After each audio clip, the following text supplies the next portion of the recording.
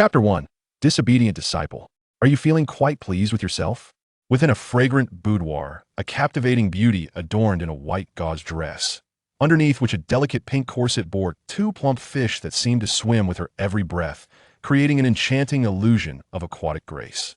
Her waist was as slender as a willow, and her long hair cascaded like a waterfall. A pair of long, elegant legs peeked from beneath the gauzy fabric, while a red string adorned her bare ankle, jingling with a small copper bell that chimed melodiously with her restless movements. With a face as radiant as a peach blossom, the enchanting maiden bit her crimson lips, her gaze fixed in anger upon the striking youth before her. "Master, what are you saying? This was your promise to me. I am your master. Ha ha ha." The handsome youth let out a series of villainous chuckles, rubbing his hands together, causing the beauty on the bed to retreat in fright. With her eyes closed, her bare feet kicked out like wheels of fire. Yet, despite her frantic movements, the disobedient disciple made no move to advance. Opening her beautiful eyes, she found him intently gazing at her. "Disobedient disciple, what are you looking at?" The beauty, with her peach-like visage flushed as though dusted with rouge, instinctively pulled her legs together, curling them in front of her. "How infuriating! Your eyes are fixated. Why don't you move?" "I can't look away." In confronting the disobedient disciple, right now, why should you care what I look at? Ha ha ha. "Master, allow me to cherish you." Disobedient disciple, how dare you show such disrespect to your master? "I shall not let you off easily." "Master, oh master, I have already broken through to the golden core stage. While you're still merely at the false core stage, why should you not let me off?" Disobedient disciple, I taught you the ways of cultivation so you could ride upon your master and annihilate your ancestors. "Master, please do not blame me. It is only because you are too beautiful that I wish to cherish you." The youth's surname was Lin, and his name was Tianchi. Originally from Harbin in the northern province of the Dragon Kingdom, Earth, he had unexpectedly found himself reborn 3 years prior on a dark and stormy night. At the age of 16, Lin Tianchi had just concluded his daily vigil of guarding Widow Li while she bathed and was walking home along a familiar path. Suddenly, amidst flashes of lightning and claps of thunder, he awoke to find himself transformed into a mere infant. Reborn. For a youth steeped in the world of online literature, the concept of rebirth was neither foreign nor hard to accept. Rebirth represented a chance to start anew after more than a decade.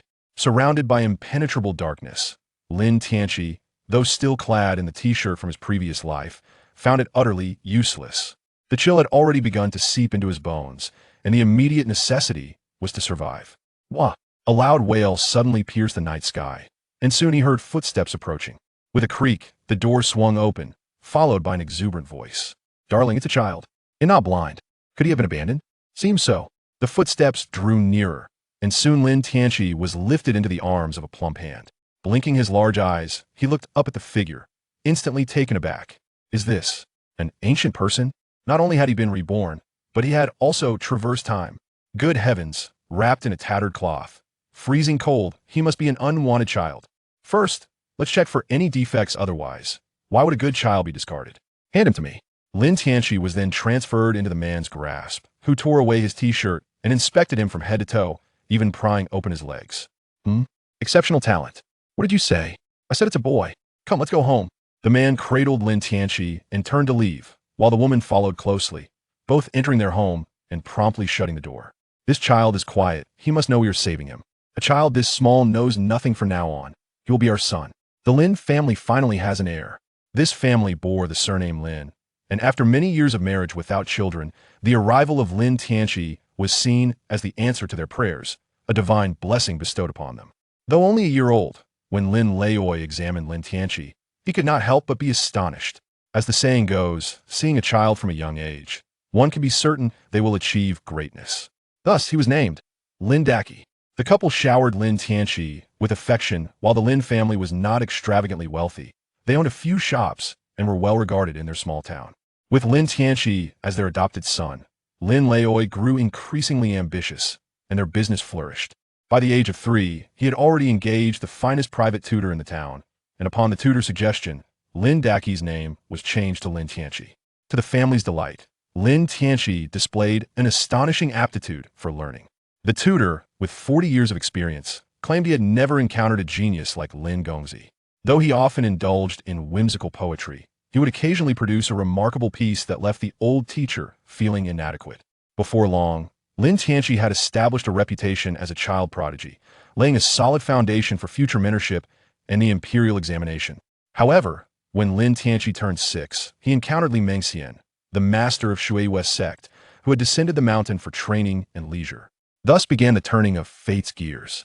Accompanied by a fragrant breeze, Lin Tianqi felt dizzy, and with a blink of his eyes, he found himself inexplicably transported from a historical narrative to a fantastical realm.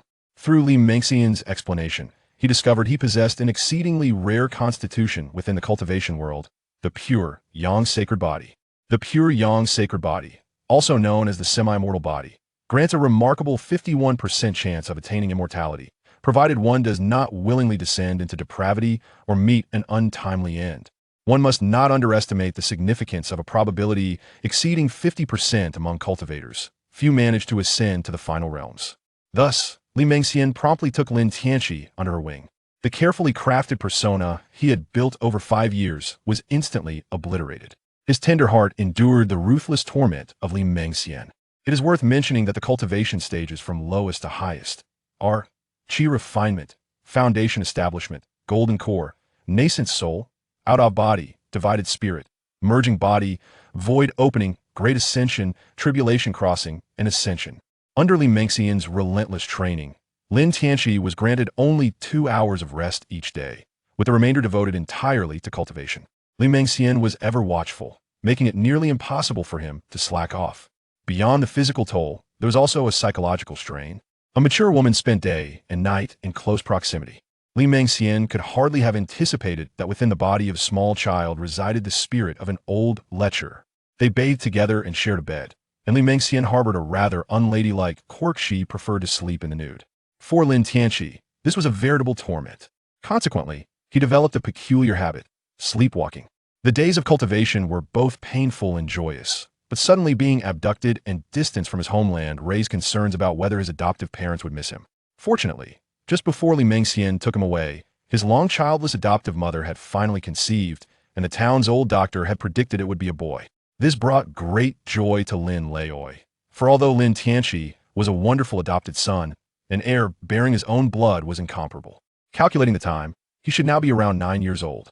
Having spent a decade at Shui sect, he had not ventured down the mountain to visit, but he had managed to gather news through Li Mengxian a few times. The Lin family business flourished, expanding from the town to the county. Their lives were on the rise, and the sudden appearance of Lin Tianqi in their lives, followed by his equally sudden disappearance, perhaps signified fate's design. Setting aside matters of the Lin family, Lin Tianqi devoted his waking thoughts entirely to cultivation. As for his dreams, he was sorry to say, young master knew nothing of his sleepwalking escapades. The pure yang body, termed a semi-immortal body, allowed for rapid learning. With the dual advantages of talent and diligence, Lin Tianqi refined Qi for a year, established his foundation in 3, and formed his golden core in 6.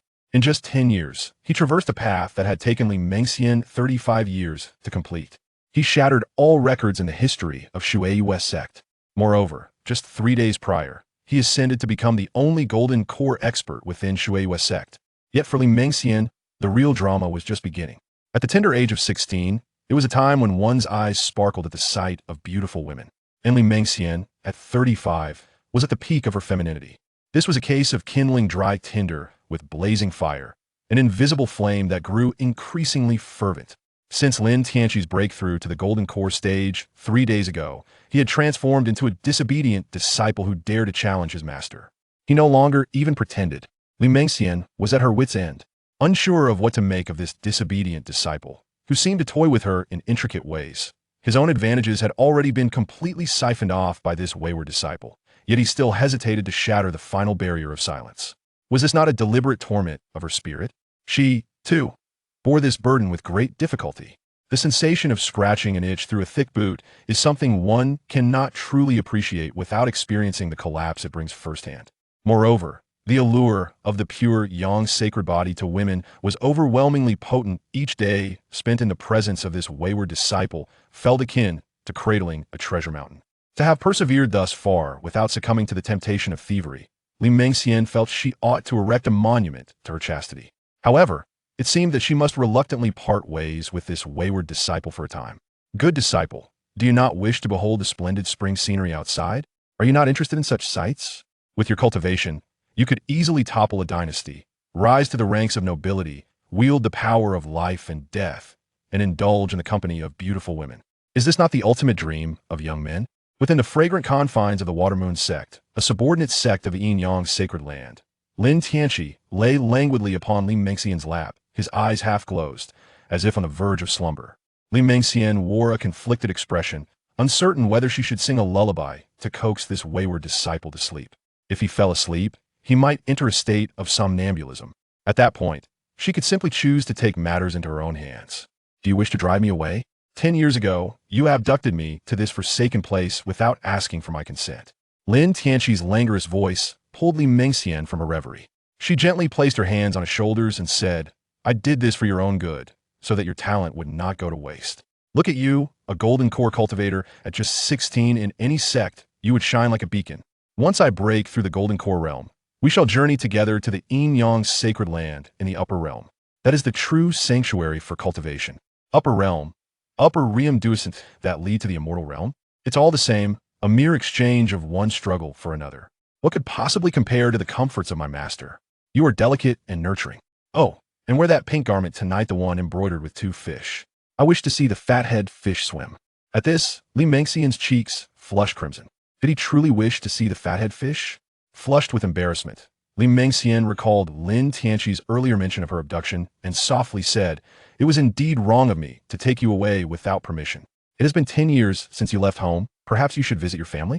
Returning now would only disturb their lives, wouldn't it? My adoptive parents have their own children now, and their business is thriving. I could spare some time to visit and bring them some elixirs. Though he spoke with detachment, the mention of his adoptive parents stirred a sense of longing within Lin Tianqi. After a decade of cultivation, it was time to descend the mountain and see them once more. As for the Yin-Yang sacred land his master spoke of, he had little desire to go. Its very name suggested it was merely a stepping stone. And he, the pure Yang sacred body. The combination of the two was undoubtedly a standard fit for a protagonist leveling up. More importantly, he had traversed 16 years without any external aids or systems appearing. What difference was there between a transmigrator without a system and a mere cannon fodder? Staying here, avoiding entanglements, with a beautiful master to boot, and perhaps even raising a brood of offspring, was that not enticing? Now that he had reached the golden core realm, he was at least quite formidable in this world. Why not simply bring his adoptive parents over, so they could enjoy the bliss of family together? The more Lin Tianqi pondered, the more exhilarated he became, and he sat up abruptly. Master, gather your belongings. I am descending the mountain. Li Mengxian was taken aback. She had been preparing for a more intimate evening, and now he wished to leave the mountain? Countless eyes would surely be watching. There is no rush to descend tomorrow. I shall prepare some local specialties for you to take back to your adoptive parents. You still wish to see the fathead fish, do you not? Fathead fish. Lin Tianqi's eyes gleamed with excitement as he cleared his throat. It is growing late, master. You should go bathe. Li Mengxian cast him a sidelong glance, bemused by her seemingly earnest disciple. A classic case of repressed desire. As Li Mengxian went to bathe, Lin Tianqi excitedly rolled on the bed, sensing that tonight he was destined to accomplish something monumental. I shall see my adoptive parents soon. At dawn the next day, Li Mengxian, resembling a young bride, watched as Lin Tianqi ascended into the sky on a beam of sword light, vanishing into a distant point among the stars. She couldn't help but recall the events of the previous night, a smile creeping on her lips as she chuckled softly. Little virgin. The wind howled past, causing her garments to flutter. In an instant, the distant mountains lay beneath him. This was Lin Tianqi's first descent from the mountain in 10 years. As he passed through the gates, he soared for a quarter of an hour before suddenly realizing something. He seemed to have forgotten the way home. Wasn't this rather embarrassing? Lin Tianqi recalled his family's address. Dasha Dynasty, Yunnan-jun, Kunfa-Ning County, Linjiaba Town, shop number 666. No matter, he would simply find a place with people and inquire.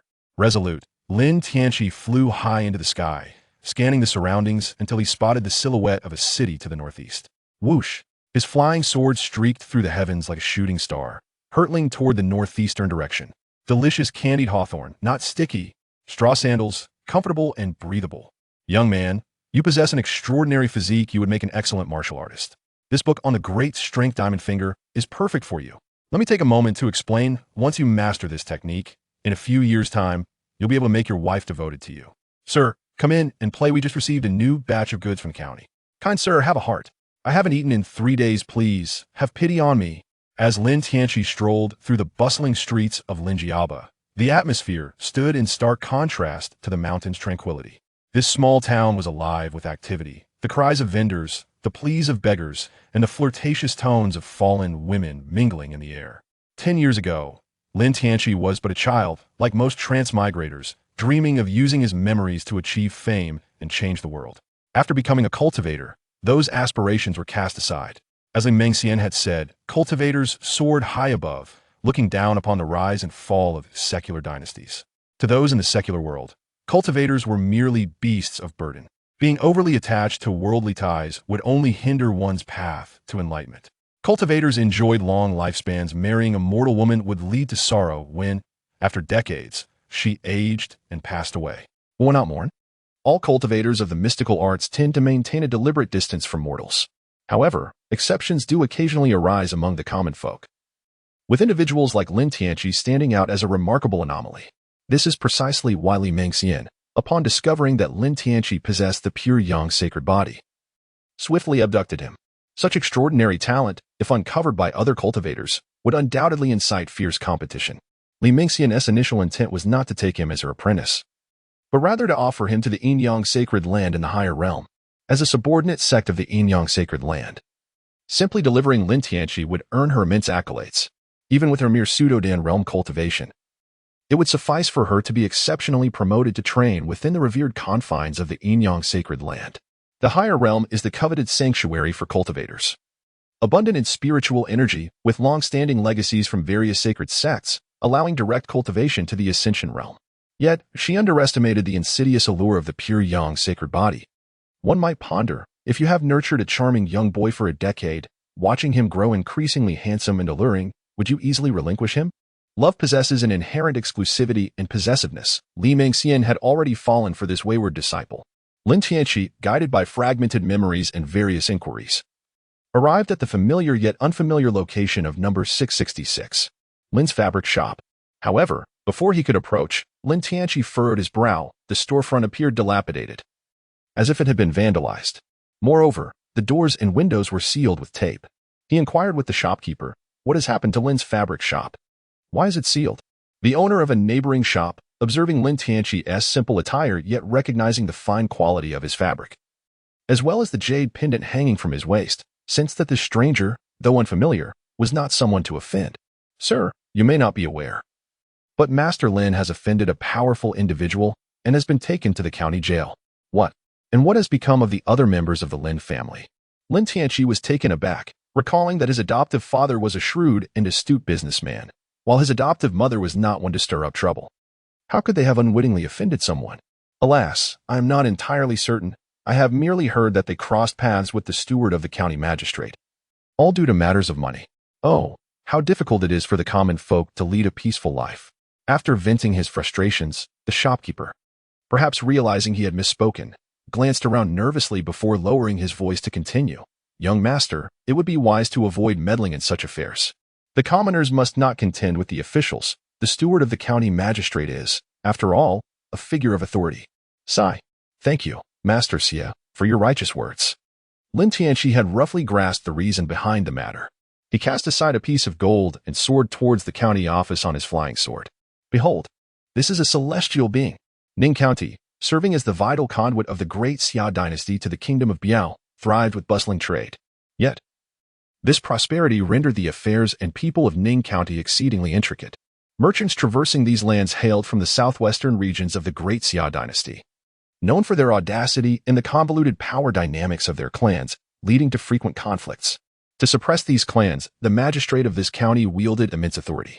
Such overwhelming power inevitably breeds insatiable desires, prompting a ripple effect throughout the hierarchy, with even the steward of the magistrate's household acting as a local tyrant. It is said by those in the know that whether steward, uncle, nephew, or brother-in-law, they are merely extensions of the magistrate's will, with all the wealth ultimately flowing into the magistrate's coffers. Originally, these matters were of no concern to Lin Tianqi, however. They foolishly chose to lay hands on his adoptive father. This connection now held significant weight. Whoosh! Lin Tianqi stood upon his flying sword, hovering approximately 20 meters above the ground, reminiscent of a heavy fighter jet gliding through the low skies. The powerful gust of wind instantaneously disrupted the previously tranquil atmosphere, causing the crowd below to sway violently. The pack horses and mules, gripped by terror, neighed in panic, breaking free from their master's restraints and bolting away. The sword cleaved through the air with a piercing shriek, reverberating painfully in the ears of onlookers. As the sword receded into the distance, the stunning sound diminished. Yet the lingering sensation of pressure and power remained etched in the hearts of the people. A celestial being, a deity, had descended upon Ning County. It was uncertain who knelt first, but once one individual bowed down, the rest of the crowd followed suit, collapsing to the ground like a line of dominoes. Ning County's government office erupted with a thunderous boom. With a resounding crash, the imposing gates and the plaque representing the highest authority of Ning County were reduced to mere dust. Who goes there? The duty officers within the office, previously inebriated and dazed, instinctively grabbed their wooden clubs upon hearing the commotion. However, upon witnessing the obliterated gates and the figure hovering mid-air, they snapped back to reality. Goodness! This was a divine being. They were merely lowly officers scraping by on meager wages. What was the point of risking their lives? Each officer discarded their clubs and knelt, repeatedly bowing their heads. Where are the prisoners held? Recalled the words of the celestial lord. The prisoners are confined in the southern office. We shall escort you there. You, come and lead the way. You few, block all the exits of the government office. If anyone escapes, none of you shall survive. Bring the county magistrate and the overseer to me. Please, divine lord, spare your wrath. We shall go at once. The officers scrambled back towards the rear courtyard, which was divided into two sections, the front for administrative duties and the back for the magistrate's private residence. Despite the dilapidated appearance of the front office, passing through a large gate revealed a starkly different realm. In this southwestern frontier, the courtyard resembled a picturesque Jiang'an water town. The magistrate had already been alerted and was frantically rummaging through his belongings, stuffing the plundered wealth into chests. Once upon a time, he too had aspired to greatness, having diligently studied the classics and his spirit soared when he achieved the title of Jinshi. Yet, devoid of connections and wealth, even his scholarly success brought no lucrative position, leaving him to wait 3 long years until he abandoned his humble wife and married the unattractive daughter of a high-ranking official, finally securing the position of county magistrate in Ning County. Though it lay at the border, the county thrived on vibrant trade, making it a coveted post. His sacrifices, enduring the weight of a 200-pound pig, had not been in vain. However, the trials he faced after the imperial examination had long since extinguished his noble aspirations. What good were lofty ambitions for the nation and its people? Connections and wealth were the true currency for survival in the bureaucratic realm. Beholding the 3 chests brimming with riches, gold, silver, jewels, and priceless antiques, the magistrate broke into a cold sweat. It was far too much for him to carry. Yet parting with these treasures felt akin to death. Moreover, he clung to the slim hope that as an imperial appointee and a magistrate of the 7th rank, his life would not be forsaken so easily. If he could manage to distribute a good portion of this wealth, perhaps he could evade death and retain his position. He had sacrificed too much for this office to let it slip away. Besides, who would dare oppose money? Ultimately, he could always share future gains with this celestial being. A mutually beneficial arrangement was possible. The officers were unfamiliar with the rear residence, as it was not a place they typically entered. They divided into pairs. 2 would apprehend the prisoners while the others secured the back and side doors. 2 officers burst into the main hall, kicking open the door, only to find the magistrate seated regally in a grand chair. His calm demeanor startled them, but the thought of the fearsome presence outside bolstered their courage. How dare you? Do you intend to rebel? You dare to intimidate me at such a moment? One officer raised his club and swung it down, channeling years of pent-up frustration into the blow. With the first strike, a second followed, and soon, as one officer took action, others joined in. Having lived a life of luxury for over 20 years, the magistrate could not withstand the onslaught. He quickly succumbed, dragged away like a lifeless dog. The overseer fared no better. While the officers showed some restraint towards the magistrate, they held no such regard for him. This wretched individual, leveraging his connection as the magistrate's wife's family member, had treated the officers like mere servants. Now, having offended the divine being, he could expect no mercy.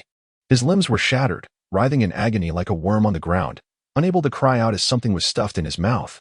The magistrate's wife, resembling a corpulent pig, was in a state of utter panic, losing control of herself and nearly causing the officers to retch.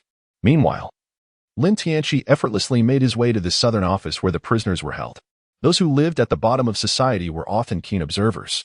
The jailers, noticing the youth's youthful visage juxtaposed with his opulent attire, sensed an indescribable aura of superiority and inviolability emanating from him. In a cramped, dimly lit cell teeming with over a dozen inmates, Lin Erguay huddled in a corner with vacant eyes, his once robust frame having significantly withered. "Father, I have come to rescue you." The condition of Lin Erguay is far more dire than Lin Tianchi had imagined. His legs have been shattered. His body is bruised all over, and he has already lost his senses. Lin Tianchi carried the disabled Lin Erguay on his back as they soared back to the county office. At that moment, the county magistrate, the steward, the magistrate's wife, and a throng of concubines were all kneeling in the grand hall. The yamen runners brandished their intimidating clubs, their faces etched with ferocity. Particularly as they cast furtive glances at the magistrate, the eyes of several concubines glinting with a mischievous light. Lin Tianchi placed Lin Erguay onto a nearby chair. His gaze cast downward as he coldly inquired, "What forms of punishment do you possess? Let us commence with the one in charge, subject him to every single one." The officers below, upon hearing his words, were drenched in cold sweat, for even a single method could prove fatal. The overseer had already succumbed to unconsciousness, only to be doused with a bucket of icy water. "Ah!" The overseer groaned in agony, lacking the strength to cry out. Two officers approached, lifting him up, while another pair produced a row of stick-like instruments, inserting them into his fingers. "What are you planning to do?" "Ah!" The echoes of torment resonated throughout the county office, lasting an entire day and night. Lin Tianchi carried Lin Erguay back to their original home. Although it was sealed and covered in dust, this place was home for both Lin Tianchi and Lin Erguay. The valuables within had been completely ransacked.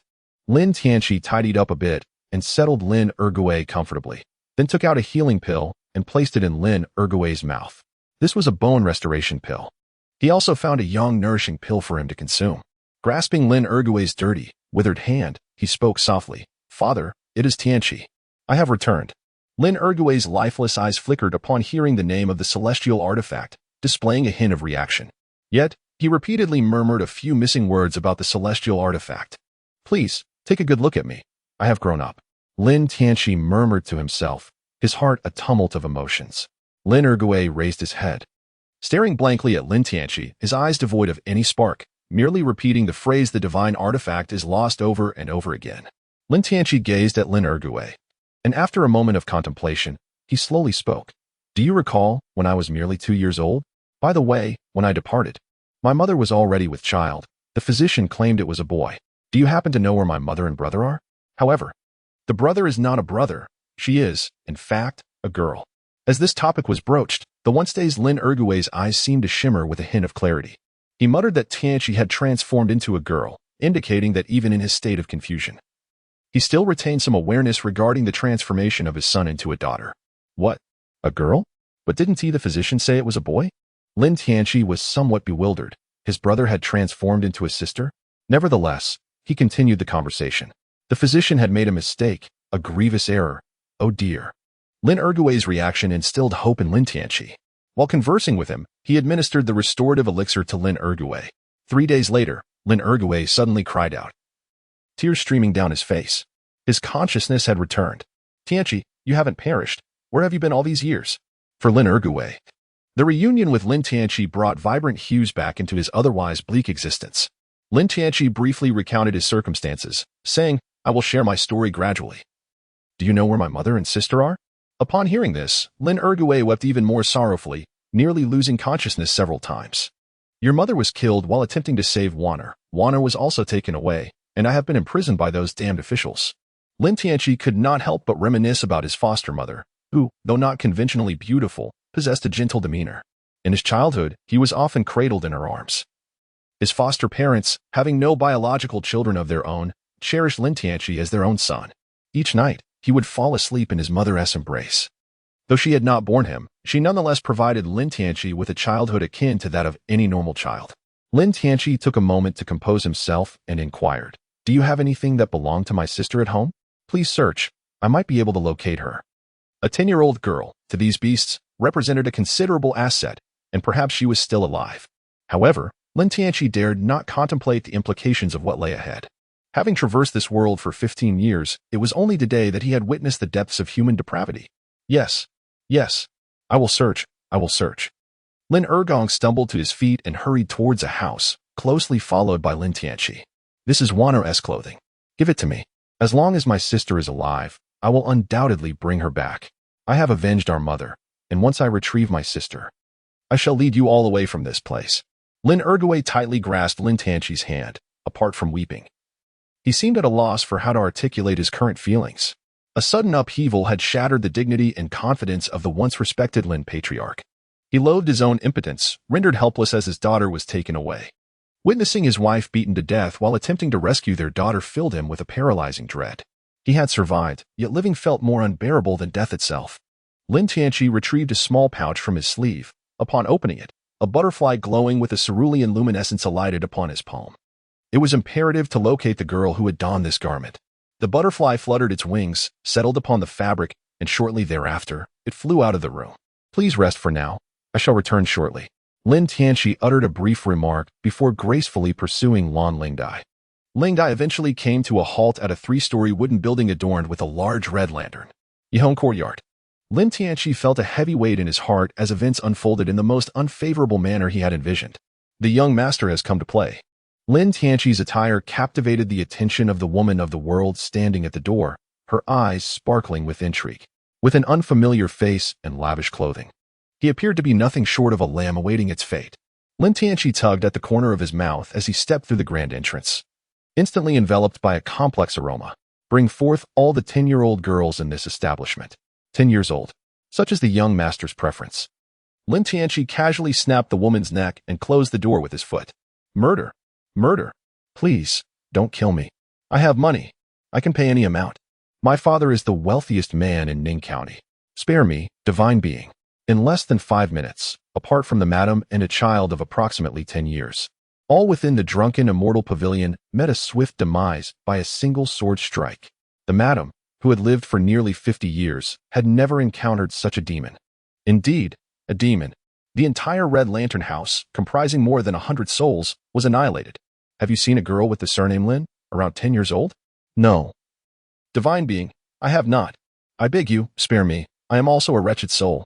In a flash, one of the madam's fingers vanished without a trace. Lin Tianqi coldly remarked, I am thinking. The madam, clutching her severed hand, felt her head buzzing. A girl named Lin, age 10, truly, there was no one. Puff. Another finger. I am thinking. I beseech you for a moment's grace. I will surely recall. 10 years old, a girl named Lin. I remember. 3 months prior, the steward from the county magistrate's residence came to sell a girl. She claimed her surname was Lin. Where is she? She was purchased by a passing woman. The bid was 30 taels of silver, and that girl never crossed our threshold. I swear by the divine. I speak nothing but the truth. Please spare me. I meant her no harm. What did the woman who bought her look like? She was clad in white, adorned with a conical hat and a veil. I could not discern her features.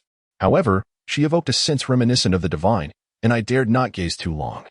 I accepted the silver and handed the girl over to her. You may as well perish. I beg you. Puff. The sister was taken away by the cultivator.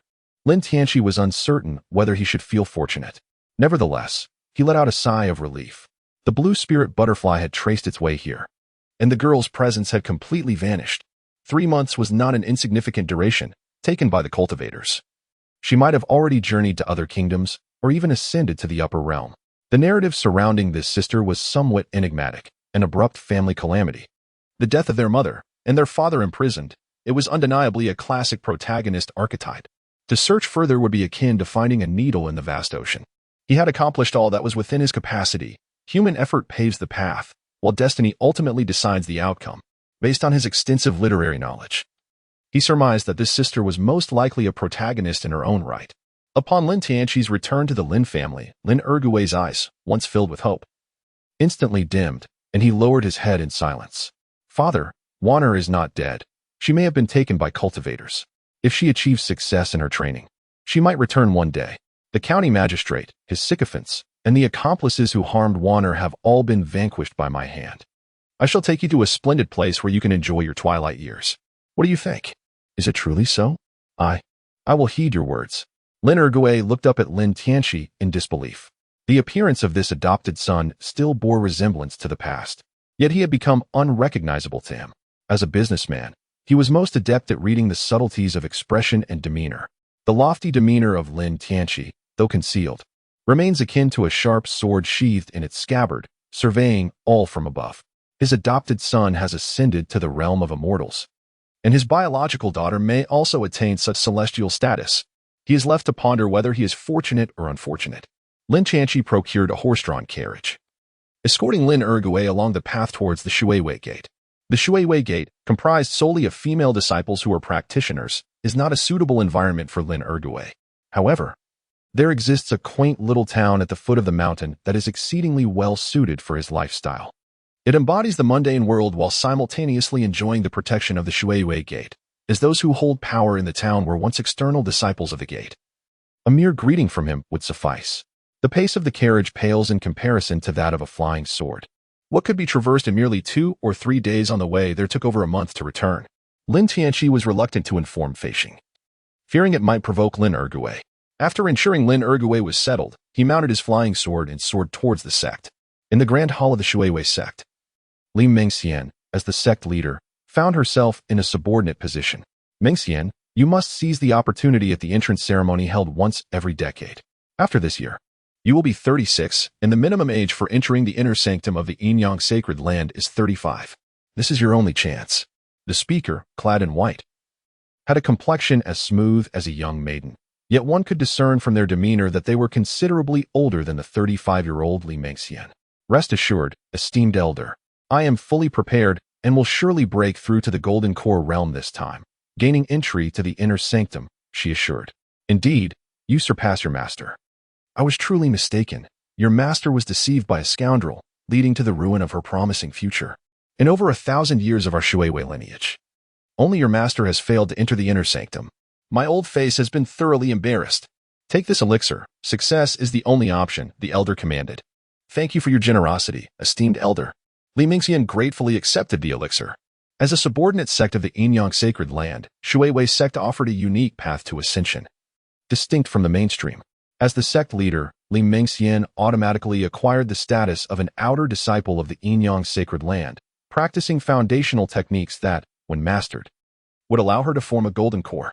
If she succeeded before turning 36, she could enter the Enyang sacred land to cultivate further and attain inner disciple status, truly soaring to great heights. Just then, a beam of sword light flashed before Li Mingxian's eyes like a thunderclap. Why has this rebellious disciple returned so soon? This is disastrous. Who is that man? When did the Shuiwei sect have a male? The elder observed a male cultivator at the Golden Core stage approaching confidently on his flying sword, with no one in the sect attempting to intercept him, clearly a regular visitor. Could it be that Mingxian is as reckless as her incompetent master? He is my cousin. Perhaps there are matters at home.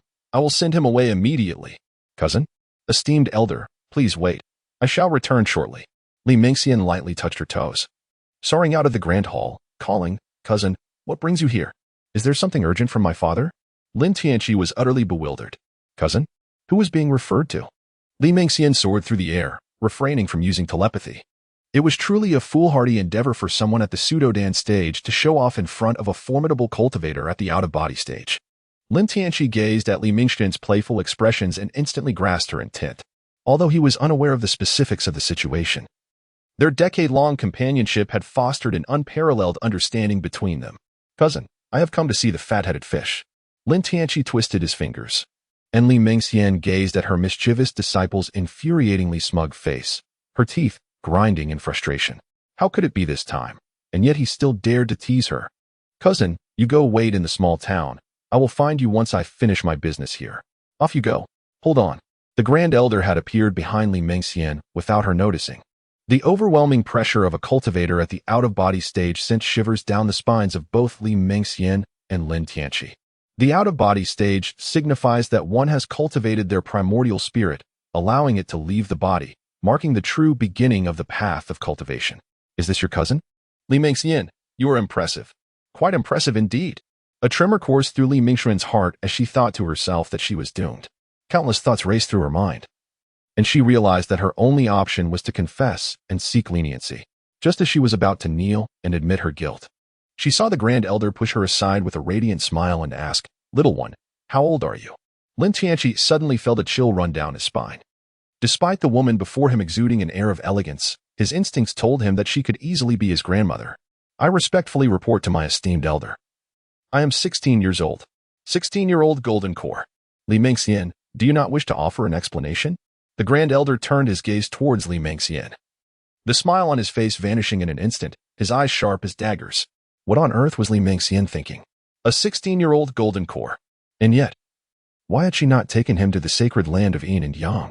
In response to the grand elder, my cousin's lineage has been passed down for 8 generations without a female heir. I thought he was still young, and that it would not take long for him to establish a bloodline for our family before taking him to the sacred land of Yin and Yang. Foolish. Foolish. How can you, as a practitioner of immortality, not realize how difficult it is for a mundane woman to conceive with a golden core cultivator? Do you comprehend the value of his time? After chastising Li Mingxian, the grand elder turned back, his face once again adorned with a smile, the transformation seamless. Wait, something is amiss. The grand elder's unease grew, and he grasped Lin Tianqi's wrist with sudden intensity. Pure yang sacred body. You are actually a pure yang sacred body. At that moment, the grand elder's mind buzzed with realization. The significance of a pure yang sacred body could merely mean accelerated cultivation for other sacred lands. However, for the sacred land of Yin and Yang, its implications were far more profound. The sacred land primarily studied the Tao of Yin and Yang, a path said to trace back to the ancient deities, Dong Wang Gong and Shi Wang Mu. Legend has it that Dong Wang Gong himself possessed a pure yang body. Truly, the sacred land of Yin and Yang was blessed. Just months prior, they had discovered a pure Yin sacred body, which had stirred the ancient masters who had secluded themselves for ages, all eager to take her as their disciple.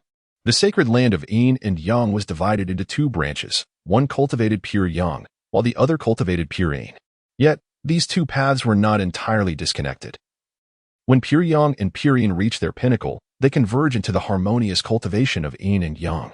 Mastering the highest realms of both could lead to ascension in broad daylight. Lin Tianqi forcefully tugged at his wrist, and only then did the elder awaken from her stupor. Releasing her grip, it was evident that 5 red marks had formed on Lin Tianqi's wrist. My dear child, I became overly excited and must have hurt you. Allow me to massage it for you. Lin Tianqi shook his hand, piecing together the events that had transpired and the peculiar behavior of Li Mingxian.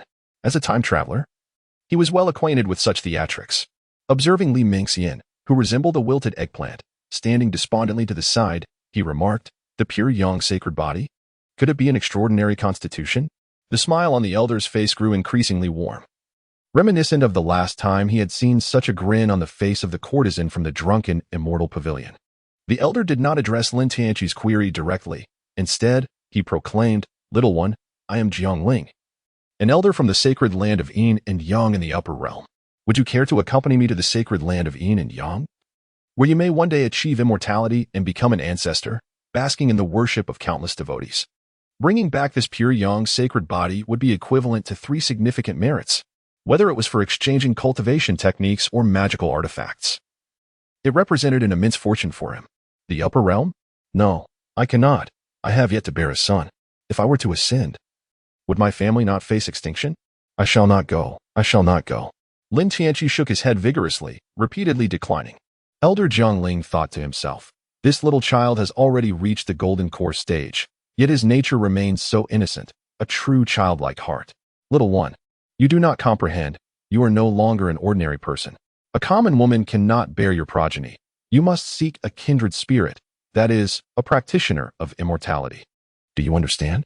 Lin Tianqi pinched his thigh to stifle a laugh and feigned confusion, saying, as for cultivators, the only one I know is my cousin.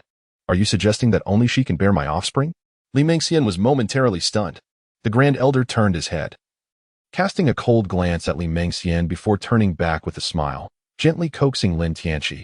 Your cousin possesses too little talent and cannot endure such a burden. The upper realm is vast and boundless. In comparison to this realm, it is akin to a firefly next to the full moon. There are countless prodigies among the great saints of the upper realm. In the Yin-Yang Holy Land, there are millions of cultivators. You can find any type you desire. Whether plump or slender, tall or short, it is entirely up to your preference. Senior, what do you take me for? I am not one to indulge in such lecherous thoughts. I merely wish to witness the vastness of the upper realm. Haha, young one, you are quite amusing. To enter the upper realm for cultivation will only bring you benefits, not detriments. Lin Tianqi gazed at the exuberantly smiling Jiang Ling and continued. But I have one more request. I am apprehensive about venturing into the upper realms alone. I must bring my cousin along to keep me warm. Cough, cough. Li Mingxian nearly choked, her delicate visage turning a deep shade of crimson. Although they had indulged in such intimacy countless times, having it articulated before the Grand Elder made her feel as if she were corrupting a child. Yet, that wayward disciple had not forsaken her. He wished to take her along to the sacred land of yin and yang, which filled her with profound gratitude as she looked at Lin Tianqi. Oh, so, she has already warmed your bed? And the cultivation techniques you practice were imparted by your cousin? Jiang Ling smiled knowingly at Li Mingxian, who suddenly felt as though her secrets had been laid bare, her heart skipping a beat. Indeed, my cousin said that diligent cultivation is essential for achieving greatness and reaching grander realms. Senior, has my cousin committed any transgressions? None at all. She is quite admirable. I assure you, she may accompany us to the upper realms. Are you satisfied now? However, I must forewarn you, with your talents, once you arrive at the sacred land, you may find yourselves on divergent paths. Li Mingxian felt as though a massive block of ice had settled in her chest, leaving her feeling cold and desolate. Although the Grand Elder did not state it explicitly, the implication was unmistakable. Upon reaching the sacred land of yin and yang, the identities of both her and Lin Tianqi would undergo a dramatic transformation. One would be the pure yang sacred body, a prized treasure of the sacred land, while the other would be an ordinary inner disciple. Senior, you are truly kind. Lin Tianqi gently shook Jiang Ling's arm, causing a delightful sensation to ripple through her heart. Indeed, as chronicled in ancient texts, no woman could withstand the allure of the pure yang sacred body. If only I had been born a few centuries earlier, I would have had my esteemed senior warming my bed. Ahem. In truth, I am not that old. I have just celebrated my 200th birthday this year. Lin Tianqi felt somewhat at a loss about how to proceed, hurriedly inquiring, Senior, when shall we depart? Jiang Ling cast a resentful glance at Lin Tianqi, nearly causing his heart to skip a beat. Could it be that Elder Jiang had taken a liking to him? There is no rush. I still need to select several promising disciples from the Shui sect to join the outer sanctum of the Holy Land. Once I have completed that, we shall set off. Meng Xian, momentarily speechless, turned to Lin Tianqi and remarked, In your eagerness to converse, I realize I do not even know your name. I am but a junior. Lin Tianqi. Ah, Tianqi, a fine name indeed. Since you are reluctant to part with your cousin, do make arrangements swiftly for our journey to the upper realm. Li Mingxian promptly responded. The successor to the sect master has already been chosen, and the disciples selected for the competition have been arranged. Very well. Then proceed with the preparations. I wish to have a casual chat with Tianqi. Understood. After Li Mingxian was dismissed, Jiang Ling said, Tianqi, the upper realm differs vastly from the lower realm. The yin-yang sacred land alone dwarfs this lower realm by an immeasurable extent. Should you find yourself in the upper realm, you may experience some discomfort, but there is one thing you must remember. Please enlighten me, Senior. The unwavering belief in invincibility. One day, the vast mountains and rivers of the upper realm shall bow before you. 3 days later, Jiang Ling, Lin Tianqi, Li Mingxian, and the 3 selected outer disciples boarded the spiritual vessel bound for the upper realm. Lin Tianqi had made arrangements for his adoptive father, knowing that the Shui sect would look after him. If that sister of his had indeed perished, then he could enjoy a peaceful old age. Should that sister be a protagonist, or if he could carve out a new path for himself, there would be time for further arrangements later. As the spiritual vessel soared through the clouds, racing towards the boundless sky, Lin Tianqi felt a surge of excitement within. Soaring into the cosmos, even before his transmigration, he had never experienced such ease. Sitting within the vessel, he gazed at the magnificent expanse of the sky outside. Ah! Lin Tianqi opened his mouth, and soon a plump, juicy grape, stripped of its skin, was placed within. To wield the power of life and death while awake, and to rest upon the lap of beauty in a state of intoxication. Lin Tianqi once cherished this phrase, and it now seems to have come to fruition. Elder Jiang Ling skillfully maneuvered the spirit vessel, casting a glance toward Lin Tianqi, wishing fervently that the person resting their head on Lin Tianqi's lap was herself. Jiang Ling, you are already 200 years old. What are you thinking? So what if I am 200? I am still a fresh blossom. Moreover, cultivators in the out-of-body realm can live for over a millennium. At 200, I am still quite youthful. Jiangling felt as if two little voices were engaged in a relentless battle in her mind, causing the spirit vessel to sway precariously. The other three outer disciples selected for this journey sat in a corner, marveling at the situation. The comparison was stark. Lin Tianqi was living a life akin to that of a celestial being. The celestial palaces of the Yinyang sacred land loomed majestically in the void, surrounded by countless magnificent peaks. At the very center stood the main hall of the Yinyang sacred land, where significant matters were discussed by the sacred lord and the various elders, alongside the peak masters. However, at this moment, only a dozen or so individuals occupied the grand hall, apart from the sacred lord, all of whom were ancient relics nearing their end. Senior, that child has already been taken as a disciple by the third junior sister. You are forcing my hand, but I cannot simply snatch her back. The sacred lord of the Yinyang sacred land lamented. These old fellows were driving him to madness. Ever since a 10-year-old pure Yin saint body arrived at the Yinyang sacred land months ago, chaos ensued. The sole objective was to snatch disciples. The third junior sister, being exceedingly cunning, had abducted the little girl while the elders were still bickering, swiftly organizing the initiation ceremony. By the time everyone realized what had transpired and sought to reclaim her, the deed was already done. These old geezers found themselves unable to contend with the third junior sister and turned to the sacred lord for an explanation. What could he say? If he had a solution, that girl would already be his disciple. We shall not concern ourselves with that. You are the sacred lord. Shouldn't you manage your third junior sister's misdeeds? Our Yinyang sacred land has a clear ancestral decree. For disputed matters, the entire council of elders must convene to reach a decision. The third junior sister's disregard for the ancestral teachings cannot be overlooked. We are aging. With no hope of ascension, we merely wish to pour our last drops of blood into the sacred land's development. Yet here we are, becoming unreasonable and obstinate. It is truly disheartening. The sacred lord of the Yinyang felt his temples throb. These elders were his seniors, having made significant contributions to the Yinyang sacred land. And failing to handle this matter properly could lead to serious repercussions. We shall not make it difficult for you. The girl has already pledged herself as the third junior sister's disciple. We do not wish to be the villains. Simply find us a few suitable disciples, and we shall consider this matter closed. The elders finally revealed their true intentions. The girl had already taken her vows. Even if the initiation ceremony were deemed invalid, could she still take another master? The sacred lord felt bitter. Disciples equivalent to a pure Yin saint body were not easily found. For now, he could only appease these old geezers. As for future complications, he thought he could leave them for the next sacred lord to handle after a millennium or so. No problem. I will dispatch disciples to seek out excellent candidates for you. They shall not return until they find what you desire. Very well. I shall await the sacred lord's good news, but do not think to delay us with excuses. The sacred lord chuckled heartily, patting his chest in assurance. I would never. Just as the elders prepared to depart, the expression of the sacred lord shifted dramatically as he received news from Jiangling. She had located a pure Yang saint body. Truly, heaven had favored the Yinyang. Throughout history, the sacred lords had never ceased their search for pure Yin and pure Yang.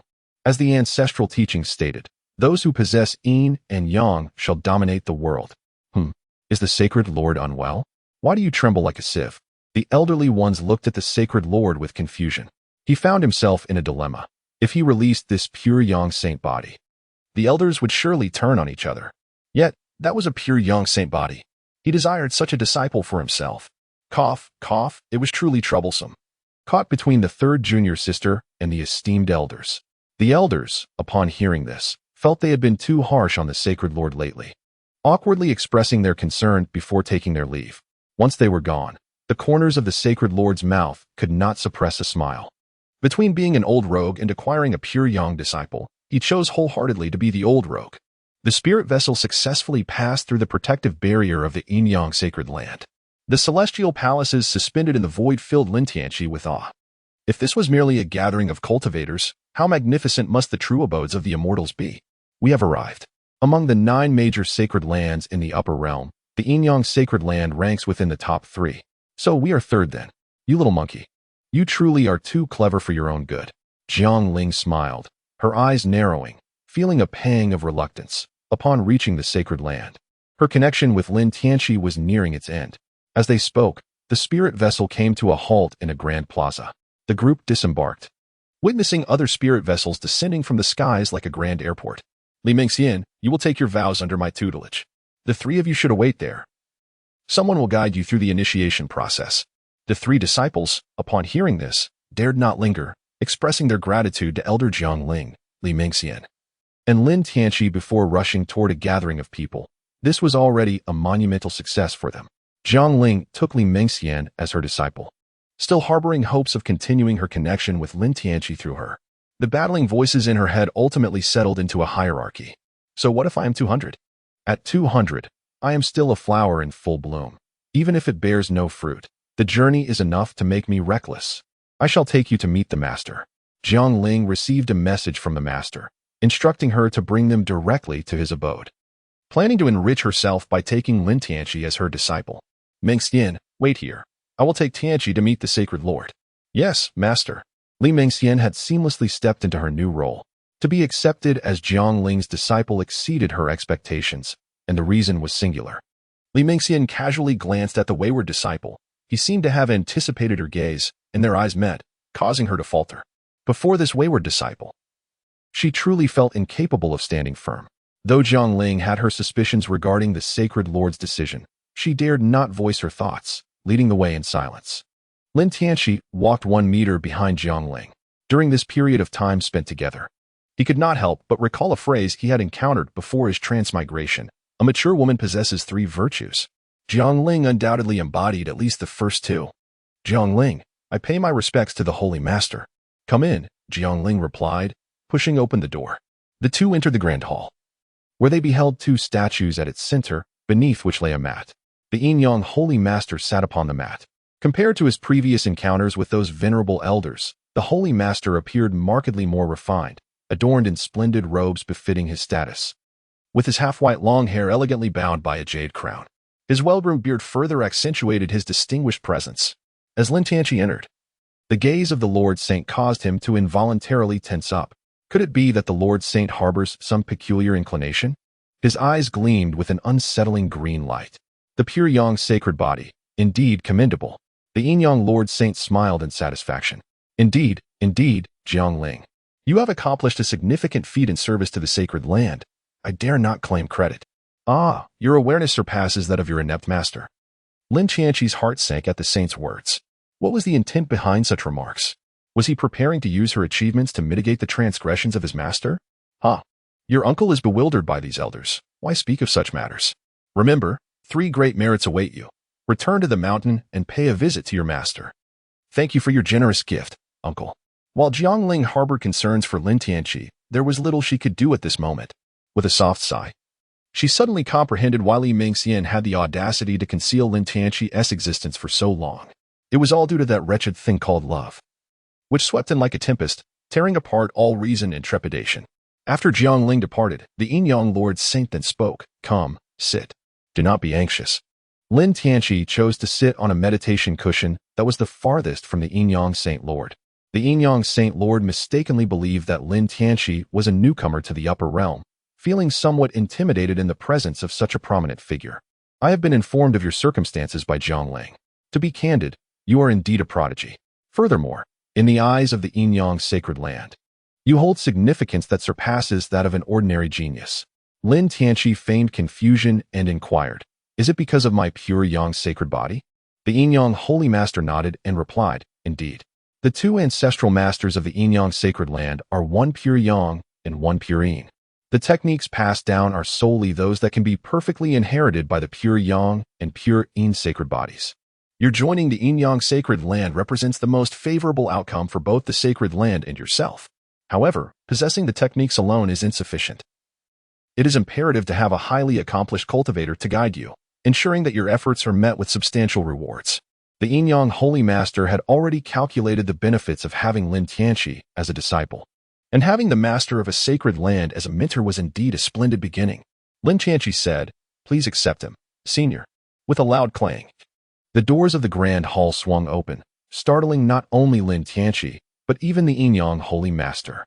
A group of elderly figures, their hair as white as snow, stormed in, their faces etched with anger. You rascal, have you been playing tricks on us? If it weren't for our keen observation of your unusual behavior and our discreet following, You would have deceived us completely. Holy Master, you promised to find an exceptional disciple for us. It is unthinkable for you to go back on your word. The Yin-Yang Holy Master replied, Esteemed seniors, are you perhaps misunderstanding? I never stated that I would take this child as my disciple. What I meant was that he requires a distinguished manner to contemplate this. One elder mused. So, you mean to say it was a misunderstanding? I see now that we have wrongly accused the Holy Master. After all, the Holy Master is burdened with countless affairs. How could he possibly have time to instruct a disciple? We acted impulsively and shall host a banquet to apologize to you. The pure young sacred body, I shall not let this opportunity slip away. Another elder declared. Why should you take him? My cultivation is no less than yours, and my disciples are far superior to your unworthy ones. Handing this talent over to you would be a waste. Several elders began to bicker, each claiming the child for themselves. The Yin-Yang Holy Master watched the commotion with gritted teeth, thinking to himself, you leave me no choice. He then slipped his hand into his sleeve and, with his divine sense, inscribed a message on a jade tablet before shattering it. High above the Yin-Yang Holy Land, through layers of clouds, lay a small island. Measuring no more than 100 miles in circumference, it was a picturesque paradise.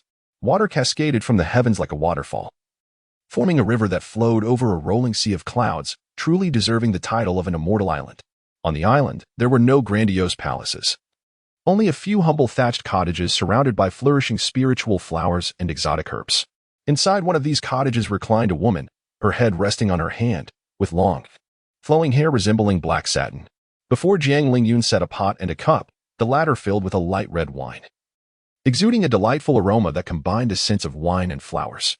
This woman was none other than Jiang Lingyun, the foremost expert of the Yin-Yang Holy Land and the ninth Holy Master. Her mastery of the profound techniques of the Yin and Yang arts had reached its pinnacle, and once she transcended her tribulation, she would ascend to the realm of immortals. Even the current Holy Master would refer to her as ancestor. Upon softly uttering the words pure young sacred body, Jiang Lingyun closed her eyes, a faint smile gracing her lips, lost in thought or perhaps in nothingness. She lifted the wine cup and savored its taste. How does one transcend the tribulation of emotions? Setting down the cup, Jiang Lingyun opened her eyes and spoke softly. Send him to the cloud pavilion. This child shall be taken under my wing. At that moment, within the grand hall, every ear caught her serene utterance. Time seemed to freeze as all present fell into a stupor. After a long silence, a collective sigh echoed through the hall as they departed in melancholy.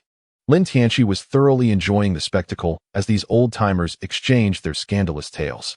If today's juicy gossip were to spread, it would undoubtedly create a stir in the sacred land of Yin and Yang. Why did they all suddenly depart? The master of Yin and Yang wore a somewhat complex expression. This little one, who should have called him master today, would soon be referred to as ancestor after this. My young friend, a tremendous opportunity lies before you. Come, follow me. The master of Yin and Yang adjusted his mindset, silently reflecting.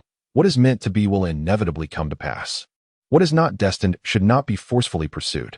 Lin Tianqi sensed that there had been a change regarding his apprenticeship. The reactions of those old men and the words of the Yin-Yang Holy Master indicated that he had likely triggered some hidden mechanism, perhaps drawing the attention of a reclusive old monster from the Yin-Yang sacred land. Could it be that this ancient being, possessing a talented disciple, was coveting his body with the intent to seize it? Wasn't this a common trope in the novels he read before his transmigration? So, what methods could one employ to counter such an usurpation? He recalled that merging two souls could enhance spiritual strength, but he lacked that capability. He was a reincarnated being. Both his body and soul were original, making this option unfeasible. As for external aids, despite having traversed through time for 15 years, he had yet to encounter any semblance of such assistance. What else was there? Panic surged within him. How truly lamentable it was to realize the inadequacies of his knowledge when it was most needed. Oh, he remembered another possibility, establishing a mental password known solely to himself. Even if the adversary attempted to usurp his memories, they would be unable to decipher the answer. Fear not, young friend. This matter is more beneficial than harmful for you. When you achieve greatness, do not forget your humble introducer. The Yin-Yang Holy Master said with a smile, shaking his head gently. This child, having been born in the lower realms, will require some time to adapt to his new identity. Under the auspices of the Yin-Yang sacred land, there were over 1 million cultivators, with more than 10,000 inner disciples officially registered. The 9 heavenly palaces were each overseen by elders of at least the fusion stage. The 36 spiritual peaks housed elders of the separation stage, and this was merely the visible portion. The retired ancient beings, though unlikely to ascend, still sought to elevate themselves to the pinnacle of their former glory. Who would not fear such formidable figures? In the future, when this young lad was encountered, one would have to bow respectfully and address him as ancestral master. Such fortuitous opportunities would even evoke envy in the heart of the Yinyang Holy Master. The Yinyang Holy Master took Lin Tianqi by the hand, and with a gust of wind beneath their feet, they soared into the skies. As they passed through the clouds, a small island came into view. The Yinyang Holy Master stood humbly at the foot of the island, bowing deeply with utmost respect. I report to you, esteemed ancestor, that the person has been brought here. Let him ascend on his own. You may resume your tasks. Is it the matriarch? Hearing the voice, Lin Tianqi couldn't help but feel a sense of astonishment. Could it be that his external assistants had been activated? Li Mengxian, Jiang Ling, and now this enigmatic elder, who also happened to be a woman. Indeed, I shall take my leave, he said. The Yinyang Holy Master, without any hesitation, offered a benevolent smile before turning to depart. Lin Tianqi noticed that there were no new instructions from the people inside. After tidying up his attire, he leaped onto the small island. The island's unique scenery evoked a wave of familiarity within him. Before his journey through time, his home was in the countryside, where the mountains and fields were adorned with crops and wildflowers every summer. Many houses were also topped with thatched roofs made from reeds. Lin Tianqi stepped forward, traversing the field of freely blooming flowers, halting before the thatched cottage. Junior Lin Tianqi pays respects to his esteemed elder. Come in. Creak. Lin Tianqi gently pushed open the wooden door and beheld a stunning woman reclining gracefully upon a soft couch. With an air of languor, she propped her head on one hand while the other held a delicate round fan, draped in a sheer white gown adorned with a light purple overlay. Her bare feet rested upon the floor, and her skin gleamed like flawless jade. Have you feasted your eyes sufficiently? She inquired, her gaze imbued with a hint of playful scrutiny. The younger generation appeared to have glimpsed a celestial being. A mere golden elixir dares to claim divinity? It is not mere bravado, but rather a genuine sentiment from the younger one. If there were celestial beings, they would surely resemble a predecessor such as yourself. You possess quite the eloquence. Initially, I considered taking you as my disciple, yet upon further reflection, I find you rather agreeable. Thus this disciple shall remain unclaimed. From now on, you shall reside in the adjacent grass hut, visiting me once every 3 days. To the outside world, you will be known as a disciple of Qin Chuan, the very one who brought you here. Do you comprehend? Lin Tianqi felt somewhat perplexed by the situation. He was summoned here, regarded with favor, yet not accepted as a disciple, and instead of receiving land, he was given a simple thatched cottage. Come here and pour the wine, he was instructed. Lin Tianqi stepped forward, the soft couch barely a foot away, allowing him to take in the captivating beauty from a position of advantage. Yet, to speak candidly, it was mere admiration. The mere sight of a beautiful woman igniting lust could only be described as the hunger of a lecher, hardly worthy of being called a person. Jiang Lingyun flicked her wrist, producing another jade cup, which she placed on the tray. Lin Tianqi filled both cups to the brim. A toast from the younger generation to the elder. Jiang Lingyun said nothing as she raised her cup. The wine, upon entering his mouth, bore a fragrance of fruit that surpassed that of the alcohol itself, slightly more viscous than the beverages he had consumed previously. However, it was far smoother, the liquid seemingly gliding effortlessly into his stomach. Excellent wine. Upon uttering those 2 words, Lin Tianqi tilted his head and succumbed to inebriation. How amusing. Jiang Lingyun had anticipated Lin Tianqi's intoxication, swiftly waving her hand to clear the wine jug and cups from the couch. She then retrieved a book from beneath her, sitting up to peruse its pages. The first step of getting him drunk had been successfully accomplished. The second step, After reading, Jiang Lingyun frowned, glancing at Lin Tianqi, who lay sprawled on the couch, unable to rouse from his slumber. She extended a foot, as white as exquisite jade, to nudge his arm. How could they proceed with him in such a state of drunkenness? Irritated, Jiang Lingyun tossed aside the book in her hand. With a flick of her wrist, dozens of books appeared on the couch. How to successfully pursue a romance. Cultivating a romantic mindset. Have you entered a relationship today? Marry the most powerful in the sect. My little wolfdog disciple. The multitude of books opened simultaneously, their pages flipping automatically as Jiang Lingyun rapidly scanned their contents with her formidable mental prowess. Although a drunken man lacks conscious awareness, his latent instincts may provoke responses to stimuli. Heh, splendid, splendid.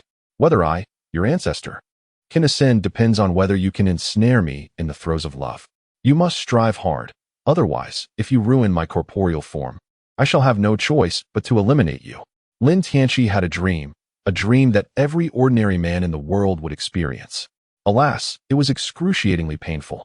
In a state of confusion, Lin Tianqi attempted to turn over, yet the oppressive weight upon him thwarted his efforts, accompanied by waves of excruciating pain. This sensation was unfamiliar to him since his arrival in this new realm. It bore a striking resemblance to the aftermath of being conscripted to participate in a 5,000-meter race during his previous life, an aching, debilitating sensation, as if his very blood had been replaced with molten lead. So heavy, he murmured. Lin Tianqi felt as though a heavy stone was pressing down on his chest, prompting an instinctive push. What is this furry thing? Lin Tianqi opened his bleary eyes and, lifting his neck, beheld a woman's head resting upon his chest, her raven tresses cascading over him like sumptuous satin. She was entwined around him like an octopus. His vision blurred. No, surely I have not yet awakened. I must still be dreaming. Lin Tianqi closed his eyes, yet the increasingly vivid thoughts and sensations made him acutely aware of his predicament. What in the world is this? Is it a crime to possess such allure? Abstain from alcohol. From now on, I shall not touch a drop while out and about. What should I do now? Although it was not as he had envisioned, being usurped by some old codger, his current situation left him even more bewildered. Although Lin Tianqi possesses a certain roguishness, he fundamentally embodies a staunchly masculine disposition. This woman, possessing beauty that rivals celestial beings and an exquisite figure, is something he now profoundly appreciates. However, should she regard him merely as a plaything, he would categorically refuse such an arrangement. A true man knows when to act and when to refrain. Senior, I am aware that you are awake. I have something to convey. Speak. Jiang Lingyun adjusted her position. Surprisingly, embracing a human pillow was far more comfortable than lying alone. Is this the essence of love? While I have surrendered myself to you, it does not grant you the liberty to act as you wish. Lin Tianqi, with a demeanor akin to that of a wronged young bride, truly incited a spark of anger within Jiang Lingyun. Do you still present yourself as the victim? I am one of the 10 most beautiful women of the Tianyuan realm, a formidable presence in the Great Ascension stage. Where, pray tell, have you suffered? Jiang Lingyun released Lin Tianqi and gracefully donned her attire, maintaining an air of composure. Lin Tianqi lifted the quilt, and the sight of the sheets before him inevitably led him to reassess certain judgments he had made about Jiang Lingyun. She was indeed a woman of integrity. Why? Jiang Lingyun pondered for a moment and replied, It is of no consequence to share this with you. A millennium ago, I had already reached the pinnacle of the Great Ascension. Once I traverse the heavenly tribulation, I shall ascend to the celestial realm. However, a lingering obsession within my heart remains unfulfilled. My state of mind is not complete, preventing me from overcoming this tribulation. Yet, in you, I perceive the essence of my obsession. In other words, my existence holds the key to your ascension? One might say so. Lin Tianqi's momentary gloom was swiftly dispelled, his body relaxing as he reclined languidly on the soft couch. He pinched his tender thigh, a delightful ache coursing through him, his teeth chattering in exhilaration. What on earth transpired yesterday?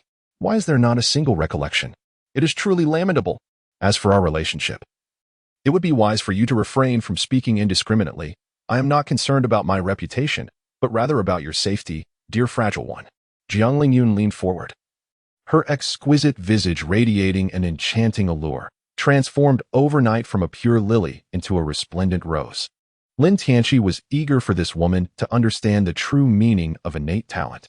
A sharp pain coursed through his body, nearly causing him to faint. He chuckled softly. Still in denial, he thought. If it weren't for my self-imposed limitations, admitting one's weakness is not disgraceful.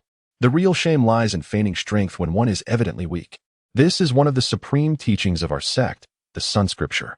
Given your constitution, if you cannot break through to the Yuan-Ing realm within 3 years, you shall face considerable hardships. Jiang Lingyun extended his right index finger and pressed it against Lin Tianqi's forehead as countless arcane symbols flooded into his consciousness. The Sun Scripture, as one of the 2 supreme arts of the Yinyang Holy Land, allows one to incinerate mountains and boil seas solely through the cultivation of one's own potent yang energy when mastered to perfection. Lin Tianqi effortlessly obtained it. Not only did he acquire it, But Jiang Lingyun also imparted his cultivation insights into Lin's consciousness. This method of cultivation seemed almost akin to cheating. Certainly. It was the swiftest approach, however, for a perfectionist, it was likely far from ideal. Lin Tianqi's physique and comprehension of the cultivation arts diverged significantly from Jiang Lingyun's. While it was not incorrect to practice according to Jiang Lingyun's methods, doing so would lead to a loss of personal understanding. Jiang Lingyun imparted her insights on cultivation to him, leaving the choice of whether to utilize them entirely in Lin Tianqi's hands. After all, she sought a partner, not a disciple. Thus, upon recognizing her own obsessions reflected in Lin Tianqi, she firmly stated that she could not accept him as a student. 3 years? You underestimate me. If I cannot enter the nascent soul stage in a year, I will run naked in the sacred land of yin and yang, he exclaimed. Wouldn't that be my loss? Do not commit acts that would anger me. The consequences could be severe. But you're already dressed. What are you planning to do? Several hours later, Jiang Lingyun gazed at Lin Tianqi, who lay on the bed, his complexion pale. Your physique is rather frail. I shall fetch you some nourishing supplements. Wait. You are killing the chicken to get the eggs. Enough chatter. Jiang Lingyun exited the thatched cottage. Lin Tianqi gritted his teeth, thinking to himself, what a humiliation. This time, I'm fully aware. Once I enhance my cultivation, I will show that shrew just how formidable I can be. A day later, Lin Tianqi found 3 storage rings adorning his fingers, each capable of holding approximately 10,000 cubic units. Though the space was limited, the contents were enough to tempt 99% of cultivators in the Tianyuan realm to risk their lives for them. One ring contained nourishing supplements. Another housed essential spirit stones for cultivation, and the last was filled with various elixirs. His belt had also been replaced with a brilliant golden artifact resembling a rope woven from gold threads, a superior-grade magical tool known as the Dragon Binding Lock. For reference, weapons and equipment in the Tianyuan realm are classified into varying tiers, from the most basic magical artifacts to spirit artifacts and magical treasures, culminating in the highest grade. Spirit treasures. Each category is further divided into 4 subtiers: inferior, medium, superior, and exceptional. Spirit treasures are categorized into acquired and innate types. However, records of spirit treasures are primarily found in ancient texts, with legends speaking of a cataclysmic war in ancient times that shattered the 3 realms into countless worlds. Most spirit treasures, along with their wielders, perished in that conflict, while a few may still be hidden away in unknown locations. Returning to the topic, the Dragon Binding Lock, as its name suggests, possesses the ability to automatically pursue a target upon the recitation of its incantation, binding them and sealing their cultivation. Any cultivator within 3 major realms of Lin Tianqi would find themselves unable to escape its grasp. Naturally, this magical tool is not without limitations, otherwise. Upon reaching the Great Ascension stage, Lin Tianqi would be able to bind celestial beings. In reality, once a cultivator surpasses the quality tier of a magical tool, its efficacy diminishes significantly, much like the Dragon Binding Lock. For Jiang Lingyun, at the Great Ascension stage, the ability to bind was one matter. But maintaining that binding was another challenge entirely. Aside from these mundane possessions, there was also a handwritten letter from Jiang Lingyun addressed to the Lord of Yin and Yang. The Lord read the letter verbatim, unable to resist glancing at Lin Tianqi beside him. Internally, he mused, could this lad possibly be the illegitimate son of the ancestor? The letter contained meticulous arrangements for Lin Tianqi, and to accommodate him, the Lord found himself compelled to play along. How bitterly envious. Upon finishing the letter, the Lord neatly folded it and tucked it into his sleeve, for it served as proof of his service to the elder. I am now aware of the elder's instructions. Jiang Lingyun is your fellow townsman. You may reside in her cave dwelling for the time being. In half a month, the new disciples will embark on the path to immortality, and once you have traversed that path, I will ensure that everything is arranged. Keep this matter between us. It must not be disclosed to others. Lin Tianqi was unaware of the contents of the letter, yet he was well acquainted with the narrative of the path to immortality. Lin Tianqi suddenly felt a welling of tears, as if his story had finally returned to its main narrative. The Ascension Path presents every newly admitted disciple with a singular opportunity. Not only the sacred land of Yin and Yang, but various formidable factions across the celestial origin realm impose similar trials. The Ascension Path is unrelated to one's cultivation level. All cultivators who embark upon this journey have their powers sealed, as it is their perseverance, determination, courage, and composure that are truly tested. While innate talent is undeniably significant in the realm of cultivation, those accepted as disciples by the major sacred lands, even as outer disciples, possess commendable aptitude. Thus, perseverance, determination, courage, and composure become critical metrics for gauging the heights they may ultimately achieve. The ascension path resembles an infinite celestial staircase, ascending step by step into the clouds, as if reaching its end would indeed grant entry into the immortal realm. At the entrance of the ascension path, all newly initiated disciples gather. The journey not only serves as a measure of self, but also offers substantial benefits. Elders from various peaks and the foremost disciples of the celestial palaces are all distinguished participants of the ascension path. Even if one cannot attain the status of a direct disciple, those who excel may still become inner disciples, except for a few privileged connections. The sole avenue for selecting inner and direct disciples among the great factions is through the ascension path.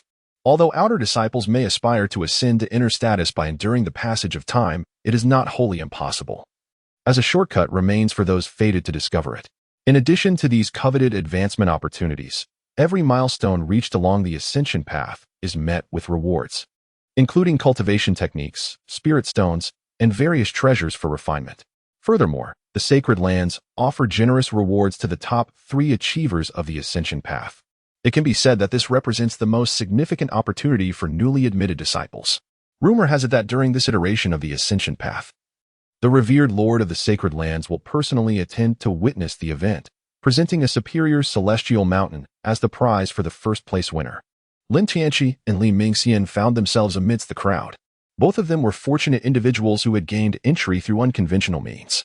Li Mingxian had already become an inner disciple under Jiang Ling's tutelage. This journey to ascend to immortality was primarily to accompany Lin Tianqi. In the days following Lin Tianqi's audience with the Holy Master, he vanished for several days, causing her considerable concern.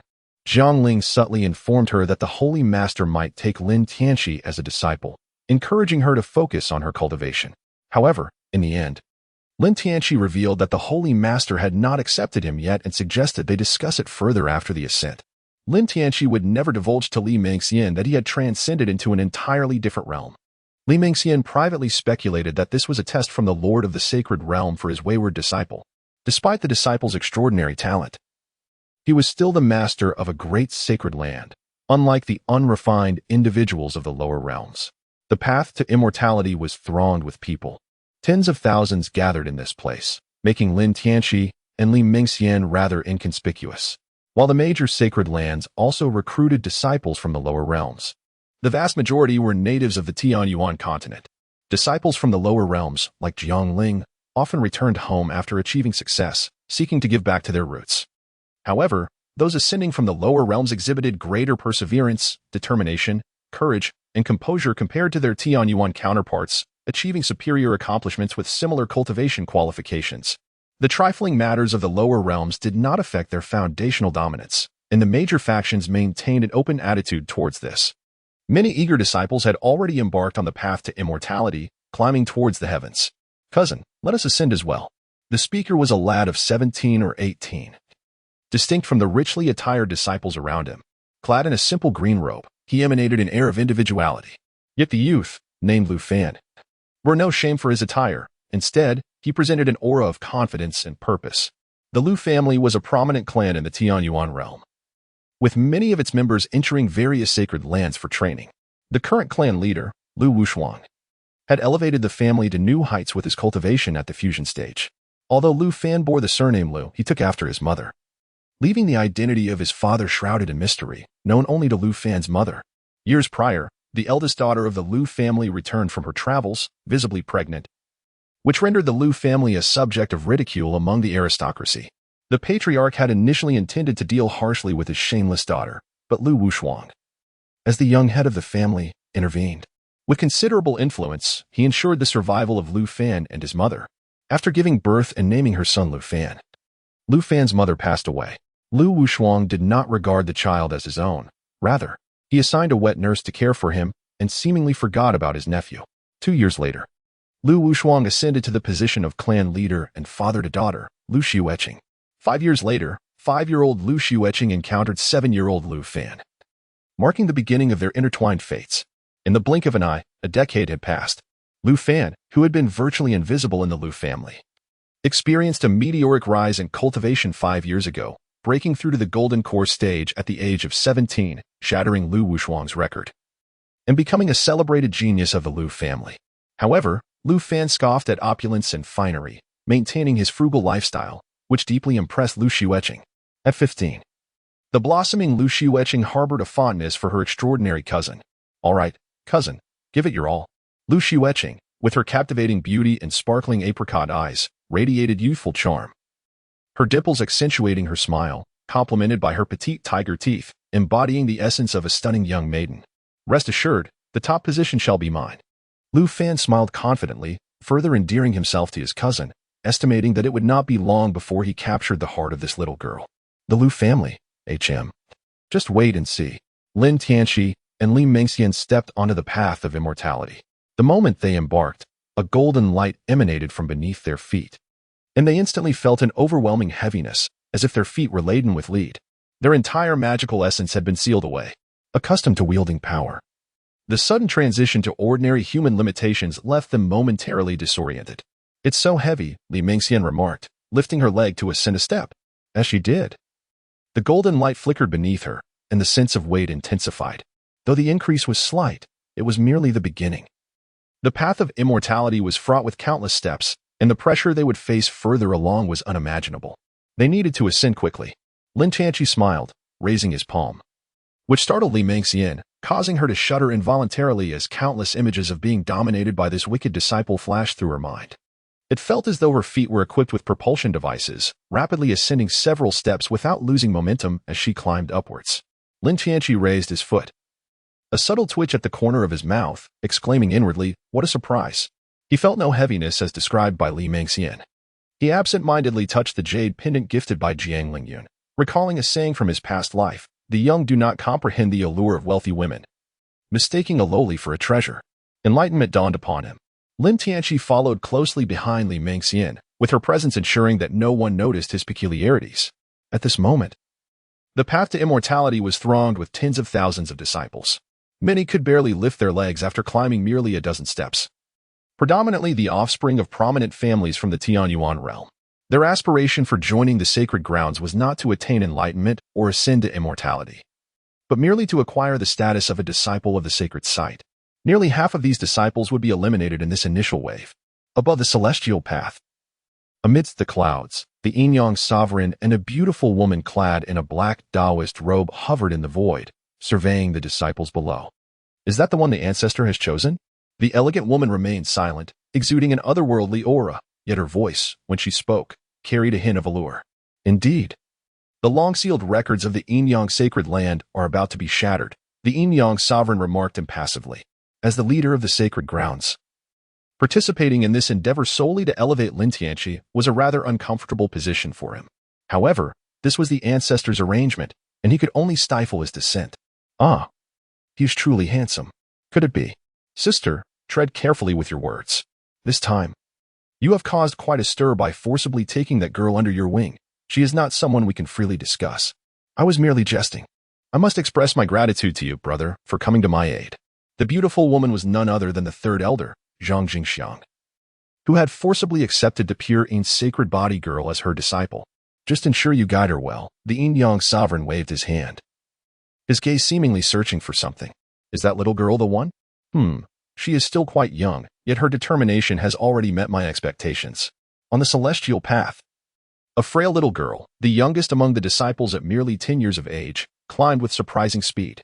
When her legs grew weary, she resorted to pushing herself upward with her hands. A fire seemed to burn in her eyes. "I must persevere. I want to grow stronger. Only then can I avenge my parents. Little sister, let me assist you." The girl turned her head in the direction of the voice, finding a young man gazing at her with a warm and gentle smile. It was Lu Fan. In her, he recognized a kindred spirit, a heart yearning for strength and a desire for vengeance. More significantly, this girl was a pure Yin sacred body. Such a constitution was an unparalleled boon for him. The little girl stared at Lu Fan for a good 10 seconds before turning back and continuing her ascent.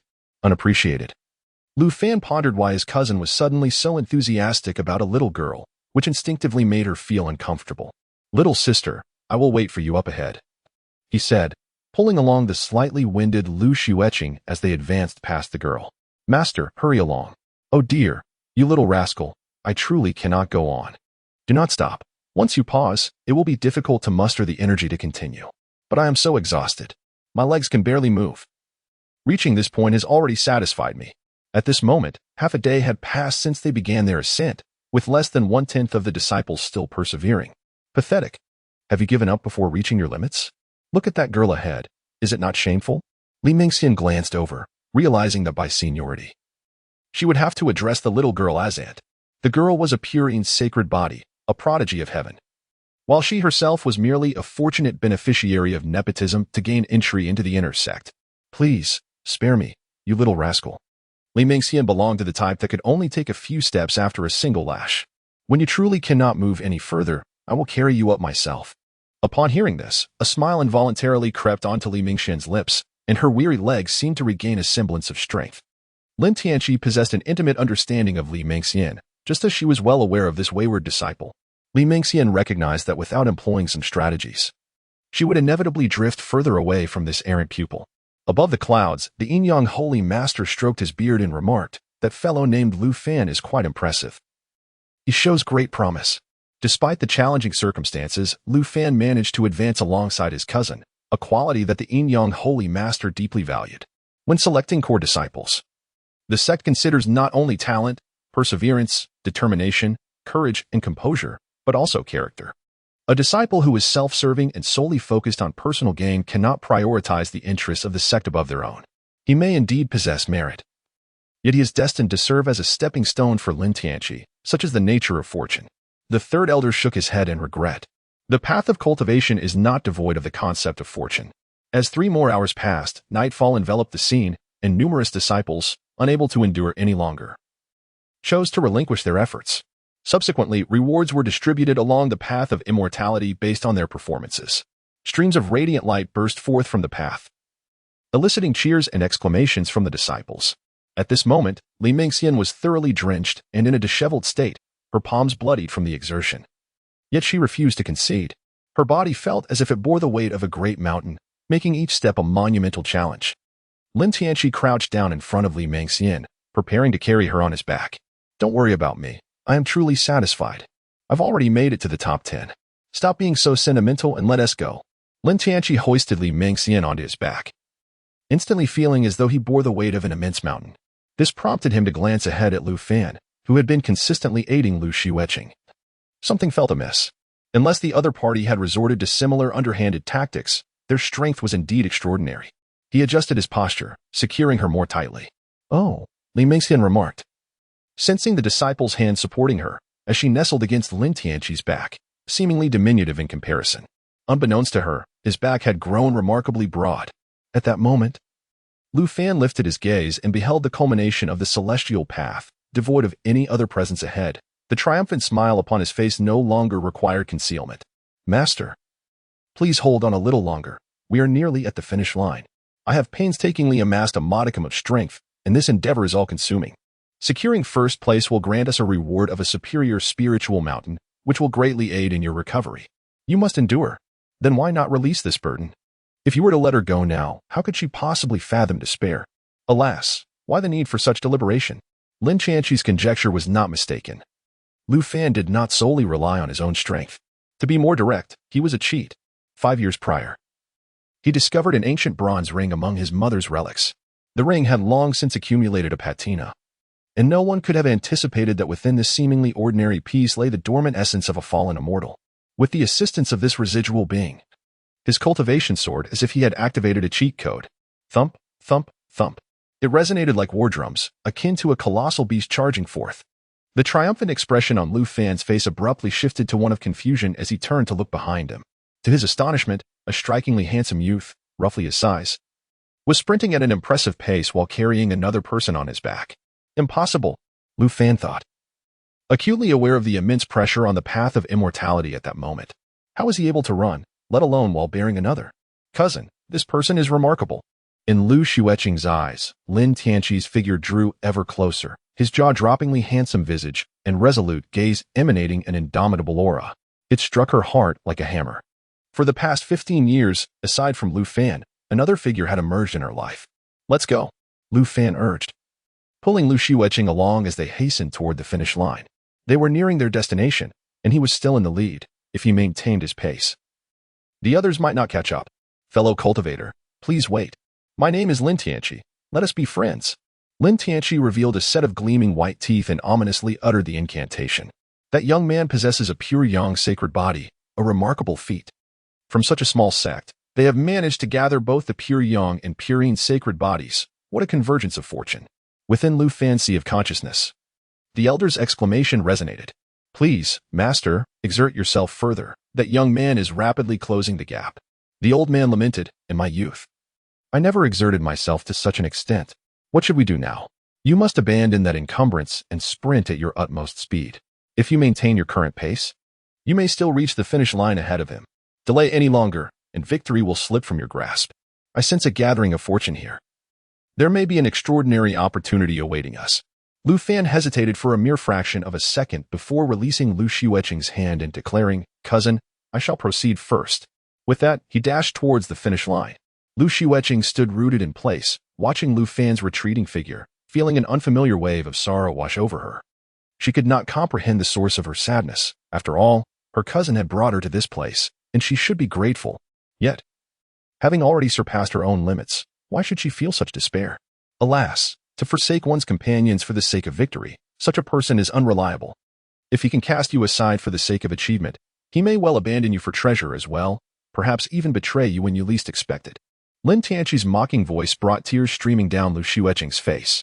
Ah, seeing you so pitiful, let me accompany you for a while. It is well known that the women surrounding the protagonist, regardless of their relationship, serve either as auspicious symbols that bestow opportunities or as catalysts for the protagonist's growth. Once one recognizes the other as the protagonist, regardless of whether their assumptions are correct, that individual becomes a target that must be dealt with. The esteemed sage once proclaimed, better for me to betray the world than for the world to betray me. I would rather mistakenly eliminate 3,000 than let one escape. Upon Lin Tianqi's utterance, he swiftly bent down and lifted Lu Xueqing into his arms, suddenly accelerating amidst her astonishment. He had not claimed that he had reached his limit earlier. How could that be possible? He has deceived me. This time, not only was Lu Fan taken aback, but even the celestial sovereign of Yin and Yang and the third elder were left utterly astonished, their jaws dropping in disbelief. Lin Tianqi possessed something that they were aware of. However, that object was only effective for him when he carried Li Mingxian on his back. It had already neutralized the external force bestowed upon him by his ancestor. He was able to run, and one could barely attribute this to his preserved stamina from the first half of the journey.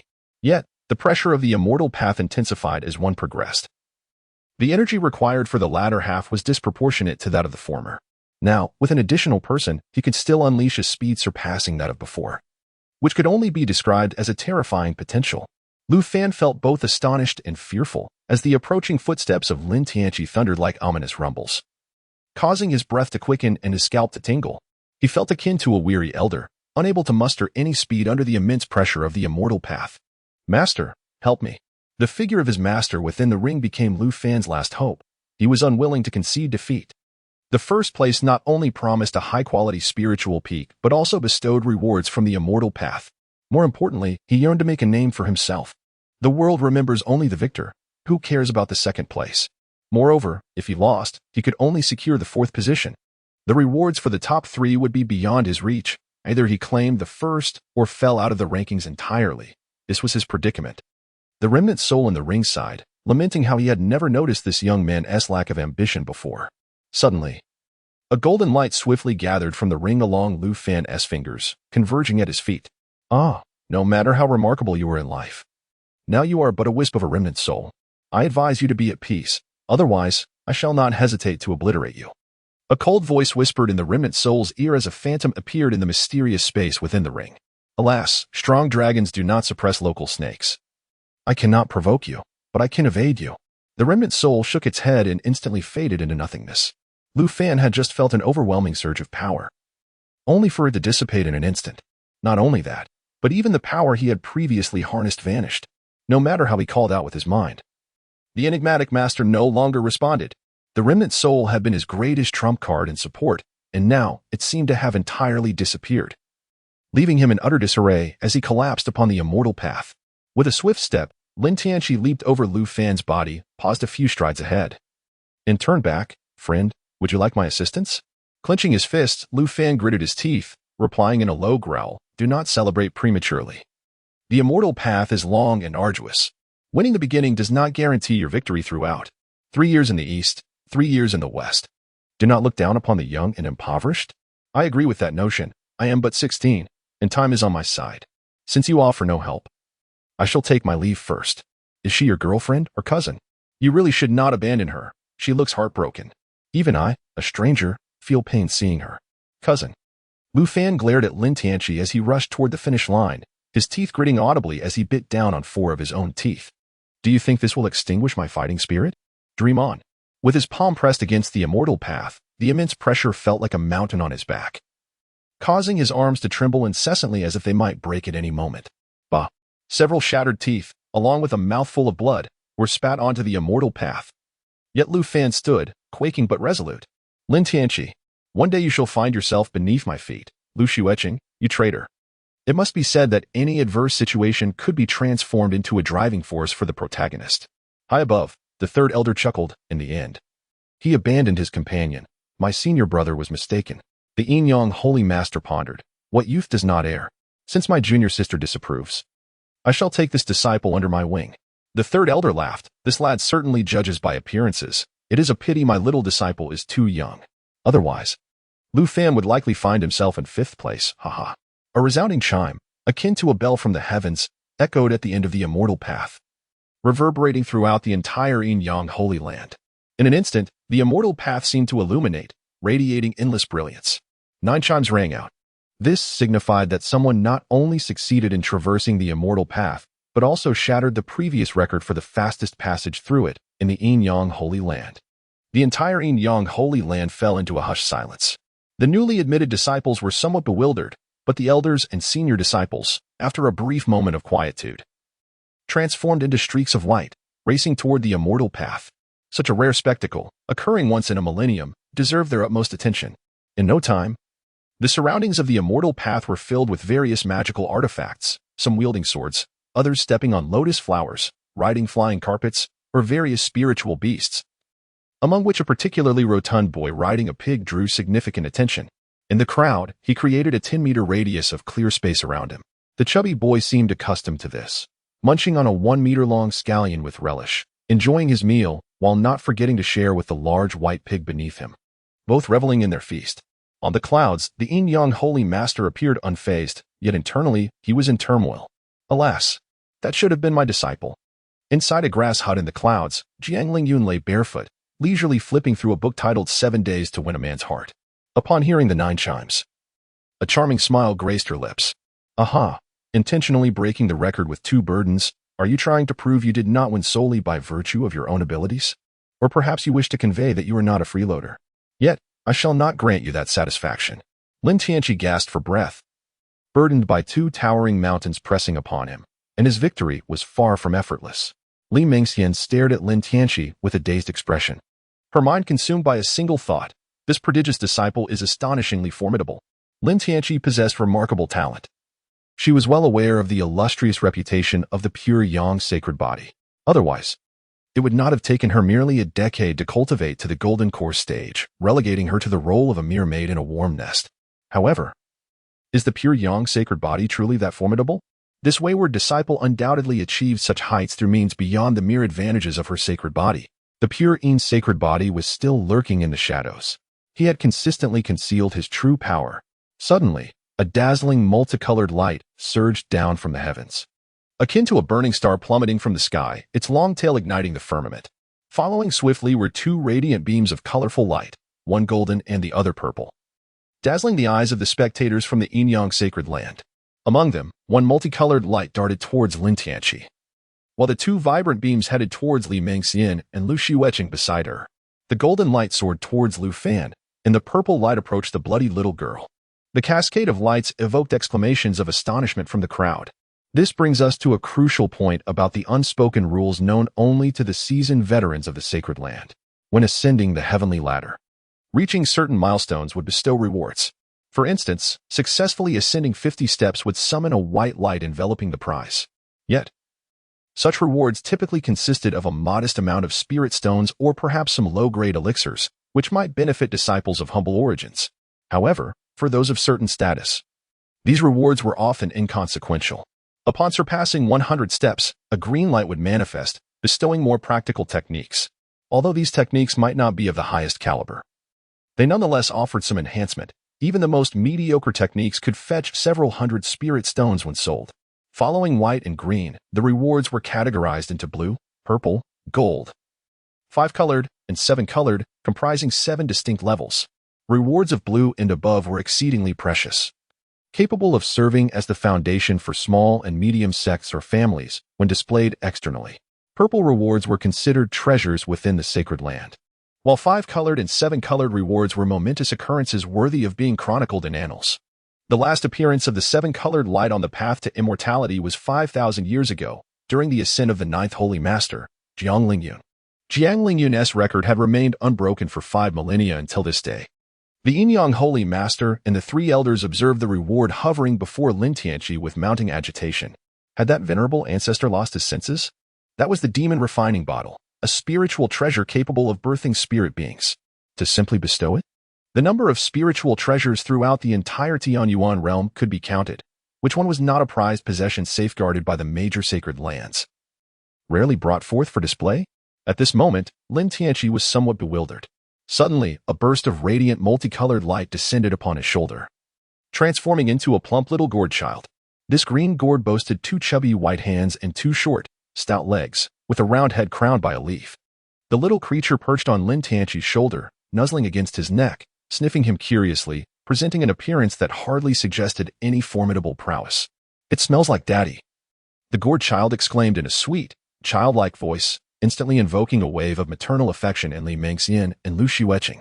However, Lin Tianqi was taken aback by the creature's words. What on earth is this? The scent of Daddy? Even if he claimed it was Grandpa's scent, that would be more acceptable. But who is your mother? Lin Tianqi tilted his head to glance at the little gourd child clinging to his neck and eagerly sucking away, feeling an inexplicable chill enveloping him. My mother is Jiang Lingyun. Before she departed, she had me smell your bitter tea seeds. There is no mistake, father. Rest assured. I am quite formidable and will protect you in the future. Bitter tea seeds? The 2 women exchanged disdainful glances at Lin Tianqi, with Li Mengxian finally realizing what mischief this wayward disciple had been up to in recent days. Cough, cough, I am Lin Tianqi. Shall we be friends? Lin Tianqi cast a warm smile towards Lu Xueqing. I am at a loss, he remarked. Lu Xueqing, holding the reward in her hands, contemplated presenting it to Lin Tianqi. However, after being accompanied by Lu Fan for so long, securing only a 4th place felt disheartening. Yet, to simply hand it over to Lu Fan seemed unjust, as she believed that without Lin Tianqi's assistance, she would have never attained this prize. Historically, whenever she came across something valuable, her first thought would invariably be of Lu Fan. This was the first instance where a second option emerged beyond Lu Fan, plunging her into profound inner turmoil. Her reward was a millennium-old spiritual herb, a treasure whose worth transcended the mere valuation of spirit stones. Not only could it aid in breaking through realms and enhancing cultivation, but it also possessed the remarkable ability to extend one's lifespan when the time of reckoning approached. What is awarded to you belongs to you. If you feel indebted to me, perhaps you could repay me gradually in the future? She jested. Your friend seems to be in a rather poor state. I shall not intrude upon your time, until fate brings us together again. Upon Lin Tianqi's declaration, he took hold of Li Mengxian, preparing to withdraw. The connection with Lu Xueqing needed to be gradually loosened. Having rendered such significant assistance during their initial encounter was ample. Any overt attempts to cultivate closeness would be far too conspicuous. Lin Tianqi, I too wish to forge a friendship. A voice from the throng of female disciples rang out. Instantly, it was as if a switch had been flipped. Regardless of age, whether young maidens or mature women, they all joined in the chorus. The desire to befriend Lin Tianqi appeared to resonate as a unified cry among all the female disciples present. Lin Tianqi was unaware that his pure yang sacred body bore several other monikers: the Maiden Slayer, the Terminator of Women, and the Producer of Green Hats. An increasing number of young maidens and wives joined in the clamor, which stirred a hint of jealousy among the male cultivators within the sacred grounds. What was so remarkable about possessing superior talent and handsome features? They pondered. I, too, have no dwelling, no partner, and no offspring. Living a carefree existence where I alone feast while my family remains unfed. In contrast to the self-soothing musings of the male cultivators, The female cultivators held far simpler and more pragmatic thoughts. Let us set aside Lin Tianqi's innate potential, his striking appearance, and that perpetually exuding aura of fatal allure for women. Just consider this reward alone. One could cease all further striving. A premium-grade spiritual peak. To grasp its significance, imagine being gifted an entire 100-story skyscraper in the most prosperous district of the capital in later generations. The output of a single premium spiritual peak surpasses that of an entire mid-sized sect outside these walls. Unlike those male disciples who come merely to gild their reputations, those who could return home to inherit family fortunes even if their cultivation proves mediocre, these female cultivators face a far grimmer fate should they fail in their practice. At best, they become pawns in political marriages, fortunate if matched with someone tolerable who treats them kindly. Less fortunate ones are reduced to mere vessels for continuing bloodlines. The truly wretched endure cold neglect from in-laws or find themselves wed to grotesque partners, left with no recourse to heaven or earth when crying for justice. Thus, for these female cultivators, finding a high status, talented male cultivator within the sacred grounds to form a cultivation partnership represents their golden opportunity to transform into phoenixes perched upon lofty branches. And Lin Tianqi? He is precisely that freshly sprouted sapling yet unclaimed by nesting birds. Wherever he goes, he inevitably attracts swarms of admirers like blossoms drawing bees and butterflies. With these words murmured under her breath, Li Mingxian pressed the newly acquired reward into Lin Tianqi's palm before lightly tapping her toes to soar toward Jiang Ling's mountain abode. The popularity of Lin Tianqi left Li Mingxian with a sense of unease. Her worries seemed to be materializing at a pace beyond her imagination. In the lower realm, she was his mentor, even if her talents paled in comparison. Yet, she was among the most exceptional women there. A worthy match for Lin Tianqi in a world of mediocrity. However, upon arriving here, she felt utterly ordinary. With only average talents, she found herself overshadowed by even half of the infatuated women around her. In terms of appearance, each individual capable of cultivating in this sacred land could easily be deemed a fairy in the lower realm. That girl with the surname Lu was younger and more gifted than herself. She had witnessed that wayward disciple embrace her at their first meeting. And as for the little gourd spirit's mother, such thoughts were beyond her wildest dreams. She needed a moment to gather her thoughts. Lin Tianqi was about to pursue her. But in the blink of an eye, he abandoned that course of action. Should he chase her now? It was inevitable that tomorrow the name of Li Mingxian would echo throughout the entire sacred land. Each of these female cultivators could easily drown her in a mere spittle. Li Mingxian, who was already lacking in confidence and was not particularly resilient in character, would undoubtedly be devastated by such a blow. While Li Mingxian's thoughts were not unfounded, she could not comprehend the perspective of Lin Tianqi, a person from a later era. At the tender age of 5, Lin Tianqi was brought back to the Water Moon sect by Li Mingxian, who, at 25, was at the zenith of her allure as a captivating femme fatale. Over the course of a decade spent in close companionship, how could a mere 16-year-old from a future era withstand the charms of a strikingly beautiful woman for 10 long years? Contemplating this, Lin Tianqi revealed his signature sunny smile and waved to the crowd, calling out to him. Oh, junior brother Lin's smile is so radiant, so warm. The onlookers felt a delightful flutter in their hearts. Junior brother Lin is truly handsome from every angle, so approachable too. If only I could have a word with him. I'd gladly sacrifice a year of my life. Junior brother, I wish to bear your children. I am Zhang Dimiai, an inner disciple of the Tsuehua Peak. Remember to seek me out. How shameless. Just an inner disciple aspiring to climb the social ladder. Junior brother, I am Su Fu, a direct disciple of the Danxia Peak. Just as my name suggests, you will surely be fond of me. The scene became increasingly chaotic, as comparisons of status, appearance, and physique ignited a frenzy. With tempers flaring among the crowd. Ah, this spectacle is truly worth witnessing.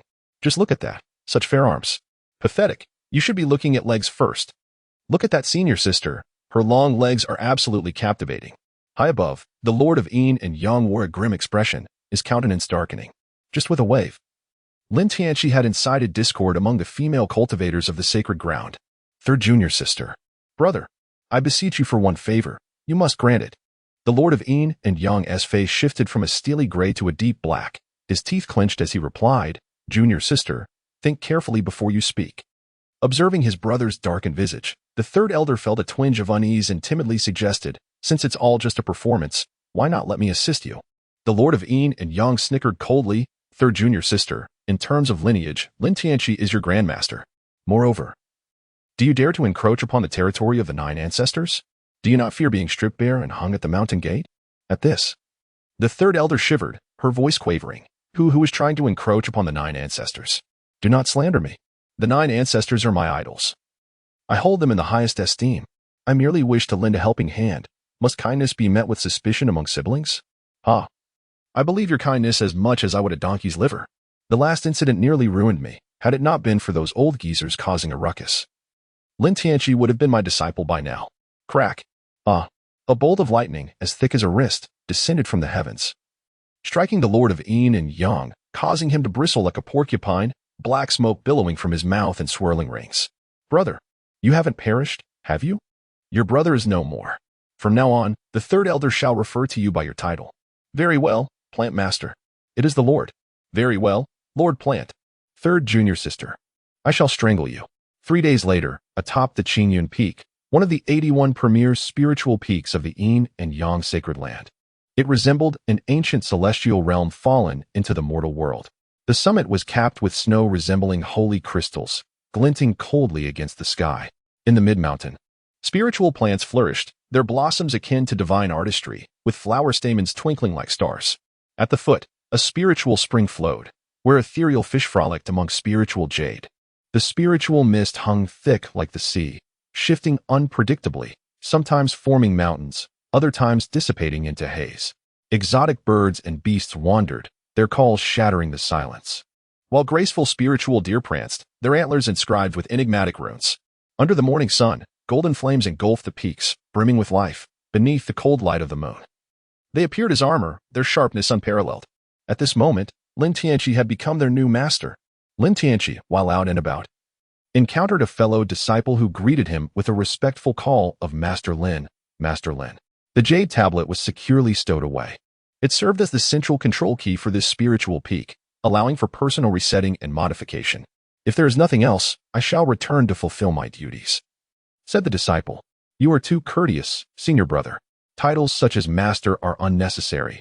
We are all here to serve the sacred land. Lin Tianqi received the jade tablet and casually placed a bag of spirit stones into the hands of his companion. Upon inspection, the brother responsible for logistics was instantly beaming with joy upon discovering 500 spirit stones. Grasping Lin Tianqi's hand, he exclaimed, Truly, Master Lin possesses remarkable insight. It is no wonder you are fit to be the peak master. The Qingyun Peak has been neglected for quite some time. I shall have someone deliver a fine set of furniture to you shortly. With a hearty laugh, he added, I shall not be polite, ha.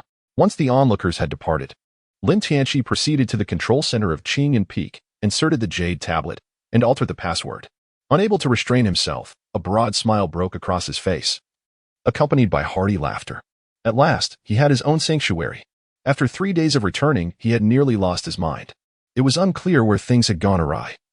His original master, a counterfeit, was supposed to be the Holy Lord, but instead, it had turned out to be the third elder. Initially, Lin Tianqi felt a twinge of delight, for the third elder was indeed strikingly handsome, even if he did not serve a purpose. Having him displayed in his home would be a pleasure. However, what manner of individuals were his senior brothers and sisters? The eldest brother, known as Qi Zilong, was reputedly a direct descendant of the esteemed Qi family, the largest cultivation family in the Tianyuan realm, which boasted a notable ancestor who had achieved the ascension stage. The Qi family possessed profound heritage, and Qi Zilong was said to bear the unparalleled celestial titan physique, renowned for its invincibility in close combat. Given such a description, one might envision Qi Zilong as a tall, formidable figure. Yet, the disparity between imagination and reality was even greater than that between the eccentric Taoist Sanfeng and his fellow practitioners.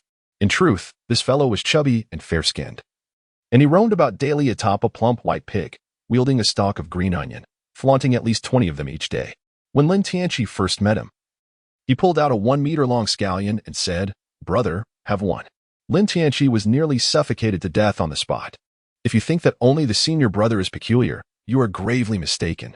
The senior sister, Zhang Miaozhu, possesses delicate features, yet every day she toils with a hoe, cultivating the land across the entire spirit peak. Her greatest aspiration is not to ascend to immortality, but to fill every spirit peak of the yin-yang sacred land with her spiritual crops, ultimately monopolizing the entire spiritual crop market of the Tianyuan realm. Then there is the 10-year-old junior sister, who, with her hair disheveled, sharpens a blade day in and day out. More remarkably, this 10-year-old junior sister is none other than his lost adoptive sister, Lin Wanner. In such a vast world, spanning 2 realms, their encounter can only be seen as a blessing from fate. Lin Wanner learned of the events that transpired after her abduction. The enemies who had slain her mother were already dead, and her father had received treatment and was now in a secure position, weeping profusely while embracing Lin Tianqi. It is well known that within a vast and powerful sect, individuals with peculiar predilections are not to be trifled with. They either masquerade as innocuous beings while harboring hidden strengths, or are the reincarnations of ancient immortals. The emergence of Lu Fan prompted Lin Tianqi to form a preliminary conjecture regarding his own identity. With the protagonist established, a formidable antagonist is naturally required. Lin Tianqi pondered deeply, recognizing that he seemed to embody the quintessential traits of a villain. A formidable antagonist must possess talents that rival or even surpass those of the protagonist, a fact he could admit without the slightest modicum of humility. Secondly, a villain must wield a remarkable identity. While he initially lacked this, his association with Jiang Lingyun transformed his status after their intimate encounter. Thirdly, he lacked the presence of a system, aside from his own exceptional abilities and that infuriating charm that seemed to elude definition. He possessed no extraordinary advantages. Lastly, and most crucially, the primary distinction between the protagonist and the antagonist lies in their temperaments. The protagonist must exhibit a facade of grand altruism, demonstrating a willingness to sacrifice everything for the so-called greater good of humanity. In contrast, the villain often embodies selfishness, consumed by narrow self-interest. Even if the villain harbors thoughts for the welfare of the world, they are likely to be branded as heretics, much like the brother burdened with carrying rice. Lin Tianqi's capacity for love is undeniable, yet the focus of that affection has encountered a slight deviation. As a potential antagonist, his first course of action is to sow discord among the protagonist's prospective allies. If these exceptional individuals can be utilized to his advantage, so much the better. If not, he cannot be blamed for his ruthless demeanor. He severed Qi Zilong's prized green onion and snapped Zhong Miaoju's hoe. As for Lin Wanner, there is no cause for concern. Ever since their recognition of one another, she has become a mere trinket of Lin Tianqi. Next, he must perfect his disguise, to the point where even gazing into a mirror evokes a sense of righteousness. Thirdly, he should cultivate his abilities discreetly, enhancing his strength. When the opportunity arises, he must strike at Lu Fan with lethal precision. If the odds are uncertain, he should refrain from acting hastily, lest he inadvertently bestow the protagonist with excessive advantages that could lead to his own downfall. Among the disciples of the third elder, aside from these peculiar characters, there seems to be only Jiang Ling who can be deemed somewhat normal, and they share a hometown, fostering a closer bond. For Jiang Ling, the sudden revelation that Lin Tianqi has become her junior disciple is indeed an unexpected delight. Within the vast expanse of the Spirit Peak, after completing a circuit, Lin Tianqi's thoughts shifted from 3 days of reminiscence back to the present. Sitting within the grand hall spanning 300 square meters, even a sigh reverberated in the emptiness, which was decidedly desolate. Once he had made the necessary arrangements, he invited the devoted Li Mingxian, his warm companion, to reside with him. By the time Li Mingxian had settled in, Lin Wanner was already waiting, clutching her small bundle and tugging at Lin Tianqi's garments. Beneath the bright moon and starry sky, Lin Tianqi stood in the garden beneath an ancient tree, hands clasped behind his back, gazing upward at the celestial wonders. Emerging from the shadow of the ancient tree, Li Mingxian appeared in a flowing white gown, the cool moonlight casting a gentle glow upon her, subtly accentuating her figure. "Disciple, shall we return to the house?" Lin Tianqi turned around, resembling a gray wolf fixated on its prey, with the corners of his mouth slightly curling upwards as he asked, "Are you afraid?" "Afraid?" Indeed. She was. Li Mingxian's fingers twisted together as if they would intertwine into a pretzel, for this troublesome disciple always sought ways to torment her. Although there were only 3 individuals in this Spirit Peak, and Lin Wanner had just embarked on her cultivation journey, hardly different from an ordinary child, she had already succumbed to slumber. Yet, Li Mingxian felt an overwhelming sense of shame. Under the piercing gaze of her mischievous disciple, her heart raced like a drum as she took small, tentative steps towards Lin Tianqi. Gradually, she lifted her skirt, allowing it to sway gracefully. Meanwhile, Jiang Lingyun, who was poised to catch them in the act, found himself utterly bewildered by the antics of Lin Tianqi and Li Mingxian. Was it merely a dance? Why did it seem as though they were engaging in something untoward in the wild? Credit where it's due, the lad did possess a semblance of conscience. Jiang Lingyun picked up the book from the soft couch, choosing to ignore Lin Tianqi henceforth. The book stated that when it comes to men, one must neither neglect them nor be overly controlling. As long as it does not pertain to fundamental issues, ample freedom should be granted. Too much pressure would only result in pushback. Lin Tianqi's gaze burned with intensity as he watched the graceful Li Mingxian dance, a sinister smile playing at the corners of his mouth as he joined the revelry. Oh, wicked disciple, do not tug at my garments. A poem echoes, the emerald curtain flutters in the gentle east wind, floral shadows sway, reflecting beauty fair. Delicate fingers pluck the silken strings, each note slow. Soft laughter enticing and rare. Willow tendrils caress the spring water's edge, a beauty frolicking like a celestial sprite. Gossamer robes billow as if in clouds, her steps light. Each footfall a lotus dance. Amidst the blossoms, butterflies flit alongside her grace, fragrant breezes intoxicate the heart's domain. Eyes glimmer with boundless affection, sentiments profound. Wishing to share the moonlit night with the fair one. Such joy here needs no words. I long to entrust my heart before you. In tranquil years, we savor the passage of time, entwined in love, reveling in the beauty's boundless delight. Gurgle, gurgle. Where's this? Where does this water come from? Was I not with the wicked disciple? Where is the wicked disciple? Panic surged within Li Mingxian as she surveyed her surroundings, all engulfed in water. At that moment, she found herself submerged, and a sudden rush of water choked her throat, leaving her gasping for breath.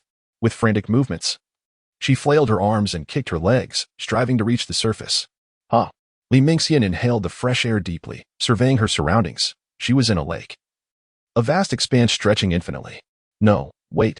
She looked up at the sky, which mirrored a lake, showing an inverted reflection of herself. What is this strange place? Lin Tianqi, where are you? Despite her desperate calls, no one answered her. Truly worthless. 35 years, and you have yet to forge your golden core. Living itself is a mere waste. Do you think you can ascend to immortality? Dream on. If you could, pigs would soar to the heavens. Lin Tianqi is so exceptional. Do you think you are worthy of him? You believe your curves are all that matters? Silence. Do not speak. Lin Tianqi merely sees you as a plaything. When he tires of you, he will cast you aside like refuse. Consider your fate, a mediocre woman, played out and discarded. No. He would never do that. Who are you? Show yourself. Who am I? I am you. Everything I say is what you wish to voice. Are you afraid? Do you feel terror? Only I truly care for you. We are one. Accept me, and you shall become the strongest in the world. Instantly ascend to the immortal realm, reclaim your throne within a millennium. What are you hesitating for? Do you not wish to be with Lin Tianqi forever? Once we unite, he will be your plaything, and you may do as you please. Do not hesitate, Li Mingxian. What a ridiculous name. You are meant to be the empress of the 9 heavens. Boom. Crash. Suddenly, from the depths of the waters below and the heights above, countless golden chains erupted. Each link etched with golden runes, each rune pulsating with incredible power. At the center of the chains, a woman clad in resplendent golden attire was tightly bound. Her visage identical to Li Mingxian's. Yet the aura between them was worlds apart. One resembled a friendly neighbor, while the other exuded the authority of a queen ruling the realm. Come forth. If you break these cursed seals, my power will be yours. Come now. An invisible force began to lift Li Mingxian from the water. What is happening? Where am I? Who are you? Li Mingxian murmured, gazing at the woman who bore her likeness. Was this truly herself? Crash. As Li Mingxian drew near, the chains seemed to awaken, clanking with life. The bound woman's lips curled into a menacing grin, her eyes wild with fervor, calling out for Li Mingxian in a voice reminiscent of a malevolent specter. Unbeknownst to her, Li Mingxian had stepped right before the woman, close enough to touch. If you tear away the paper from my chest, all that I am shall belong to you. I will kill you. Crash. The woman raged, never having endured such humiliation. The chains rattled violently as she struggled, but her efforts were futile. The seals on her chest seemed to sense her turmoil. A flash of golden light ignited, and the runes on her chains appeared to burn. The woman screamed as the fiery chains seared her, smoke billowing from her form. Stop, please. I swear. I will never do it again. The skin upon her face seemed to disintegrate like burnt paper, revealing her true visage, a humanoid figure of black mist, with blood-red eyes and a gaping maw lined with sharp fangs, causing Li Mingxian to recoil in fear. Yet, courage surged within her. The events had proven that this being was all bark and no bite. If she were truly so formidable, there would be no need for persuasion. As Lin Tianqi had said, if action is possible, there is no need for chatter. All words without action stem from either inability or cowardice. She chose to provoke the creature, wagering that even if she lost, she could simply kneel and concede. To resort to such trickery, and to take on such a monstrous form, you might as well perish. Haha, fool. I never expected you would resort to such a scheme to counter me. But no matter how many plans you concoct, you have overlooked one thing, haha. Li Mingxian, you will eventually come to plead for me. Break for me. With a furious roar, the black mist swelled like an inflating balloon, bursting forth in an explosive release. As the smoke cleared, the humanoid form of black mist vanished, replaced by a swirling black orb. Within the orb, a figure curled up, faintly visible. Amidst the multitude of chains and the myriad runes, a singular golden rune shattered silently, unleashing a tremendous power that surged into Li Mingxian's body. What in the world is happening? At Qingyan Peak. After a friendly and profound exchange between Lin Tianqi and Li Mingxian, he felt a slight fatigue and entered meditation to restore his energy. Suddenly, Li Mingxian erupted like a volcano, her aura soaring dramatically. She propelled Lin Tianqi off the bed with an unstoppable force, with a momentum akin to a tidal wave. She broke through to the Golden Core realm. And it didn't stop there. She shattered through the early stage of the Golden Core realm, the mid-stage, the late stage, the pinnacle of the Golden Core realm, all the way into the early stage of the nascent soul realm. In a single moment of meditation, she transitioned from the false core to the pinnacle of the nascent soul realm. Lin Tianqi stood beneath the bed, utterly stunned. The master he had deemed a useless fool for a decade turned out to be a true powerhouse. This world was so fantastical that even he, a time traveler, found it hard to fathom. Could Lu Fan even be considered a protagonist? Compared to Li Mingxian, Lu Fan was but a mere footnote. Li Mingxian awoke from her dream, and upon opening her eyes, she was met with the sight of her bewildered disciple. Instantly, a wave of joy, akin to a bird returning to its nest after a harrowing journey, surged within her as she leaped towards Lin Tianqi. With all her might, she clung to him, as if letting go would cause him to vanish once more. Crack. Ah, disciple, what has happened to you? Do not frighten me. Master. To strike is to show affection. As long as Master is pleased, all is well. Oh dear, things have escalated. Master, how is this grip? Ah, it is a bit too tight. Please ease up. Li Mingxian lay upon the bed, recounting the events that had transpired in the lake. Lin Tianqi sat by the bedside, gently massaging his wife's calves. As the ancients wisely stated, those who understand the times are the true talents. Moreover, what harm is there in giving a little massage to one's beloved spouse? Lin Tianqi searched through his mind for literature related to Li Mingxian, and to his surprise, such instances indeed existed. The situation surrounding Li Mingxian closely resembles the descriptions of sealing malevolent entities. An unparalleled powerhouse, for the sake of the common people, sacrifices themselves, transforming their extraordinary cultivation and name into a seal to confine the malevolent entity. Li Mingxian serves as the vessel for this formidable power seal. For instance, akin to the hundreds of levels of Naruto, who has undergone significant trials. But why was there no issue before? Lin Tianqi cast a glance at the bedsheet, a conjecture forming in his mind. Could it be that his loosening of the seal allowed this malevolent entity to manifest and entice Li Mingxian into unbinding it? Regardless, the issues concerning Li Mingxian's body must be kept under wraps. Otherwise, the entity within her would undoubtedly attract the covetous eyes of many formidable experts, leaving Li Mingxian with no choice but to unseal it for her own protection. This aligns disturbingly well with the malevolent entity's self-destructive actions. To ascend from the pseudodan stage to the nascent soul stage overnight is utterly inconceivable. I must devise a plausible explanation. Haha, little Lin. I have now reached the nascent soul stage. If you dare to bully me, you shall find no way out. Li Mingxian exuded a joy akin to that of a formerly oppressed serf celebrating her newfound freedom. Slap. Just as she finished speaking, a sudden sound echoed as her ample form was met with an unexpected strike. Get up. I have something to discuss with you.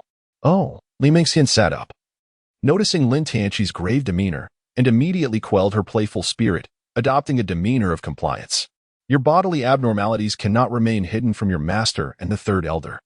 The news of your overnight ascension from the pseudodan realm to the nascent soul stage will lead to your capture for dissection and study. Dissection. The image of the lamb hotpot concocted by the wicked disciple flashed in Li Mingxian's mind, a 3-month-old lamb, sliced into translucent pieces, requiring merely 3 seconds in the copper pot. Hey, what are you thinking about? You're drooling. Apologies. This carefree woman left Lin Tianqi exasperated, wishing he could pry open her skull to discern the thoughts swirling within. A somewhat immature plan swiftly took shape in Lin Tianqi's mind. Although this plan seemed rather hasty, the likelihood of its success appeared to be quite substantial. After Lin Tianqi made up his mind, he grasped Li Mingxian's hand and said, Stay here and do not go anywhere. Wait for my return. Lin Tianqi donned his garments and departed from Qingyun Peak, soaring towards the celestial path of Jiang Lingyun on his levitating sword. With the jade token bestowed by Jiang Lingyun, Lin Tianqi effortlessly entered the immortal path. Yet instead of heading toward Jiang Lingyun's thatched cottage, he continued flying southward. Though the island wasn't particularly vast, it was divided into 5 distinct regions. Apart from the central area where Jiang Lingyun resided, there were 4 other sectors corresponding to the cardinal directions. These 4 regions were meticulously designed to emulate the primordial wilderness of ancient times. To the true south, Jiang Lingyun had nurtured a flock of spiritual beasts imbued with the vermilion bird's bloodline, known as scarlet sparrows. Fully grown scarlet sparrows possessed cultivation levels comparable to the human soul division stage. Lin Tianqi's purpose in venturing here was to capture a few of these scarlet sparrows for consumption, for the flesh and blood of spiritual beasts served as potent nourishment for cultivators. Even an ordinary pig, upon consuming scarlet sparrow meat, could instantly transform into a demonic boar. Daring to set his sights on these scarlet sparrows, Lin Tianqi held a trump card. Despite their name, the scarlet sparrows bore a closer resemblance to golden pheasants of later eras, their elongated tail feathers resembling flickering flames. The flock numbered around 17 or 18, each holding their heads high, blissfully unaware of the impending calamity. Whoosh! A streak of emerald light flashed, and the gourd boy made a dazzling entrance. The moment he appeared, he clung to Lin Tianqi's neck, nuzzling affectionately like an eager puppy. The pure yang aura emanating from Lin Tianqi possesses an irresistible allure for women, as well as a captivating charm for spiritual treasures such as the demon refining gourd. Sniff? Sniff. Dear father, you smell delightful. Upon hearing this, Lin Tianqi shuddered, and a tremendous force sent the calabash boy into a dizzying spin. Do not speak. Behold. What is that? Can you handle it? The calabash boy, still feeling aggrieved, followed Lin Tianqi's and replied, Red Sparrow, I could deal with them even with my eyes closed. Upon hearing this, Lin Tianqi was instantly filled with delight. Help me catch 3. The little gourd boy, however, appeared troubled and hesitated, saying, These little birds are raised by mother here. If we catch them, we will be punished. Clearing his throat, Lin Tianqi inquired, I ask you, do you listen to mother or father? The little gourd boy tilted his head in contemplation for a moment before responding, although father's scent is quite pleasant. I must still heed mother's words. She once said, Whoever possesses the stronger fist commands the respect. Lin Tianqi furrowed his brow and continued. Did your mother ever mention that your father is not allowed to catch these red sparrows? Not at all, came the reply. Since your mother has not expressed any opposition regarding this matter, it indicates her tacit approval. Therefore, if your father instructs you to catch them, should you not heed his command? Little Halua fell into contemplation. Yes, I should listen to father. Then what are we waiting for? Go catch 3. And we shall return home. Your father will prepare a delicious meal for you. All right. With a swift turn, little Halua transformed into a 30-centimeter tall green gourd. Suddenly, as the gourd's mouth opened, a flurry of chains shot forth like green lightning, ensnaring the 3 red sparrows in their prime, rendering them helpless.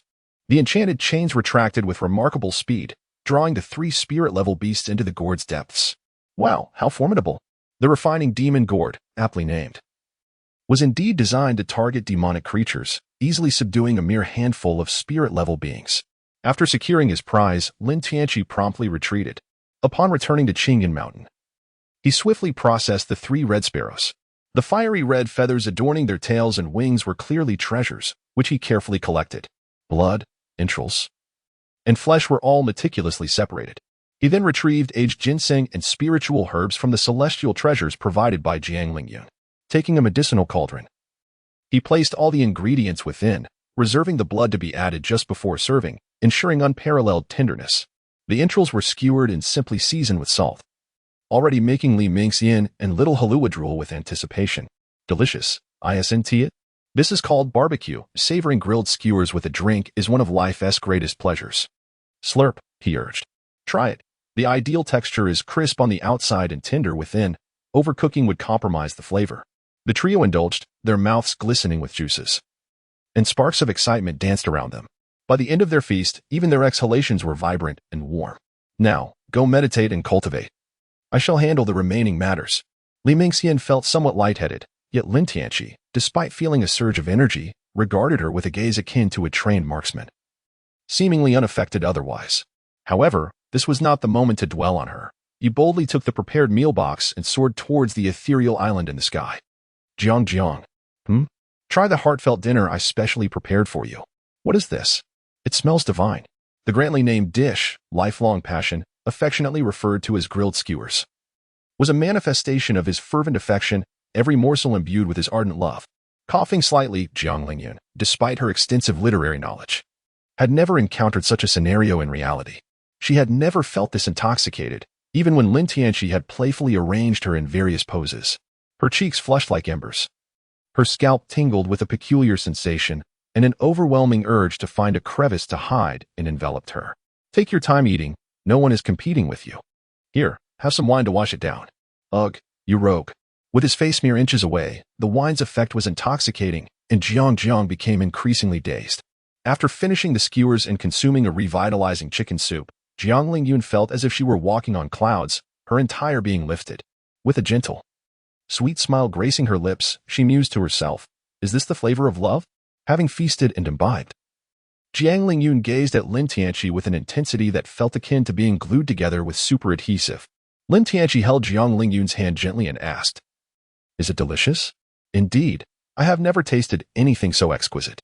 Then I can rest assured. Alas, this is also my fault for not keeping a close eye on the little gourd. What happened to the little gourd? The little gourd inadvertently caused the demise of 3 of your cherished red sparrows. I have sternly reprimanded it, and it has come to a profound understanding of its mistake. I ponder that since they have perished, we should not let their sacrifice go to waste. If you enjoy your meal, then their deaths will not be in vain. Jiang Lingyun's gaze shifted from adoration to skepticism, and from skepticism to certainty. I wondered why my palate was so sweet today. It turns out you stole my chicken. And then you framed the little gourd. Very well, Lin Tianqi, having taken my chicken, you shall compensate with yours. 3 days, a full 3 days. Lin Tianqi's visage appeared gaunt, his eyes deeply set, as he returned to Qingyun Peak, leaning against his waist. I shall strive. What I have lost will surely be reclaimed by my own hands. Jiang Lingyun, you enchantress, await my return. In 3 years, I shall stand atop. The sacred land of Yin and Yang is home to 9 celestial palaces: Qian Palace, Qin Palace, Jin Palace, Jin Palace, Zhang Palace, Sun Palace, Li Palace, Kuan Palace, and Dui Palace, with 36 main peaks collectively upholding the grand protective formation of the sacred land. Throughout the ages, every supreme master has resided in Qian Palace, while the remaining 8 elders have occupied their positions based on their unique cultivation practices, which are not fixed. The 3rd elder, Zhang Jingxiang, is one among them. Stationed in Kuan Palace, seated upon a lotus-shaped throne, she listened as Zhong Miaozhu respectfully reported, Master, the junior brother has returned to Qingyun Peak. Observing his complexion, it appears he is suffering from a deficiency of vital energy and blood, perhaps accompanied by weakness in his waist and knees. Such symptoms often indicate insufficient kidney essence. This matter must not be disclosed to anyone. You may attend to your duties. Understood, Master, Zhang Miaozhu replied before departing. After her exit, Zhang Jingxiang pondered. It seems the ancestral spirit has orchestrated yet another intricate play. At that moment, she regretted taking on the burdensome Lin Tianqi, realizing he was an enigma best observed from afar. Time flew by, and in the blink of an eye, it had been 2 years since Lin Tianqi arrived at the sacred land of Yin and Yang. A year prior, he had shattered records on the celestial path, marking what seemed to be his most glorious moment. Yet, over the past year, what Lin Tianqi accomplished remained largely unknown. In stark contrast, Lu Fan, who ranked 4th on the celestial path, had garnered considerable fame within just a year. He zealously participated in internal competitions, engaging in 100 battles at the Golden Core stage, triumphing over the reigning champion and successfully defending his title 99 times. Following his 100 victories, he boldly entered the nascent Soul stage, achieving 10 consecutive wins without a single defeat. Recently, he was even ranked 5th on the Hidden Dragon list by the Tiangong Pavilion. The Hidden Dragon list recognizes young cultivators under a century in age within the Tianyuan realm, based on their demonstrated talent, cultivation level, and battle achievements. Renowned for its fairness, professionalism, and formidable expertise, the Tiangong Pavilion focuses on various rankings within the Tianyuan realm, including the Heavenly List, Earthly List, Human List, Hidden Dragon List, Spirit Beast List, Divine Weapon List, and Beauty List, earning widespread acclaim among cultivators. However, Lu Fan found little joy in his 5th place ranking. The reason was simple. The seemingly inconsequential Lin Tianqi occupied the 3rd position. How could this be? After a year of diligent training and over 100 battles, Culminating in victories against nascent soul cultivators, he found himself placed fifth, while Lin Tianqi achieved third without any apparent effort. Within the sacred land, opinions regarding Lin Tianqi's ranking surpassing Lu Fan were sharply divided. One faction believed that Lin Tianqi's triumph on the celestial path had proven his potential to far exceed Lu Fan's, a gap that could not be bridged by mere effort. With this perspective predominantly held by the female cultivators of the sacred land. Despite Lin Tianqi's year-long absence, their infatuation with him only deepened. Conversely, another faction contended that Lin Tianqi's disappearance was due to an inability to meet expectations in his cultivation, suggesting he might have employed some unknown means to break the records on the celestial path. Now, his reluctance to emerge could indicate a fear of exposure. This view was mainly held by the male disciples of the sacred land, who were eager to undermine Lin Tianqi, as his presence had significantly diminished their prospects in courting. Beyond the sacred land of Yin and Yang, young talents from various factions were equally bewildered, while they had heard of Lu Fan's commendable achievements within the sacred land. Who was Lin Tianqi? Upon investigation, they uncovered the tale of Lin Tianqi breaking the records on the celestial path 3 years prior. It then became clear why the Tiangong Pavilion placed Lin Tianqi in such high regard. The Hidden Dragon list prioritizes potential, and breaking the records of the 9 ancestral figures within the sacred land alone sufficed to secure him a place among the top 3, with additional achievements. Ascending to the pinnacle was not out of reach. At the summit of Qingyun Peak, blanketed in pristine white snow, Lin Tianqi sat bare-chested, facing eastward, gazing upon the eastern sea of clouds. Before long, the horizon began to glow with hues of orange and red as a resplendent sun gradually unveiled its fiery arc. Lin Tianqi inhaled deeply towards the rising sun, and streams of orange-red energy surged into his body, coursing through the extraordinary meridians like a roaring river. Merging into flesh and blood, wisps of white mist emanated from Lin Tianqi's bare torso, coalescing above his head into a 3-inch form that gradually solidified into a statue, increasingly resembling him. The initial manifestation of the resonated with the cosmos. Boom! The statue seemed to come to life, drawing in even more orange-red energy, which transformed into slender threads rushing eagerly into its form. From a distance, this small statue appeared to be intertwined with the sun by these orange-red threads. As the absorption of energy intensified, the statue solidified further from a misty form, transitioning in color from white to a fiery orange-red. Boom! It seemed that the absorbed energy had reached a critical point, igniting a roaring flame around the statue. Majestic, explosive, as if the sun god had returned to the mortal realm. With a low shout, Lin Tianqi summoned his Dharma form above his head, returning to the purple mansion, marking his official advancement to the nascent soul realm. Boom! A torrent of true fire erupted from Lin Tianqi's body. This flame was not only extraordinarily scorching, but also harbored the power to purify all. His flesh transformed into a substance akin to pure gold, as the spirit fire incinerated the myriad impurities, rendering his body devoid of any blemish, akin to exquisite glass. In the nascent soul realm, little Jiang, you have lost. Await your esteemed master to shower you with affection. Hee. On the cloud island, Jiang Lingyun gazed at the box of little toys on the soft couch, her complexion as crimson as blood. This rascal truly accomplished it. After a year in the nascent soul realm, she had promised Lin Tianqi that if she lost, she would agree to one request. This scoundrel had delivered this box to her before his seclusion, demonstrating his unwavering resolve for victory. Oh no, it's all over. On the celestial island, Lin Tianqi spent several days reveling in a newfound sense of accomplishment, even harboring a tinge of envy for the legendary figure, Diyu, known for his remarkable flood management. It is said that Diyu's wife was a 9-tailed celestial fox. If one tail could evoke such enchantment, one can only imagine the exquisite pleasures derived from 9. Subsequently, the enchanting Jiang Yaonu donned an exquisite palace garment, declaring she had urgent matters to attend to, and swiftly departed the celestial island. For Jiang Lingyun, these past few days had indeed been overwhelming. Engaging in the trials of love, she found herself entangled in a tempest of emotions far fiercer than anticipated. Despite her extensive literary knowledge, which she believed equipped her to handle the myriad circumstances that could arise between companions, Lin Tianqi's thoughts were so perplexing that she could not foresee them. In moments of sweetness, it felt as though her heart had transformed into sugar, while in moments of anger, she wished fervently to bite that scoundrel to pieces. His bizarre antics often left her yearning to vanish into the earth. As she recollected those embarrassing moments, a tingling sensation coursed through her entire being. If this continued, what hope was there for a successful romance? Lin Tianqi watched as Jiang Lingyun soared further into the distance, while he himself ascended towards the Kuan Palace. The third elder, who was his nominal master, had yet to pay him a visit since he entered the sect. He had just received a message from Li Mengxian, summoning him to meet the third elder.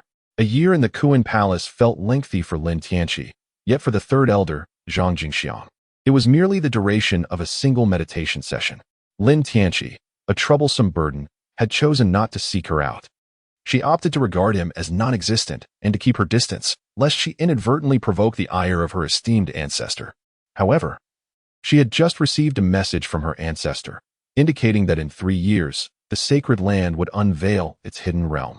At that time, not only the young talents of the Yinyang sacred land, but also the entire younger generation of the Tianyuan realm would converge here to enter the secret domain for cultivation. Her task was to utilize these 3 years to cultivate the practical combat skills that Lin Tianqi sorely lacked. Lin Tianqi, as the most cherished disciple of the third elder, had, over the past year, confidently made his entrance into the Cloudy Island, a place known to all in the sacred land as one favored by the venerable ancestor. There was no need for proclamations or demonstrations. His privilege had already been established. He traversed effortlessly into the grand hall, proclaiming, "Disciple Lin Tianqi pays his respects to the master. Ah, please take a seat." Zhang Jingxiang, seated majestically upon her lotus throne, regarded the young man who had accomplished in merely a year what 99.8 of cultivators would aspire to achieve. With the protection of the esteemed ancestor, the long vacant position of the Holy Son would inevitably fall into the hands of this promising youth. Contemplating this, the third elder felt a twinge of melancholy for the previous Holy Son, whose rise had been as radiant as the dawn, yet whose downfall was swift as a shooting star. Given time, ascension to the celestial realm was undoubtedly within reach for him. Master? Lin Tianqi felt somewhat uneasy under the intense gaze of the third elder. Could it be that this individual, like the enchanting Jiang, harbored ulterior motives? A chuckle escaped him as he momentarily drifted into reverie, reminiscing about an old acquaintance. Nevertheless, in a year's time, he had transcended from the golden core realm to the nascent soul realm, truly embodying the pure yang sacred body. While the world casts doubt upon your position as third on the hidden dragon list, it seems the members of the Tianji Pavilion have underestimated your prowess. Such accolades are but fleeting titles. Whether third or first, they neither augment nor diminish my power in the slightest, and my disciple remains indifferent to such trifles. Lin Tianqi's response illuminated Zhang Jingxiang's eyes. It is truly rare for one so young to possess such character. Everyone has been young, and Zhang Jingxiang was once a frequent contender on the Hidden Dragon rankings. Now, she holds positions on both the Earth rankings and the Beauty rankings. Such empty accolades are not easily dismissed by everyone, as exemplified by Lu Fan. She had heard that Lu Fan had publicly questioned the fairness of Lin Tianqi's ranking on more than one occasion, and a comparison between the two makes the disparity apparent. It is commendable that you can think this way, yet the youthful vigor must not be forsaken. While we may disregard hollow fame, we cannot allow others to cast doubt upon it. The purpose of today's meeting is to inquire if there are any particular techniques you wish to learn. It is important to note the distinction between foundational practices and techniques. Foundational practices form the bedrock of cultivation, generating formidable power, while techniques pertain to the application of that power. Solely practicing foundational techniques without acquiring corresponding techniques results in a singular approach to combat. While focusing solely on techniques without a solid foundation is akin to attempting to grasp the moon reflected in water. However, it is not always beneficial to accumulate an excessive number of techniques. Breadth without depth can become a burden.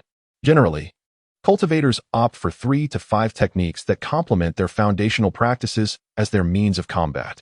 It is worth mentioning that some unique practitioners may choose a combination of foundational practice and a singular technique, such as sword cultivators, amplifying both the advantages and disadvantages of an immensely powerful singular technique. Upon arriving at the Water Moon sect, Lin Tianqi's first endeavor in cultivation was the art of swordsmanship. Who among the traversers would not desire to wield a flying sword? The ability to sever a head from a kilometer away and soar gracefully through the skies was undeniably magnificent. However, after a period of practice, Lin Tianqi discovered that his aptitude for the sword path was rather mediocre. The legendary sword heart, and sword intent eluded him, and he lacked any system to bestow such gifts upon him. It was only when he transitioned to the practice of boxing that he found his true path.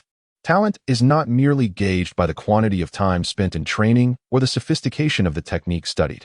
Just as Lin Tianqi practiced swordplay for 3 years and could achieve perfection in technique, earning a perfect score in an examination, he understood that his swordsmanship lacked divine essence. While it sufficed for flight and combat, its limitations were evident. In contrast, boxing was a revelation. With a single punch, he could summon all his vital energy. The exhilarating sensation was beyond the capacity of mere words to convey. As a disciple who had practiced boxing from a young age, he needed a corresponding technique of evasion, along with some everyday skills for external endeavors, such as poison and formations. Ahem, I see now, my dear disciple. I had not anticipated that you would excel in boxing. I had thought you would be a swordsman. A sword immortal of your stature is particularly favored by female cultivators, hee. In a world brimming with splendor, I only seek a handful of true affections. Humph, just a handful. How unambitious of you. Zhang Jingxiang remarked, realizing that her tone had inadvertently taken on a somewhat coquettish quality. How alarming. She cleared her throat and continued. In our Yinyang holy land, there are 9 veins in total. Apart from the sun and moon veins, there are 7 others that evolved from them. Elder Lu primarily practices the 2 instruments celestial transformation technique, observing the sun, moon, and stars, while scrutinizing mountains and rivers to inscribe yin-yang runes for formations. Only those well-versed in both yin and yang can hope to break such formations. However, mastering this technique requires a modicum of enlightenment and wisdom. Tomorrow, I shall seek out Elder Lu to request the techniques and her insights for you. As for how much you can learn, that will depend on your own comprehension. As for the art of poison, that is quite simple. Your master possesses the moniker of Poison Immortal, and conveniently, your senior brother is away on a mission. For the time being, you may accompany me. Lin Tianqi expressed his gratitude, saying, Master, your care and concern touch me deeply. Take this. It contains 20 stalks per day, possessing detoxifying properties and enhancing your resistance to toxins. To master the art of poison, one must first personally experience its effects, gaining a thorough understanding of various toxic substances to truly wield them. What the? Lin Tianqi gazed upon the mountain-like pile of scallions before him, suddenly feeling a pang of sympathy for his senior brother. Crunch. The flavor was rather delightful, full-bodied and succulent, with a hint of spiciness and a touch of fruity sweetness. Would you care for one as well? Lin Tianqi crunched on scallions with gusto, requiring 20 stalks daily for 7 consecutive days to build up sufficient resistance before entering Zhang Jingxiang's secret lair to study the art of poison. Simply put, he needed to accumulate antidote buffs. Otherwise, he'd perish before even beginning his studies. Stay away today. Don't kiss me. I'm going into seclusion. Li Mingxian covered her nose, fending off Lin Tianqi's biological assault. These scallions were spiritual herbs cultivated by Zhang Jingxiang. Though seemingly repulsive to most, they commanded exorbitant prices in the outside world. For wandering cultivators, they were essential for bolstering poison resistance. The scallions themselves contained a mild yet complex toxicity. Ingesting them induced a delicate state of controlled poisoning, where multiple toxins counterbalanced one another in perfect equilibrium. Truly, Zhang Jingxiang lived up to her title as the Poison Immortal. Philistin. 7 days passed in a flash. Navigating through narrow passages, Lin Tianqi followed Zhang Jingxiang into her hidden sanctuary.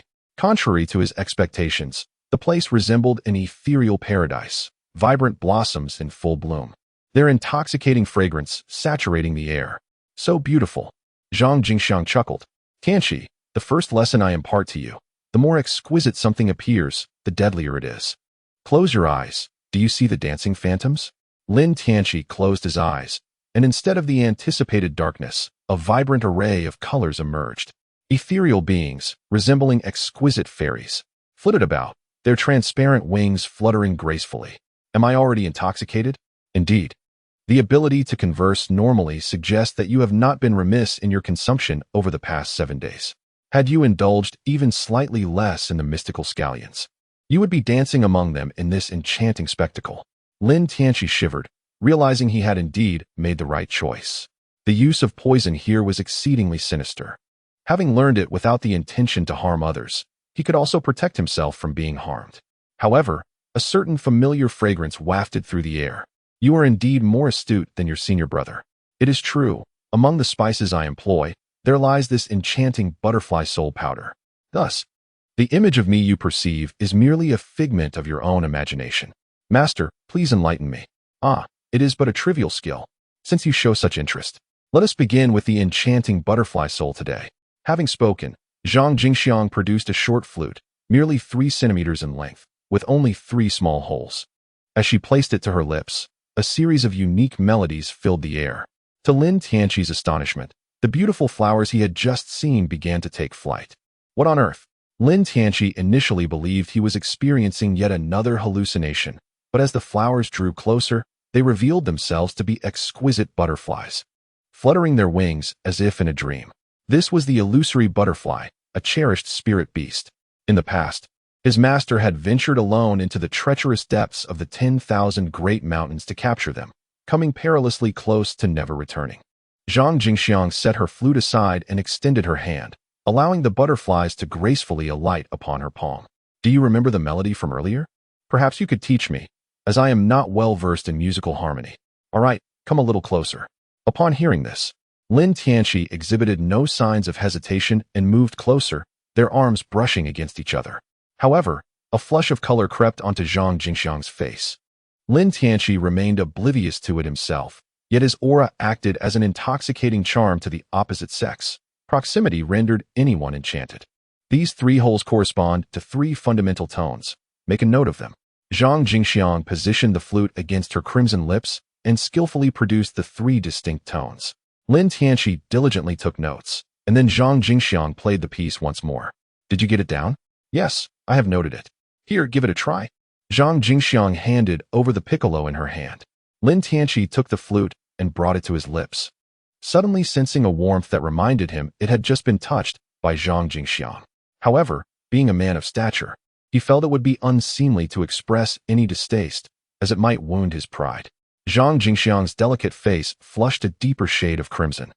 Realizing the implications of the moment, as Lin Tianqi played the flute, a melody emerged, and the enchanting butterflies seemed to respond to the music, dancing gracefully around him. Beneath their wings, countless minuscule particles, nearly invisible to the naked eye, began to fall. Gradually, these particles coalesced into a vibrant cloud, resembling a magnificent, multicolored mist suspended in the air. Zhang Jingxiang then produced a jade vial, and, with a wave of her magical energy, drew the colorful cloud into the bottle. This was the mesmerizing butterfly powder, which could be used independently or combined with other toxins to create a complex poison. She handed the jade vial to Lin Tianqi and said, "This flute is my treasured possession. Had it not been for this, I might never have escaped the treacherous mountains. Consider this gift a token of my respect as your master." Lin Tianqi solemnly remarked, "A gentleman does not covet what others cherish. Since it is a cherished possession of my esteemed master, I cannot accept it." Lin Tianqi spoke with grandiloquence, yet in truth, he harbored no genuine desire. In the heat of battle, he brandished a small flute, raising it to his lips to play. How effeminate! Huang Yaosher exclaimed, "You little thief. You must realize that you have not traversed into the world of the legend of the Condor heroes. Otherwise, I shall teach you the true meaning of effeminacy." Zhang Jingxiang feigned impatience, waving her hand dismissively. "Take it if you want. Spare me your endless prattle." Lin Tianqi found it difficult to decline, tucking away the short flute, and raising his gaze towards Zhang Jingxiang, momentarily lost in thought. Is this truly her original visage? At this moment, Zhang Jingxiang appeared even more exquisite than the impression he held of her, her beauty surpassing mere appearance, encompassing both figure and grace. Her voluptuousness was particularly captivating, rendering Lin Tianqi momentarily unable to avert his eyes, his aesthetic sensibilities markedly distinct from those of others. In this era, many men favored ethereal, slightly slender fairy-like figures. However, Lin Tianqi had a particular fondness for those with a slightly fuller physique, especially the prominent features that defined femininity. Li Mingxian and Jiang Lingyun both belonged to this category. Conversely, he found little interest in the archetypal fairy-like image embodied by Lu Xueqing. Zhang Jingxiang, feeling somewhat overwhelmed under Lin Tianqi's gaze, cast her eyes downward, her submissive demeanor igniting within him an impulsive desire to draw her closer. Was he truly so captivated that his eyes seemed ready to pop out? Would he still be able to focus? Hearing this, Lin Tianqi remarked, "In the garden, The peonies lack charm, and the lotuses by the pond are devoid of sentiment. Only the peony truly embodies national beauty, its blossoms stirring the entire city during their blooming season. Master, your visage is so captivating that it momentarily renders your disciple spellbound. Perhaps it would be best if you kept that short flute to yourself. Otherwise, I fear I may lose my focus on learning. Lin Tianqi, with genuine eyes, lavished praise, likening her to a peony, a flower of national elegance, which left Zhang Jingxiang feeling quite bashful. She had not anticipated that Lin Tianqi was indeed a gifted orator. Humph. Such a silver-tongued flatterer. One can choose to learn or not. With that, Zhang Jingxiang swayed her slender waist and gracefully walked away. Lin Tianqi picked up the short flute and remarked, truly delightful. This is the shadow-devouring elixir meticulously concocted by my master.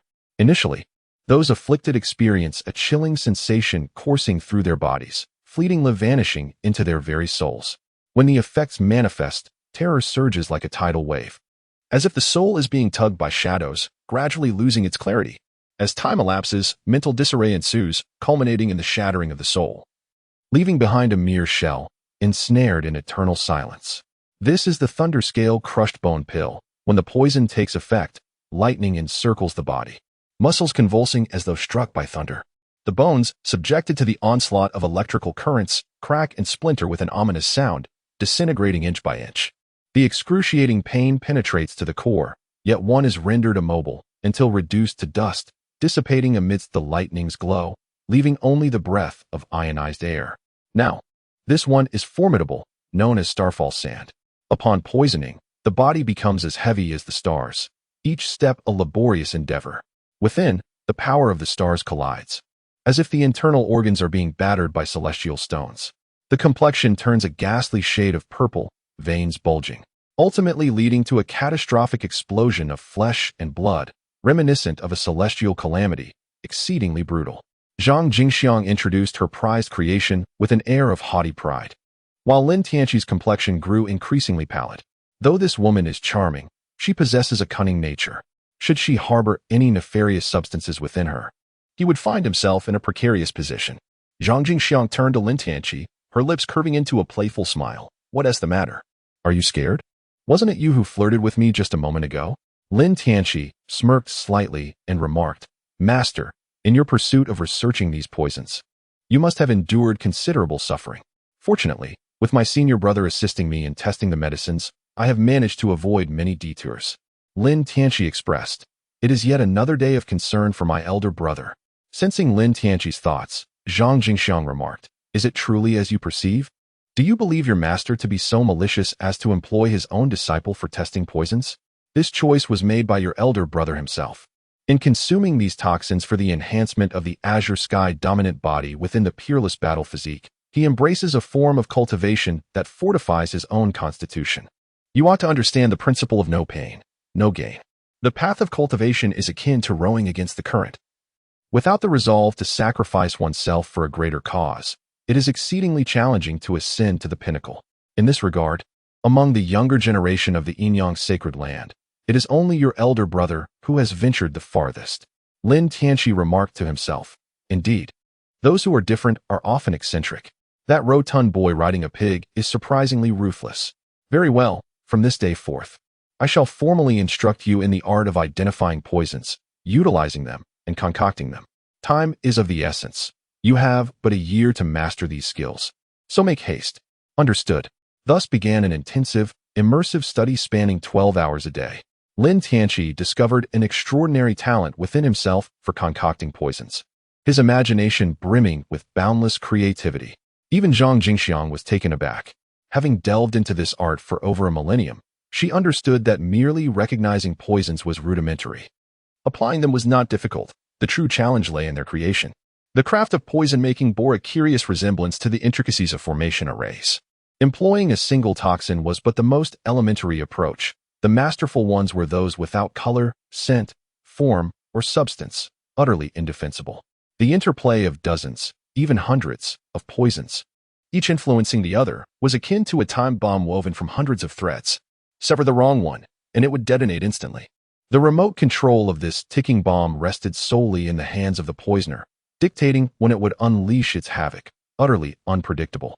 Of course, Lin Tianqi had yet to reach such heights, but Zhang Jingxiang believed that if he devoted himself wholeheartedly to the path of poison from this moment onward, he might very well become the first in the Yinyang Holy Land to ascend as a poison immortal through the art of toxins.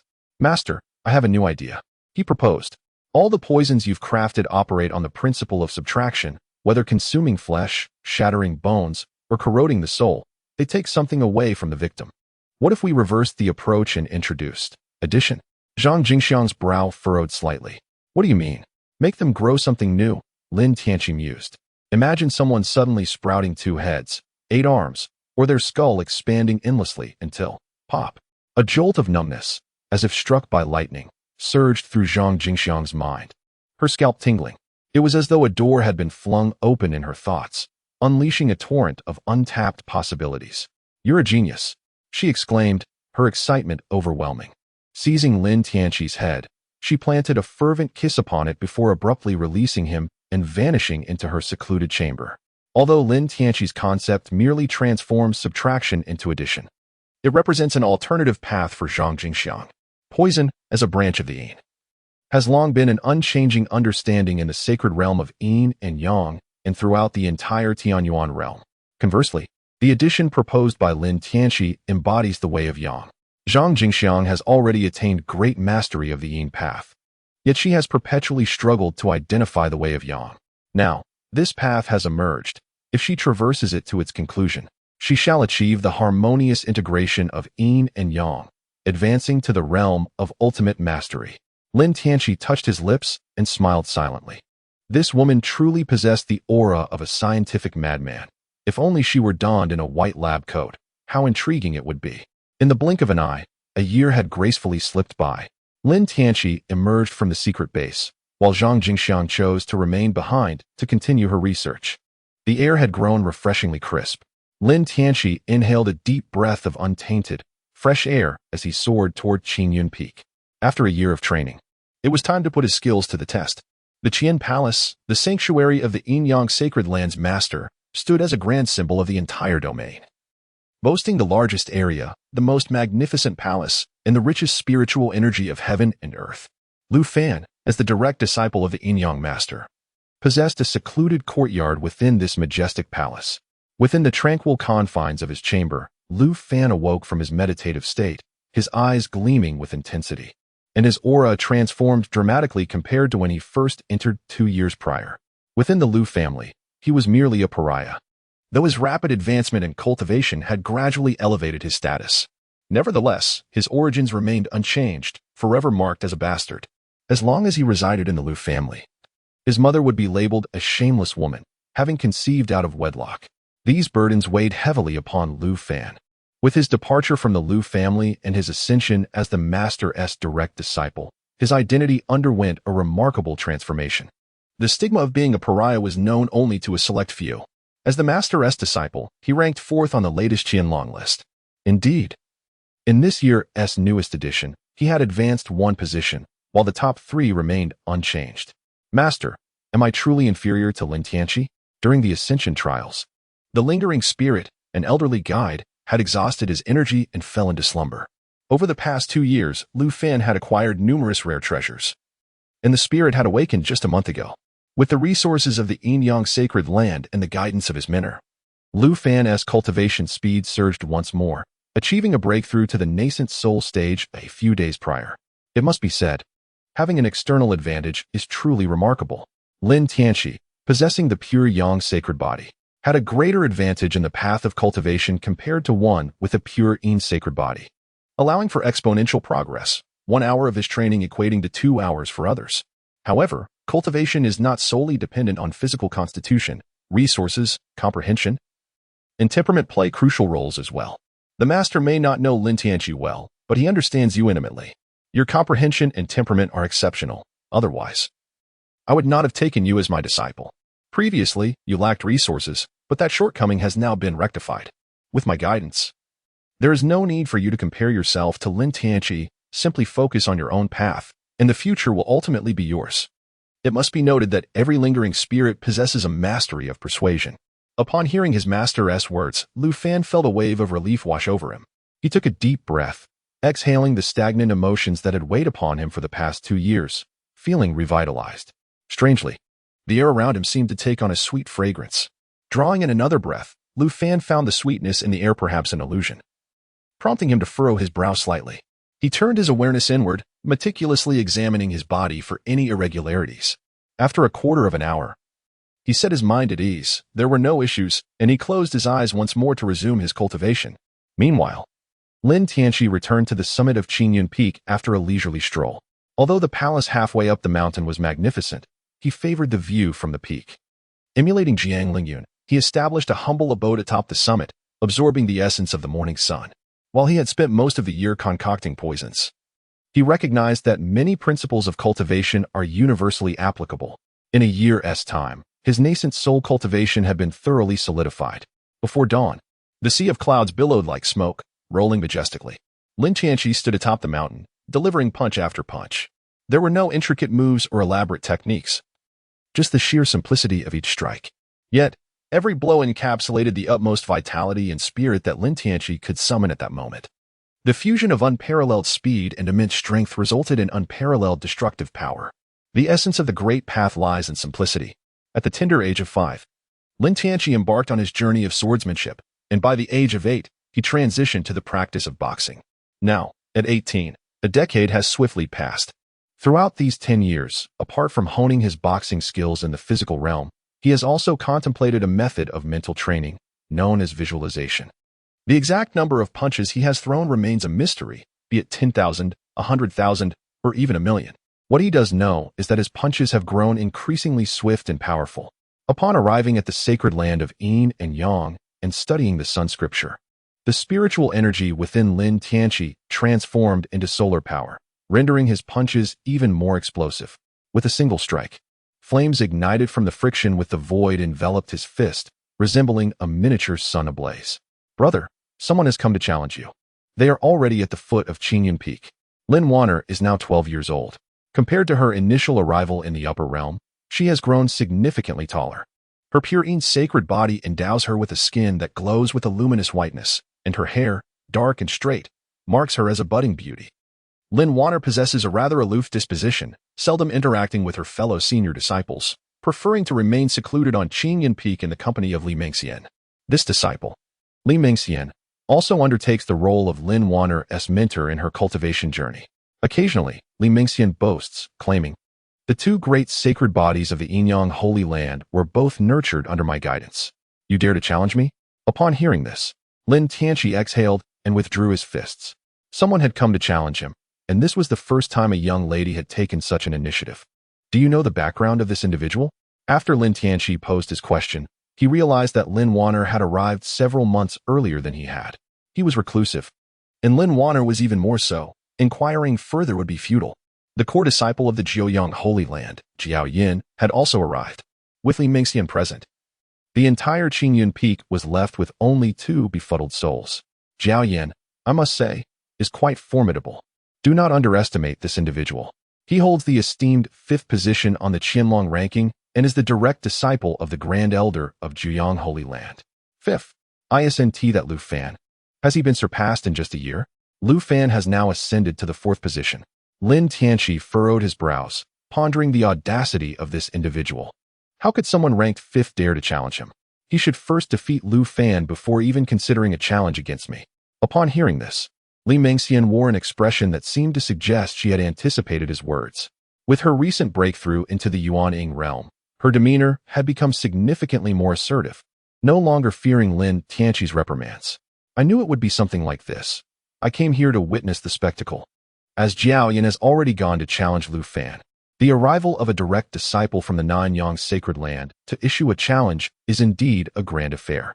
Disciples from the Yin-Yang sacred land hurriedly spread the news, flocking to witness the event. The various sacred lands do not prohibit disciples from issuing challenges. On the contrary, they encourage such contests, even among sacred lands with strained relations, as long as one declares their affiliation and names their challenger. The opposing party will open their gates to admit them. However, should one lose, the outcome could be quite humiliating. The relationship between the Nanyang sacred land and the Yin-Yang sacred land is far from harmonious, often described as abysmal. In truth, Many sacred lands share a similar animosity towards the yin-yang sacred land. It is said that all things arise from the interplay of yin and yang. And regardless of their nomenclature, the techniques of the various sacred lands are bound by this duality. The yin-yang sacred land was once the unchallenged sovereign of the Tianyuan realm, without equal. Yet, prolonged dominance inevitably leads to fragmentation, with no external foes. The conflict turned inward, resulting in infighting within the yin-yang sacred land, where several factions clashed, escalating from mere verbal disputes to outright violence. The Nine-Yang sacred land was once a part of the yin-yang sacred land. Ultimately, the patriarch of Nine-Yang departed and established the Nine-Yang sacred land, which has since developed formidable strength over nearly 10 millennia. The pinnacle technique practiced by the Nine-Yang sacred land is the Nine-Yang Burning Heaven Sutra, derived from the Sun scripture. For the disciples of the Nine-Yang sacred land, defeating the heirs of the yin-yang sacred land is not merely a matter of personal glory, but also a matter of sect honor. Zhao Yan's immediate challenge to Lin Tianqi was not born of ignorance regarding the rules. Rather, it served as a warning to the yin-yang sacred land, subtly indicating that he did not regard Lu Fan, the fourth-ranked prodigy, with any seriousness. Smack. Why didn't you say so earlier? Let us go. Li Mingxian pouted, covering her pert posterior, addressing her troublesome disciple with exasperation. Lin Wanner gazed at Li Mingxian, raising her delicate hand to gesture slightly, her cool eyes momentarily sparkling with a glimmer of brilliance. The arrival of Lin Tianqi sent the crowd into a frenzy. Wow. Lin Shidi has grown 2 years older and is increasingly charming. The 18-year-old Lin Shidi is simply mouth-watering. Shameless, are you drooling? Have you not noticed that beauty beside him? The newly crowned 12th on the beauty list, Li Mingxian. I heard she was with Lin Shidi back in the lower realm. Who knows what their relationship is? Humph. So what if she is prettier than me, has a larger bust, a curvier figure, and longer legs? What is so remarkable about that? I have more confidence. Perhaps Lin Shidi prefers someone like me, who possesses inner beauty and confidence. Ugh, that's not confidence. That's just shamelessness. Zhao Yan stood in mid-air, his flowing fiery red hair dancing with the wind, a manifestation of the Nine Suns burning heaven technique cultivated to a certain level. A layer of crimson energy enveloped his body, reminiscent of Zhu Rong himself. What is this? The Lin family is hesitant, and now the Lu family dares not to challenge?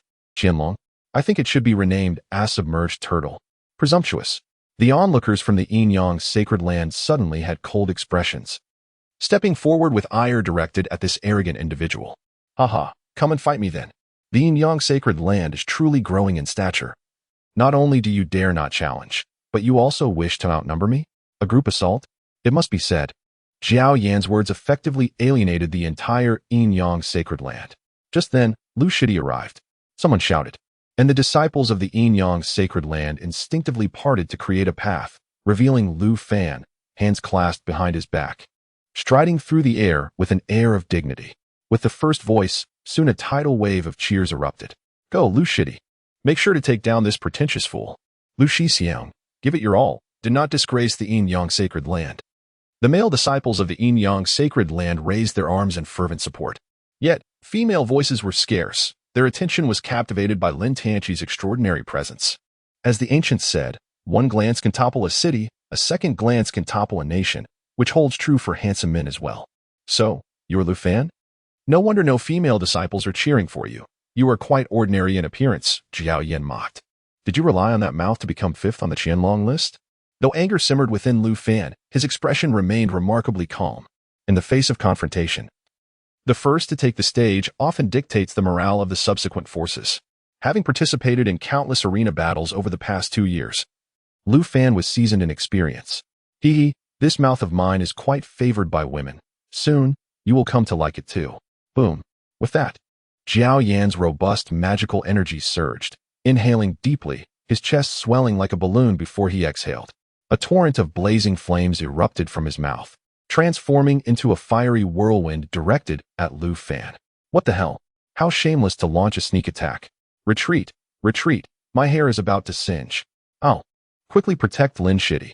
The female disciples hurriedly employed their magical powers to shield Lin Tianqi, as if his exquisite beauty would be ruined if they were a moment too late. Goodness. Li Mingxian stared, utterly stunned. This was simply too exaggerated. Lin Tianqi leaned his head closer to Li Mingxian's ear and whispered, Do you feel as though you have struck an incredible bargain? Do you sense a certain inadequacy in being with someone like me? It's overwhelming with so many people around. Lin Water tightened her grip on Lin Tianqi's fingers and remarked, among the crowd, there are 8 who possess a beauty surpassing that of Master Li's visage, and 5 whose ferocity exceeds his. However, there is but one who rivals Master Li's alluring form. Taking into account my brother's preferences, I assure you that there is not a single contender among them, so Master Li can rest easy. Ahem. Let us focus intently on the battle and refrain from idle chatter. Li Mingxian, akin to a victorious rooster, instantly shook off any trepidation. With her chin slightly raised, she leaned over, one hand gracefully draped across Lin Tianqi's arm, her body tilting towards him. This display incensed the female disciples who were secretly observing them. What did she mean by claiming there were no contenders? The arena was distinctly divided, with the fierce clash between Jiao Yin and Lu Fan eliciting frequent gasps of astonishment from the male disciples. Meanwhile, the female disciples, with their keen eyes darting in every direction, wished they could sprout additional eyes to scrutinize Lin Tianqi. Lin Tianqi, rarely seen in public, was observed from such close proximity for the first time in 2 years. He has become increasingly perfect. Indeed, junior brother Lin is breathtakingly flawless from every angle. Regardless of differing aesthetic views, Lin Tianqi occupies an unparalleled position in their hearts, which is rather peculiar. Alas, fortune and misfortune are unpredictable. The elders from various celestial realms, along with those from the principal peaks, were also secretly spectating. Jiao Yan's challenge was of great significance, pertaining to the prestige of the entire Yinyang sacred land. Defeat could be endured against others, but never against someone from the Jiaoyang sacred land. Lin Tianqi's innate talent and personal abilities are beyond question. Even though he has refrained from taking action for 2 years, it does not imply that those in power are oblivious to his existence. As a key focus of nurturing within the Yinyang sacred land, all aspects of his life are under the watchful eye of the sacred land. However, the allure Lin Tianqi possesses is indeed a source of envy and jealousy among these old-timers. If this continues, what motivation will the female disciples of the sacred land have for their cultivation? There is a saying, women hold up half the sky. In the Yinyang sacred land, the majority of those practicing feminine cultivation techniques are female disciples. Should they all falter, the consequences are unfathomable. Yet, Lin Tianqi is not at fault. If one must lay blame, it can only be attributed to his irresistible charm. Jiao Yin and Lu Fan grew increasingly frustrated as their fierce battle escalated. Astonishingly, the spotlight was seized by someone who did not even participate.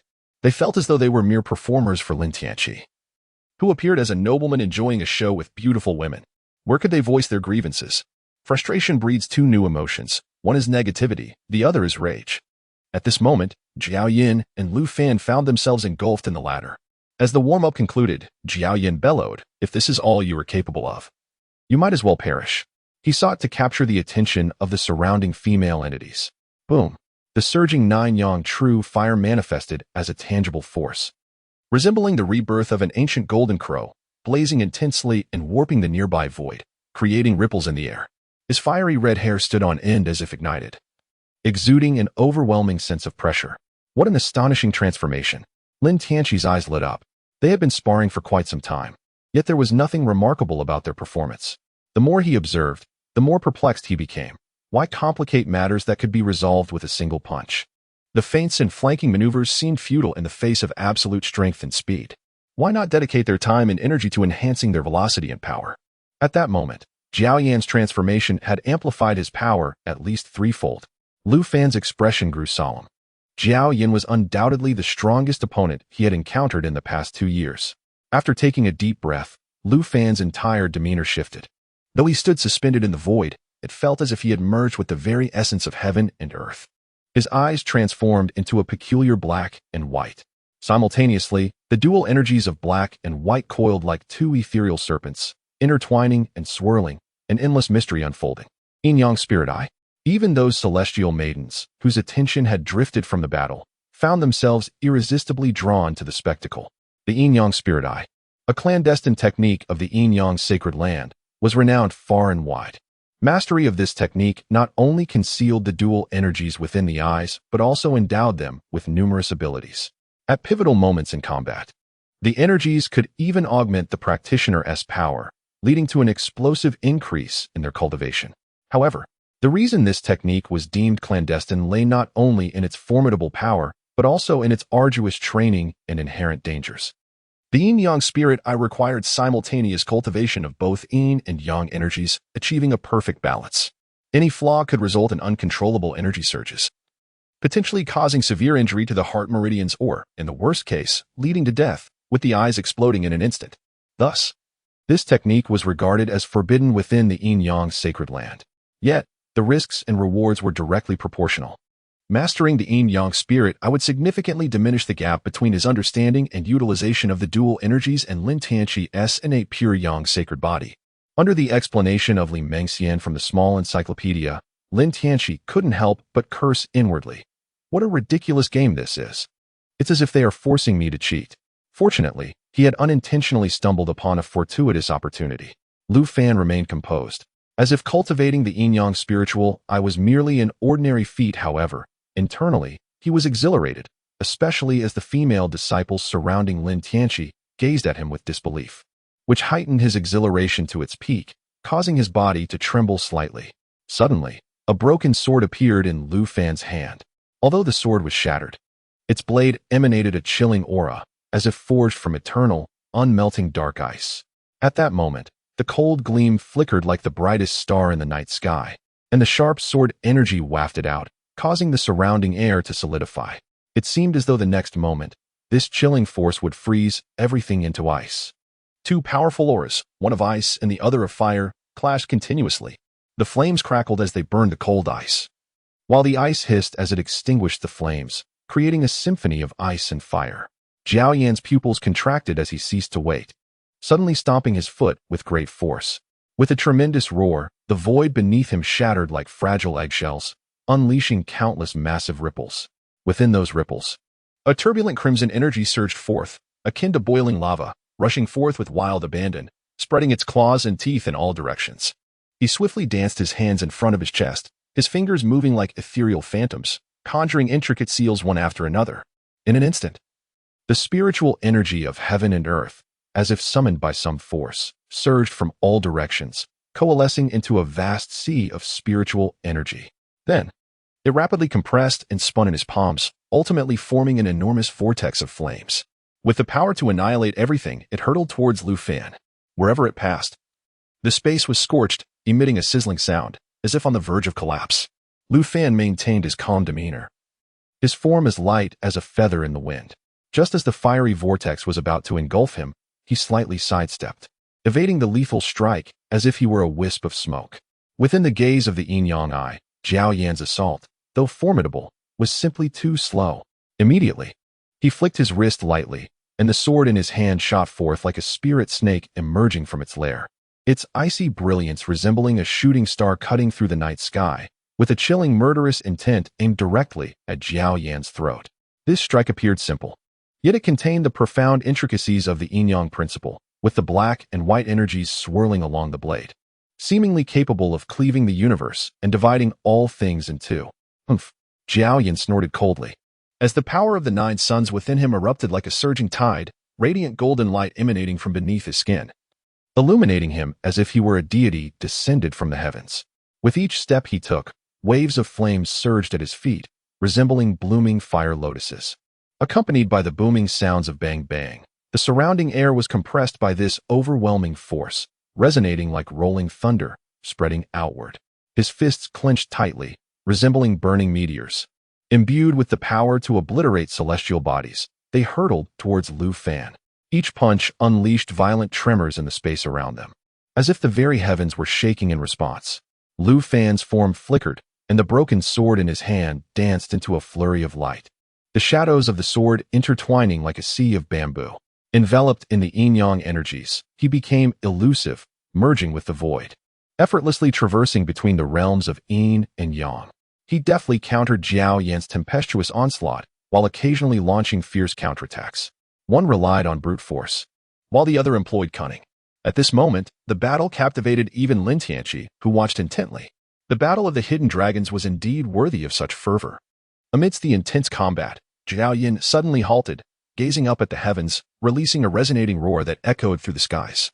This cry contained his ultimate comprehension of the 9 suns' power.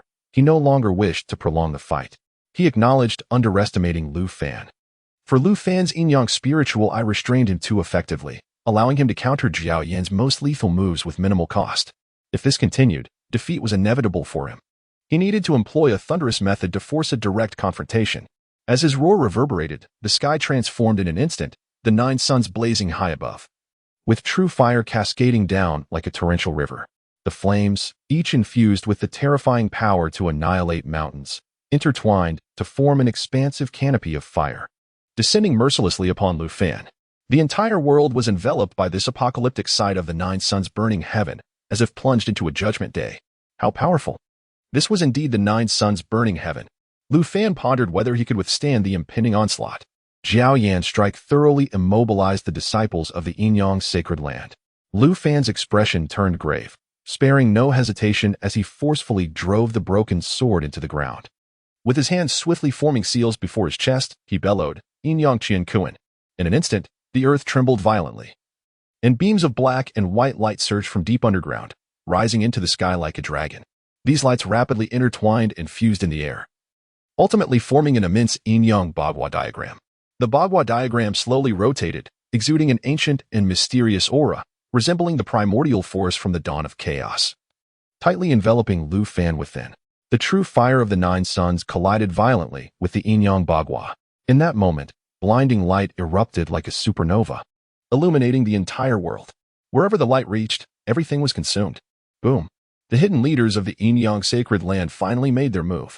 A colossal hand descended from the heavens, its 5 fingers resembling towering pillars, the palm like a celestial canopy, enveloping the aftermath of the battle between the two.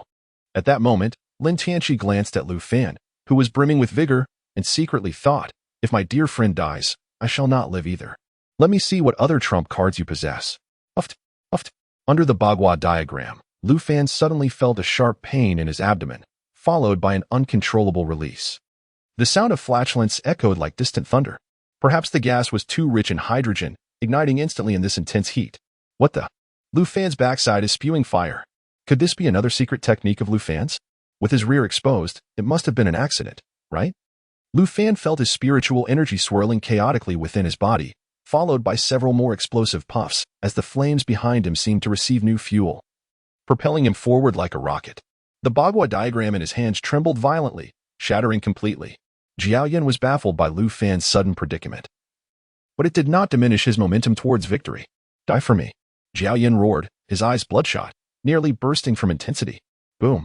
The 9 suns in the sky began to emit mournful cries, transforming into 9 golden crows that dove down with ferocity. Master, help me! At this point, Lu Fan could no longer afford to conceal the remnants of his master within. The chaos within his spiritual energy meant certain death if his master did not intervene.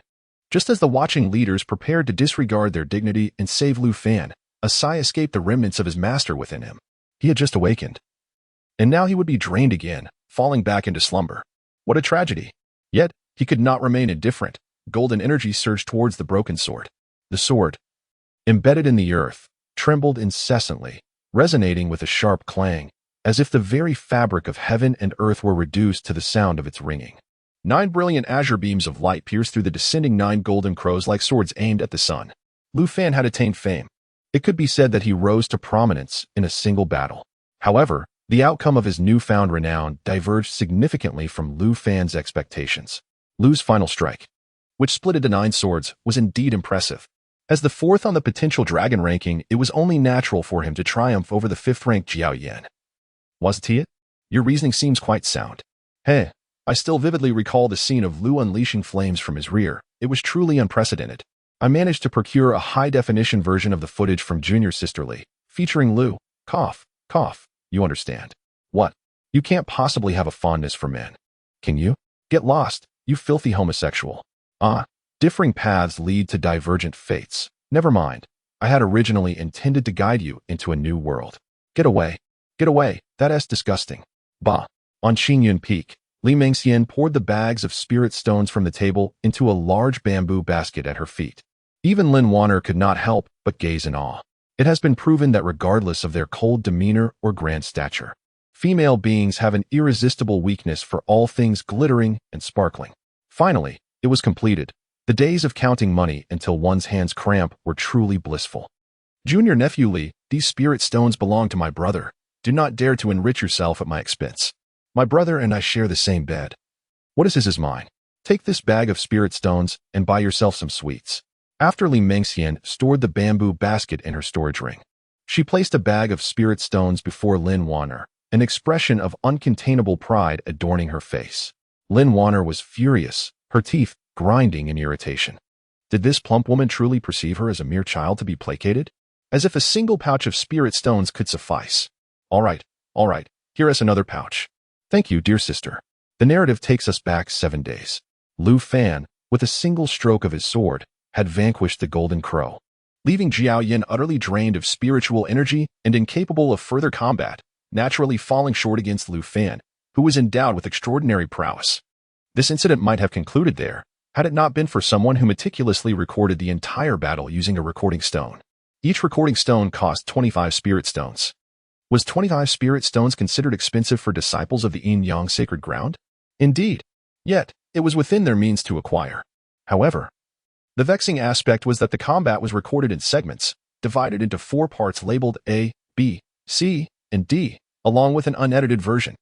To view the entire sequence, one would need to purchase 4 recording stones, each priced at 25 spirit stones, totaling 100 spirit stones. Moreover, these 4 segments did not include the scenes of Lu Fan igniting flames from his rear or the exclusive footage. To access those, one would have to procure the unedited version for an additional 50 spirit stones. Thus, the complete collection would amount to 150 spirit stones, a considerable sum indeed. However, for those disciples seeking to enhance their skills, 150 spirit stones was still manageable. For those lacking the funds, they could opt to purchase the segments individually, gradually assembling the complete series. The footage of their duel was not merely a spectacle. It served as an invaluable resource for analyzing the combat styles and techniques of both fighters. Recording stones were available, and so were the merchants eager to sell them. The fan support team of Lin Tianqi is undoubtedly the finest in sales. With each sale, a commission of 20% is extracted, and the sales champion is honored with a personalized commemorative stone recorded by Lin Tianqi himself. The top 10 are even graced with autograph portraits. Consequently, within a mere span of 7 days, tens of thousands of spirit stones flowed in daily. While some rejoiced, others were left disheartened. Following this battle, Lu Fan withdrew into seclusion. He suffered a tremendous loss. As many have remarked, what unexpected outcome could there be in defeating the 5th ranked when you, the 4th, engage in battle? If there is any surprise, it is merely in the arduous nature of your victory. This reveals the inflated nature of your impeccable record of over 200 victories. In stark contrast, the prowess of the formidable Jiao Yin shines even brighter. This battle has not enhanced his prestige. Rather, it has sparked a wave of skepticism. This is but one aspect. Moreover, that accursed commemorative stone has vividly showcased the humiliating scene of his backside ablaze, an unmistakable act of derision. The repercussions of this incident will only amplify as the stones circulate, and the mere thought of countless eyes scrutinizing his exposed form sends a chill down his spine. Furthermore, why did his spiritual energy suddenly surge out of control?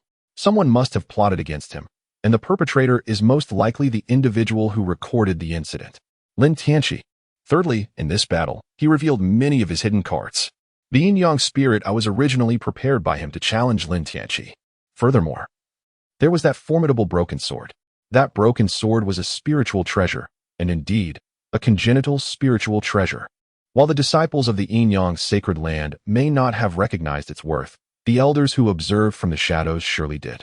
The value of a congenital spiritual treasure cannot be quantified in mere numbers.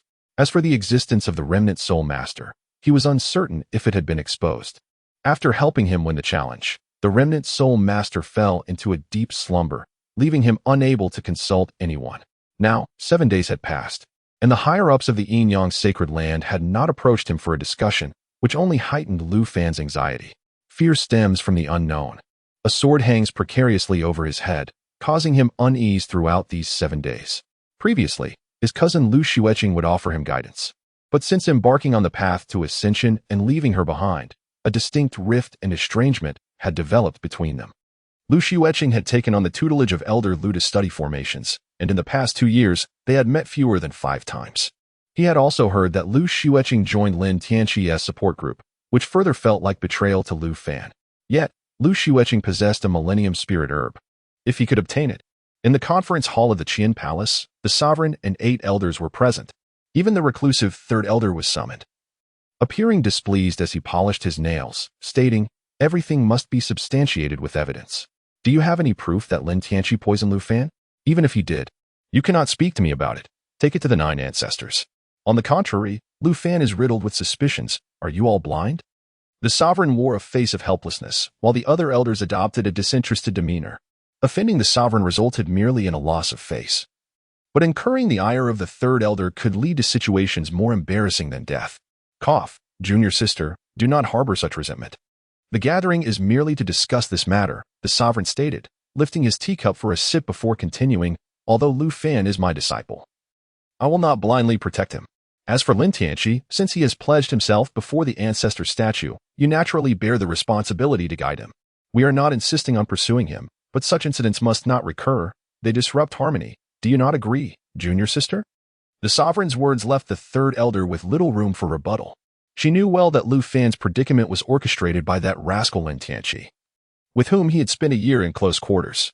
Her understanding of Lin Tianqi had deepened significantly. He was indeed cunning. I reiterate, everything must be substantiated with evidence. Without it, we cannot hastily draw conclusions. I will confront him upon my return. If he is indeed responsible, he will be dealt with by the 9 ancestors. Zhang Jingshan declared, deeming the matter of Lin Tianqi's poisoning settled, unless there was another avenue to explore.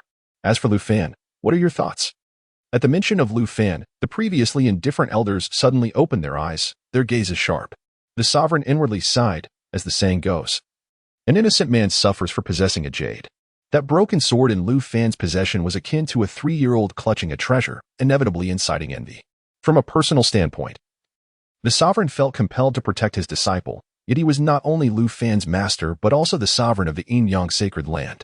He had to consider the implications from the perspective of the sacred land. Lu Fan had merely entered the nascent soul stage. What if someone attempted to seize it? That shadow stone had already spread far and wide. All major sects within the Tianyuan realm were aware of the broken sword in Lu Fan's hands. Anyone with sight could discern the sword's power. He believed that once Lu Fan stepped beyond the gates of the Yin-Yang sacred land, countless eyes would be upon him. For acts of murder and treasure theft occurred daily, every moment, in the Tianyuan realm. If it were an ordinary treasure, the prestige of the Yin-Yang sacred land might deter some, but that broken sword was a spiritual treasure. A congenital spiritual treasure, no less. Though it was broken, its worth was immeasurable. Any sacred land would enhance its foundation by acquiring it. With Lu Fan having cultivated the Yin-Yang spirit eye, his innate talent and comprehension ranked among the finest of the younger disciples, warranting rewards. The elder proposed granting him a high-quality immortal peak as encouragement. However, that broken sword posed more harm than benefit to him at present. It would be wiser to entrust it to the sacred land for safekeeping. I support Elder Five's decision. It is not that we covet the treasure, you have all observed from the shadows. Although Lu Fan has cultivated the Yin-Yang spirit eye, he has not fully harnessed its potential. Instead, he overly relies on the sword's power. We cannot stand idly by as he strays from the right path. Indeed, it is said that without breaking, one cannot establish. Utilizing external forces to navigate smoothly leads to a lack of resilience against the storms of life. Once he attains the Dongshu realm, he will possess the ability to wield this treasure, and it can be returned to him then. The third elder listened to the comments of the other elders, her eyes betraying a hint of disdain. The desire to seize someone else's spiritual treasure was clear. Why bother with a facade of lofty reasoning? The sovereign listened to the remarks of the other elders without voicing his opinion, merely observing them. Noticing the third elder's disdainful expression, he smiled slightly and asked, "Third elder, what is your perspective?" The third elder glanced at the sovereign and replied, "You have all spoken both praise and criticism. What more can I add? If there is nothing pressing, I must return to my seclusion. Instead of scheming against a junior spiritual treasure here, I would rather devote my time to self-cultivation." With that, the third elder transformed into a wisp of fragrant wind and vanished from sight.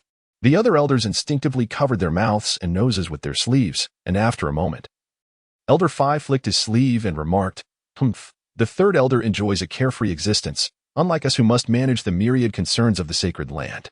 The third senior sister, with her straightforward personality, meant no malice. "Sovereign, has the third elder experienced any recent insights? I perceive signs of a potential breakthrough." The sovereign shook his head, a hint of melancholy evident in his voice as he replied, "Perhaps. I envy third sister, though her disciples are few, each is extraordinary. relieving her of the burdens of a mentor. Though I am the sovereign, I cannot even protect my own disciples. Upon hearing this, the other 7 elders exchanged glances, unable to contain their curiosity about the sovereign's true intentions. Historically, any matter involving the sacred land's interests, regardless of right or wrong, would see them collectively applying pressure to the sovereign, who would eventually acquiesce. Did he wish to protect Lu Fan this time? Growing older, yet becoming more sentimental. My esteemed elders, do not take offense. Since all believe it best for the sacred land to safeguard the broken sword, I have no objections. Which elder shall assume its guardianship? Or shall we store it in the treasury? The elders exchanged glances once more, their expressions now tinged with suspicion. The sovereign, after speaking, raised his teacup, awaiting the remarks of the elders. If they truly intended to act in Lu Fan's best interest, it would be reasonable to secure the spiritual treasure within the treasury, awaiting his breakthrough to the Dongshu realm for its return. But was that truly their intention? If they proposed to keep it themselves, would it not reveal their ulterior motives to all?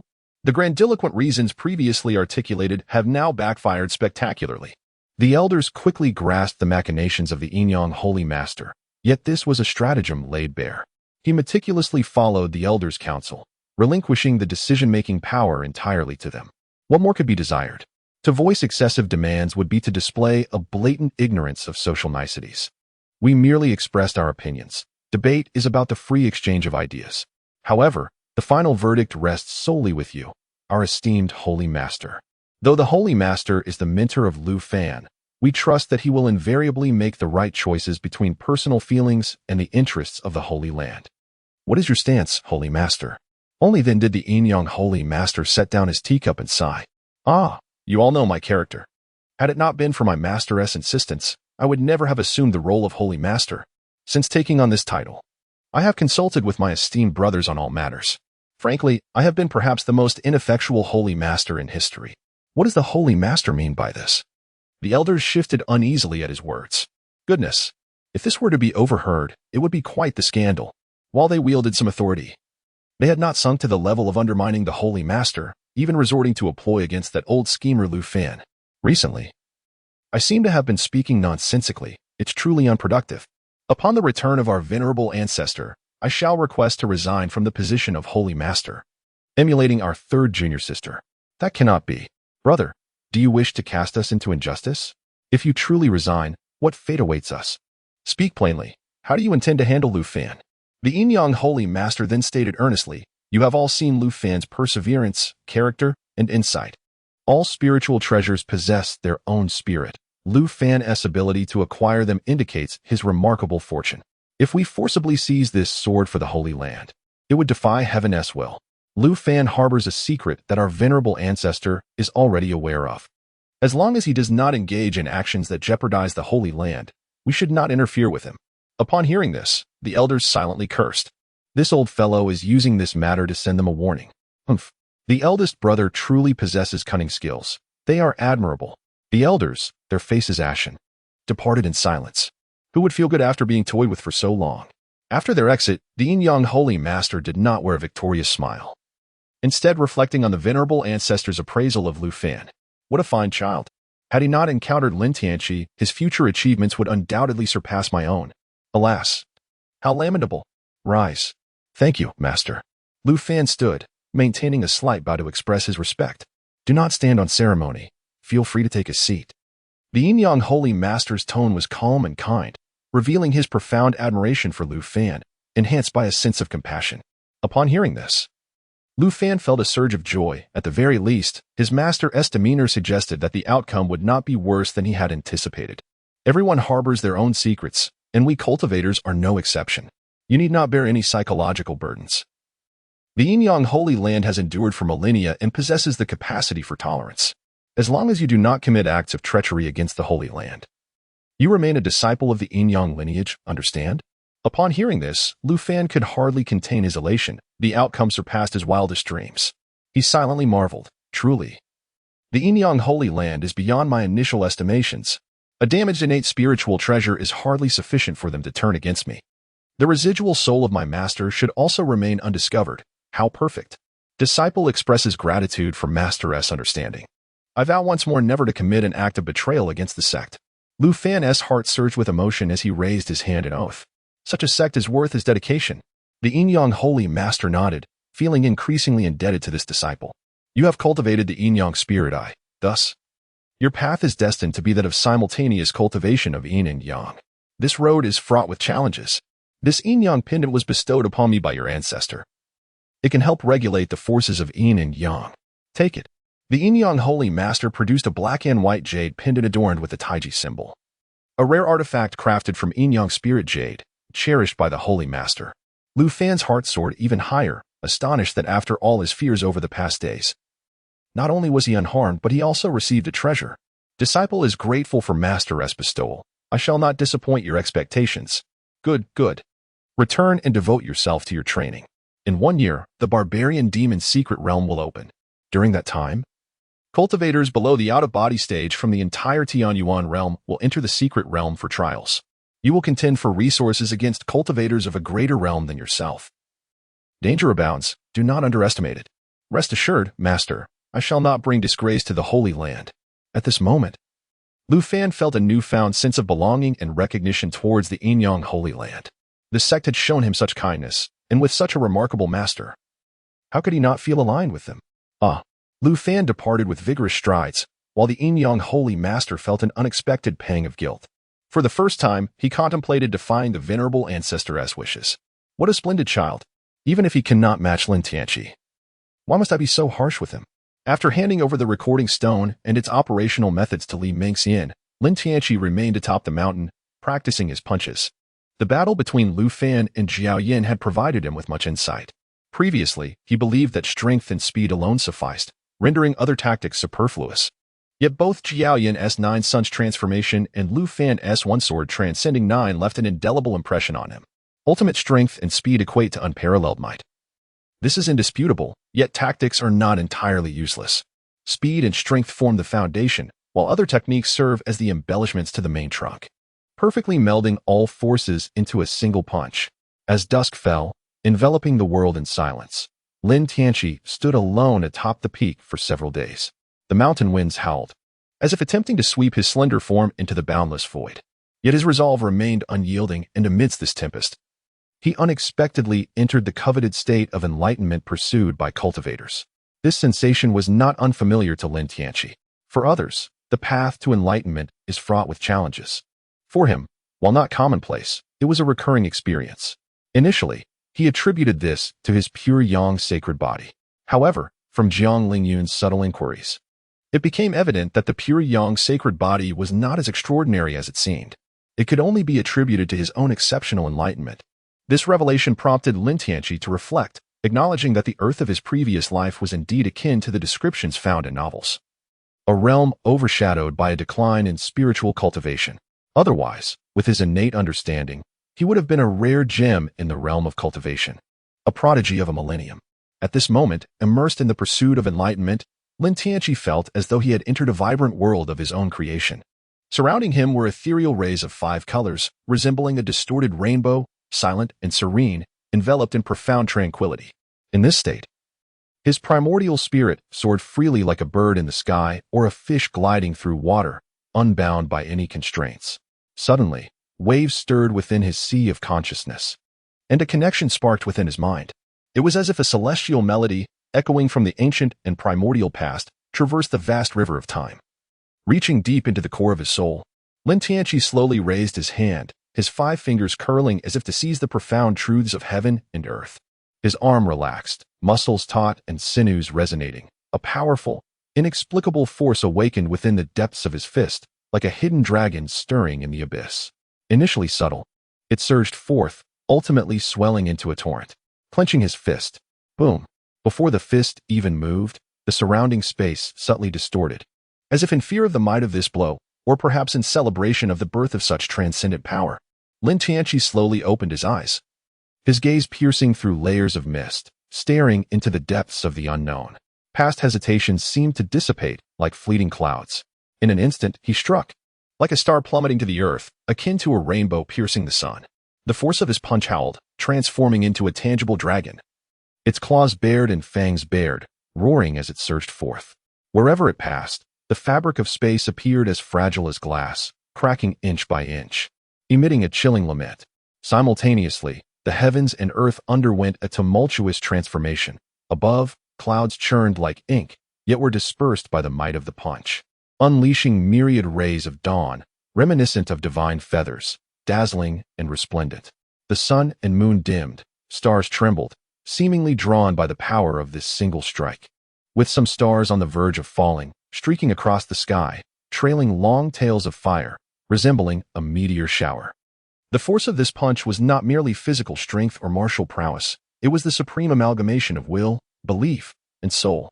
This punch shall be named breaking the illusion. Clap, clap, clap. A magnificent punch, an exquisite name. Approximately 50 meters away. The third elder clapped her hands with a radiant smile. The more she interacted with Lin Tianqi, the more she felt he was like a treasure chest overflowing with riches. One could never truly know how many treasures lay within his being. Yet, one thing was certain. The pure Yang's sacred body was but one among many treasures. Why has my master come to visit me? Lin Tianqi turned and walked over. After approximately 10 meters, he could detect the faint fragrance emanating from Zhang Jingxiang. Oh, am I intruding upon your intimate moment? Or perhaps a trio is in order? Zhang Jingxiang smiled, her hands gracefully clasped before her chest. And Lin Tianqi couldn't help but question whether she could see the path beneath her feet. This just was ill-timed. Wana is the daughter of my adoptive father, and I am her elder brother. That young lady, in the throes of budding affection, may find herself disheartened. As he approached, Lin Tianqi's bare torso revealed muscles that, while not overly exaggerated, were distinctly defined, each small muscle brimming with power. Zhang Jingxiang was genuinely astonished to find that beneath Lin Tianqi's seemingly slender exterior lay such a flawless physique. However, recalling the punch she had just witnessed, everything fell into place. The temperature at the mountain's peak was frigid, although neither of them felt the chill. The warmth radiating from Lin Tianqi's body rose in wisps of steam. Ahem, you should really put on a shirt. I'll wait for you inside if you have something to discuss. Zhang Jingxiang found herself overwhelmed by Lin Tianqi's undeniable allure, her cheeks tinged with a hint of crimson. She mused inwardly. Which woman could possibly resist such temptation? No wonder Jiuzhu would rather sacrifice an exceptional talent like Lu Fan to serve as a sharpening stone for Lin Tianqi. Lin Tianqi observed Zhang Jingxiang hastily enter his grass hut atop the mountain, a smile involuntarily curling at the corners of his mouth. If you could endure the first day of the lunar month, could you withstand the 15th? After donning her attire and stepping into the hut, Zhang Jingxiang had already recalibrated her mindset, suppressing her desires with formidable cultivation, her countenance now devoid of mirth, appearing rather frigid. Lin Tianqi seated himself approximately 2 meters away from Zhang Jingxiang and heard her say, I do not wish to pursue the matter of you drugging Lu Fan. I trust you understand your own limits. I must enter seclusion now. So allow me to brief you on the matters concerning the opening of the secret realm a year from today. Understood. Upon hearing this, Lin Tianqi straightened his demeanor. Before his traversal, he had immersed himself in literature, where secret realms were regarded as the exclusive sanctuaries for protagonists to ascend in power. A protagonist who ventures into such a realm experiences a meteoric rise in cultivation, often discovering treasures meticulously prepared for their benefit, an exhilarating experience indeed. Having discerned that Lu Fan is the protagonist, Lin Tianqi resolved to follow him, thereby seizing the opportunities that would arise. He envisioned Lu Fan as his personal treasure-hunting companion. The barbaric demon secret realm is a fragment of the realm torn apart during the ancient conflict between humans and demons a millennium ago. Although classified as a secret realm, it essentially functions as a miniature world. The barbaric demon secret realm drifts between the Tianyuan realm and the barbaric demon realm, and next year marks the closest point it will reach to the sacred land of Yin and Yang.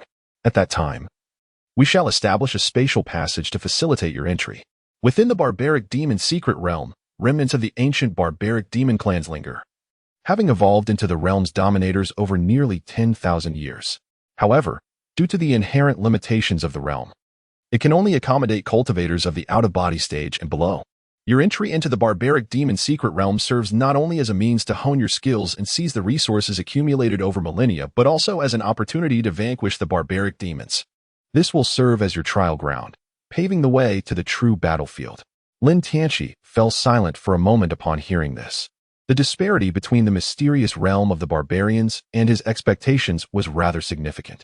What was this place if not a frontline outpost in a war between two realms?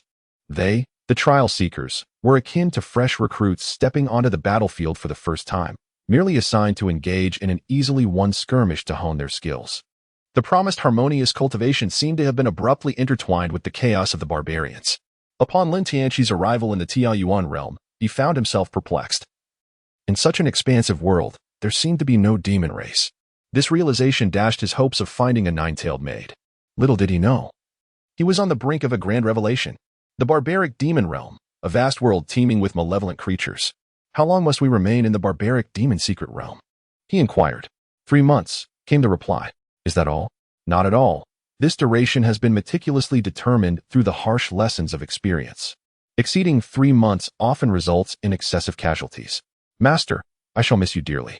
This farewell may very well be our last. Might I request a small favor of you? Lin Tianqi's sudden transformation left Zhang Jingxiang in a state of bewilderment.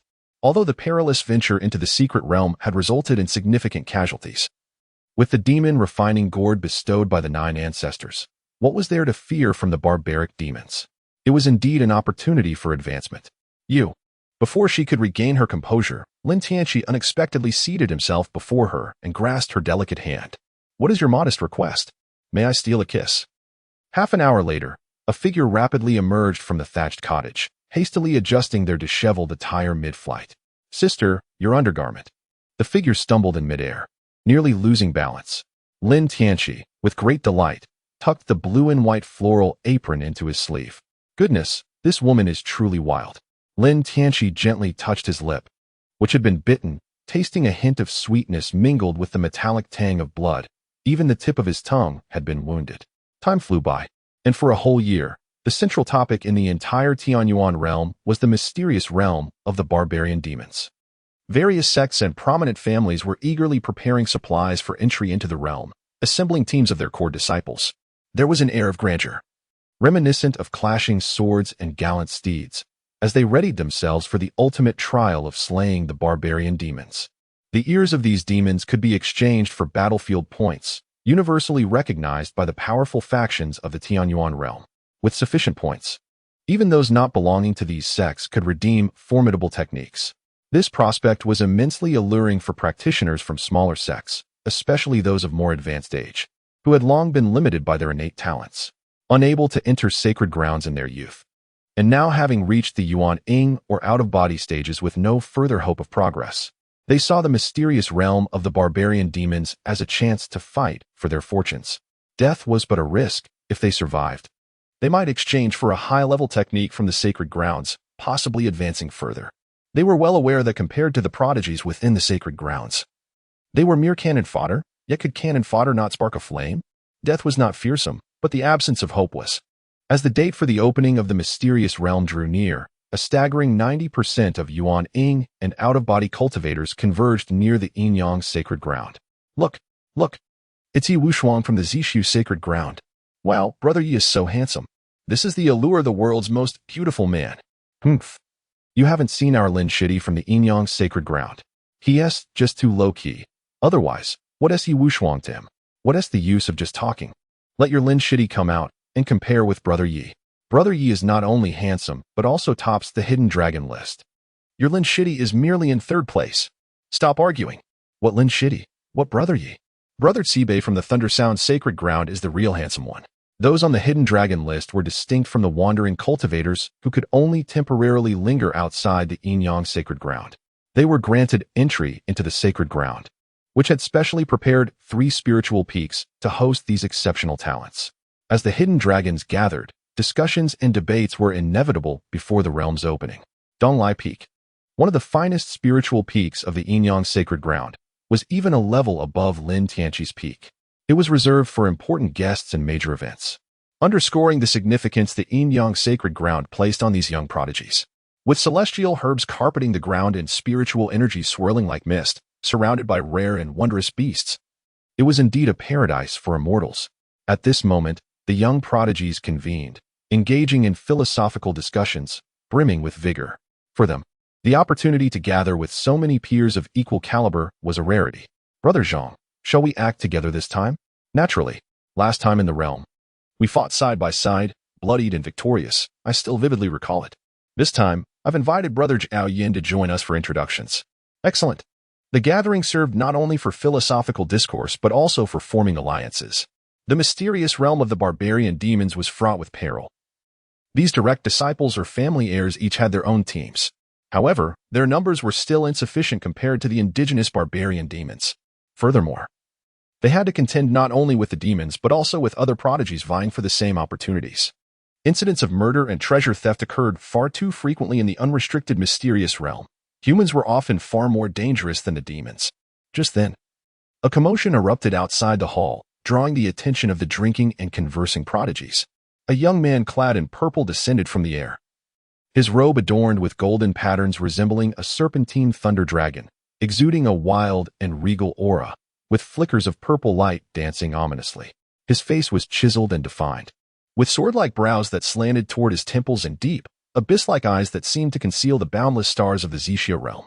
Yi Wuxuang, the top of the hidden dragon list, though still under a century old. He had already reached the pinnacle of the out-of-body stage, and this would be his final venture into the mysterious realm of the barbarian demons. Standing tall and imposing, he resembled a divine sword piercing the heavens, emanating an aura that was both sharp and extraordinary. Rumors suggested that Yi Wuxuang was the reincarnation of a heavenly deity from the thunder department of the celestial realm, having been born with a divine destiny. Yi Wuxuang's arrival instantly stirred the crowd. Any title he bore was enough to render those present unable to stand upright, their gazes toward him imbued with both reverence and admiration. "I have met Brother Yi. Please, take your seat."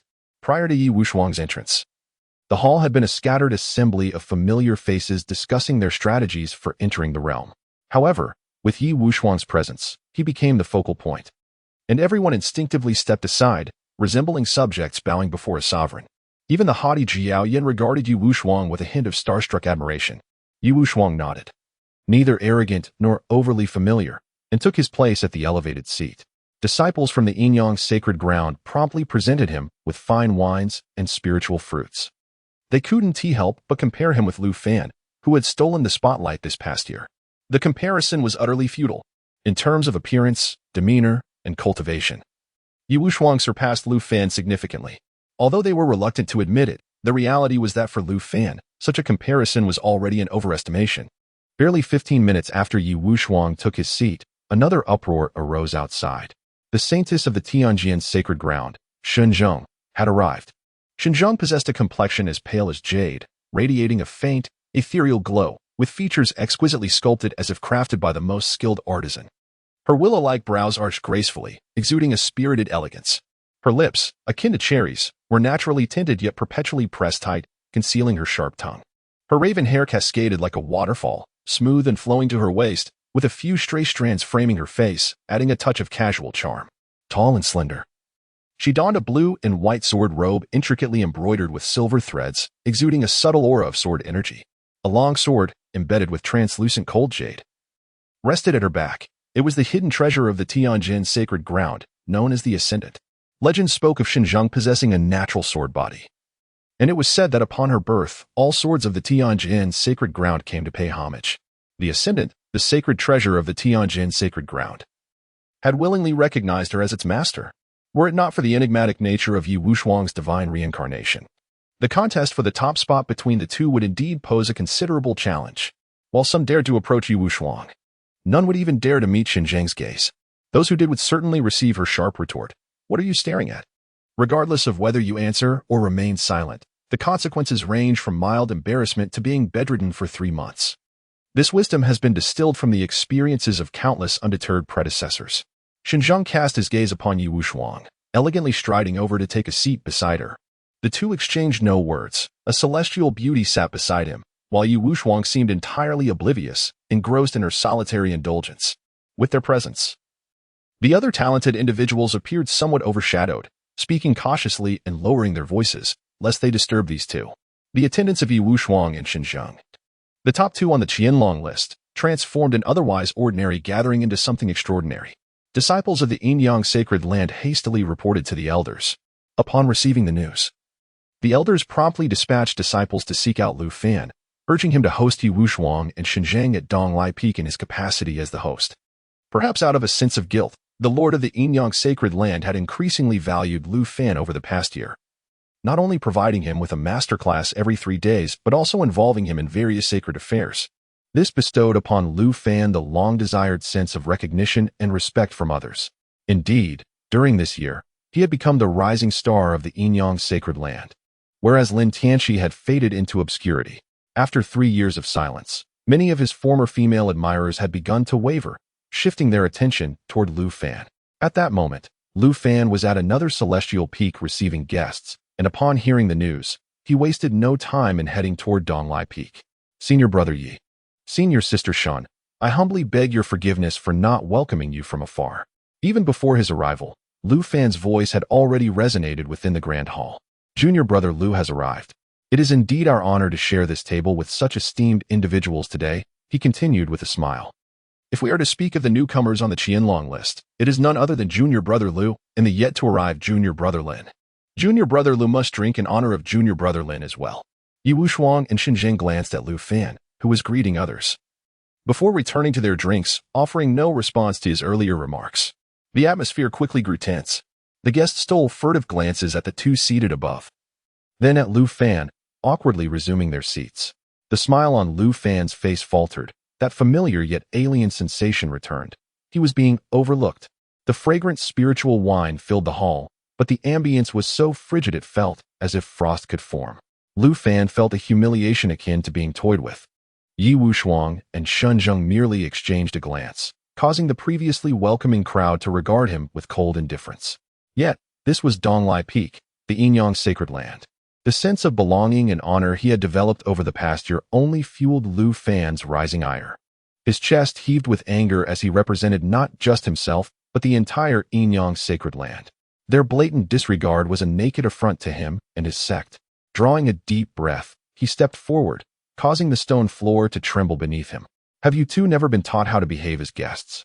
Or do you believe your superior strength grants you the right to bully your hosts? At Lu Fan's words, the onlookers felt a chill run through them, their gazes towards him filled with complexity. When they had mentioned Lu Fan and Lin Tianqi as the new faces on the Qianlong list, it was not mere boastfulness. The list had remained unchanged for a long time. 3 years prior, Lu Fan and Lin Tianqi had burst onto the scene, ranking 5th and 3rd respectively upon their debut. While it may not have seemed impactful within the Enyang sacred land, it had certainly astonished the youths of other factions. A year later, Lu Fan ascended to 4th place, having decisively defeated the 5th-ranked Jiao Yan. Yet, no one had ever considered him capable of challenging Xinjiang or Yi Wushuang.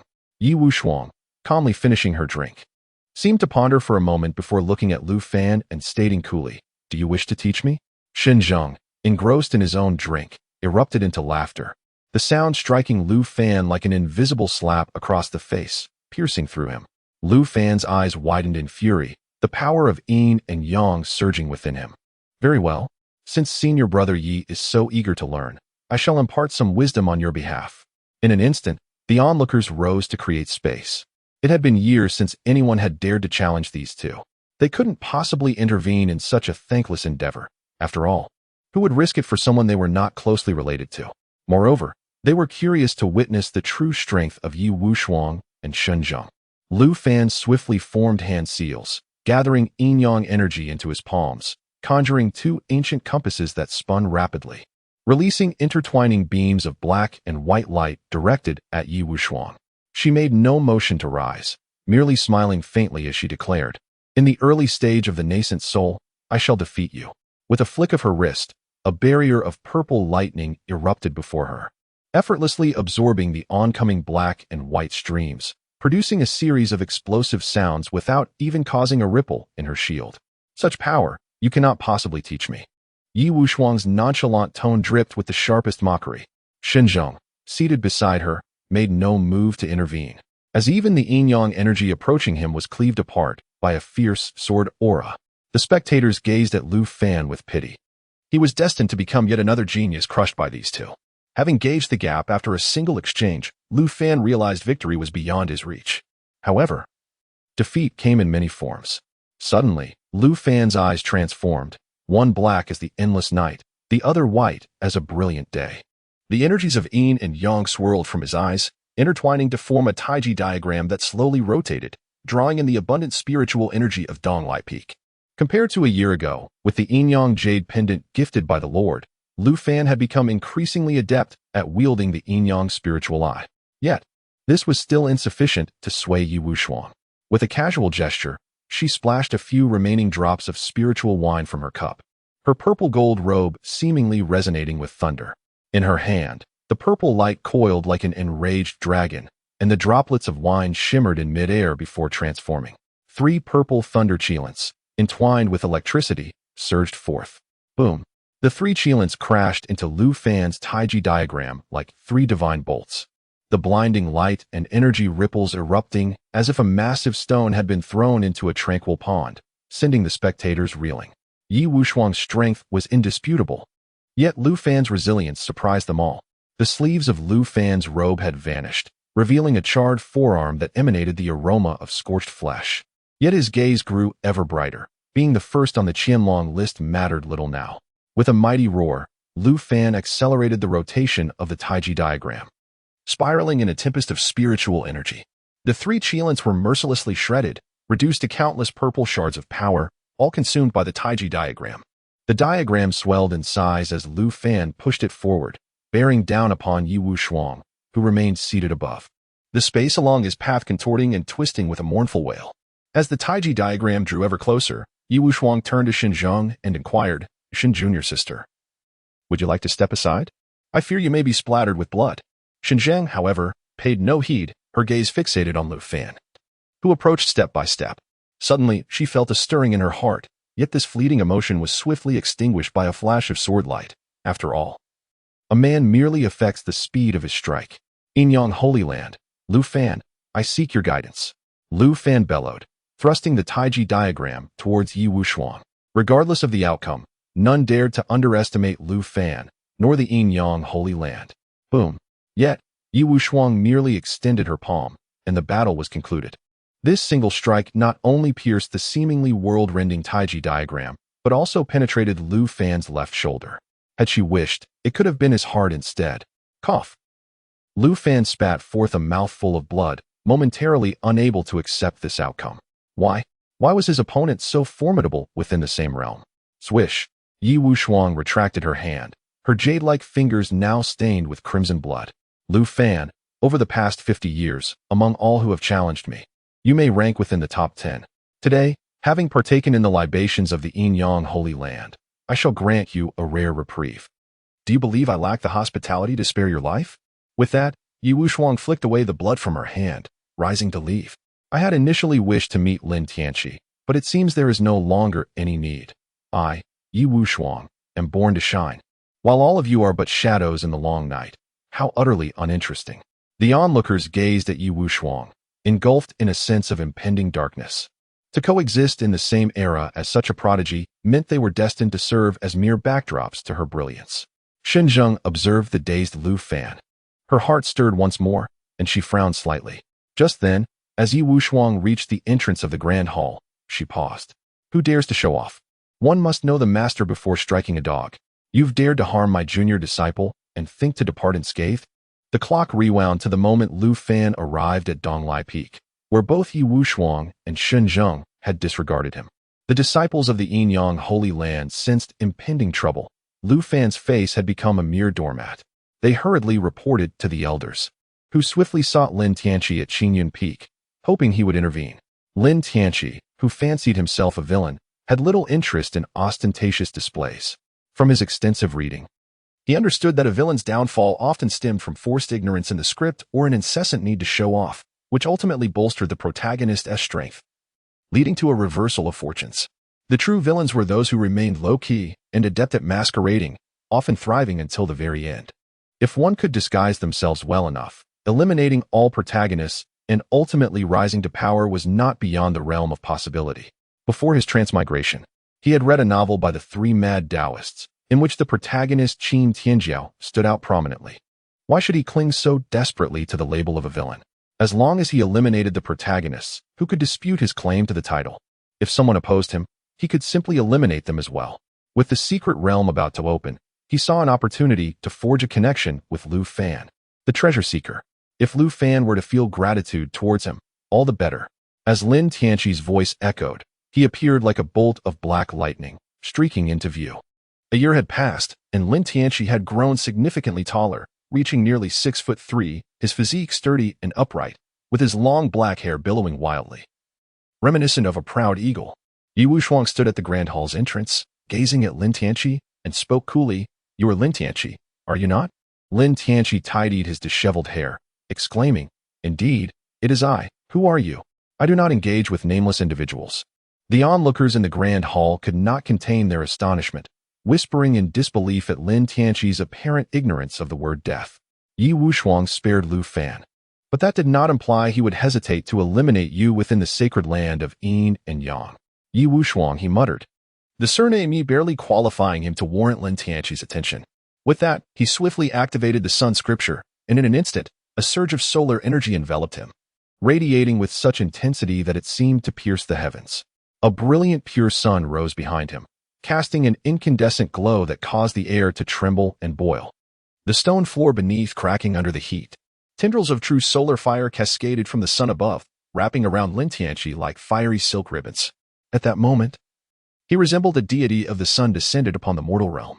Yi Wushuang narrowed his violet eyes, a smirk playing on his lips. "You are stronger than the one inside. You merit my earnest attention." With a sudden flourish of his hands, he conjured an intricate array of seals. In an instant, dark clouds rolled in, thick and oppressive, veiling the sun as if attempting to collapse the very heavens. Purple lightning danced within the clouds, crackling and erupting into blinding bursts, resembling colossal dragons of thunder. The gathered crowd pressed against the windows of the Grand Hall, unable to suppress their gasps. Was this truly a battle at the nascent soul stage? It was utterly astounding. Lin Tianqi was extraordinarily powerful, compelling Yi Wushuang to take the fight seriously. After all, he was ranked third on the potential dragon list. Though he had not engaged in combat for 3 years, 3 years of silence, now shattered by an astonishing display. Surely not, they murmured. How long had Lin Tianqi been training? A confrontation at the same level merely reflected their realms. Yi Wushuang's combat experience and skill were beyond Lin Tianqi's reach. Lu Fan, roused from his stupor by the chatter, collapsed to the ground, unconscious. Seeing Lu Fan in such a state, Xinzheng felt a pang of sympathy. Ever since meeting him, her sword heart had exhibited inexplicable reactions. Shattering her distracting thoughts, she transformed into a beam of sword light, soaring through the roof of the Grand Hall, suspended in midair. Something was amiss. She had intended to observe the battle and divert her attention, yet upon seeing Lin Tianqi, her heart stirred with an even stronger tremor. In a single day, she felt emotional ripples for 2 different men, and this time, her heartbeat quickened several beats. Was it possible that her only pursuit was the path of the sword? Beyond the sword, everything else became a burden. Resolutely dismissing her inner turmoil, Xinzheng dared not linger any longer, vanishing as a streak of sword light into the distance. Purple sky thunder. Yi Wushuang bellowed, unleashing a massive bolt of purple lightning, imbued with apocalyptic might, that tore through the sky toward Lin Tianqi with ferocious speed. The air along its path ionized, emitting eerie blue arcs and an explosive cacophony. Lin Tianqi's lips curled into a smile, advancing rather than retreating. It is well known that tribulations of thunder are indeed a rare treasure. A thunderstorm that aligns with one's own strength serves as an exceptional catalyst for physical refinement. His leg muscles tightened, and with each step he took, he left behind a charred footprint on the ground. "Come forth," he bellowed, facing the violet lightning, allowing the furious bolts to rain down upon him. His long robe was instantly shredded into tatters, leaving him clad only in specially crafted shorts. The electric light illuminated every inch of his skin, with delicate currents slithering like ethereal serpents across his body. Under the onslaught of the violet lightning, his flesh remained unharmed, growing even more resilient, muscles swelling and gleaming with a metallic luster, akin to divine metal forged through countless trials. "Aha! Delightful! Bring it on!" Yi Wushuang let out a cold snort, her hand seals incessantly weaving, as the purple celestial thunder split into hundreds of lightning arrows, raining down upon Lin Tianqi like a torrential downpour. Before the arrows even arrived, the aura of annihilation sent shivers down the spines of all present. Lin Tianqi stood fearless, his hands swirling like a dragon, swiftly slicing through the air before him, murmuring incantations. Behind him blazed the magnificent pure yang sun, its radiant light fiercely countering the oncoming thunder arrows. As the two forces collided, an explosion of brilliant light erupted. a spectacle 100 times more dazzling than the sun itself, accompanied by a deafening roar that resonated with overflowing energy. The myriad exotic flowers and uniquely shaped boulders of Donglai Peak were reduced to mere powder, the cascading fragments glimmering like resplendent stardust amidst the blinding brilliance. Not only were formidable outsiders here to witness the battle, but disciples from the Yin-Yang sacred land also gathered in the skies above Donglai Peak to observe the clash between the top contender and the third place in the Hidden Dragon rankings. Junior brother Lin is truly formidable. I always believed he refrained from action simply because he had yet to encounter a worthy opponent. I must apologize to my fellow disciples for my doubts about him. From now on, my heart holds only one person, Junior brother Lin. Go, Junior brother Lin. Defeat him, and I shall grant you any wish you desire. The crowd instantly cast scornful glances, their disbelief palpable. Yi Wushuang's faint smile had vanished without a trace. A battle of equals at the same level. Is this all there is? I expected more from you, with your arrogant demeanor. If you have any hidden trump cards, now would be the time to reveal them. Don't say I didn't warn you. Once I take this seriously, you won't have another chance. Lin Tianqi's words were undeniably audacious, yet none of the onlookers perceived him as arrogant. Pretentiousness without capability is mere hubris, while pretentiousness backed by ability exudes unwavering confidence. Arrogant. I stand here, eager to witness what you can achieve when you truly apply yourself. Yi Wushuang, clad in a resplendent purple robe that sparkled like lightning, her violet eyes seemingly crackling with electric arcs, was evidently incensed by Lin Tianqi's scornful jibes. It had been many years since anyone had dared to speak to her in such a manner. Lin Tianqi chuckled inwardly. Indeed, those who had lingered too long atop their lofty perches often fell prey to folly. Drawing a deep breath, he expanded his pores, allowing the blazing sun behind him to permeate his very being. In that fleeting moment, his vitality surged to its zenith, and the spiritual energy surrounding him whirled madly, converging towards the tip of his fist. The radiance of his punch intensified, as if it concealed the nascent grandeur of the universe within. Stars twinkled, mists swirled, and a palpable aura of domination hinted at its capacity to shatter all. This was the essence of breaking the illusion. Yi Wushuang felt the overwhelming intent of the punch, and her countenance turned as grave as still waters. No longer daring to hold back, she poured forth her spiritual power, enveloping herself in an impenetrable shield of violet light, crackling with arcs of electricity. Simultaneously, she commanded the remaining purple lightning to morph into a spear, its tip gleaming coldly as it locked onto Lin Tianqi. The lightning spear was swift, yet Lin Tianqi's fist was swifter. Break the illusion, he bellowed, his fist imbued with cataclysmic force, crashing violently against the violet shield. With a sharp crack, the shield shattered instantaneously, dissolving into scintillating motes of purple light. The residual power surged forth, striking directly at Yi Wushuang's chest. The sheer might of the blow was akin to an avalanche.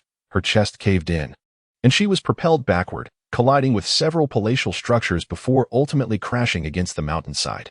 With a resounding boom, the mountainside fractured like a spider's web, sending dust billowing into the air. The onlookers gaped, their mouths agape enough to fit a large egg, unable to recover from the spectacle they had just witnessed. The moment Lin Tianqi's fist connected with Yi Wushuang's chest felt as though it had struck the hearts of each observer. They were reminded of the exhilaration they felt upon first sensing spiritual power, the liberating joy of soaring through the air. Their countless initial experiences, each a cornerstone of their current selves. Yet, time had dulled their memories of those first moments, leading them to forget their original aspirations. Lin Tianqi's punch awakened countless individuals present. Yi Wushuang gazed at the sunken chest and smiled broadly. What a splendid name, breaking the illusion. Lin Tianqi has risen to fame, or more aptly, has transcended the ordinary sphere of recognition. His remarkable victory over the youthful, esteemed figure Yi Wushuang in a battle of equals has sent shockwaves through the realm. This heralds the emergence of yet another young sovereign. After 3 years of silence, he has made a stunning breakthrough. Currently, a prevailing sentiment in the outside world suggests that during these 3 years, Lin Tianqi had not encountered anyone worthy of his prowess. One might ponder whether a divine elephant would deign to engage in a contest with mere ants. This scenario is akin to a resounding slap across the faces of those from the Yin-Yang sacred land who had previously underestimated Lin Tianqi. Moreover, his recent victory was achieved in a hasty manner while the inept Lu Fan was utterly incapable of mounting a defense, thereby not only affirming his own strength but also restoring the dignity of the Yin-Yang sacred land. The area outside Qingyun Peak resembles a bustling subway station in a future metropolis, crowded with disciples eager to pledge their allegiance, including numerous prodigies. For a modest sum of 99 spirit stones, one can purchase a personal photo collection of junior brother Lin, an investment that guarantees satisfaction and avoids deception. Featuring rare images from his ascension journey 3 years ago. Would anyone be interested in a bath towel previously used by junior brother Lin? This is an official release. How about a pair of his original socks? Reluctantly parting with them for just $999. Only this one pair is available. The dedicated members of Lin Tianqi's fan support group weave through the throngs, peddling an array of merchandise related to Lin Tianqi. One must never underestimate the formidable power of fans. Today, the revenue generated from these sales of merchandise amounts to tens of thousands of spirit stones daily. The once blazing popularity of Lu fans' fiery image stones has waned after a year, leading to a drastic decline in sales. Fortunately, Lin Tianqi's remarkable performance has paved the way for new financial avenues. Li Mengxian, having already tasted success, certainly would not let this lucrative opportunity slip through her fingers. Presently, Li Mengxian is far more than just an ordinary inner sect disciple. She is the driving force behind Lin Tianqi's fan support group, having amassed a fortune exceeding several million. Even Lin Wanner now affectionately refers to her as Sister Fairy, a testament to her ascended status in life. In Li Mengxian's own drunken words, I, Li Mengxian, sleep with the most handsome man in the entire Yinyang sacred land, and upon waking, spirit stones flow into my coffers. Truly, I am destined for a life of luxury. Within the confines of Qingyun Peak, Lin Tianqi reclined upon the smooth, rounded thighs of Li Mengxian, indulging in the celestial fruit she offered, while he closed his eyes to rejuvenate his spirit. For even if he were to open his eyes, 2 imposing mountains obscured his view of Li Mengxian's visage. It must be said that this girl, upon blossoming into womanhood, underwent a remarkable transformation. Despite still being a woman in her 30s. Over the past 3 years, it seemed as though Li Mengxian had experienced a second growth spurt. She had even gained 10 centimeters in height, now nearing an impressive 180 centimeters. More astonishingly, those 10 centimeters appeared to have been entirely attributed to her legs, which were long and exquisitely toned, captivating Lin Tianqi utterly. Li Mengxian placed a perfectly cubed piece of spiritual fruit into Lin Tianqi's mouth and inquired, Did you capture any images during your ascent to immortality? When did this occur, and how was I unaware? You were rolling and crawling at the time. How could you possibly know anything? Lin Tianqi, with his eyes closed, scoffed coldly. When he was with Li Mengxian, he always managed to reveal his truest self. Even in the company of Jiang Lingyun, he could not achieve such authenticity. He was acutely aware that Jiang Lingyun sought something from him. As for what that might be, he remained uncertain for the time being, yet he trusted his instincts and judgment. You can roll away. I won't let you have any.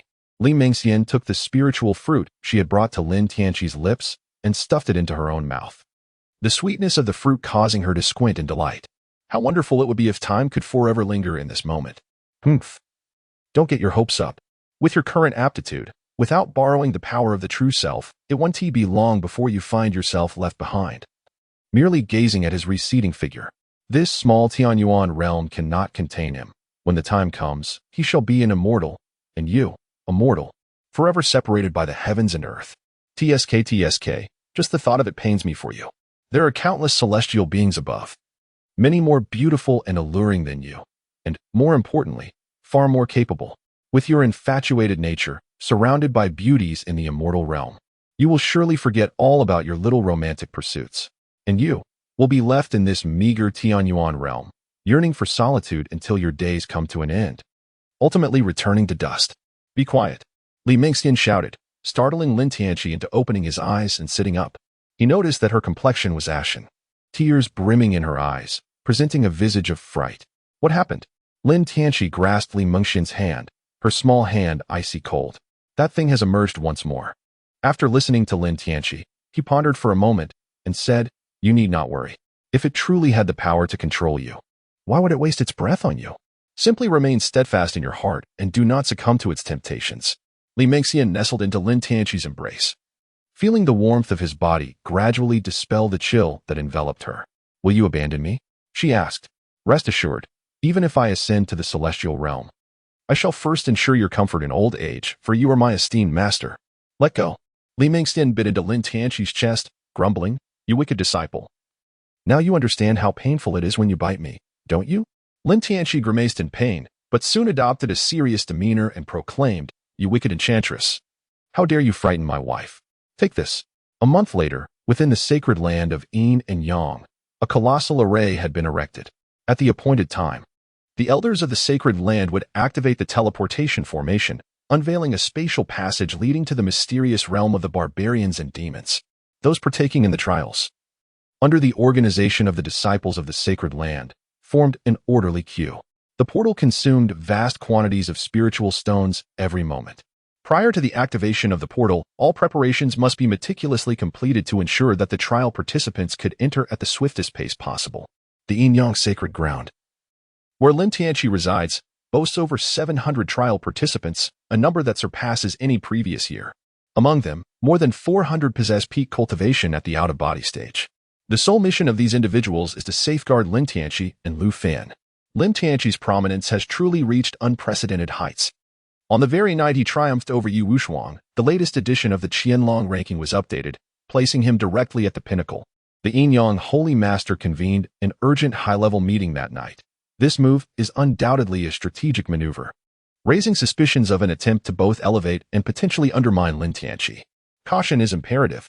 Although Lin Tianqi emerged victorious over Yi Wushuang, it was under the condition that Yi Wushuang suppressed his cultivation to match Lin Tianqi's realm. Consequently, this led to the addition of 400 peak stage disciples.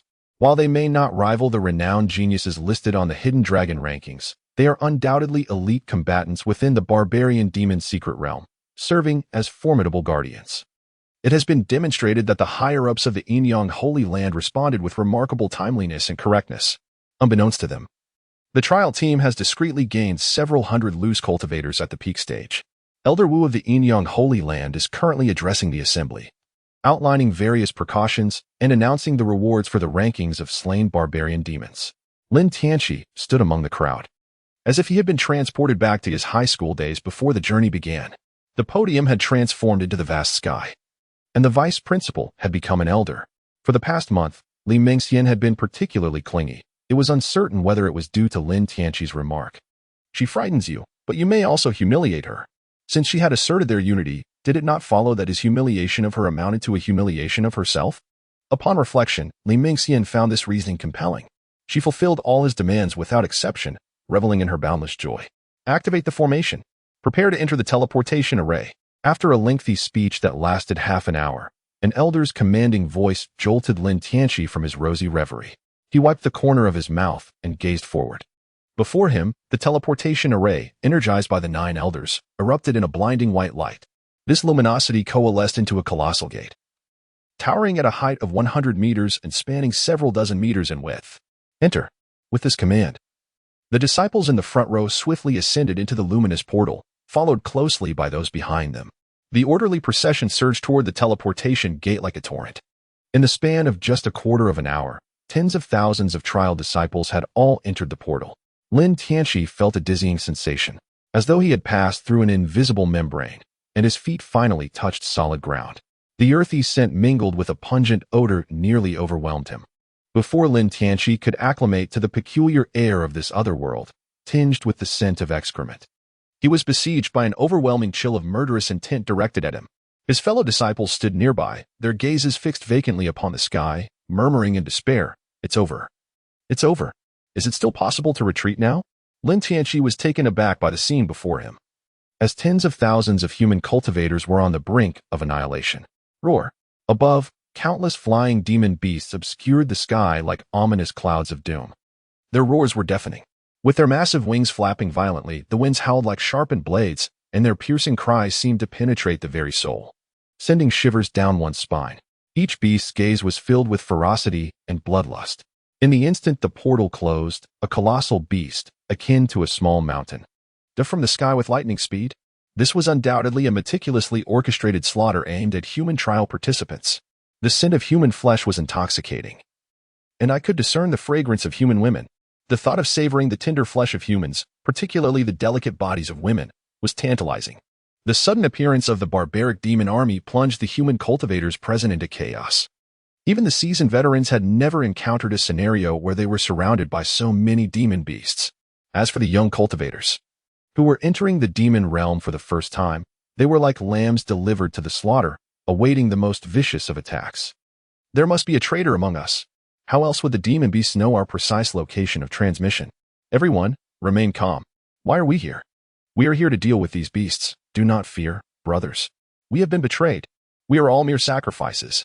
Just as the situation reached a critical juncture, a loud voice rang out. Son, come save your father. As the saying goes, within the sacred grounds, one relies on their wife. Outside the sacred grounds, one relies on their son. The tiny figure transformed from the demon-refining gourd swiftly emerged, landing on Lin Tianqi's shoulder and gazing at the sea of demon beasts, drooling with delight. So much meat. It has been ages since I have seen such a feast. Father, you are wonderful. Good son, go ahead and indulge. Upon hearing the words of the little gourd child, Lin Tianqi thought to himself, this is it. My son possesses a spiritual treasure specifically designed to combat the savage monsters.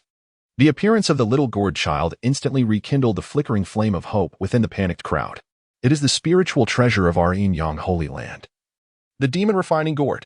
It specializes in vanquishing these beasts. Fear not, brothers, for we have our salvation. With a swift leap, the little gourd child soared into the air. And in an instant, his 10 fingers transformed into 10 verdant divine chains. Hundreds of rampaging beasts, as if ensnared in a heavenly net, were effortlessly drawn into the gourd's mouth, unable to resist. The crowd, once gripped by terror, now beheld the little gourd child wielding the 10 divine chains as though he were crafting a celestial trap, devouring one ferocious beast after another, preventing any from reaching the terrified masses below. How ferocious! The power of the spiritual treasure is truly remarkable. How can such a small child consume such gigantic savage beasts? Yet the sky seemed to be filled with an endless stream of beasts. No matter how many the little gourd child devoured, more appeared to take their place. Thus commenced a relentless contest of consumption. In mere moments, thousands of savage beasts had been ruthlessly swallowed. Burp. I can't eat anymore. I'm so sleepy. After uttering this, the little gourd child's head drooped, transforming into a palm-sized green gourd that flew back into Lin Tianqi's hand, emanating a twinkling light as if it were breathing. The hearts of the onlookers plummeted like a roller coaster. Their spirits, which had just soared to the summit, now faced a swift descent. The beasts in the sky unleashed deafening roars, celebrating their hard-won victory. That little creature is finished. Victory belongs to us. Charge, brothers. For the tribe. Feast upon the flesh. Seize the women. But without the little gourd child, Yi Wushuang stepped forth, like a thunder god descending. Lightning flickered in his purple eyes, and his purple robe shimmered with vibrant sparks. Among humanity, those who can rise to the occasion in times of peril are never in short supply. He raised his hands forcefully, and the sky was instantly filled with purple lightning, coiling like countless celestial dragons. Celestial thunder of the purple heavens. With a thunderous roar, the purple lightning cascaded like a torrential downpour, incinerating the flying beasts into charred remains. The power of lightning holds a tremendous advantage over these monsters. A colossal peak stage beast attempted to resist, but Yi Wushuang's gaze sharpened, and a bolt of purple lightning, as thick as a wrist, shot forth like a spear, piercing it through and sending it plummeting from the sky. Though Shenzheng lacked Yi Wushuang's grandiosity, his white sword robe fluttered in the wind, resembling a blooming Tianshan snow lotus amidst the battlefield. Streams of icy sword energy cascaded like the Milky Way, slicing through everything in their path. The emergence of Yi Wushuang and Shenzheng instantly quelled the chaos among the tens of thousands of human cultivators. Kill!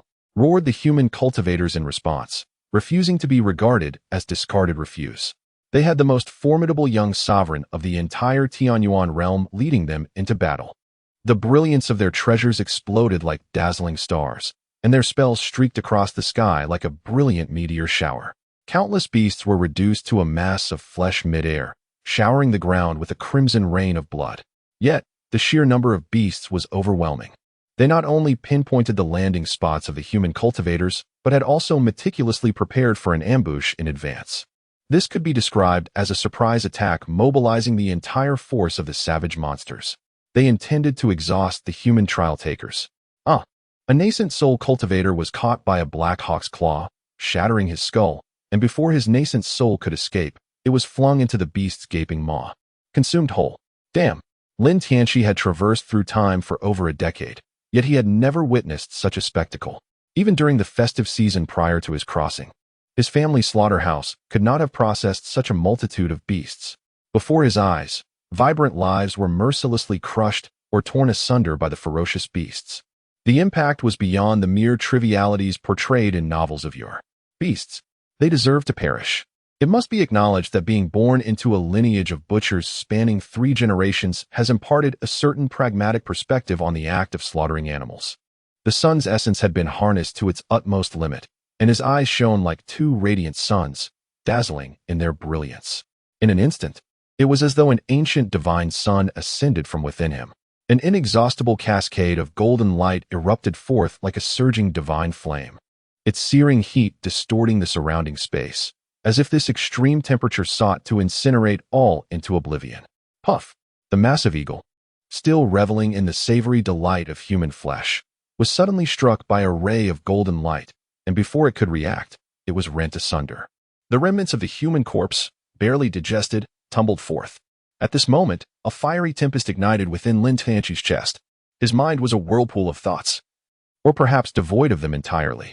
He was solely consumed by the desire to annihilate these foul beasts. With each strike, his fists flew faster and landed heavier, transforming him into an emotionless machine of combat. Each punch he delivered soared through the air like a meteor, imbued with an overwhelming momentum. His fist radiated brilliance, as if countless stars erupted within, unleashing cataclysmic power. A particularly colossal beast, a manifestation of primal fury in the out-of-body stage, took notice of Lin Tianqi.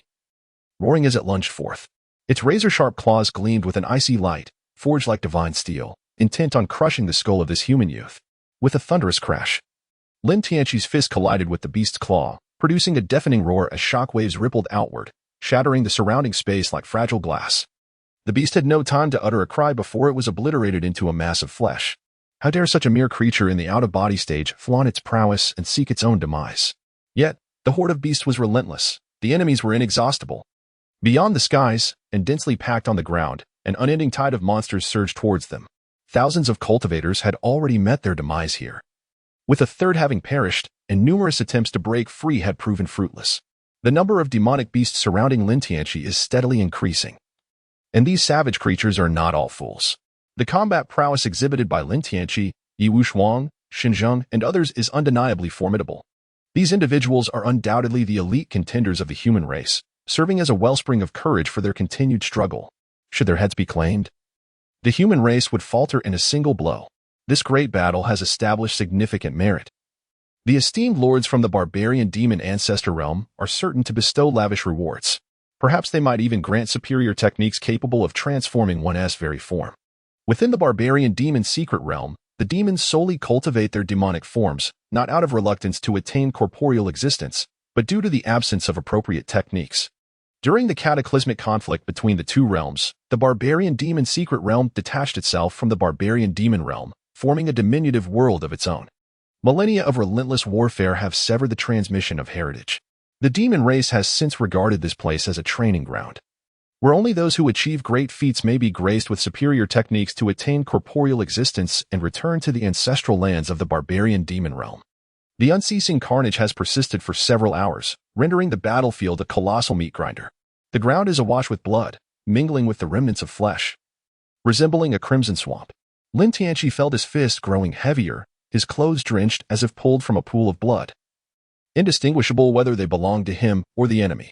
His tousled black hair, soaked in crimson, clung to his cheeks, and his once brilliant eyes, radiant like the sun, now dimmed, as if the sun had passed its zenith and was gradually descending. He was uncertain how much longer he could endure. At that moment, the demon summoning gourd hanging at his waist suddenly burst forth with resplendent rays, accompanied by the sound of rushing water as Lin Tianqi swung his fist. Lin Tianqi's expression brightened, and even his weary spirit was invigorated. The spirit-refining gourd suddenly radiated a brilliant light, as if a surging power was tumultuously surging within.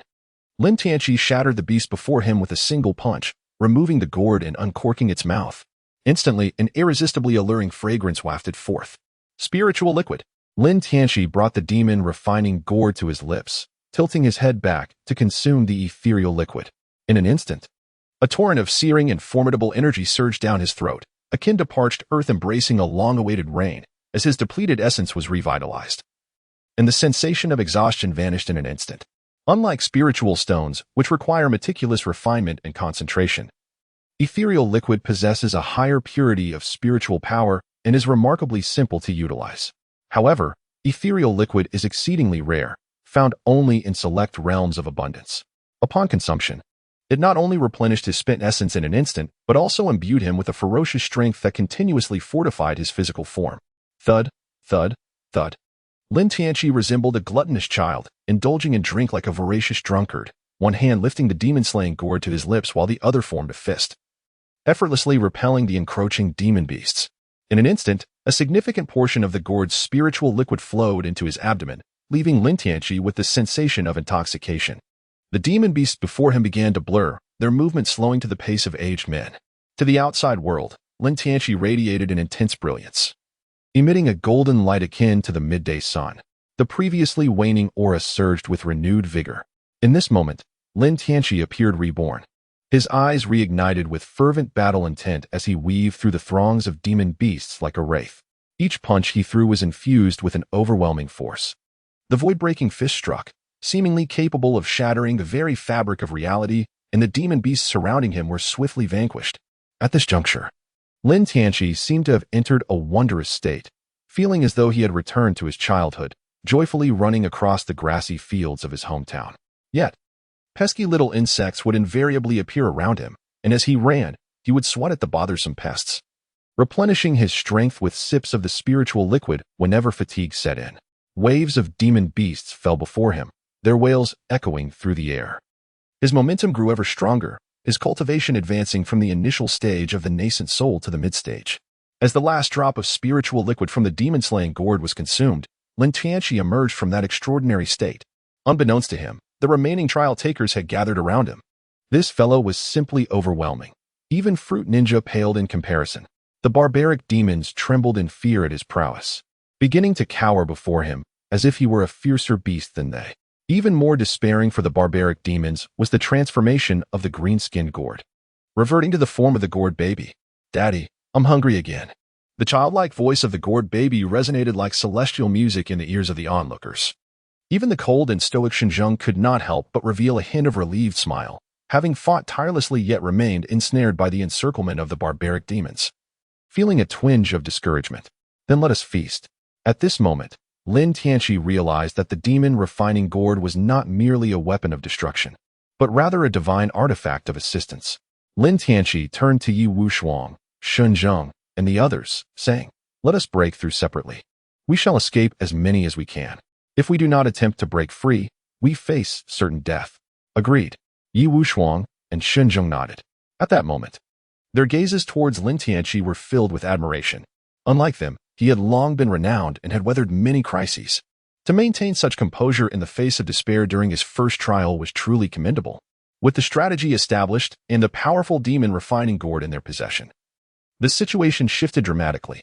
The demon-refining gourd, along with Lin Tianqi, acted as a spearhead. The cultivators following him felt a renewed hope for survival, and the potency of the treasures they wielded increased significantly. Lin Tianqi has drawn the majority of the firepower from the savage demons, significantly alleviating the pressure on Yi Wushuang, Xinjiang, and others, allowing them to lead two teams in different directions to break through. The night is far from tranquil. The human cultivators have been engaged in battle since their arrival at the savage demon secret realm, enduring an entire day of relentless conflict. Out of tens of thousands of cultivators, fewer than 3,000 remain alive, marking an unprecedented rout. Fortunately, they have managed to break through the encirclement of the savage demons and have survived. At this moment, Lin Tianqi found himself surrounded by approximately 1,000 individuals. In the face of extreme peril, it is instinctual for one to grasp tightly onto the sturdiest piece of wood.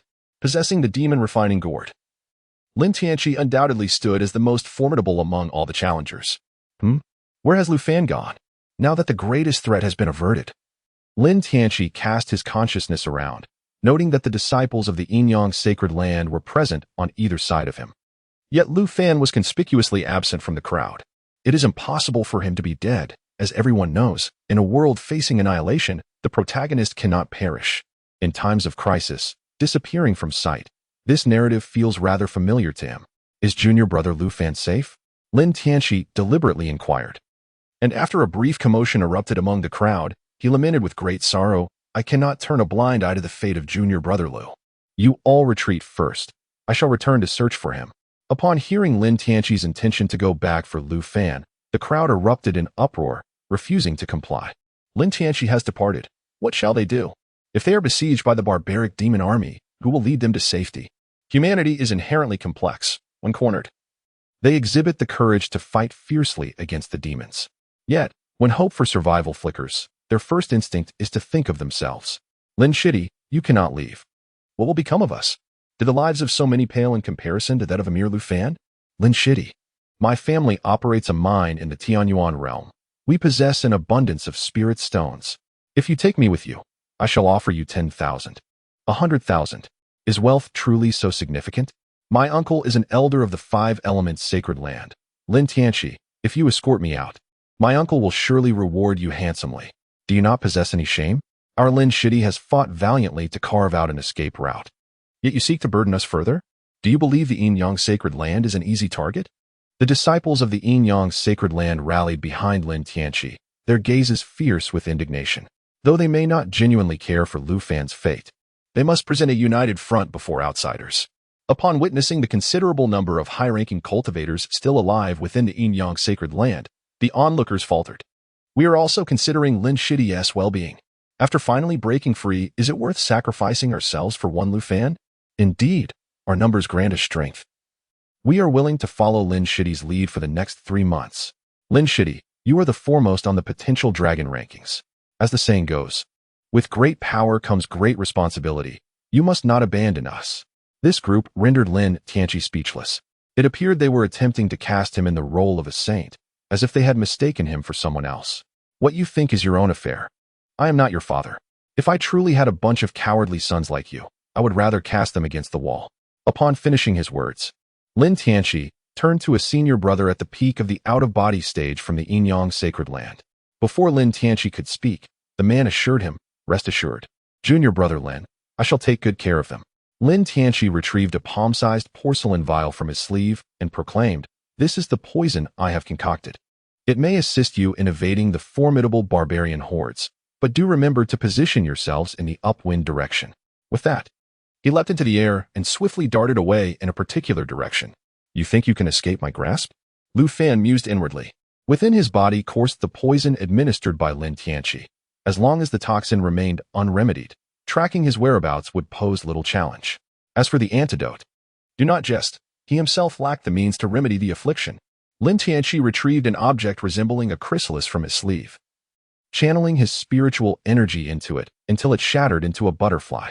He then produced a small vial and waved it before the ethereal butterfly, which took flight in a designated direction. Compared to the harrowing battles faced by other human cultivators, Lu Fan's fortune was remarkably favorable. Although the onset of the conflict posed certain dangers, a young sister surnamed Su altered the situation dramatically. This sister, who introduced herself as a wandering cultivator from a minor sect, was not adept in combat but excelled in elemental evasion techniques and the intricacies of yin-yang and the 8 trigrams. Under her guidance, the two of them managed to navigate through the encircling hordes of savage demons with relative ease, akin to a trapped bird soaring to newfound freedom.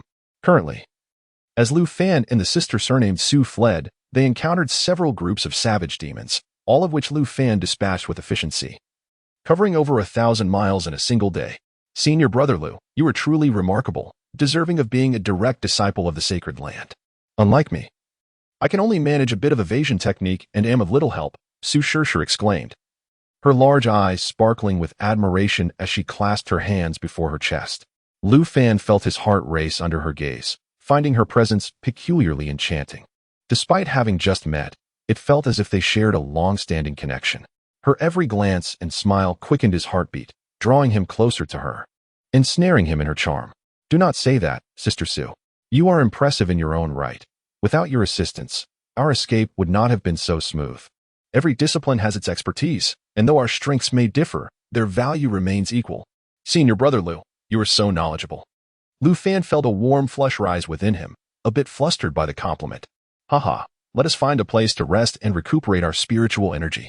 The two walked in tandem, their conversation sparse yet imbued with an unmistakable romantic undertone, leaving Lu Fan feeling a bit disoriented. Sure. Shall we make do here for the night? He suggested. I will follow Brother Fan's lead, she replied with a light-hearted chuckle. Lu Fan grinned foolishly and entered the cave first. Inside, the space was relatively clean. The rock walls were dry, and a slight turn from the entrance revealed a small chamber. The environment was far superior to the outside, shielded from the wind yet well ventilated, resembling a natural one-bedroom suite. Wow, this environment is splendid. Following Brother Fan was indeed the right choice. Su Shishir exclaimed as she surveyed her surroundings. I will set up a concealment formation outside, so we need not fear being discovered by those wretched demons. Lu Fan watched her bounce out to arrange the formation, captivated by her lively demeanor, beauty, and charm, everything he envisioned in a partner. Unlike Lu Xueqing, who represented merely a stepping stone in his journey, Su Shishir stirred genuine feelings within him. Though they had only temporarily settled, Lu Fan did not want Su Shishir to sit directly on the ground. He retrieved his broken sword and made several swift strikes against the rock wall. The sturdy stone yielded like tofu under his blows, quickly forming a simple square stone table and 2 small stools. While darkness posed no hindrance to their cultivation levels, Lu Fan still carved several holes in the cave's walls to insert glowing gemstones, instantly transforming the cave into a charming sanctuary.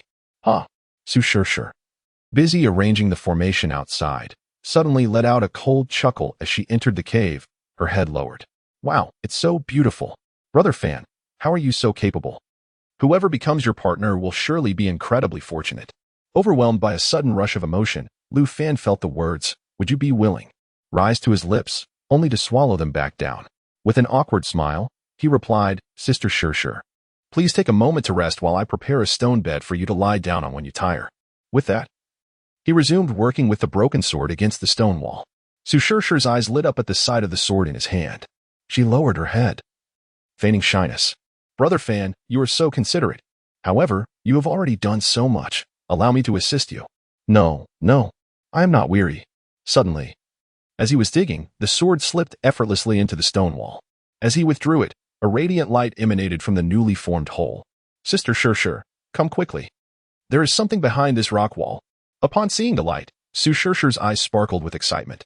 In the dim light, the shadow cast on the rock wall began to shift dramatically, revealing the silhouette of 6 tails swaying against the stone. Brother Fan, you are truly my lucky star. Just then, a white paw, stained with Lu Fan's blood, pierced through from behind him. Momentarily stunned, Lu Fan looked down at his chest, feeling his strength rapidly dissipate, as the core of his essence was sealed by an overwhelming force. Who are you? Why, Brother Fan, I am your Shishir sister. Su Shishir's eyes transformed to a golden hue, and 2 white, fluffy ears emerged from her dark hair, 6 bushy tails swaying behind her. Withdrawing her paw from Lu Fan's chest, she struck his back with considerable force. The sound of cracking bones echoed as Lu Fan coughed up blood. Gravely injured and near death. Fool, how could someone like you be so fortunate? It took my mother 3,000 years of life to glean but a thread of heavenly insight. Su Shishir revealed a piece of paper from her bosom, unfurling it to reveal Lu Fan's likeness. This thin sheet had been exchanged for the 3,000 years of life of her mother, the 9-tailed demon empress, one of the 9 demon sovereigns of the savage realm. The savage demon secret realm harbored a monumental secret. A millennium ago, a cataclysmic war erupted between humanity and demons, with the savage demon secret realm serving as the battlefield. Legends tell of an otherworldly object that fell to this land, prompting a fierce conflict driven by the allure of a great treasure. Ultimately, one of the 9 demon sovereigns, the Fire Sovereign, perished alongside a peerless sword cultivator from the human realm. The fierce battle between the 2 transcendent beings caused the savage demon secret realm to be cast down. And for millennia, both sides dispatched their finest disciples in search of that mysterious artifact and the burial site of the 2 legendary figures, yet they found nothing, as if they had vanished into thin air. Gradually, the higher echelons of both realms abandoned hope, and the savage demon secret realm became a trial ground for young cultivators from both worlds. Until 10 years ago, Su Shishir's mother, the 9-tailed demon empress, experienced an epiphany. Through her calculations, she managed to grasp a fragment of heavenly insight, albeit shrouded in ambiguity, ultimately paying 3,000 years of her life to glimpse a fragment of the future. She witnessed a young human cultivator wielding a broken sword, unearthing the resting place of the fallen.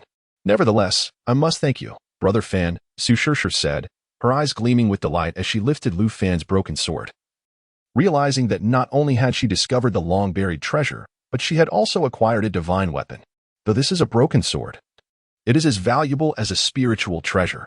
At this moment, Lu Fan found himself engulfed in despair. Why must his fate be so wretched? Why did the woman he fell in love with at first sight stab him in the heart from behind, with a flick of her wrist?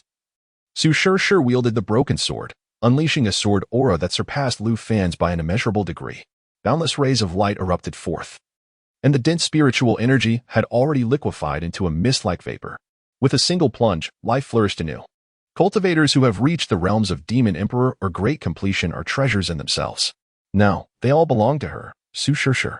At that moment, a light as fierce as the midday sun flashed and vanished in an instant. Su Shir felt a surge of heat enveloping her, as that radiant light had already penetrated within her being. Impossible. I had clearly set up a formation. How could it have been silently breached? Lin Tianqi remarked. Have you acquainted yourselves with the art of yin and yang? In terms of technology, your demon clan is unworthy even to serve the human race. Su Shir, startled, emitted a peculiar cry and transformed into a streak of white light that swiftly penetrated the cave.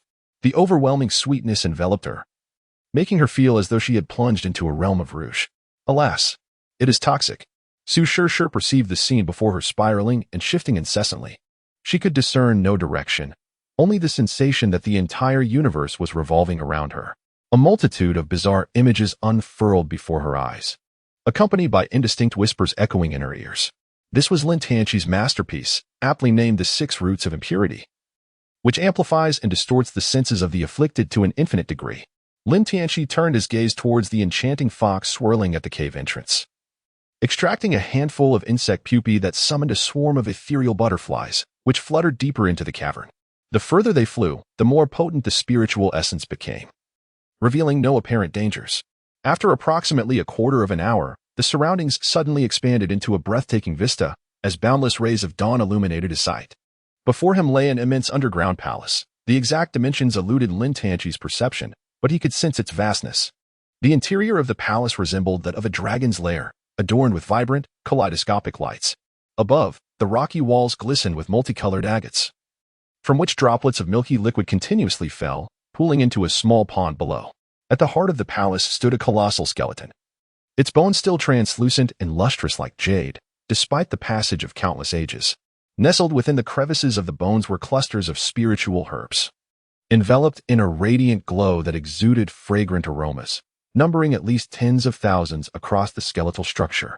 Surrounding the palace, various gemstones, infused with the essence of the 5 elements, towered 3 to 5 meters high. By the heavens, I've struck gold.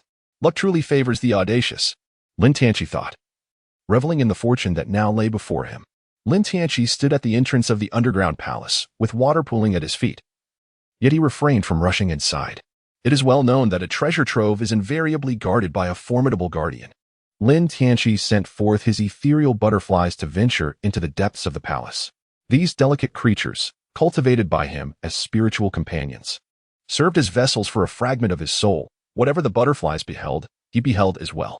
Even if they were to perish, the loss of this minuscule portion of his essence would bear little consequence for him. Upon entering the underground palace, he was met with a spectacle even more awe-inspiring than he had previously imagined. The skeletal remains appeared to belong to an enormous bird, yet astonishingly, upon its back rested a diminutive skeleton. From the structure of the bones, it was unmistakably of human origin. In the grasp of the human hand bone, there lay a colossal sword, embedded within the ribcage of the great bird. Lin Tianqi could envision the ferocity of the battle that once transpired merely by observing the skeletal remains. What is that? Within the breastbone of the great bird, there emanated a sphere of icy blue radiance, surrounded by shimmering hues, yet obscured by the colossal sword. Initially, Lin Tianqi failed to notice it. However, the ethereal butterfly that had attached itself to him seemed to sense the potency of this icy blue luminescence, exuding an air of unease as it incessantly conveyed warnings of danger to Lin Tianqi. Lin Tianqi deftly guided the ethereal butterfly towards the icy blue orb of light. Lin Tianqi felt a sudden darkness envelop his vision, as if his head had been pierced by a needle, causing an unbearable sting. It was indeed not so easy. Lin Tianqi took a moment to compose himself before releasing several ethereal butterflies. Unlike the previous deep exploration, this time they ventured forth from the periphery, while he himself stepped into the subterranean palace. Crack! A 3-meter-long stone marrow, cultivated over countless years, was broken by Lin Tianqi and stowed away in his storage ring. Lin Tianqi resembled a diligent farmer, while the stone marrow above him resembled an inverted giant radish. The sound of cracking echoed continuously as the stone marrow in the outermost circle of the subterranean palace vanished at a visible pace. With a resounding splash, Lin Tianqi collected a circle of stone marrow, leaning over a milky white pond of spiritual liquid to indulge in its essence. Sweet and fragrant. Unlike the insipidness of ordinary water, this milky liquid possessed a slightly viscous texture, imparting a silky sensation as he drank. Refreshing. This milky spiritual liquid, known as earth milk, was a manifestation of the earth's spiritual energy, worth hundreds of spiritual stones for a single drop in the outside world. In just a short span, he had consumed several million spiritual stones. Having quenched his thirst, Lin Tianqi radiated a luminous aura as the pores of his skin exuded spiritual energy. His cultivation, having reached the mid-stage of the nascent soul, was now advancing towards the late stage. Additionally, he had a gourd of spiritual liquid remaining in his demon refining gourd. This secret realm truly proved to be an invaluable journey. Lin Tianqi, with a slight sense of reflection, promptly produced a large jade bottle, carefully collecting the earth milk from the small pond into it. 1 bottle, 2 bottles, 3 bottles, he filled a total of 8. Fortunately, Li Mingxian had prepared adequately.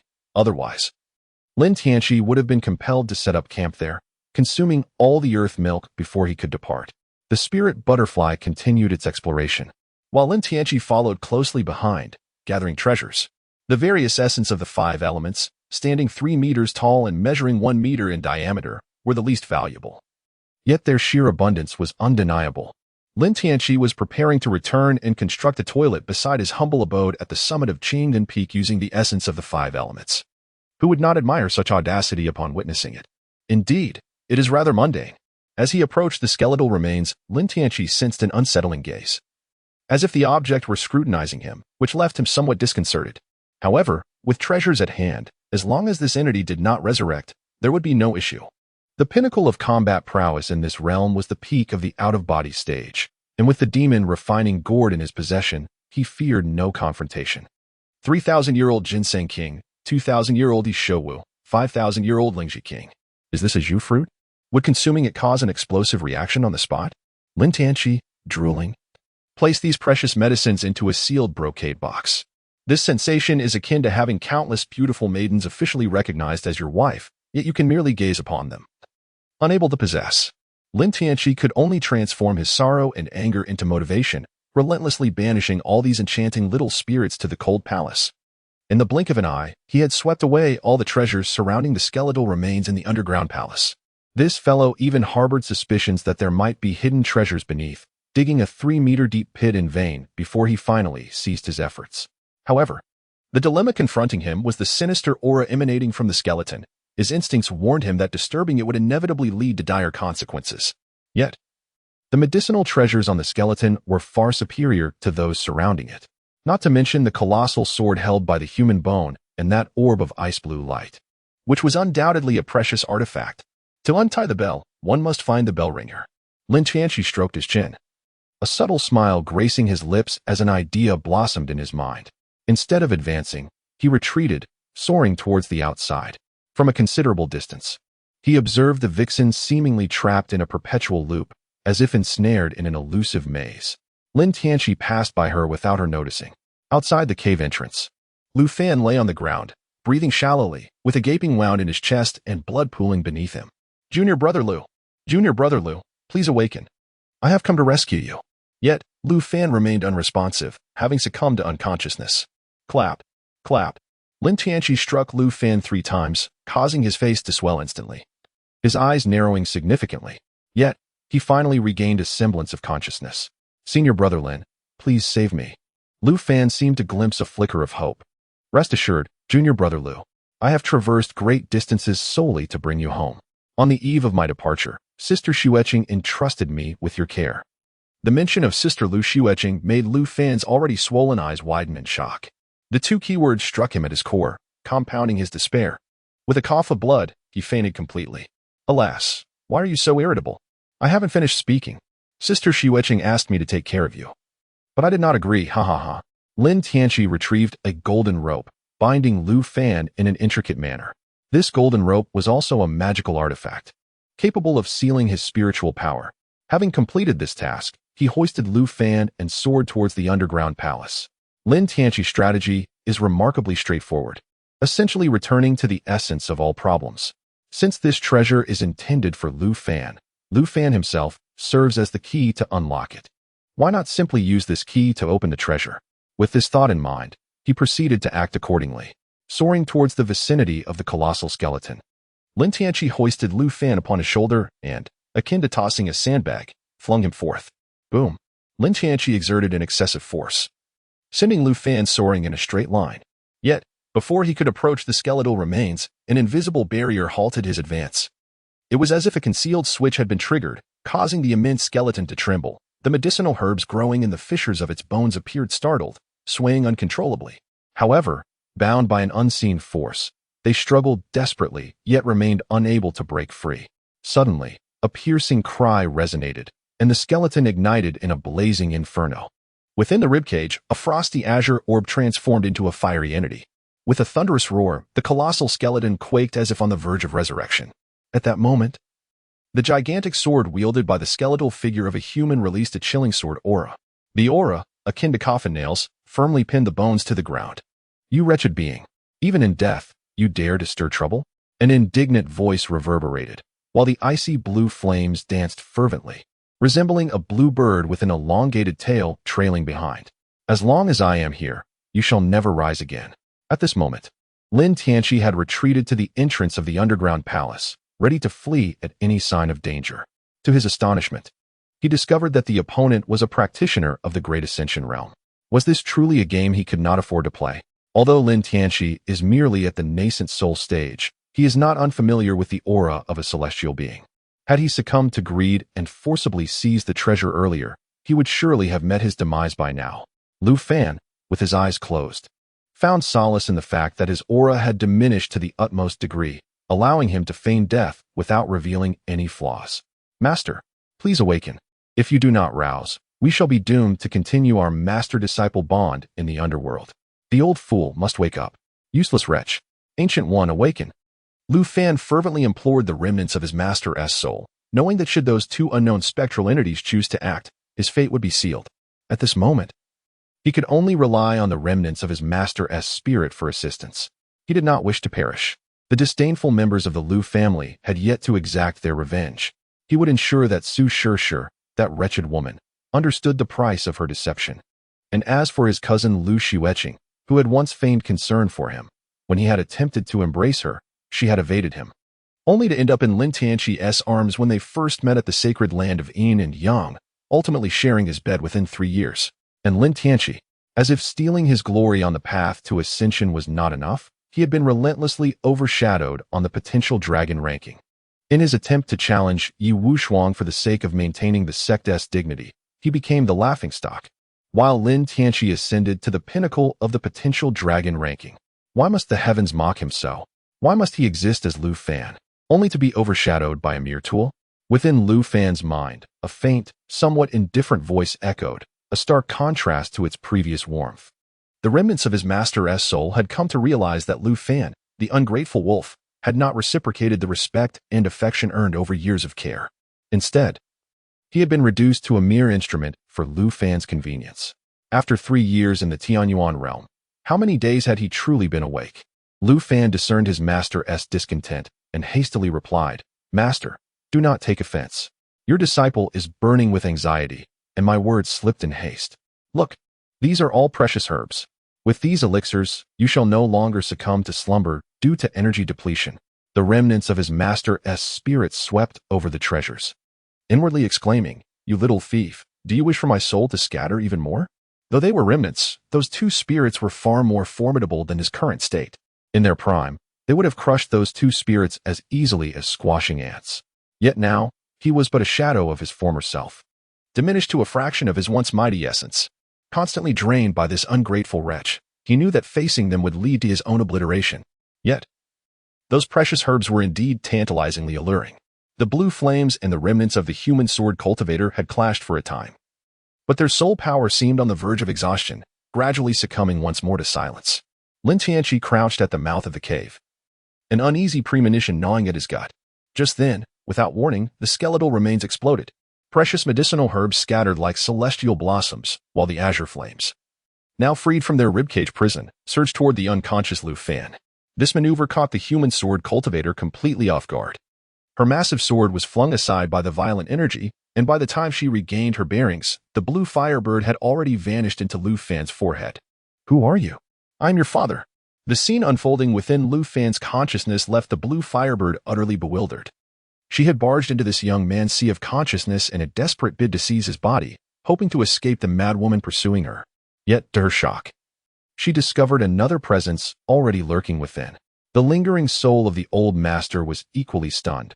Who would have expected a home invasion in the middle of a spiritual refuge? Whoosh! The colossal sword, as if wielded by an invisible hand, cleaved through the void with a devastating slash aimed at Lu Fan's head. At the last possible moment, Su Shishir's broken sword flashed like a streak of light, intercepting the lethal strike. The old master's remnant soul was none other than the true master of this shattered blade. Meanwhile, Lu Fan's body erupted in raging blue flames. The ropes binding him recoiled in terror, slithering back into Lin Tianqi's sleeve like frightened serpents. Lu Fan's eyes now gleamed with an eerie cerulean hue. "Ha! Yunshi, you cannot contain me. Today, I shall annihilate your very soul." Trapped in a corner of his own consciousness, Lu Fan's spirit trembled helplessly, his body's control utterly usurped. The old master and the blue firebird seemed to have struck a temporary alliance. Half of Lu Fan's body now obeyed the ancient soul, while the other half answered to the enigmatic avian entity. The colossal sword, sensing the dire turn of events, refused to let its quarry escape. Among the 9 demon sovereigns, none was more battle-hungry than the fire sovereign. Having once sacrificed everything to imprison her, the sword's wielder would never permit her freedom now.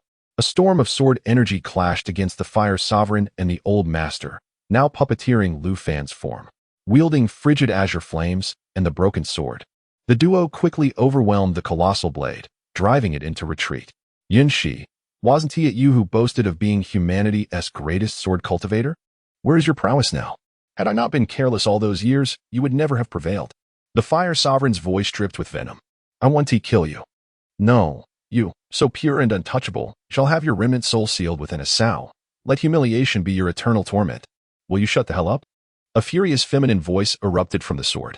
After millennia of suppression, the fire sovereign's hatred for the swordswoman named Yunshi had festered into something bone-deep. The old master could only lament. Did this woman not know that villains perish by their own incessant chatter? At this moment, Lin Tianqi has likely reconstructed a version of self-understanding. The remnant soul wielding the colossal sword is evidently a righteous individual, while the fire sovereign embodies the divine spirit of this great bird. Is this not a once-in-a-lifetime opportunity for a role reversal with Lu Fan? To irrevocably brand Lu Fan, the protagonist, with the label of a villain, while he, Lin Tianqi, emerges as the beacon of hope for humanity's future. Ha ha ha. Lin Tianqi raised his sword, pointing it skyward, and uttered a single word. Explode. What is happening? Lu Fan felt as if a multitude of landmines had detonated within his abdomen. The blue flames enveloping him flickered like a candle flame battered by a fierce wind. Trembling erratically, the spiritual energy within him surged chaotically, akin to headless flies darting about. The old soul expressed his astonishment. "Goodness, I am quite familiar with this scene."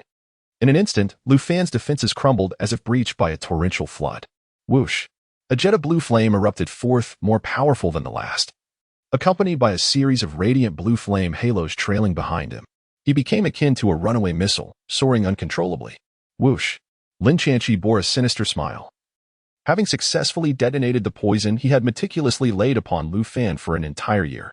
However, his malevolent grin quickly faded as he boldly declared, "Senior, I am here to assist you." The colossal sword had long sensed the presence at the cave's entrance, initially dismissing it as merely a nascent soul realm cultivator, never imagining the depth of this individual's selfless resolve.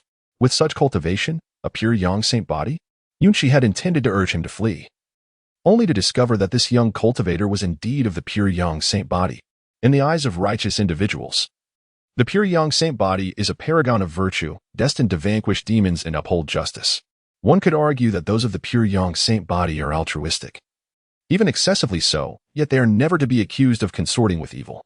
Moreover, individuals possessing the pure young saint body exhibit an unwavering spirit, imbued with pure young energy, which holds immense benefits for a lingering soul like hers.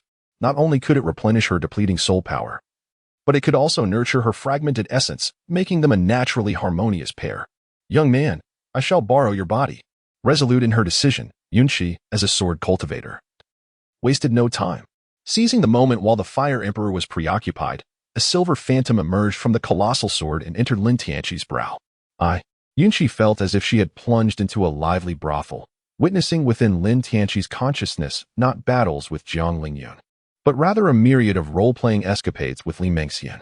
Having devoted her life to the sword, she had never encountered such a vibrant world. In an instant, her belief that those of the pure yang nature are paragons of morality wavered ever so slightly. Senior, do not be distracted. These two are merely my wives, indulging in the pleasures of the boudoir. Yunqi mused, recognizing that it was indeed frivolous to be startled by the private amusements of a husband with his wife. However, one of them bore an uncanny resemblance to the young Lingyun of the Yinyang's sacred land. At this critical juncture, Yunqi had no time to delve into such gossip. I will borrow your body. You may observe and glean whatever insights you can, depending on your comprehension. As the sixth-generation master of the heavenly sword's sacred land, Yunqi's swordsmanship was unparalleled. Had it not been for the cataclysmic war between realms, where she had vanquished the Fire Emperor and bound his spirit within this secret realm for millennia, she would have ascended to the celestial realm long ago. This moment served as an opportunity to impart wisdom to Lin Tianqi, thus balancing the karmic debt of borrowing his body. Yet, Lin Tianqi was not one to overlook such a rare opportunity, quickly interjecting, Senior, I practice the solar scripture, which has a restraining effect on these malevolent beings. Perhaps I can be of assistance. Very well. Yunqi refrained from further discourse. Upon assuming control of Lin Tianqi's body, she instantly felt a surge of pure yang energy coursing through her soul, akin to a long-awaited spring rain nurturing a parched land. Ah, how delightful.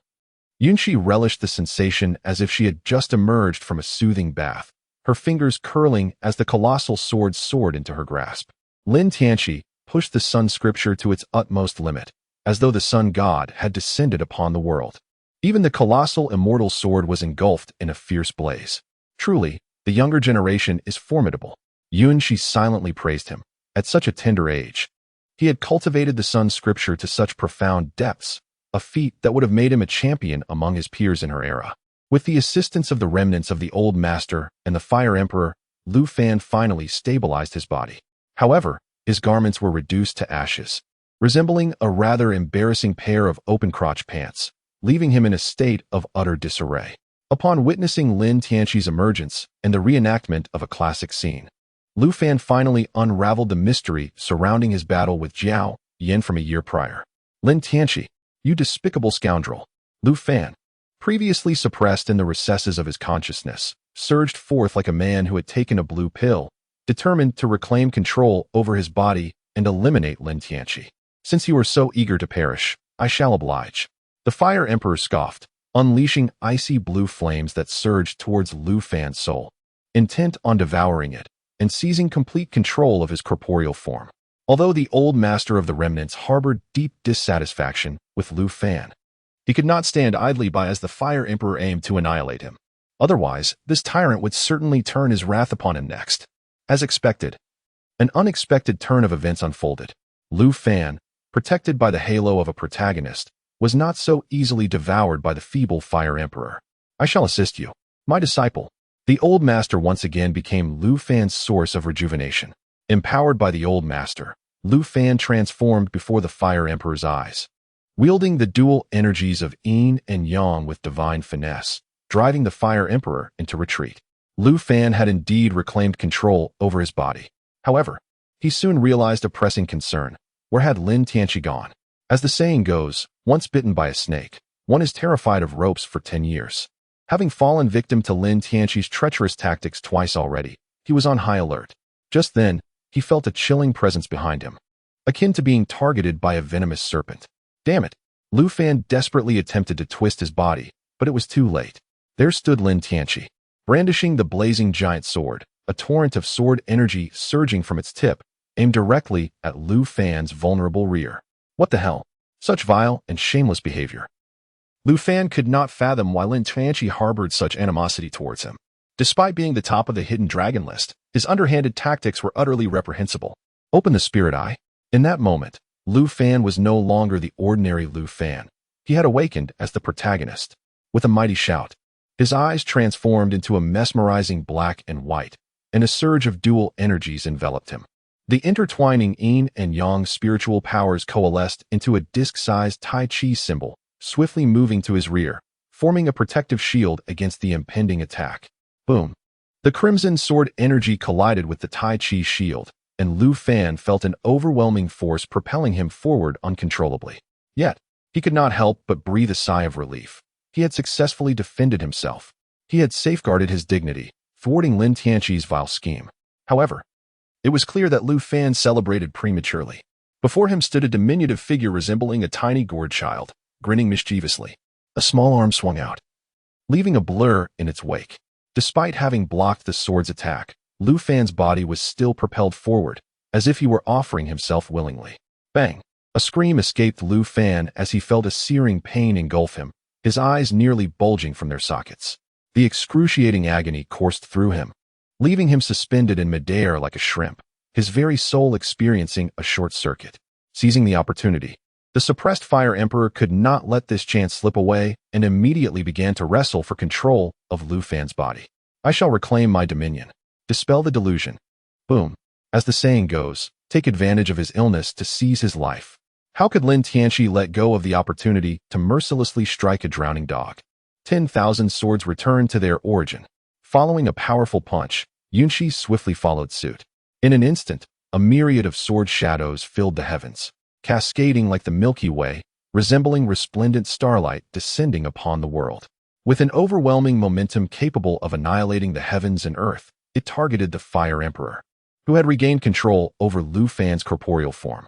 Lin Tianqi embodies a peerless master adept in both fist and sword, while Lu Fan's cultivation is inherently a notch below that of Lin Tianqi. In this moment, he finds himself being overwhelmed by Lin Tianqi. The flames, which the Fire Emperor proudly boasts, hold little efficacy against Lin Tianqi, who has cultivated the solar scripture. Their impact can hardly be deemed significant. Get away from me. Just when Lin Tianqi believed he had secured the upper hand, Lu Fan's expression suddenly morphed into one of sheer ferocity, his gaze shifting dramatically. Regaining his composure, Lu Fan once again suppressed the Fire Emperor. Moreover, an earth-shattering power erupted from within him. Clang! As he wielded a broken sword to clash against the magnificent immortal sword, he remained unyielding. Goodness! Is there truly no sense of fairness or justice left? Lin Tianqi found himself perplexed. Were these protagonists truly the illegitimate offspring cast aside by the heavens? With a mere disagreement, they could unleash their latent power and achieve a miraculous comeback.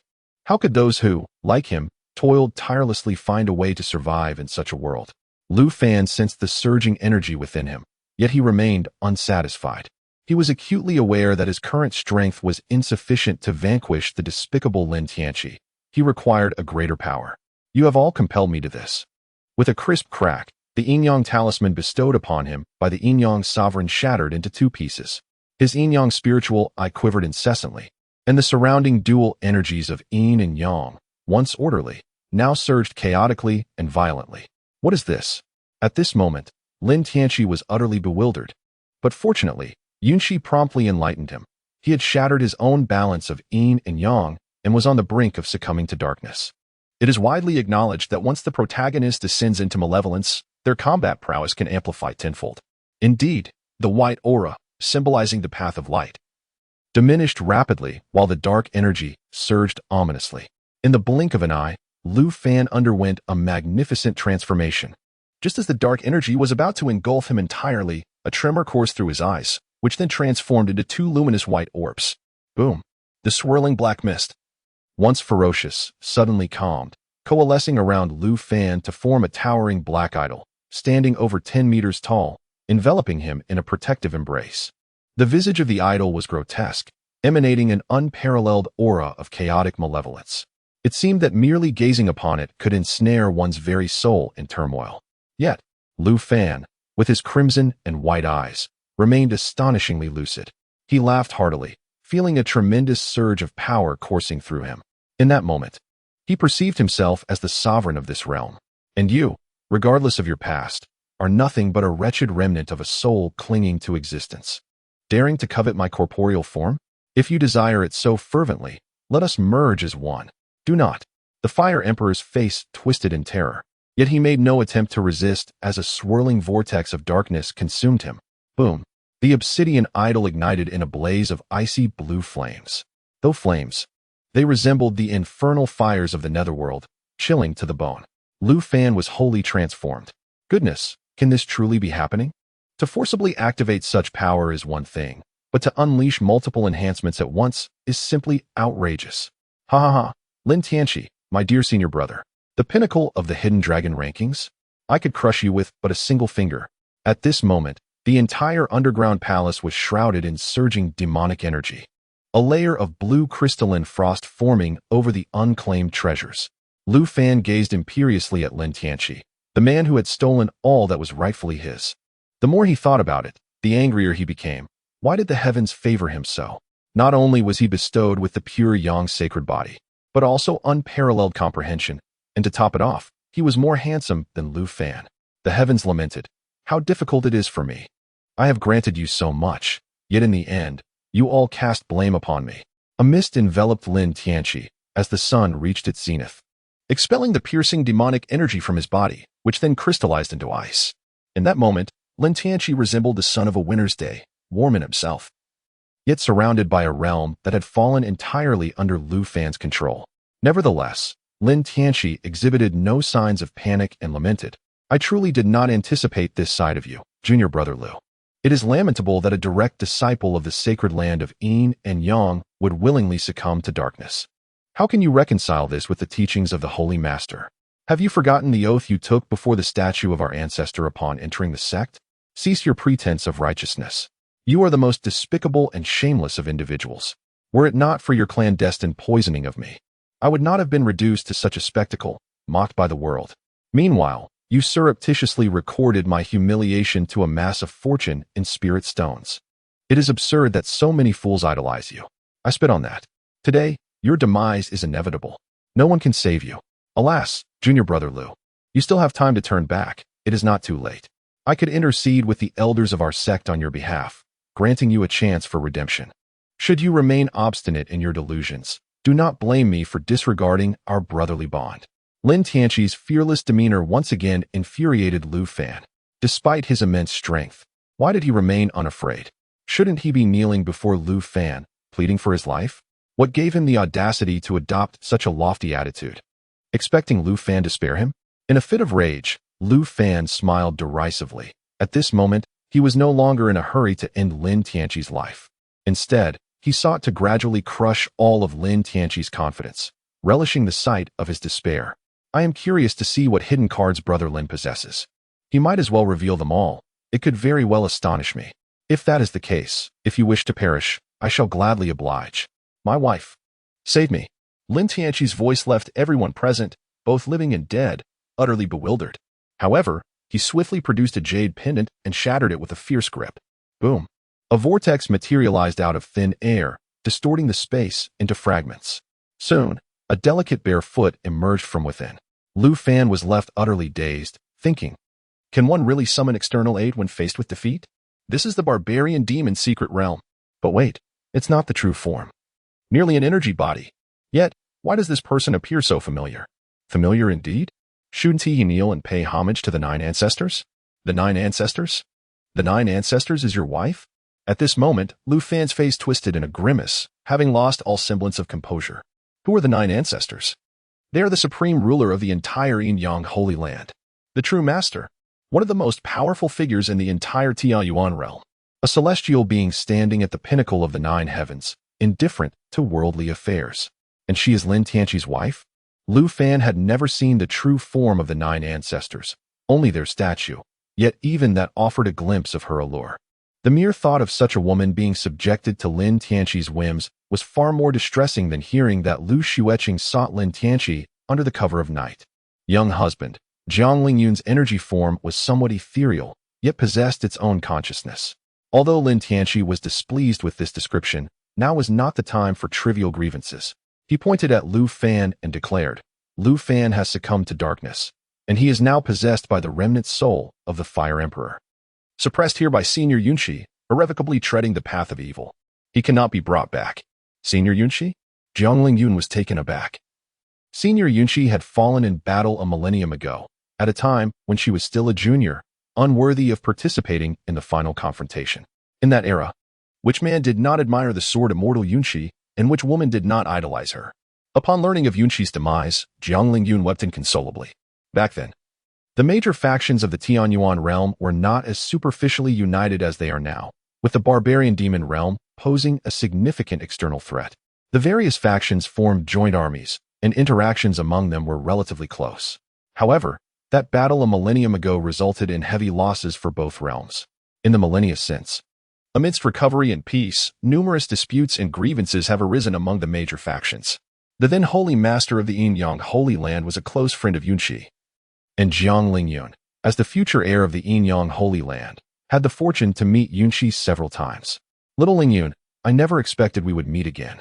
We shall indulge in idle chatter later. First, let us deal with him. All right. Jiang Lingyun transformed into a starry-eyed admirer, leaving Lu Fan in dire straits. Although he had leveraged an external aid to elevate his power to the brink of what the secret realm could accommodate in terms of combat skills and techniques, he was woefully outmatched against Jiang Lingyun, the 9th-generation ancestor.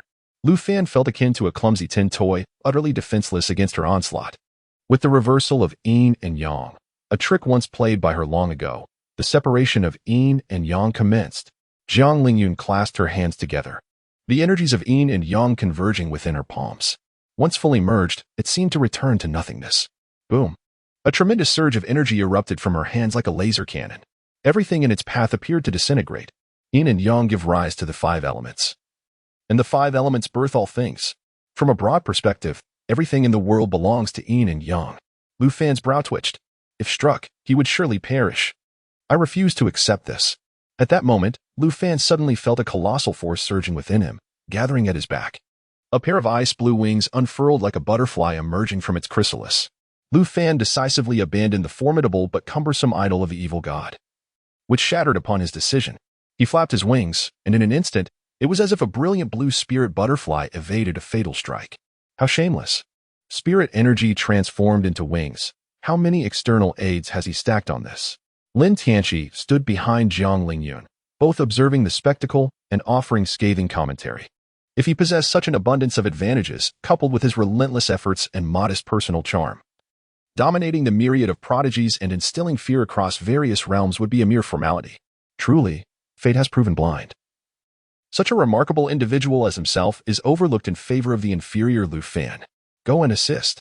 Lu Fan's tenacity repeatedly shatters Yunqi's perceptions. He is akin to an indomitable cockroach. Had she possessed even half of this lad's resilience back in the day, she would not have found herself in such a dire predicament. Rest assured, I shall entrust this to my wife. At this current pace, it is likely that within a quarter of an hour, Xiao Lingyun's energy will be completely depleted. Have no worries, I never engage in battles without confidence. Lin Tianqi's confidence rendered Yunqi momentarily speechless, evoking a sense of being outpaced by the tides of time. With the aid of his newfound wings, Lu Fan's speed surged 100-fold. He also discerned that Jiang Lingyun's attacks were diminishing in both potency and velocity, signifying that the most perilous moment had passed. What was there to fear now? Lu Fan felt a surge of exhilaration. He sensed his own resurgence. Haha, Lin Tianqi, is this all you are capable of? Is this your ultimate card? Hardly impressive. Yet, upon observing Lin Tianqi's composed demeanor, exuding an air of certainty, Lu Fan's mocking smile faltered, and a wave of uncertainty washed over him. This was the drawback of temporarily enhancing one's power through external means. Without truly becoming a formidable force and lacking the heart of a genuine champion, it was challenging to possess an unwavering belief in invincibility. Oh, junior brother Lu, pray tell. What do you see here? Lin Tianqi held a jade pendant tightly in his hand. As the pendant shattered, a formidable surge of energy instantaneously penetrated Jiang Lingyun's energy body. Junior brother Lu, although I do not possess many such jade pendants, 3 months will certainly suffice, he chuckled heartily. Though Lin Tianqi was attempting to maintain his upright image at that moment, he could hardly suppress a chuckle upon witnessing Lu Fan's expression of utter dismay. The success of an individual is attributed not merely to 2% of effort, but rather to an overwhelming 98% of external factors. With the formidable backing of the 9 ancestors from the sacred land of Yin and Yang, Lin Tianqi possessed a modicum of assurance regarding his survival. While his claim of having enough resources to last 3 months was purely a ruse to intimidate Lu Fan, he certainly had a fair amount at his disposal. Jiang Lingyun's spiritual form regained its energy and swiftly restored her vitality. At that juncture, Lu Fan was consumed by a singular thought: escape. How could he possibly fight under such circumstances? His spiritual power was not boundless. After 2 intense confrontations, his reserves had been significantly depleted, and his minor, the remnant soul master, was utterly drained, offering no hope. He was now entirely reliant on the fire sovereign for support. Akin to a dual-cylinder engine reduced to a solitary cylinder, and he himself had been struck down with precision. Were it not for the protective glow of the protagonist's aura, he would have long since been reunited with his great-grandmother. Meanwhile, within the underground palace, a spirit herb, beguiled and elusive, incessantly shifted its form, secretly gathering treasures strewn about the ground. As Lu Fan grappled with his predicament, Lin Tianqi engaged in a fade of camaraderie with Yunqi, all while keeping a vigilant eye for any potential escape attempts by Lu Fan. In the midst of this, he inadvertently overlooked Su Shishir at the cave's entrance. Although Su Shishir initially fell prey to Lin Tianqi's underhanded tactics, she soon broke free from the illusion shortly after Lu Fan was brought in. The nine-tailed celestial fox, known for its transformative abilities and enchanting illusions, found herself adept in the art of deception. However, she was taken aback by the extraordinary prowess of the 2 human adversaries. Thus, she decided to disguise herself as a spirit herb, observing the unfolding conflict from a distance, embodying the adage that when the clam and the snipe contend, it is the fisherman who benefits. As she camouflaged herself, she diligently collected treasures. Suddenly, a glimmering stone amidst the soil near a 3-meter-deep pit captured her attention. Although surrounded by the essence of the 5 elements, the stone's shine was subtle, yet an inexplicable voice seemed to whisper to her that it was a treasure. Carefully, she inched closer, until she pressed the small stone beneath her body, finally exhaling in relief. If discovered by those 2 formidable beings, her fate would surely be dire.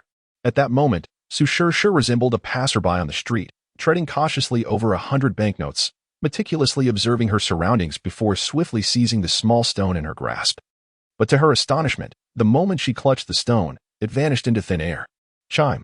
A binding host has been detected. The maid system initiates binding. 5, 12, 36, 70, 100. Chime. Binding complete. As this is the initial binding, it will center around the host, scanning a 1-kilometer radius for targets to pair with one-on-one. Chime. 2 pairing targets have been identified. Chime. Please make your selection. In her mind's eye, 2 half-portraits of Lu Fan and Lin Tianqi appeared. A barrage of voices overwhelmed Su Shishir, but she could only grasp 2 words: maid. The rest was a jumble of confusion. What was this system? And what did one-on-one pairing entail? Did it mean choosing one of the 2 as her servant? But why was it termed the maid system? Chime. The host is urged to make a prompt selection. Countdown initiated. What if I do not choose? Chime. Failing to make a selection will be considered a forfeiture of the system, triggering self-destruct protocols. Chime. The host's spiritual awareness cannot withstand the consequences of the system's self-destruction. The repercussions could be catastrophic. I choose this one. In her panic, Su Shishir hastily selected Lin Tianqi. After all, he was rather handsome. Chime. One-on-one matching complete. Chime. The host has chosen a permanent master. A friendly reminder: the host must not betray their master or disobey any commands, or face penalties ranging from physical pain to life-threatening dangers. Master pairing complete. Reward: Newbie Gift Pack 1. Chime. The host has acquired the maid system's novice privileges. Chime. Task triggered. Please complete your first interaction with your master by kissing the back of their hand to show respect. Completing the task will earn you 50 maid points. I'm a maid? Chime. The host should not doubt themselves. You are a maid, a maid, a maid. Please complete the task promptly. Maid points can be exchanged for cultivation and potent treasures. I. Oh no. The sky has fallen. She, the daughter of one of the 9 demon emperors, the 9-tailed demon emperor, had been reduced to a mere maid for a human. And all of this was of her own making. She felt an overwhelming urge to weep. Never had she endured such humiliation. Fortunately, the master she chose appeared rather formidable and undeniably handsome. After taking a considerable moment to compose herself, Su Shishir reminded herself of her upbringing as a demon emperor's child, taught by her mother to contemplate deeply in times of crisis. Firstly, the human was unaware of her status as his maid, as long as she kept silent. He would never know of this bizarre circumstance. Secondly, this so-called system seemed to possess immense power, with task points that could be directly exchanged for cultivation and treasures. If utilized wisely, it could serve as a shortcut to her ascent to greatness. Her mother had once said that true strength lies in finding solutions rather than lamenting one's current plight, encouraged by her own reasoning. The oppressive clouds over her heart began to dissipate, allowing warm rays of sunshine to pierce through the gloom. How to utilize the novice gift pack. The host has established a mental connection with the system. Shall the novice gift pack be used? The service is quite attentive. I shall use the novice gift pack. Chime. The novice gift pack has been activated. Chime. Congratulations, the host has received a complete set of novice-made attire and a 3-piece essential skills set. Novice-made attire, superior artifact charm increased by 5. Note: item level adjusted according to the host's current world. Basic made skills, master level culinary arts, master level massage, master level emotional insight. The novice-made attire is classified as a superior artifact? Does my charm truly require an article of clothing to enhance? The task of kissing my master's hand, however, posed a dilemma for Su Shishir. At that moment, Lin Tianqi had already shattered 3 jade tokens, while Lu Fan, buoyed by the protagonist's aura, found it increasingly difficult to withstand the pressure. His multiple attempts to escape had all ended in failure, heightening his sense of urgency. Fortunately, this fire sovereign was significantly more reliable than his drained mentor, continuously channeling power into him. At this point, blue markings resembling runes began to emerge across Lu Fan's body and face, his eyes transforming from white to blue. "Huh, human child, you dare to challenge me? You are far too tender." Suddenly, a point of deep blue appeared in Lu Fan's consciousness, and it felt as though all the power within him was being directed by this singular point of blue. Lu Fan's soul trembled, and his body involuntarily froze. How could Jiang Lingyun's spirit form let such an opportunity slip away? After a prolonged wait, Lin Tianqi struck like a venomous serpent poised to strike. With a swift motion, a blade pierced through the crown of Lu Fan's head, directly assaulting his spirit, while another sword penetrated the purple mansion yuaning. Lu Fan's expression twisted into a grimace. His entire body adorned with azure divine patterns, fixated intently on Lin Tianqi. "Aha!" Lu Fan laughed maniacally, as if driven to madness. Boom. And then he exploded. Lin Tianqi's pupils involuntarily contracted, for there was no torrent of blood or remnants of corpses, only countless blue fireworks dazzling like the most splendid pyrotechnics, leaving no trace of Lu Fan. "Lin Tianqi, in this round, you have emerged victorious. Yet, I too have not been defeated. Aha." The voice of Lu Fan echoed within the underground palace, though his presence had long since vanished. What the hell? He can escape like this. It was the aura of the fire sovereign. Their souls had fused. How could the souls of the human race intertwine with those of the demon race? Yunqi felt that the astonishing events she encountered in a single day surpassed all the wonders she had witnessed over her several millennia of existence. Lin Tianqi mused to himself, "Oh, is this the treatment afforded to the protagonist? How utterly unreasonable and shameless." Yet, as he surveyed his surroundings, his spirits lifted once more, regardless of the circumstances.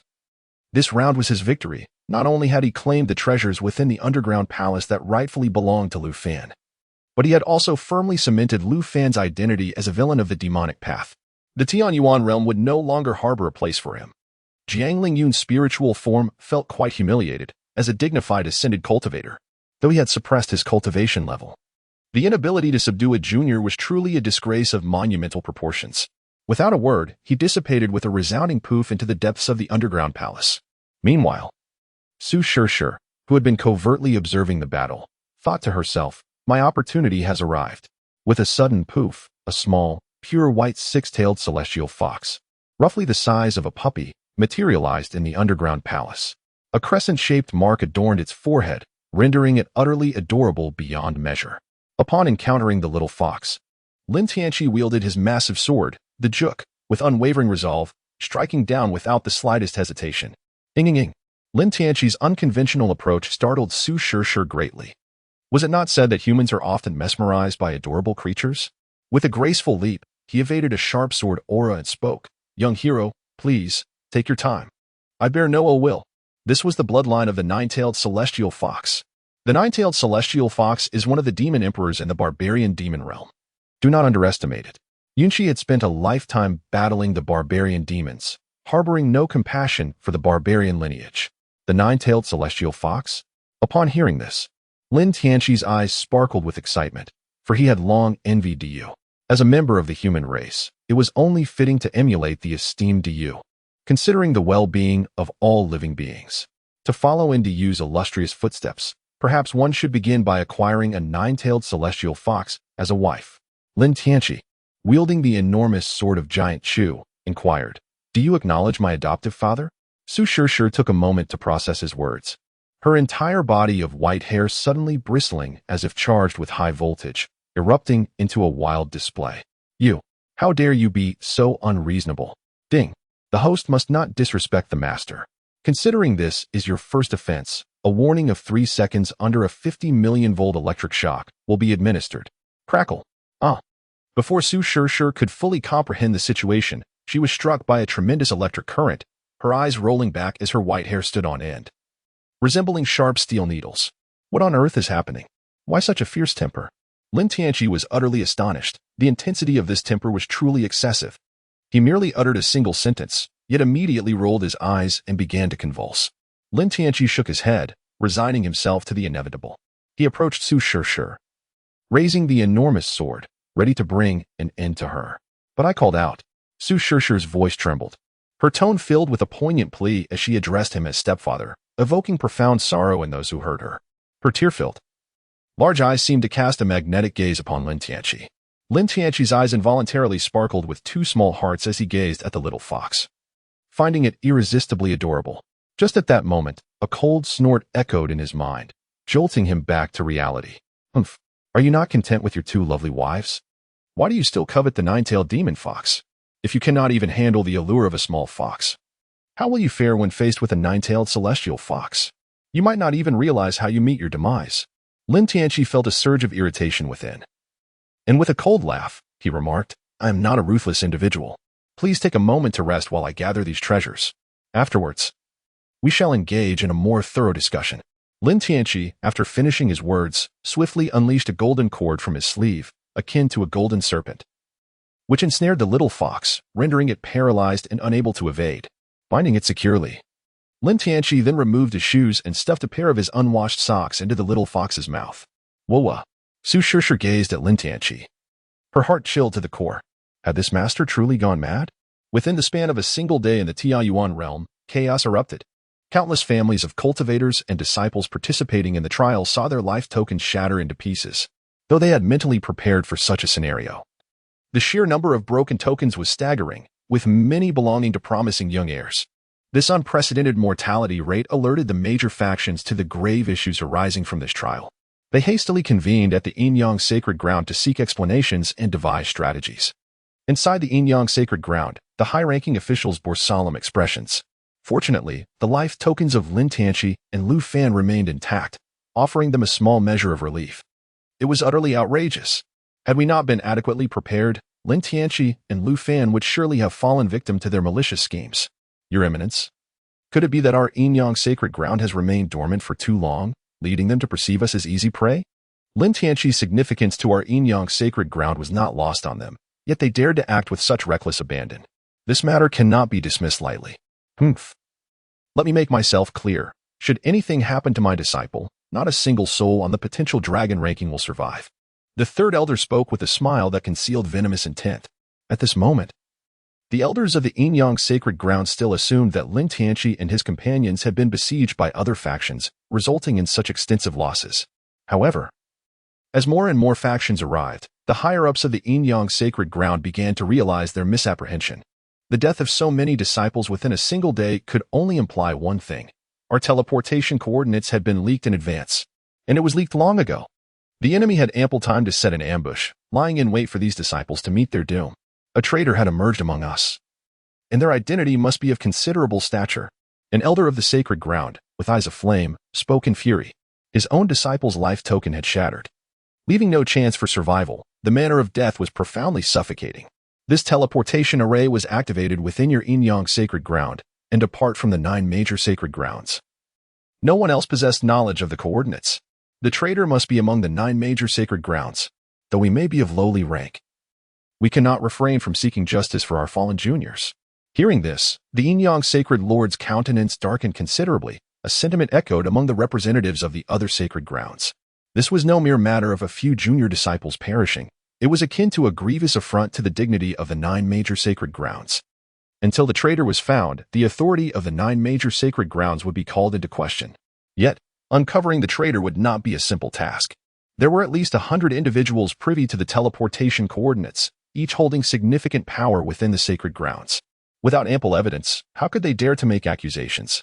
Even more terrifying was the realization that such a traitor could not have emerged overnight. They must have been lurking for a considerable duration. How many more traitors might be concealed among the human elite? The Yin-Yang sacred lord spoke gravely, "Ladies and gentlemen, until we have fully investigated this matter. Asserting that we have a traitor among us is both inappropriate and irresponsible. Regardless, we cannot acknowledge the presence of a traitor within the 9 major sacred grounds." The elders from the other sacred grounds, understanding the underlying message, echoed in agreement. Some casualties are inevitable in a trial. We cannot jump to conclusions about traitors merely because of an increased death toll. Perhaps they simply encountered a horde of demons? We empathize with your sentiments. Our finest disciples are also within the barbarian demon secret realm. Now, our focus should be on rescuing those unfortunate children, not on mutual accusations. We must reopen the teleportation portal and dispatch individuals to effect a rescue. Very well.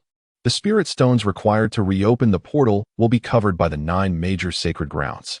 However, the barbarian demon secret realm can only accommodate peak out-of-body cultivators. So you must return and gather personnel as swiftly as possible. The barbarian demon secret realm is teeming with formidable demon hordes, and this time they are undoubtedly prepared. Having anticipated our arrival, everyone understood that the most pressing matter was to rescue the trapped survivors. Though there was reluctance, they had no choice but to set aside the issue of the traitor for the moment. The elders of the 9 major sacred grounds remained behind, aware that while they could not publicly acknowledge the situation, they must engage in self-examination. In the depths of the barbarian demon secret realm, within the underground palace, Lin Tianqi has thoroughly scoured the entire underground palace, leaving only the skeletal remains of Hua Huang and Yun Shi. In a desperate bid for freedom, the lingering soul of Hua Huang detonated his own corpse, tragically taking Yun Shi's remains with him in the explosion. Lin Tianqi could only search within this underground palace, piecing everything together one by one. "Senior, is this your sternum? Senior, is this your pelvis? Quite petite indeed. Senior, is this your hip bone axis? Shut your mouth. Rest assured, Senior, although I have never assembled a skeleton before, I am quite adept at disassembly. The principles are all interconnected, and I assure you I will piece it together flawlessly." Yun Shi remained silent, leaving Lin Tianqi as the sole speaker in the underground palace. Accompanied only by the soft whimpering of the little fox, Lin Tianqi carefully retrieved an outer robe from his storage ring, gently placing the assembled remains of Yun Shi upon the fabric. "Elder, would you care to take a look? I shall first fashion a stone coffin for the time being. Once we return to the heavenly origin realm, I will surely construct a grand tomb for you." "A grand tomb is unnecessary. I would rather not have my coffin disturbed. Upon our return, a simple burial at the sacred land of the heavenly sword will suffice. Perhaps I could create a mausoleum for you? In my heart, your spirit endures. You are still alive. Do as you see fit." Upon hearing this, Lin Tianqi felt a surge of joy. Could it be that through his own efforts, he had successfully procured a lingering soul of an elderly lady? Swiftly and deftly, he constructed a stone coffin, carefully wrapping the remains within his garments and placing them into the coffin, which he then stored in his spatial ring. Lin Tianqi glanced at the remnants strewn about by the Fire Emperor, not wishing to let anything go to waste. Although nearly 10 millennia had passed, these bones still glimmered like jade, imbued with formidable power. Perhaps upon returning, he could engage the third elder in some research. Who knows what novel discoveries might arise. After collecting all the spoils, Lin Tianqi approached the little fox, crouching down to stroke its sleek fur. "As for you," he said, "I shall pose questions, and you will respond. Should you dare to fabricate any lies, I shall not hesitate to fashion a fox fur collar from you. Do you understand?" Ding. Task initiated. Answer the master's inquiries without deceit or concealment. Completion rewards include a maid's collar, a superior magical artifact, and 100 maid points. Woo woo woo. The little fox whimpered, its mouth stuffed with a sock, bound hand and foot. The golden rope possessed the ability to seal its cultivation, rendering it powerless and compelled to nod incessantly. Lin Tianqi pulled the sock out of the little fox's mouth, regarding the saliva-soaked fabric with disdain before tossing it aside. "Are you a demon from the barbarian demon realm?" "Yes, my mother is the 9-tailed demon empress of the barbarian demon realm." Lin Tianqi nodded in agreement with Yun Shi's assertion. The little fox was indeed truthful. He continued to inquire, "Aside from yourself, how many spirits from the barbarian demon realm are there? And how did you come to know our teleportation coordinates?" The little fox replied, "In addition to myself, there are 6 offspring of the demon emperors, along with approximately 500 elite disciples from various clans. We were informed of your teleportation coordinates prior to our departure.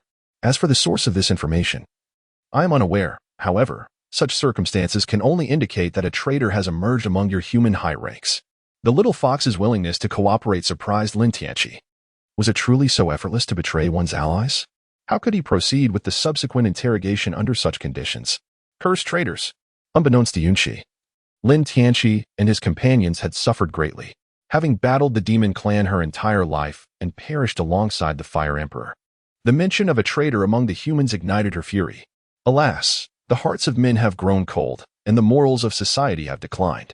The integrity of our predecessors is becoming increasingly rare and precious. Lin Tianqi's subtle flattery evidently struck a chord with Yunqi, who responded, "You may be a bit lecherous, but at your core, you possess a good nature." Lin Tianqi continued to inquire, "How did you come to be with Lu Fan?" "My mother predicted that Lu Fan had unlocked the treasures of the underground palace. My purpose in entering the secret realm was to seek this very treasure. When the barbarian demon army ambushed you, I found him and led him out of danger. Subsequently, I used illusionary arts to bewitch him, utilizing his aid to locate the treasure. As for what transpired thereafter, you are already aware." Upon hearing this, Lin Tianqi could not help but furrow his brow. If he had not appeared, it was highly probable that this underground treasure would have fallen into the hands of the alluring vixen before him. To snatch victory from the jaws of defeat from the protagonist Lu Fan indicates that she is no ordinary character. Could it be that this enchanting vixen is also a protagonist in her own right? The little fox felt her legs tighten under Lin Tianqi's piercing gaze. Should he make any outrageous demands, she would find it difficult to refuse. With a pitiful expression, she asked, "Is there anything else you wish to know?" "I shall divulge everything I know. If you have any physical desires, I have but one request. Let me transform into human form, for otherwise, I cannot bear it." Goodness. It sounded as though I would be amenable to such terms. Lin Tianqi pondered for a moment and inquired, "What treasures have you uncovered within this underground palace?" The little fox gazed at Lin Tianqi with wide eyes, her mind consumed by a singular thought. Is this fellow a devil? How foolish of me to choose him as my master. Had I selected Lu Fan instead, would he not have been utterly devoured? Yet, in this world, there exists no remedy for regret, and thus she remained silent. 3,000 years worth of spiritual herbs, 5, 6, 7, 8, and even 82 stalks. Is that all? For 1,000 years worth of spiritual herbs. I advise you not to resort to trickery. Otherwise, I would not hesitate to inspect whether you are afflicted with foot-and-mouth disease. A devil. He must surely be a devil. Who will come to rescue this child? The little fox tilted her head at a 45-degree angle towards the sky, tears cascading down her cheeks. Henceforth, freedom shall become an everlasting luxury. However, he surely knows nothing of the system, even if I were to disclose it. What difference would it make? I have acquired a system. The little fox refrained from revealing the name of the system she had obtained. After all, he had not asked. So it could hardly be deemed a concealment, could it? A system? Upon hearing this, Lin Tianqi nearly leaped up in surprise. However, he quickly composed himself and said, "Wait a moment, let me gather my thoughts." He realized that the system was aware. The little fox discerned the shock in Lin Tianqi's eyes. When a person is overwhelmingly astonished, their actions and demeanor become exceedingly difficult to conceal. Lin Tianqi mused, the treasure should belong to Lu Fan. But the little fox's mother obtained the heavenly secret through extraordinary means, allowing the little fox to intercept it. If he does not intervene, it is likely that Lu Fan will ultimately gain the advantage from Yunqi's assistance, as the fire sovereign naturally supports the little fox. A fierce battle between the human and demon races will ensue. However, the little fox has also acquired a system. What is your system like? Upon hearing this, the little fox could almost confirm that Lin Tianqi must know about the system. Could it be that the other party possesses a system as well? The little fox understood that there was no longer any room for luck. It was better to perform well. As her mother said, the wise never suffer losses in front of them. It's a maid system. Please elaborate. The little fox recounted the maid system in detail, leaving Yunqi utterly astonished. Is there truly such a deranged entity in this world? Could it be that the external object which instigated the great war between the Tianyuan realm and the barbarian demon realm back in the day was none other than this? Lin Tianqi connected his recent deductions with the little fox's system, and he couldn't help but gasp in astonishment. This was utterly unreasonable.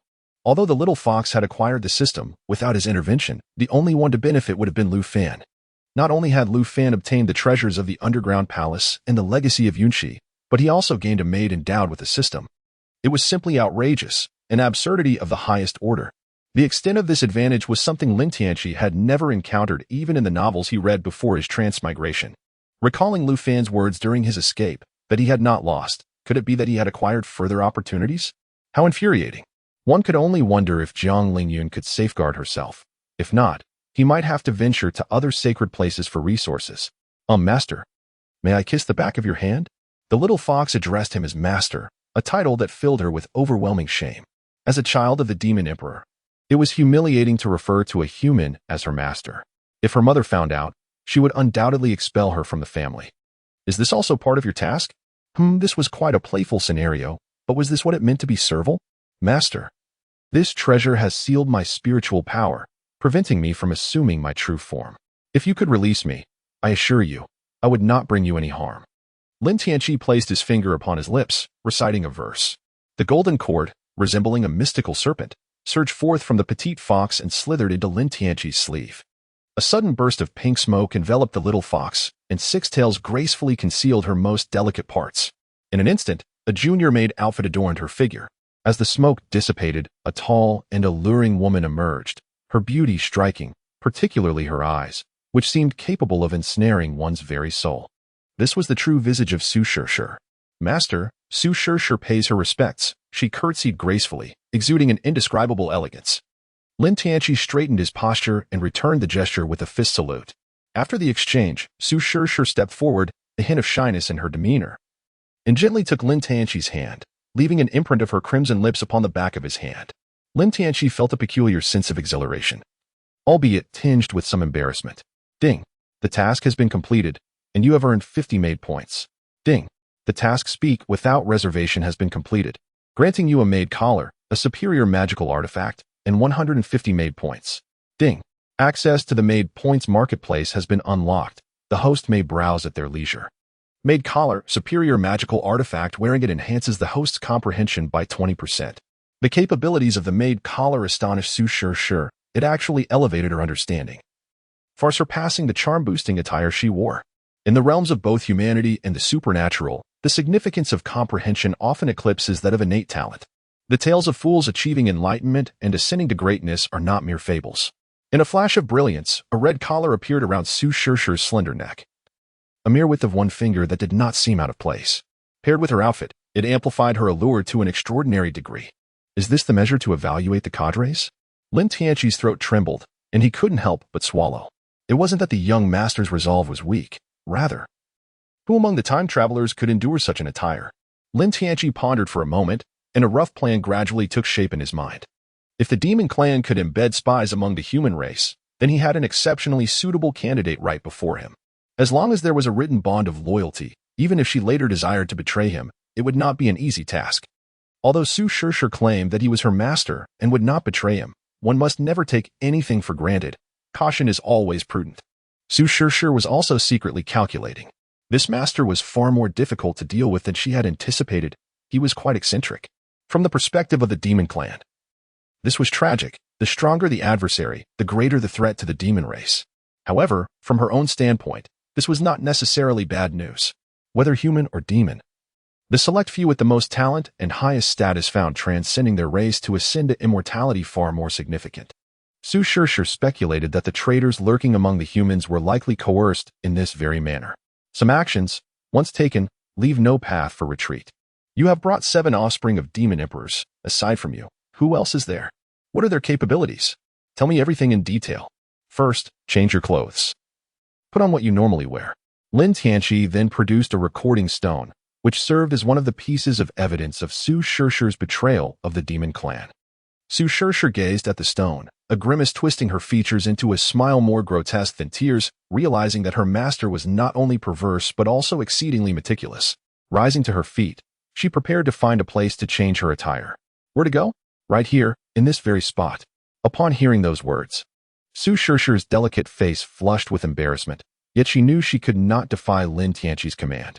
As the rustling sound filled the air, Su Shishir bit her lip, overwhelmed by a profound sense of shame.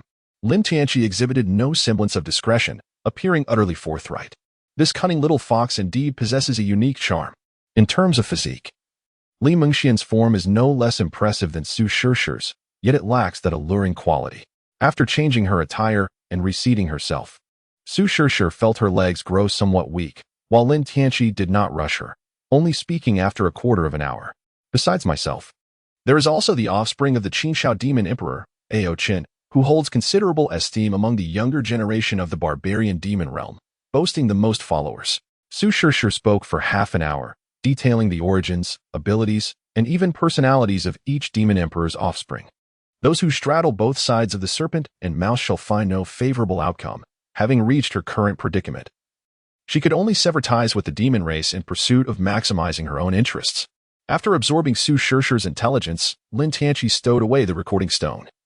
Lost in contemplation. 7 demon emperor offspring represent 7 mobile treasure troves. Having come this far, returning empty-handed is simply not in his nature. In this brief moment, it seemed Lin Tianqi had forgotten that he had just laid claim to the entirety of the underground palace's treasures. Among the demon princes, Ao Qin is the most formidable. The character Qin corresponds to the dragon in the 12 earthly branches, and the surname Ao belongs to the dragon clan. The name itself reflects the immense value placed upon him by the Qinshao Demon Emperor. The status of demon princes surpasses even that of the holy sons from the 9 sacred lands. Unlike the holy sons, who are not born into their roles but are selected heirs, the position of a demon prince is an innate privilege. Their bloodlines, along with the education and resources they receive from a young age, are the finest in the entire barbarian demon realm. How could they possibly cultivate mediocrity?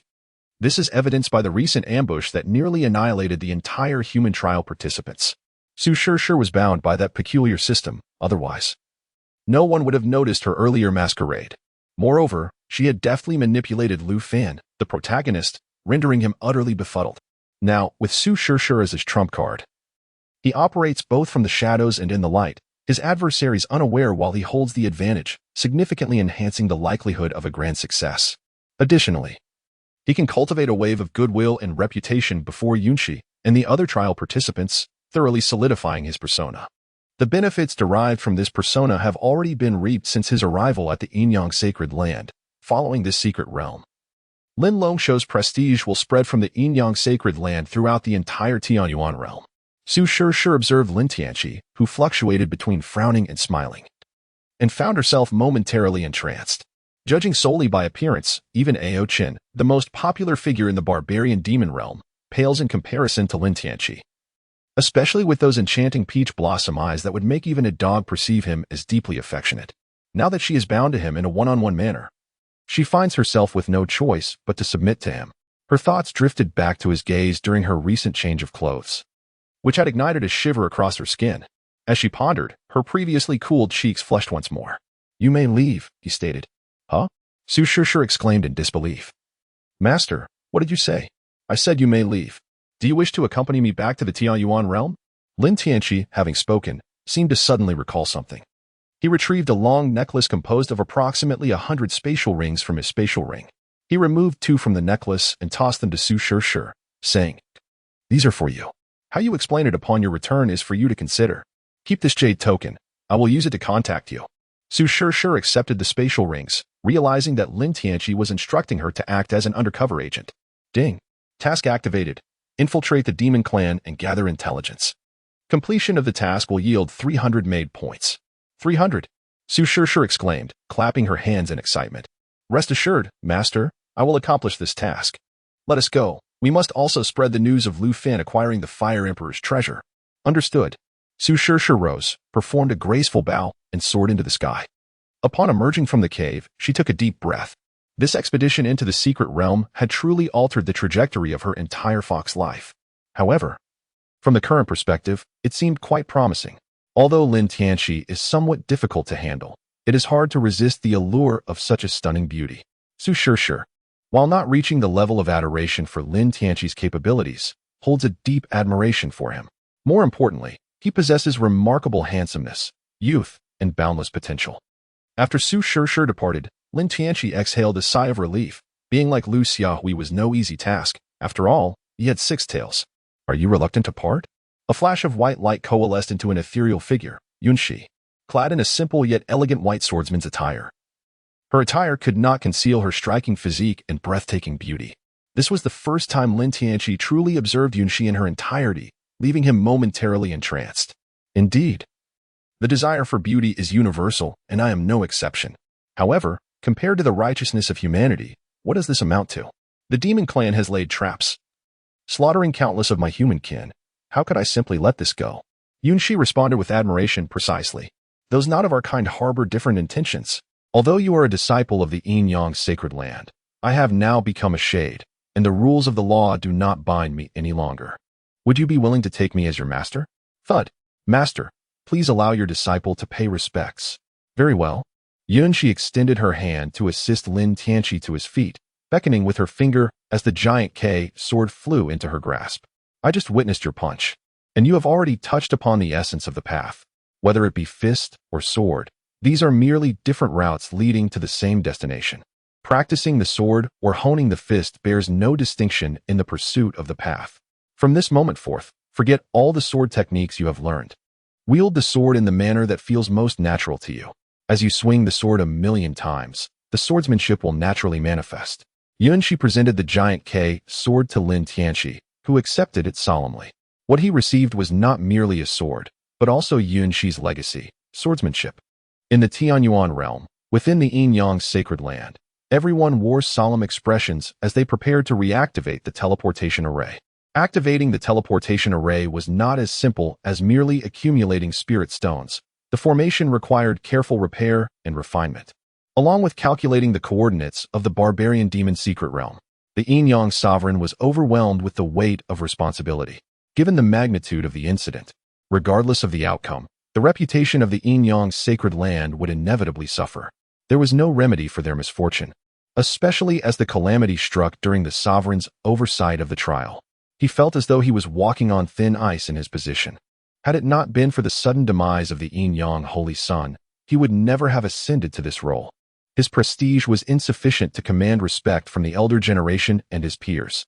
Were it not for Jiang Lingyun's presence, the Yin-Yang sacred land would have faced countless tumultuous incidents. However, this very situation led others to regard the Yin-Yang sovereign with even greater disdain. Though they dared not openly oppose him, their support was far from genuine.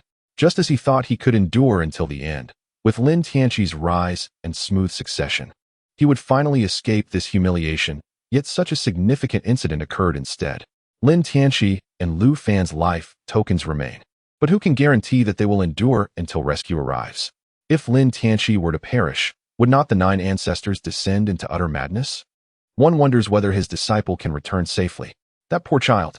In the depths of the barbarian demon secret realm, Lu Fan ultimately managed to escape, relying on the divine powers of the Fire Emperor, yet his circumstances were far from favorable. Outside, hordes of barbarian demons were hunting down human trial participants. He bore considerable injuries, and the protagonist's once radiant aura had temporarily dimmed, leaving him overwhelmed with a profound sense of helplessness. Particularly, the grievous injury inflicted by the little gourd boy had left him in a state of disarray, necessitating a place to recuperate. Ah, Lin Tianqi, one day, I shall bring you to your demise. Within a cave, Lu Fan shed his garments, gritting his teeth as he used a broken sword to excise the mangled flesh between his legs. The excruciating pain compelled tears to stream down his face. Fortunately, these were mere external wounds. After consuming several high-grade medicinal pills and crushing a few to apply to the affected area, the bleeding ceased swiftly. Perhaps out of fear that the newly grown flesh would be subpar, Lu Fan crushed a spirit herb and applied it as well. Once his injuries were tended to, Lu Fan's thoughts wandered to the countless spirit herbs he had encountered in the underground palace. Treasures. Alas, they now belonged to that wretched Lin Tianqi. The more he contemplated, the more his anger surged, and he felt a rush of blood to his throat, spitting out a mouthful of crimson. Cough. They are merely spirit herbs, of no great consequence. Lu Fan hastily reassured himself. If he continued to dwell on it, his own anger might lead to his demise. Yet, this expedition was not entirely fruitless. He had obtained a legacy of one of the 9 demon emperors, as well as that of his master's lingering soul in the inheritance of the Yin-Yang sacred land. The convergence of these 3 legacies within him was an invaluable asset. Legacy is the true foundation. He was not at a loss. One must admit, belief is the very essence that empowers protagonists to transcend adversity. As long as their conviction remains unwavering, they can always start anew. Lu Fan centered himself, focusing on the legacy of the Fire Emperor. The Fire Emperor was a divine bird possessing the bloodline of the vermilion bird, and that azure flame was its innate fire. Now, his spirit had fully merged with the remnants of the Fire Emperor's soul, and refining this innate fire was merely a matter of time. In the heart of the barbarian demon secret realm, unlike the other areas teeming with ancient trees, stood an ancient city, though its towering walls were somewhat dilapidated. Vestiges of its former grandeur were still discernible. These ancient ruins were remnants from a time long ago when the demon race had settled and constructed this magnificent stronghold before the realm detached from the barbarian demon world. As millennia passed, the demons within the secret realm gradually devolved into barbarian demons, and this ancient city became a palace for the lords of the barbarian demon world. At this moment, 100,000 barbarian demons patrolled around the ruins of the ancient city, yet they dared not approach any closer. Inside the ancient city, a lively atmosphere prevailed.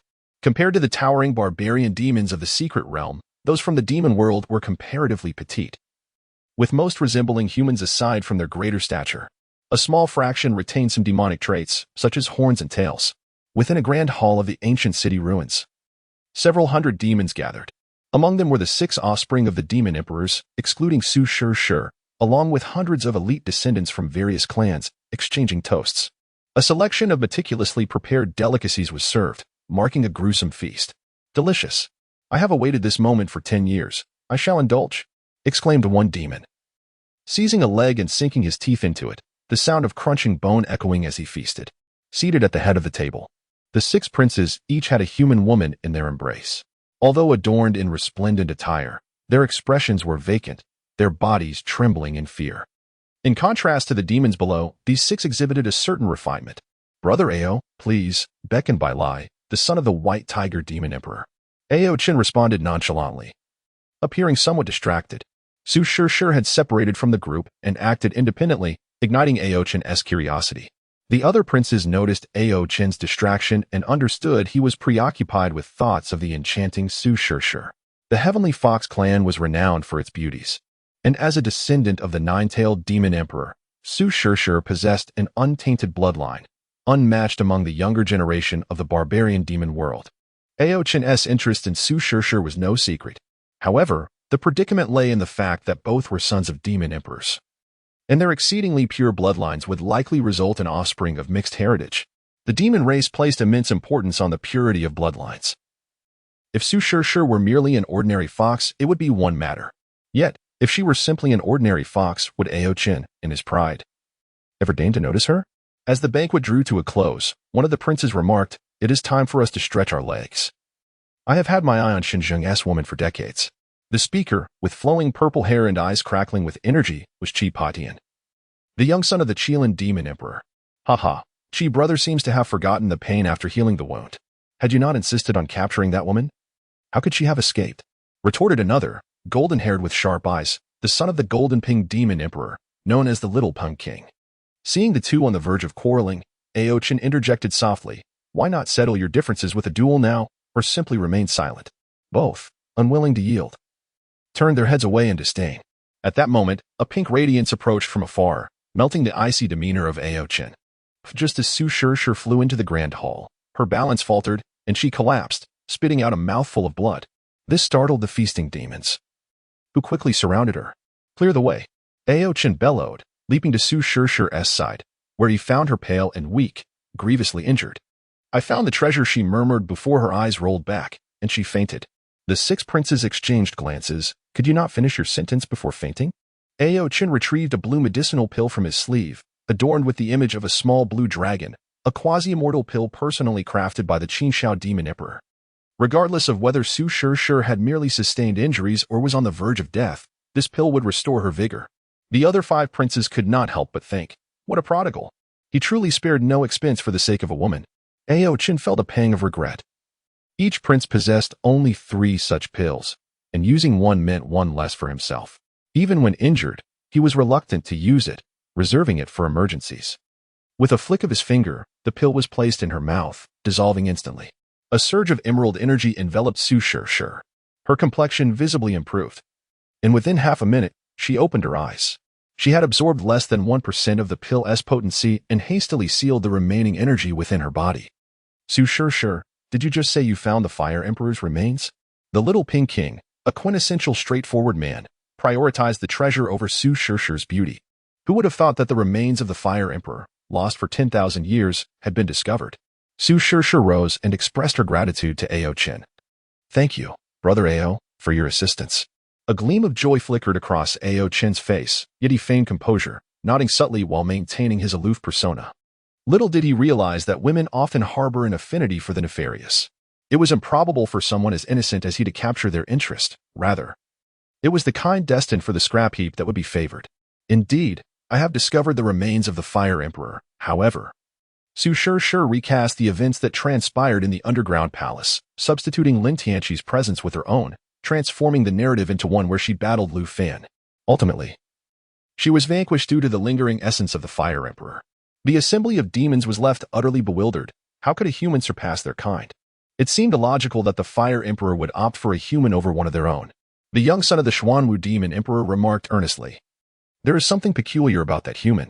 It appears he harbors an extraordinary entity within, maintaining complete lucidity even amidst the chaotic reversal of yin and yang. With spiritual energy seemingly boundless, perhaps he employed some form of demonic sorcery to subdue the esteemed Fire Emperor. Otherwise, how could I have been defeated by him? The demons gazed at Su Shishir in astonishment, exclaiming, You, a demoness, were bested by a human using demonic arts? Unfazed by their scrutiny, Su Shishir boldly proclaimed, If you do not believe me, I shall take you to witness it for yourselves. Would I deceive you? Fear not. A mere human poses no significant threat. We shall reclaim what is ours. After Ao Qin intervened on Su Shishir's behalf, he turned to the other demons, saying, Prepare yourselves. We depart at once. Upon hearing Ao Qin's command, the demons erupted in excitement, chanting, Annihilate the humans. This time, I desire them alive. Half a day later, the demons within the wild demon secret realm were once again mobilized, advancing in a net-like formation to hunt down the human cultivators. In the subterranean palace, Lin Tianqi sat in serene stillness, resembling an ancient deity. The surrounding spiritual energy was stirred by an unseen force, tumultuous as a raging sea, violently erupting from the crown of his head. The spiritual energy within the palace swirled like volcanic ash, forming an immense and unparalleled vortex above Lin Tianqi. The vortex spun furiously, emitting a piercing howl, as if intent on engulfing the realm in ceaseless chaos. At that moment, Lin Tianqi's primordial infant hovered above him, radiating brilliance. The runes surrounding the infant flickered like those of an ancient god, exerting every ounce of strength to consume the vast and boundless spiritual energy. Just a day prior, Lin Tianqi had ingested a gourd of spiritual liquid from the demon refining gourd during the fierce battle, propelling him to a breakthrough in the mid-stage of his primordial infant. The pure young sacred body is aptly named a semi-immortal physique, not only due to its rapid cultivation speed but also because it is safeguarded by the pure yang power, thus eliminating concerns of an unstable foundation or the perils of deviation. At this moment, Lin Tianqi had yet to realize the extraordinary nature of his pure yang sacred body. After Su Shishir departed, he spent half a day demonstrating his swordsmanship in front of Yunxi, ultimately succumbing to the alluring temptation of the crimson ju fruit. The mere sight of it evoked thoughts of Li Mengxian, and it had been a day since he had savored any meat. Upon consuming a ju fruit, the overwhelming spiritual energy nearly caused him to burst. Despite exerting every ounce of strength to absorb it, the sheer volume of energy contained within the fruit was staggering. Ultimately, with Yunqi's assistance, he expelled the excess energy from his body. It was certainly better to waste some than to risk being overwhelmed. As a result of this spiritual energy cleansing, his cultivation progressed from the mid-phase of the nascent soul to a state of consummation. He now stood on the precipice of a breakthrough.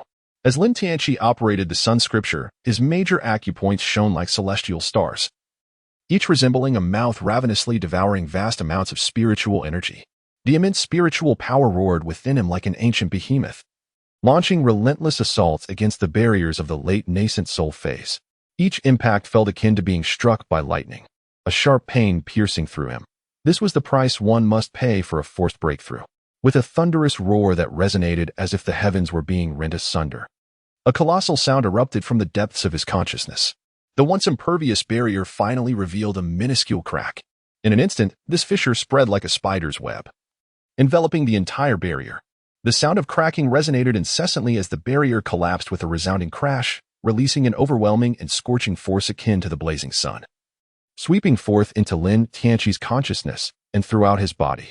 Wherever it passed, his meridians transformed into a brilliant gold, expanding and fortifying as his bones resounded, seemingly reshaping his pure yang form. As Lin Tianqi transitioned into the late nascent soul phase, the torrent of spiritual energy surging from within began to diminish. The nascent soul above his heavenly spirit became increasingly solid, resembling a miniature version of Lin Tianqi himself. As time gradually flowed, the whirlpool of spiritual energy subsided, and the brilliance of the nascent soul above his head retracted and slowly merged back into his body. Late nascent soul, within less than 2 days, he had ascended from the initial phase to the consummate state of the nascent soul realm. The swiftness of this advancement left even Yunqi, a being of millennia, utterly astonished. The pure yang sacred body was not unique to Lin Tianqi alone. Yunqi had encountered others before, yet none had exhibited such extraordinary prowess. The notion of advancing a realm in a single day was something even the most incredulous would find hard to believe. Lin Tianqi opened his eyes, a fleeting glimmer of brilliance illuminating his gaze. Calculating the time, he mused that the little maid should have located the organization by now. For the sake of caution, it was prudent not to linger in this place any longer. At that moment, Lin Tianqi seemed to hear the distant, haunting roars of the barbaric demons echoing from outside the cave. Lin Tianqi brandished the colossal sword, soaring towards the cave's exit. After traversing approximately 5 miles, he beheld a horde of savage demons, numbering over 1,000, assaulting several hundred human cultivators. Among them stood a familiar figure, Shunzheng of the heavenly sword sacred land. During their earlier escape, the majority had been trailing behind him and Yi Wushuang, a testament to the allure of beauty in the face of mortality. While their numbers were few, there were distinct advantages to such a situation. These individuals could be considered Xinjiang's most devoted adherents, their solidarity remarkably potent. With the aid of his spiritual sword, Xinjiang ascended, and through their collective determination, they managed to escape with relatively minor casualties.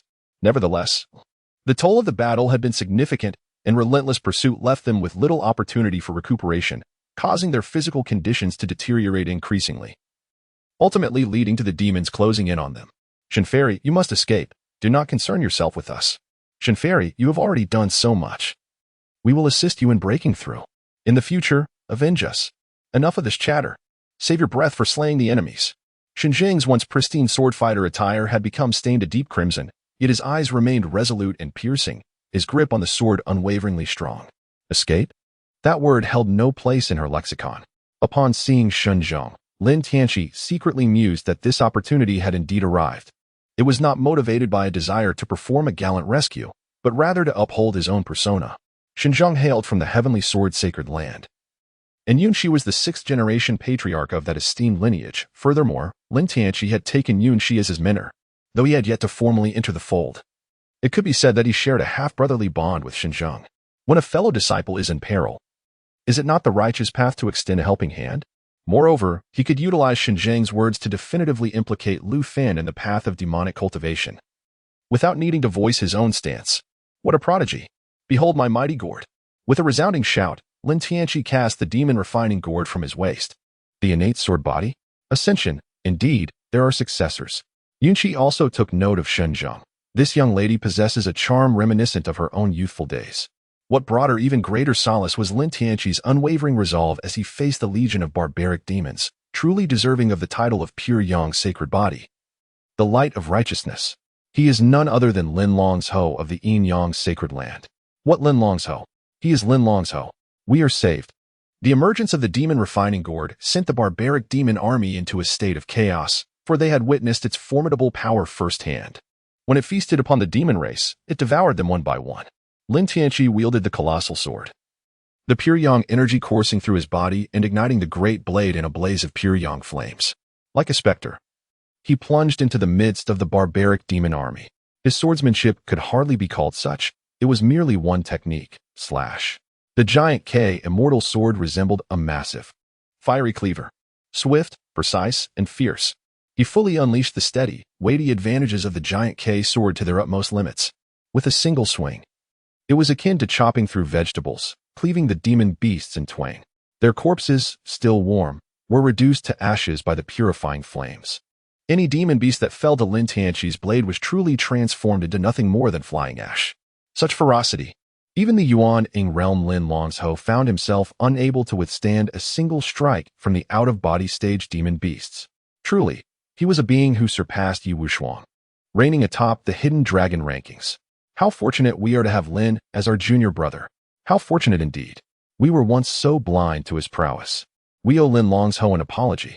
Within merely half an hour, with the aid of the demon refining gourd and Lin Tianqi, this band of demon pursuers was utterly vanquished. Lin Longsho. The gathered cultivators gazed at Lin Tianqi with adoration. Lin Tianqi slung the enormous K sword across his back, wiping the perspiration from his brow and revealing a bright, sunny smile. My friends, you have all worked tirelessly. This location is not suitable for prolonged stay. Let us first seek a safe haven to recuperate. The group pressed on, covering several hundred miles until they arrived at a secluded valley. Although the valley was not the most secure terrain, they were pursued by relentless foes, and the towering mountains flanking the valley minimized the risk of being discovered. Considering all factors, it was indeed the most appropriate place for a brief respite. With Lin Tianqi's presence, the tension that had gripped the hearts of the group finally began to ease. Exhaustion enveloped them, and upon sitting down, they felt as if they lacked the strength even to move a finger. Their wounds began to throb painfully. Throughout the ordeal, Shen Zheng's gaze was fixed upon the sword on Lin Tianqi's back. The K sword had been lost for nearly 10,000 years, and few of the youth from the heavenly sword's sacred ground had even heard of its lore. Yet, Shen Zheng was a person who cherished swords deeply. Her innate sword body endowed her with a unique affinity for these blades. Swords possess spirit, had it not been for its master, Yunqi, and her soul residing within Lin Tianqi's consciousness. This sword might have become an ardent follower of Shen Zheng. Sister Shun's unwavering gaze upon the sword suggested that she recognized it. Lin Tianqi plunged the enormous sword into the ground and sat down beside Shen Zheng. Upon seeing the words enormous sword, Shen Zheng's thoughts were confirmed. He could hardly believe that the treasured artifact of the heavenly sword's sacred land had fallen into his possession. The enormous sword of immortality, Shen Zheng murmured, his cracked red lips parting slightly. This treasure of the heavenly sword's sacred land was the personal blade of the first-generation ancestor, who bequeathed it after ascending to the heavens, passing it down through generations. However, it had remained here for 10,000 years, alongside the sixth-generation ancestor, Yunqi. With this sword in your grasp, have you perhaps discovered the remains of ancestor Yunqi? Ah, the tale is lengthy, and you are gravely injured. First, partake of this spiritual liquid. It will aid in your recovery. Lin Tianqi removed the demon refining gourd and took a jade cup, pouring a cup of spiritual liquid and presenting it forward. Although he possessed the earth milk obtained from the underground palace, it was entirely unnecessary. The spiritual herbs from the demon refining gourd were a renewable resource, and with an abundance of demon beasts around, this spiritual liquid was inexhaustible. Thank you. Shen Zheng accepted graciously, lifting the cup to his lips and drinking it down, feeling a robust surge of spiritual energy permeate his body, rapidly facilitating his recovery. Lin Tianqi did not engage in favoritism. Instead, he held the gourd, distributing a mouthful of the precious spirit liquid to each person present. Lin Longsho. The crowd gazed at Lin Tianqi as he moved gracefully among them, tears of gratitude welling in their eyes. They had never witnessed such a leader of the potential dragon list, humble and unpretentious, imbued with a profound sense of justice. Not only did he save them in their time of peril, but he also generously shared such a rare treasure with them. True emotions are revealed in times of adversity. It is only in the face of grave danger that one can discern the truest essence of a person. The light of righteousness illuminated the earth. In this moment, words failed to convey the depth of gratitude the crowd felt towards Lin Tianqi. After distributing the last mouthful of spirit liquid, Lin Tianqi addressed the crowd, saying, "Please do not be so overwhelmed. I merely acted in accordance with my own conscience." Lin Tianqi's gentle words and warm smile demand no recompense, leaving an indelible mark on the hearts of the people, reminiscent of a savior. Should anyone dare to speak ill of Lin Tianqi in their presence, they would undoubtedly fight to the death in his defense. To slander someone like Lin Long, what must their hearts be tainted with? Do they possess any conscience at all? Lin Tianqi returned to sit beside Shen Zheng. So many have perished. The sect shall soon initiate a rescue operation and activate the teleportation portal. If all goes as expected, the portal's location will remain unchanged. Senior Sister Shen can guide them to navigate their way while awaiting the portal's activation. Shen Zheng inquired, "Will you not join us?" "Alas, I shall act alone, for I can move more swiftly. I am uncertain about Brother Ye's situation. I must ascertain if he remains isolated. Whatever can be salvaged shall be." Upon hearing this, Shen Zheng's gaze finally shifted from the towering sword to Lin Tianqi, locking eyes for a full 10 seconds. "Very well." Lin Tianqi continued. In the underground chamber where I discovered the remains of Senior Yunshi, I encountered Lu Fan. He has been possessed by the Demon Emperor and has strayed into the path of darkness. Despite employing various means, I was unable to detain him, and he managed to escape. Sister Shin, should you encounter him, do not fall for his deceitful words. Xinjiang was taken aback by his revelation, given the extensive context. She harbored no doubts about Lin Tianqi's words and solemnly nodded. I will convey this message to the others. Yes, Sister Shin, take care. Upon my return, I intend to visit the Heavenly Sword Sacred Land for a more detailed discussion. Please, do take care. We shall meet again at the Heavenly Sword Sacred Land. Until we meet again. Xinjiang felt a tug at her heart as she watched Lin Tianqi's figure grow increasingly distant. Those 4 simple words served as the finest blessing amidst their dire circumstances. The others turned to Xinjiang. In the past, they believed only Yi Wushuang was worthy of the celestial fairy, yet the chemistry between the two seemed lacking. Now, however, the glances directed at Xinjiang suggested something different regarding her feelings towards Lin Tianqi. Under Ao Qin's command, the demonic army began to converge upon the battlefield to ambush the human race. He surmised that the humans would inevitably react to the disturbances within the secret realm by reactivating the teleportation array. Yi Wushuang, Xinjiang, and other prominent young leaders of the human race were within the secret realm and would not remain idle. Thus, as long as the army maintained its position here, they could sever all remaining pathways for human trial participants attempting to return home. To return, they would have to traverse through the blockade of the demonic forces. What difference was there from walking into a trap? The only risk lay in the possibility of the human reinforcements launching a 2-pronged assault alongside the survivors. However, the loss of countless lowly beasts in the barbaric demon realm would not weigh upon their hearts in the slightest. How absurd it was for such creatures to aspire to enter the ancestral grounds of the barbaric demon realm. The 7 offspring of the demon emperors each led a formidable army, establishing 2 layers of blockade lines 150 miles and 50 miles from the teleportation portal.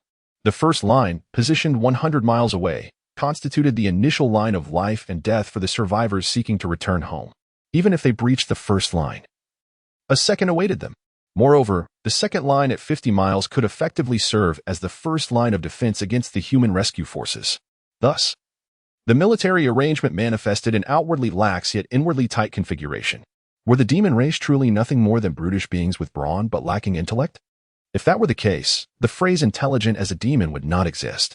After Lin Tianqi departed from the valley, he received intelligence from Su Shishir regarding the military arrangements of the demon clan in various directions. His aim was not the ordinary savage demons, but rather the elite beings that hailed from the realm of savage demons. He discovered that the demon refining gourd, which consumed demon beasts, retained certain characteristics of these creatures within the refined essence. However, within the secret realm of savage demons, the bloodlines of the demon beasts were exceedingly inferior, resulting in a rather meager extraction of special energy. Lin Tianqi has successfully passed the experimental test, having devoured a bovine-type demon, resulting in a slight enhancement of his physical strength through the produced spiritual liquid. Although the increase is minimal, it is indeed a gain. What if he were to consume the offspring of a demon emperor, given the formidable power of their bloodline? Could it be possible for him to refine them to obtain spiritual liquid and their bloodline strength? Su Shishir, aboard a luxuriously adorned flying vessel, is accompanied by 2 Fox clan maidens. Below, tens of thousands of barbaric demons are marching, preparing to reach the designated area for deployment. Holding a jade tablet in her hand, she awaits news from Lin Tianqi. Completion of this intelligence mission grants her 300 points, accumulating to 450 points when combined with her previous 2 tasks. She has perused the point shop, and now the thought of its offerings makes her heart race uncontrollably. As the offspring of a demon emperor, she is no stranger to the world, having even encountered celestial artifacts. Yet, the items in the point shop astonish her to the point where her heart skips a beat. Various breakthrough elixirs, including those for ascending to the celestial level.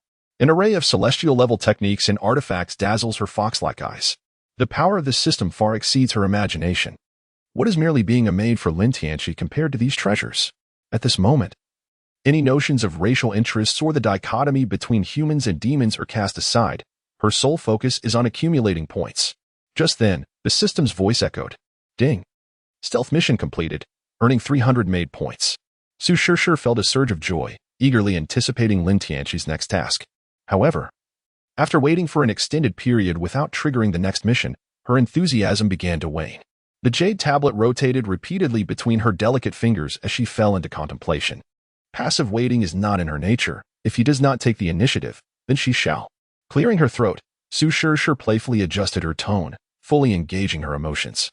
She then addressed the white jade tablet. Master, please command your servant without reserve. Do not show pity, for I relish it. After speaking, she touched her small face, feeling a warmth wash over her. In a dense forest, Lin Tianqi is occupied, selecting Qi Patian, who possesses the bloodline of a Qilin based on the intelligence provided by Su Shirshir. Qi Patian excels in lightning techniques, and having battled with Yu Wushuang before, he possesses some combat experience. For a first venture, prudence is paramount. A massive army of over 10,000 barbaric demons charging in would be an endless slaughter. These are not the minor foes encountered previously. The battle prowess of a demon emperor's offspring is unlikely to be inferior to that of Yu Wushuang. Strategy is essential. Brute force is not an option. At that moment, Lin Tianqi sensed that the jade tablet had received a new message. Master, please command your servant without reserve. Do not show pity, for I relish it. What on earth? In the open forest. The sudden echo of this sultry voice almost caused Lin Tianqi to drop the jade tablet, instinctively glancing around. The nine-tailed celestial fox clan's allure extends beyond mere techniques and appearances. Their movements and voices are imbued with captivating charm. With those words alone, Lin Tianqi felt a surge of confidence rising within him. Damn it, he had just been teased by a little vixen. Listening to the distant sounds that faintly echoed, Lin Tianqi carefully concealed the jade token. He retrieved a specially crafted outfit from his spatial ring and clothed himself, ensuring every inch of his body was meticulously wrapped. This protective garment was a gift from the third elder. The most potent poisons do not merely act through inhalation or ingestion. Any contact with the skin can incapacitate the target. This exemplifies the true mastery of the art of assassination through poison. In preparation for the hunt for Qi Patian, Lin Tianqi had brought forth all his reserves, amounting to a staggering 300 pounds. Clad from head to toe, he bore a massive pack on his back, and the garment was adorned with pockets overflowing with substances, already beginning to release a delicate pink mist into the surrounding air. This concoction was known as Dragon King's grudge. Those afflicted by it, even beings as robust as the Dragon King himself, would find themselves overwhelmed by despair. Lin Tianqi chuckled with a sharp, piercing sound, soaring through the air like a flash of lightning. At this moment, Qi Patian sat atop a colossal beast, over 30 meters in height. As he continuously strategized the battle he would face upon encountering Xinjiang. Ever since their fateful meeting 50 years ago in the wilderness, he had been captivated by Xinjiang's unique charm. He vividly recalled her first words, "What are you staring at?" and the expression that accompanied them. It was simply mesmerizing. Suddenly, a subtle yet sweet fragrance alerted Qi Patian, causing him to become acutely aware of his surroundings. A streak of light darted across the sky at an astonishing speed, periodically raining down packages enveloped in pink mist. Under this inexplicable assault, the beast momentarily panicked before swiftly retaliating. Yet, in just 3 breaths, they felt as if their very essence had been drained. The flying creatures found themselves devoid of strength, plummeting helplessly to the ground. "Everyone, hold your breath. It's poisonous," Qi Patian shouted, but his warnings fell on deaf ears. The mist spread rapidly, ensnaring tens of thousands of troops in an instant. The massive beast beneath Qi Patian collapsed, its limbs giving way as it tumbled to the ground. Roar! In that instant of falling, Qi Patian revealed his true form.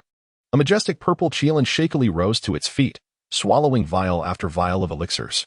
However, despair washed over him as he realized that these precious potions were ineffective against the poison.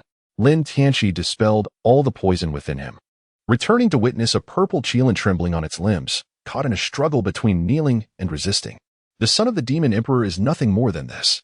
Lin Tianqi leaped into the air, wielding the colossal Xianyuan sword that sliced through the heavens, its blade shimmering like a crimson crescent moon. In a swift motion, a colossal Kirin head, adorned with astonishment, was severed from its body. Before it could even touch the ground, Lin Tianqi had already stored it within his storage ring. In a flurry, a small purple Kirin, in a state of panic, emerged from the remnants of its form. "Where do you think you're running?"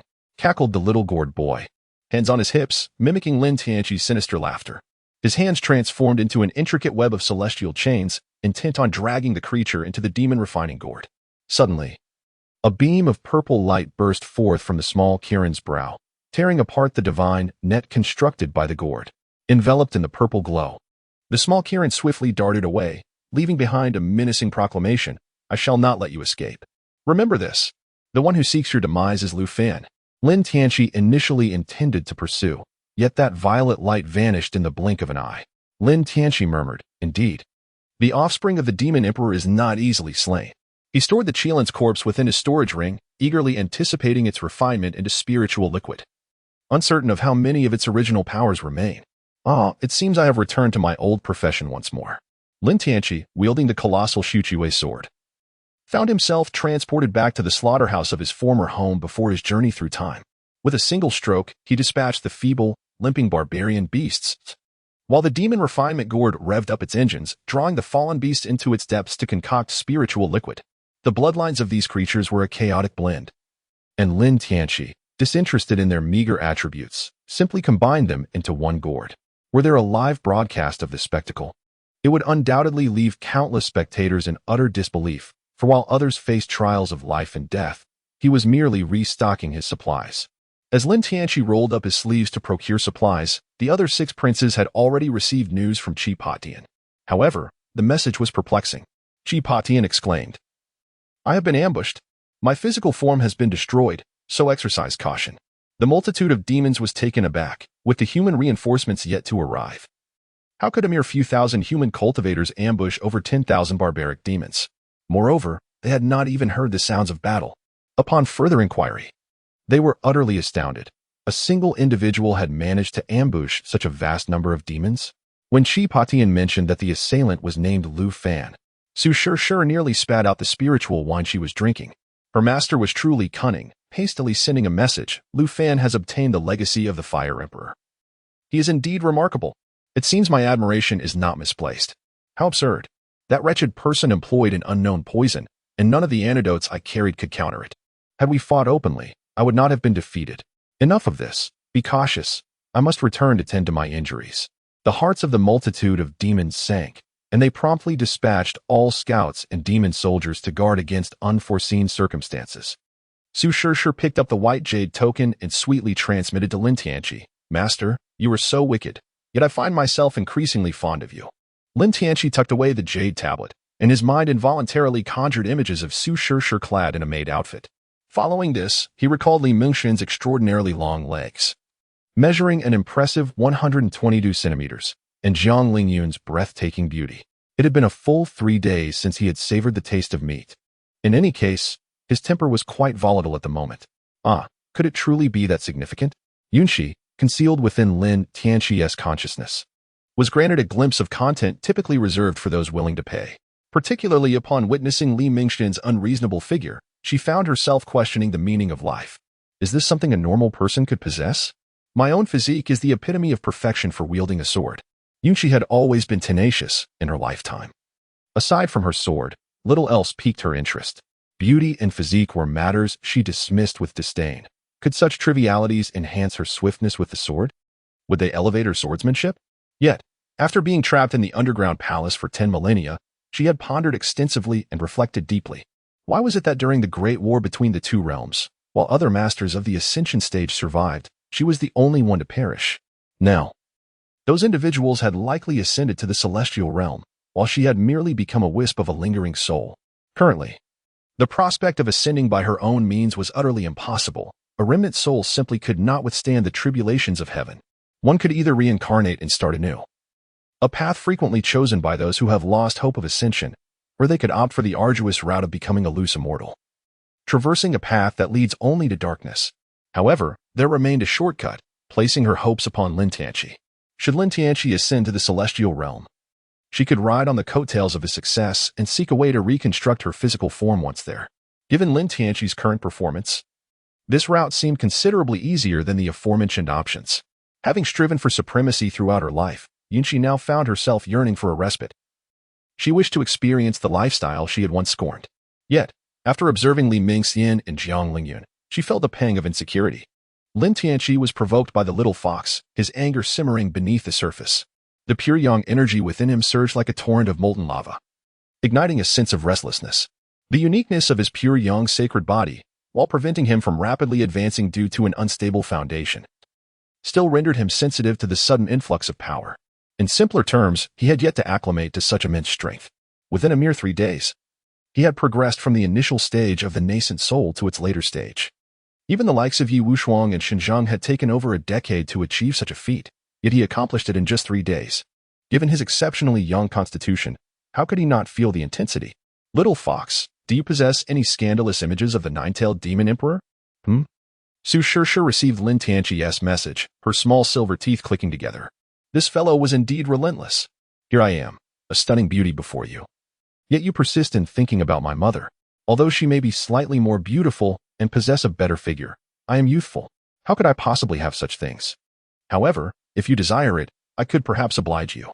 Meet me in the underground palace tonight at midnight. Damn it, enough pretense. If one is lustful, so be it. As the saying goes, a man's true nature is revealed. Surely, Master Yunqi would understand? Yunqi retorted, I understand your intentions. But I am merely curious about what they consume to achieve such proportions. Lin Tianqi concluded his words and put away the jade tablet.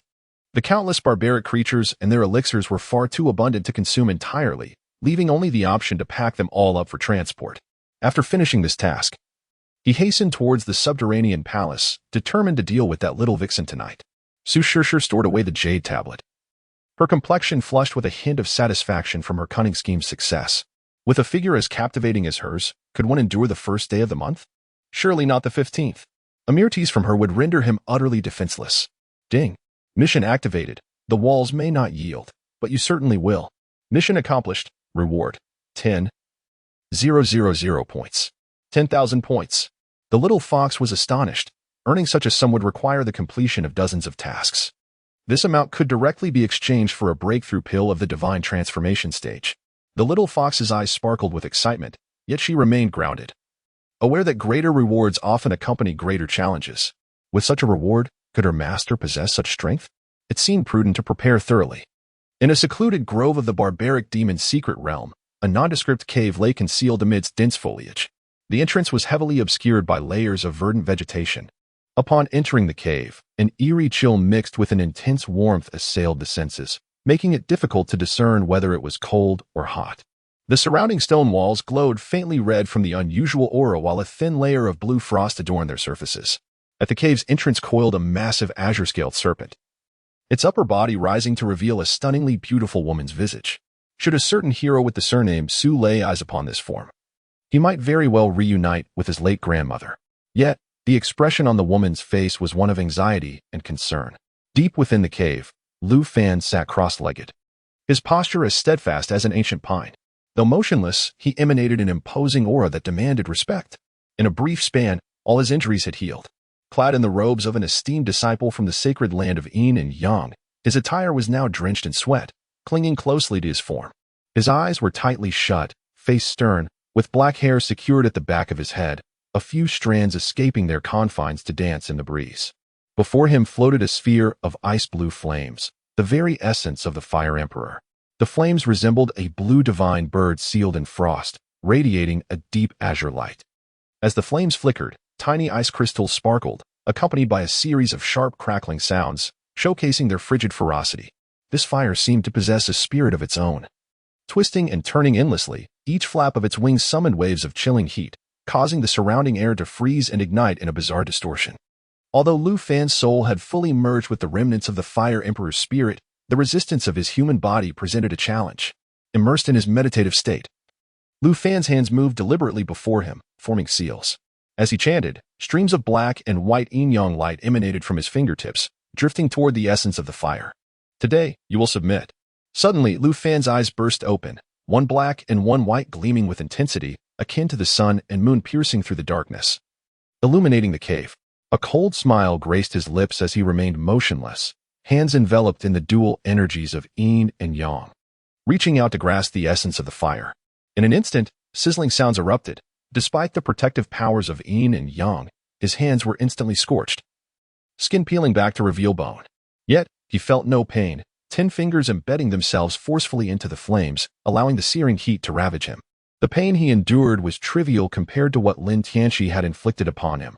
Submit to me, Lu Fan roared, his voice resonating like thunder within the cave, causing stones to tumble from the walls. His immense spiritual energy surged forth like a raging river, breaking through barriers and flooding into the essence of the fire. In that moment, a blinding light erupted, illuminating the cave. The essence of the fire gradually shifted from icy blue to a deep azure. Lu Fan's face contorted under the pressure, veins bulging on his forehead, beads of sweat cascading down, yet he gritted his teeth, refusing to retreat.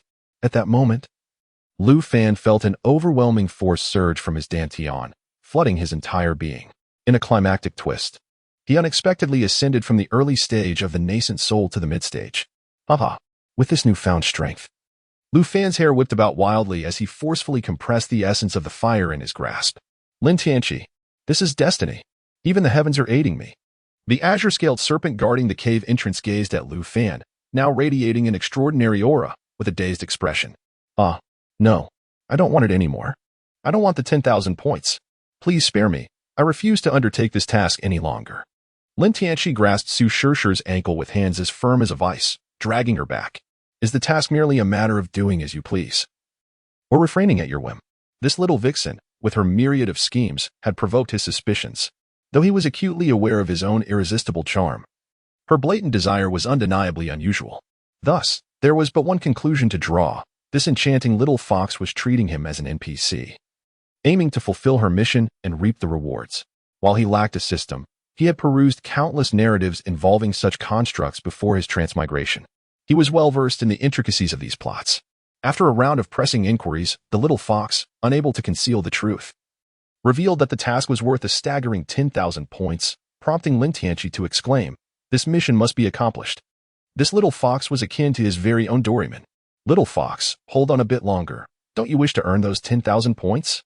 Moreover, with your current 5,000 points, should you abandon this endeavor now, you would owe me 5,000 points.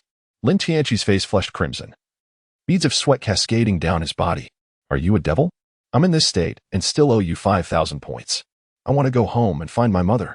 Su Shirshe seemed to seek an excuse to release her pent-up emotions, crying out for her mother. Yet, it was evident that distant help could not quench immediate flames. No matter how formidable the nine-tailed fox, assistance was beyond reach. Moreover, her words only served to exacerbate the situation.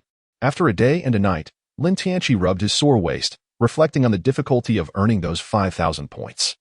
Su Shirshe was in an even more pitiful state, utterly exhausted and unable to close her legs. Nevertheless, she needed to return. Having been away for too long would raise suspicions among the demon race. It was utterly outrageous. Fortunately, the maid outfit provided by the system required no personal upkeep. It could be restored to its pristine condition for merely 5 points. How he wished to strangle that scoundrel.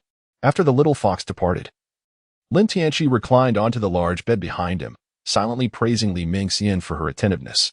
The internal heat had completely dissipated, and he retrieved a 3,000-year-old ginseng from his storage ring, hesitant to consume too much.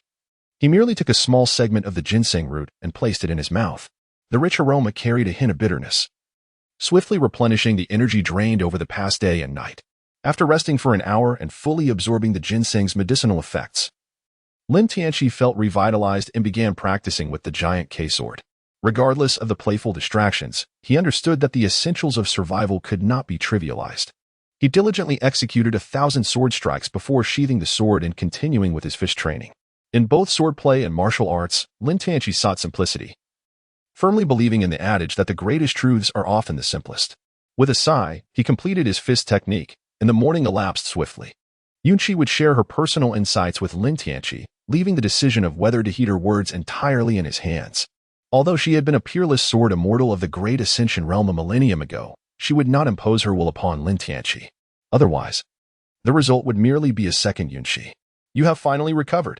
Lin Tianqi made slight adjustments, and the demon refining gourd at his waist finally radiated brilliant violet rays, exuding a mesmerizing and powerful aura.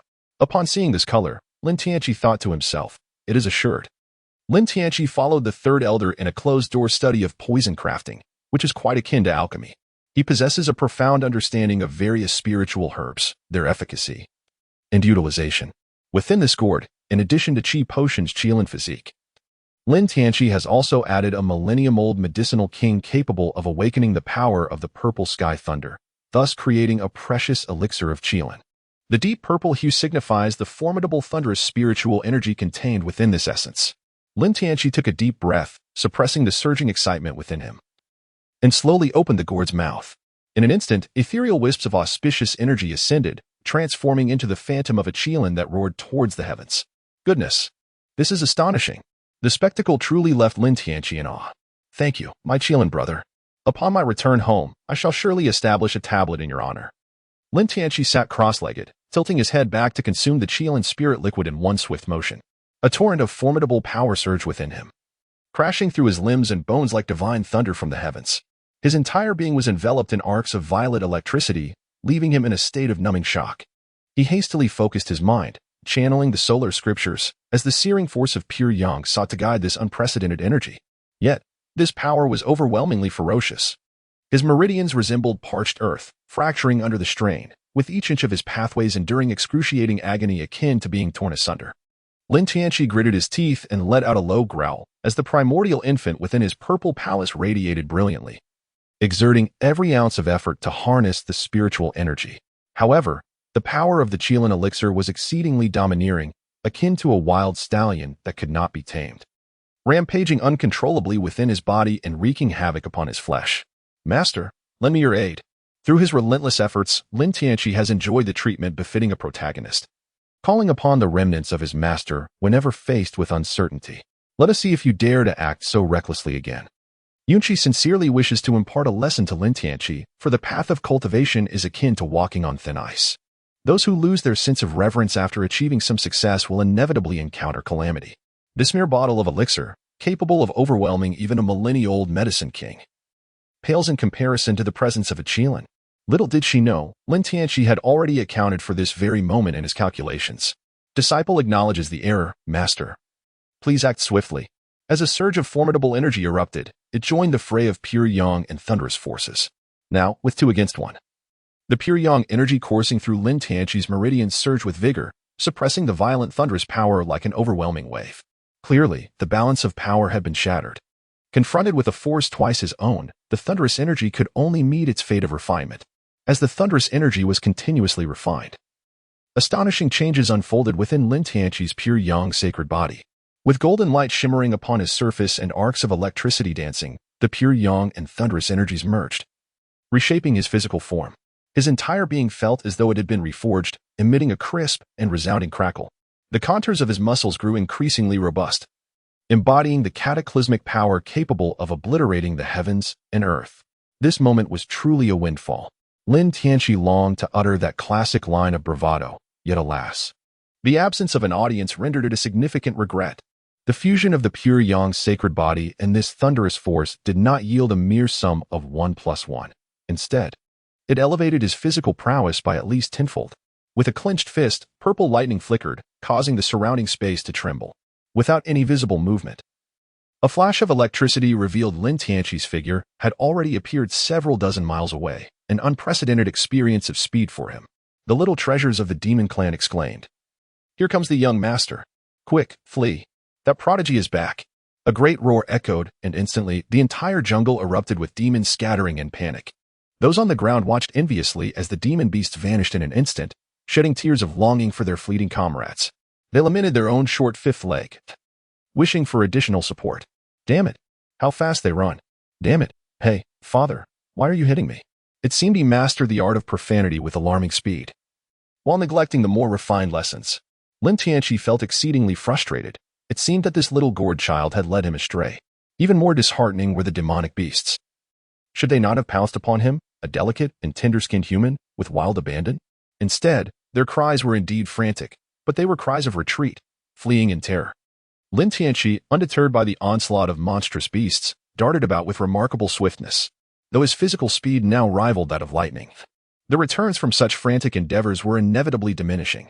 With a reduced yield, could one truly find joy?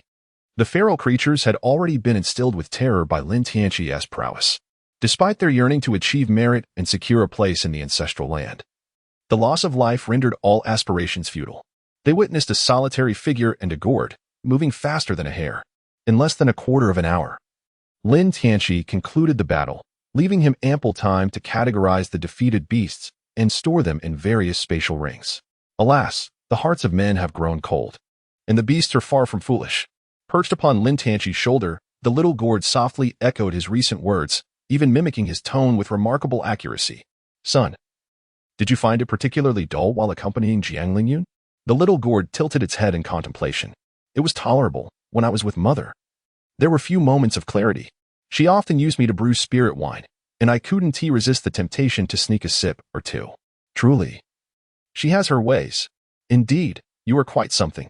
Lin Tianqi was utterly speechless. Indeed, it was truly a case of family members not entering the same door. No wonder Jiang Lingyun could act so brazenly, exhibiting her domineering nature. It was quite unreliable, to say the least. He was leaving. And this time it would be a contest of genuine skill. Lin Tianqi's stockpile of poisons has been fully utilized by Qi Patian this time. He is determined to engage in a genuine battle. However, he has devised a strategy to annihilate his enemies, boasting a success rate of an astonishing 99.8%. A colossal wolf demon, paralyzed by fear, dashed aimlessly, haunted by the cries of its companions behind it, compelling it to continue its flight. Suddenly, a mocking voice rang out from ahead, snapping the wolf demon back to reality. Oh, is that a wolf, or merely a lost dog? The wolf demon halted, facing a massive azure-scaled serpent entwined around a great tree, its upper body raised, flicking its tongue in derision. Azure Scale, do you dare to emerge? If those esteemed individuals discover your presence, your fate is sealed. Huh, esteemed individuals? Nonsense. They are merely gilded second-generation heirs.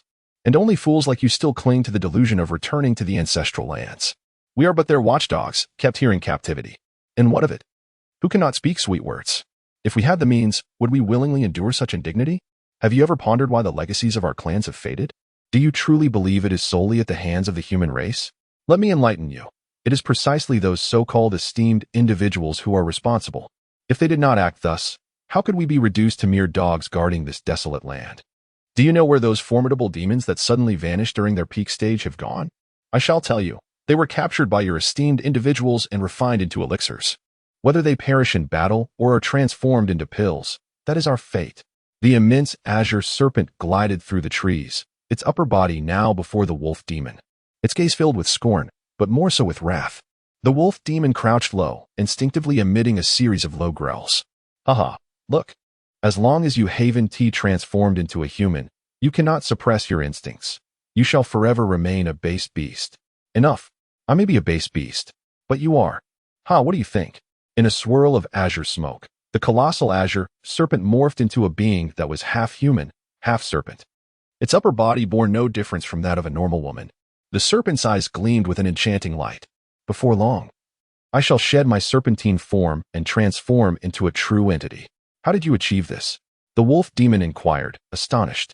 Naturally, I encountered a benefactor. The opportunity is yours. Will you continue to be a watchdog, or I will follow you?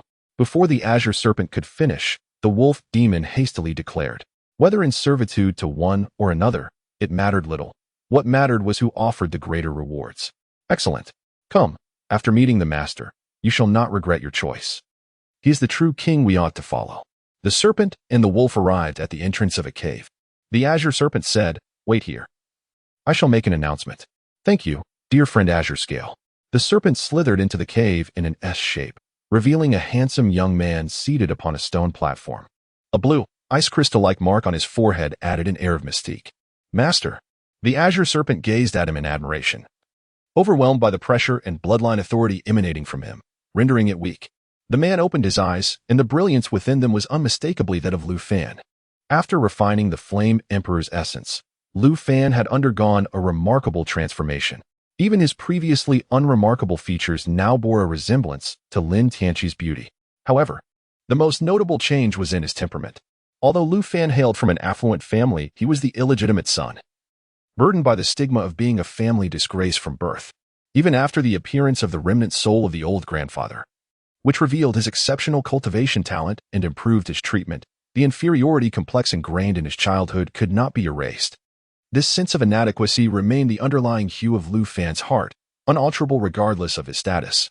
Yet, upon merging completely with the Flame Emperor's remnant soul, that inner inferiority seemed to vanish entirely.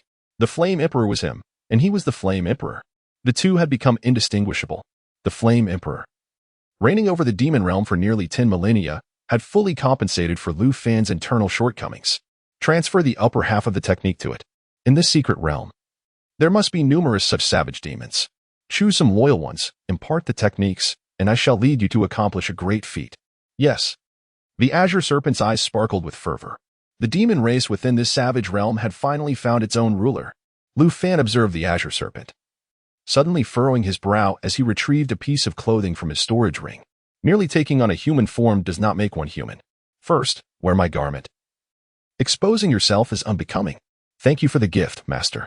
The azure serpent accepted the clothing, donning it to cover its upper body, yet its serpentine tail remained exposed. Lu Fan waved his hand, and the azure serpent, twisting in an S-shaped manner, exited the cave. Something feels off. As the azure serpent emerged, Lu Fan suddenly understood what was amiss. Although the azure serpent was a snake demon, its upper body bore a striking resemblance to a true woman. How could it show no reaction? Unwilling to give up, Lu Fan tinkered for a quarter of an hour, yet regardless of his efforts, the newly formed attributes remained unresponsive. A mere facade. Ah, Lin Tianqi, I shall hunt you down. Achu. Who is it that calls upon this little master? Lin Tianqi rubbed his nose, bent at the waist, and traversed through the dense jungle like a predator lurking in the darkness. His current objective, however, was, having tasted the sweetness of his previous endeavors, Lin Tianqi now found himself unable to extricate himself from this temptation. The mere thought of 5 offspring of the demon emperors outside, which could enhance his physical constitution, stirred an insatiable itch within him. It was akin to the fruit trees in his neighbor's yard, laden with 5 large, luscious fruits, exuding an irresistible aroma that was perpetually alluring. Information from the little fox indicated that after Chi Patian lost his physical form, the remaining offspring of the demon emperors heightened their vigilance and implemented numerous countermeasures. They advised Lin Tianqi against taking action, deeming it too perilous. The complexity of this operation was formidable. Each demon emperor's offspring had banded together, accompanied by an army of countless barbaric demons. The reason Chi Patian succeeded so effortlessly was due to his formidable poison, the element of surprise, and the division of their forces into 7, thereby diluting their strength. Now, however, none of these conditions were applicable. A rash move would only ensnare him within the encirclement of the demon army. Yet, the little fox remained oblivious to Lin Tianqi's cunning. Countless predecessors who traversed these realms had discovered optimal strategies for overcoming overwhelming odds, even facing 10,000 foes. Unfortunately, Lin Tianqi's cultivation had reached the pinnacle of the nascent soul stage, poised to launch an assault toward the out-of-body stage at any moment. The out-of-body stage represents a crucial watershed in a cultivator's journey from refining qi to refining the spirit, and Lin Tianqi's constitution had undergone a significant enhancement, making the impending tribulation during his breakthrough all the more formidable. Within this barbaric demon secret realm, the highest cultivation level attainable was the peak of the out-of-body stage. And it could be said that 99% of demon beasts could not withstand the tribulations associated with it. As the saying goes, the bolder the man, the greater the rewards. If one were to act, they might as well aim for a grand endeavor. To walk the path of the protagonist is to leave the protagonist with no path to tread. Lin Tianqi adjusted his state to the utmost limit, retrieving a crimson fruit to hold in his mouth. With a leap, he soared into the sky, charging towards the horde of demonic beasts. In the heavens above, hundreds of giant eagle-like beasts, tasked with reconnaissance, narrowed their sharp eyes in astonishment. Goodness, it's that prodigy. Has he lost his mind? Does he dare to plunge into the midst of hundreds of thousands of demonic beasts alone? Suddenly, a resounding cry of eagles reverberated through the sky. Hundreds of giant eagles simultaneously sounded the alarm. The demonic beast below instantly became agitated upon receiving the news. Sizzle! In Lin Tianqi's hand, the colossal Xianyuan sword appeared to be wielded with casual grace, releasing a blazing crescent-shaped sword light that flickered and vanished in an instant. In the following moment, a gigantic eagle was reduced to mere ashes. Lin Tianqi swallowed the crimson fruit, and an immense surge of energy erupted within him instantaneously. The pure yang force surged through his meridians like a stampede of wild horses, illuminating his surroundings with dazzling lightning. His potent vitality rose like a scarlet beacon, shooting skyward from the crown of his head. The sun meridian had reached its operational limits. At his dantian, a small golden sun gradually materialized, emitting boundless light and heat, flowing upwards towards the sea of consciousness. The primordial infant resided in the purple palace, while the primordial spirit resided in the sea of consciousness. As the saying goes, essence, energy, and spirit are the foundations of cultivation. The out-of-body realm marks the commencement of spiritual refinement. Upon reaching this realm, one can wield a renowned divine ability, the separation of the primordial spirit. Attaining this level signifies a preliminary entry into the ranks of advanced cultivators. As the primordial spirit gradually solidifies, it becomes impervious to external influences and can manifest certain divine abilities. Amidst the ranks of the demon army, several demon princes gazed in astonishment at the rapidly advancing Lin Tianqi. Something is amiss. Ao Chen observed Lin Tianqi, who appeared as a deity or demon, and leaped into the air, brandishing a long spear aimed directly at Lin Tianqi's brow. The other demon princes, witnessing this, were even more astonished. It was exceedingly rare for someone to provoke Ao Chen to such an extent. Su Shishir's gaze was fixated solely on that solitary figure. The audacity of a single individual facing hundreds of thousands of foes was profoundly shocking.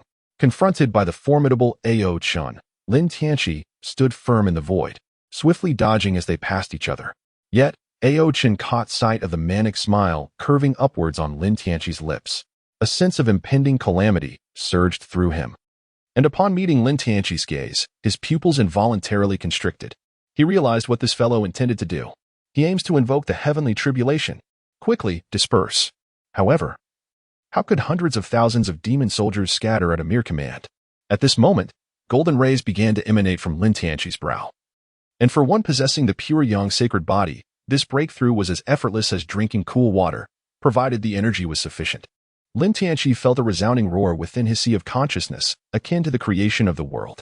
Golden energy began to coalesce within this realm, forming a golden figure that mirrored him perfectly, seated serenely at the center of the sea of consciousness, radiating boundless golden light. This luminous glow illuminated the surroundings, causing the sea of consciousness to expand continuously. The size of this realm is intrinsically linked to the practitioner's capacity to cultivate their primordial spirit. As a larger sea can harbor greater energy, naturally facilitating the growth of the primordial spirit. 10-fold, 20-fold, 50-fold, 100-fold. Lin Tianqi's sea of consciousness expanded to a staggering size, 100-fold larger than that of an ordinary cultivator, before finally coming to a halt. Yunqi's residual soul was utterly dumbfounded. Could this individual truly be human? This sea of consciousness is rather exaggerated. Back in my day, my sea of consciousness at the out-of-body stage was merely 10 times larger than that of an average practitioner, and I was hailed by my master as a once-in-a-thousand-years genius. Yet this fellow possesses 100-fold. Has the heavens gone mad, or am I simply blinded? With a thunderous roar, as Lin Tianqi was on the verge of a breakthrough, the sky above the secret realm underwent a dramatic transformation. Dark, leaden clouds swirled ominously, shrouding the sun and casting a shadow over a vast expanse of 1,000 miles. Purple lightning, akin to a thunder dragon, danced through the clouds, and the overwhelming pressure of the heavens caused the beast below to emit mournful cries. Su Shishir gazed at the sky, muttering to herself, "This fellow has lost his mind. I take back all my concerns for him." With that, she promptly began to flee. The other princes couldn't help but curse under their breath. The heart of humanity is truly dark. Is he planning to drag the beasts of the entire barbarian demon secret realm along with him to face the tribulation? Having taken the lead in retreating, they naturally would not linger here to endure the calamity alongside a horde of inferior creatures. However, the arrival of the tribulation was swifter than they had anticipated. Boom! A bolt of purple lightning, as thick as a water barrel and resembling a heavenly sword, descended with an earth-shattering force, aimed directly at Lin Tianqi. Before the lightning struck, Lin Tianqi's long hair stood on end, resembling a peacock fanning its tail. This bolt of lightning seemed to sound the charge. From the colossal vortex in the sky, torrents of lightning cascaded down like a torrential rain, seemingly guided with precision to strike every living being cloaked beneath the calamity clouds. The creatures within the barbarian demon secret realm, lacking advanced techniques or formidable treasures, stood no chance against Lin Tianqi's monstrous tribulation. In a single wave of lightning, 90% of the beasts were reduced to ashes. What a delightful turn of events. Today, I present you this grand gift. If you cannot consume it, be sure to carry it away. Lin Tianqi was enveloped in a radiant golden light, the pure yang energy resembling a blazing golden flame. Amongst this brilliance, countless tiny purple bolts of lightning sparkled. A thunderous bolt, as thick as a water barrel, struck Lin Tianqi, engulfing him instantly. Despite the overwhelming force, he remained defiant, armed only with a steel spear and a tenacious spirit. "This mere thunder tribulation is nothing," he declared. With determination, Lin Tianqi surged through the tempest of lightning, pursuing the progeny of the White Tiger Demon Emperor, Bai Lai. What the hell? Retreat! Retreat! Bai Lai had revealed his true form, a colossal white tiger, nearly 100 meters long, with magnificent wings. He fled desperately, the dragon soaring through the clouds and the tiger racing against the wind, desperately striving to escape. Yet, no matter how swift the wind, it could not outpace the lightning. Lin Tianqi was enveloped entirely by purple lightning, firmly mounted upon the back of Bai Lai. Boom! Another bolt of divine purple lightning descended from the heavens, as thick as a water barrel. Bai Lai roared in protest. Yet Lin Tianqi clung to him like a persistent adhesive plaster. Roar! As the thunder struck, Bai Lai's pristine white fur was singed to a deep black. Lin Tianqi is not in a favorable position either, yet his sacred body has absorbed the energy of the thunder controlled by the Qilin, granting him a resistance to lightning that far surpasses that of Bai Lai. He cackled with delight, declaring, "I shall take the tiger bones and the tiger whip. Perish." Lin Tianqi raised the colossal Xianjian and thrust it towards Bai Lai's crown. Clang! A resounding clash of gold and iron echoed as a magnificent golden sword met the giant Xianjian above Bai Lai's head. "Human ally, if you spare me, I shall bestow upon you a treasure of spiritual essence, and you shall also gain the camaraderie of the white tiger demon emperor." What treasure could surpass the tiger whip fragrance? With a thunderous roar, a bolt of lightning as thick as a barrel descended, causing Bai Lai to tremble uncontrollably. The golden sword above him shuddering as well.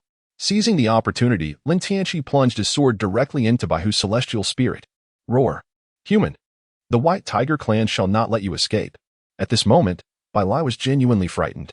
Unlike Qi Patian, he found himself unable to safeguard even his primordial spirit. Exposed to the celestial tribulation at the out-of-body realm, his primordial spirit would be instantly reduced to ashes. Boom! Roar! In Lin Tianqi's grasp, the colossal Xianyuan sword was plunged threefold deeper, igniting a fervent blaze upon its surface. "No. If you spare me, I shall acknowledge you as my master. I beg. I only wish to serve you. You are unworthy. Perish." Thud. A resplendent beam of sword light pierced through the crown of Bai Lai's head, emerging from his chin. Simultaneously, the primordial spirit within Bai Lai's sea of consciousness was annihilated. He was irrevocably dead. Bang! The immense corpse of the white tiger crashed to the ground. Lin Tianqi retracted the white tiger's body, and beneath the cataclysmic clouds, he stood alone, the only one still breathing. The other princes had fled, while hundreds of thousands of savage beasts lay vanquished. Boom. Ah, it hurts. Following 9 bolts of thunder, as thick as water barrels, the calamity clouds began to dissipate slowly. The landscape within 1,000 miles resembled the apocalypse. The earth was deeply sunken, covered in a thick layer of black ash. Puff. A stream of purple golden blood erupted uncontrollably, rendering his body as pitiable as a beggar's. Terrifying wounds oozed with the same purple golden blood. Gurgle, gurgle. I've broken through. Lin Tianqi consumed a bottle of earth milk. Unleashing a long howl as his aura surged dramatically, shattering the shackles of the late Yuanying stage and successfully stepping into the initial phase of the out-of-body stage. At the moment of this breakthrough, his primordial spirit began to transform within the sea of consciousness, gradually morphing into a golden-purple Qilin. Roar! The Qilin erupted from the crown of Lin Tianqi's head, expanding into a majestic manifestation of several thousand meters, its roar echoing towards the heavens. Strikes of purple lightning descended upon the area within a 10-mile radius of Lin Tianqi, resembling a miniature heavenly tribulation. Chirp! Suddenly, a piercing bird call shattered the clouds, and from above Lin Tianqi emerged a resplendent golden divine bird. This creature, adorned with 3 legs, was engulfed in golden flames, each feather seemingly forged from pure solar energy, radiating an awe-inspiring presence. The Golden Crow. Lin Tianqi astonishingly condensed 2 divine souls upon reaching the soul projection realm. A majestic violet golden Qilin and a radiant 3-legged golden crow materialized in the sky, instantly unleashing an overwhelming pressure that rippled outward from Lin Tianqi, distorting the surrounding space. Powerful. Unbelievably powerful. Yunxi stood dumbfounded, her lips slightly parted as she beheld within her consciousness the divine souls of Lin Tianqi, one astride the magnificent Qilin, the other shouldering the blazing golden crow. Her mind went utterly blank. This man's talent defies all boundaries. Never in her life had she witnessed, nor even heard of such an extraordinary existence. She had truly stumbled upon an incomparable treasure. The commotion stirred by Lin Tianqi naturally caught the attention of the survivors, including Yi Wushuang and Shen Zheng. The only one capable of provoking such a formidable tribulation was Lin Tianqi himself. His intentions were now abundantly clear. A profound silence enveloped the survivors as they realized that Lin Tianqi, through his sheer will, had carved a bloody path for them all to survive. The scale of this thunderous tribulation, without adequate preparation, posed a perilous challenge with a near-certain fatality rate. Xinjiang bit down on her parched lips, recklessly charging ahead. Having already left the others far behind, she could not fathom why her heart ached so intensely, despite knowing Lin Tianqi for such a brief time. Their only meaningful exchange had been during the last instance when he saved her. Yet, the mere thought of their unbreakable promise sent a sharp pang through her heart. Whoosh! Lin Tianqi felt the explosive power surging within him following his advancement, a smile stretching from ear to ear. The ancients were indeed not mistaken when they said, "The bold thrive while the timid perish." Suddenly, a beam of sword light raced towards him from a distance, and upon closer inspection, it was none other than Xinjiang. In that moment, Lin Tianqi, who had stood tall like a pine tree, felt his formidable aura dissipate like a flickering candle in the wind, threatening to extinguish at any moment. Coupled with his tattered clothing and his body smeared with dried blood, an overwhelming sense of tragic heroism arose within him. Lin Tianqi fell straight backward. In an instant, a beam of sword light sliced through the air, and Lin Tianqi felt as though the back of his head had landed on a soft cushion. He was then enveloped in a not particularly spacious embrace. On his face, he felt as if summer rain was falling, with droplets cascading down. Lin Tianqi opened his eyes, only to find Xinjiang staring intently at him, tears in his eyes resembling a string of broken pearls. Neither of them spoke, yet it felt as though they had exchanged an abundance of unspoken words. Young master. How impressive you are." Lin Tianqi rested his head upon Xinjiang's chest, and it seemed as though his entire being had genuinely begun to ache. Initially intending to feign an injury, he now felt as though he had truly sustained a grievous wound. Xinjiang, still silent, merely nodded emphatically, tightening his embrace around Lin Tianqi. Lin Tianqi's eyes widened as the two gazed at each other, their eyes so close that every detail was discernible. Her lips, soft yet slightly chapped, pressed against his with an unrefined fervor. As the storm clouds dissipated, golden rays of light began to illuminate the earth once more. All the surviving challengers stood silently 100 meters away, their eyes reflecting not only envy, but, more profoundly, heartfelt blessings. Lin Tianqi can be said to have single-handedly rescued them all, regardless of how they viewed him before or will in the future at this very moment. Gratitude fills every heart. As countless barbaric demons lie defeated, the entire realm of the savage demons seems to have fallen into an eerie silence. The human challengers return to the location where the portal is set to open, awaiting its activation once more. The demon princes, utterly terrified by Lin Tianqi's audacity, are left shaken to their core. Qi Potion's physical form is shattered, while Bai Lai suffers an even more tragic fate, his spirit utterly shattered. Su Shur conveys a message to Lin Tianqi, informing him that the demon princes are prepared to depart. This indicates that she too must take her leave. Fortunately, this parting shall not linger for long. Lin Tianqi also received a novel piece of intelligence from the little fox regarding the ancient heavenly court. It is said that in the primordial era, after the creation of the heavens and the earth, the first beings emerged. These beings possessed extraordinary capabilities from birth, capable of moving mountains and filling seas, and were henceforth referred to as deities. As time flowed inexorably onward, these deities intermingled, giving rise to a second generation of beings known as the ancient immortals, who were born with the essence of immortality, impervious to death and decay. The deities, as the sovereigns of the vast cosmos, established the heavenly court, an epoch referred to as the Age of Immortals. However, the protracted dominion of the deities gradually incited discontent among the ancient immortals, prompting a fierce conflict. Although the deities ultimately emerged victorious from this clash, the formidable powers of both sides wrought devastation upon the land, shattering the world into 4 principal continents and numerous smaller fragments. The betrayal of the ancient immortals led the deities to harbor distrust towards their progeny. Yet, the immense world necessitated a continued function, requiring new forces to fill the void left by the ancient immortals. Consequently, the goddess Nuwa among the deities fashioned an entirely new race, the humans. The deities then imparted the methods of cultivation, guiding humanity in their spiritual pursuits. Those who achieved mastery were honored as immortals. The 4 continents were designated as the divine realm, the immortal realm, the human realm, and the nether realm. The smaller fragments birthed miniature worlds, with the larger ones becoming vassals of the human realm, while the lesser ones remained unclaimed, adrift in the void, either undiscovered or transformed into celestial abodes by certain powerful beings. The minuscule world that Lin Tianqi encountered prior to arriving in the Tianyuan realm was one such fragment, a subsidiary of the human realm. The Tianyuan realm and the barbaric demon realm were but parts of this vast human continent, which boasted no fewer than 3,000 worlds of comparable scale. To prevent the immortals from retracing the path of the ancient immortals, the deities gradually relinquished their powers, retreating into seclusion to cultivate within the divine realm.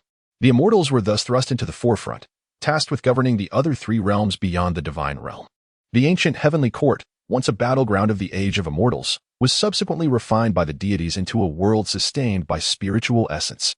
Those who ascended to the spirit division realm could sense the existence of the ancient heavenly court through their primordial spirit and gain entry via the southern heavenly gate for trials. However, not all cultivators at the spirit division realm could perceive the ancient heavenly court. Only a select few with exceptional talents were granted access. Over time, the ancient heavenly court evolved into a crucible for young prodigies among the three realms, a place of competition and a cradle for the immortal court to attract outstanding individuals. Legends whisper that within the ancient heavenly court lie the fortunes of the deities and ancient immortals, where those with great destinies might ascend to greatness in a single leap. Upon receiving this intelligence, Lin Tianqi exclaimed in astonishment, "What a twist! I am well acquainted with this narrative. It closely resembles the ethereal realm depicted in that novel about the stone.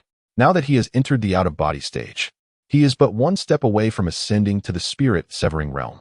The little fox has accumulated 10,000 sweat points, sufficient to exchange for a breakthrough elixir to the spirit-severing realm." The two agreed to reunite in the ancient heavenly court. As the little fox reluctantly returned to the barbaric demon realm, Lin Tianqi should ideally have paid a visit.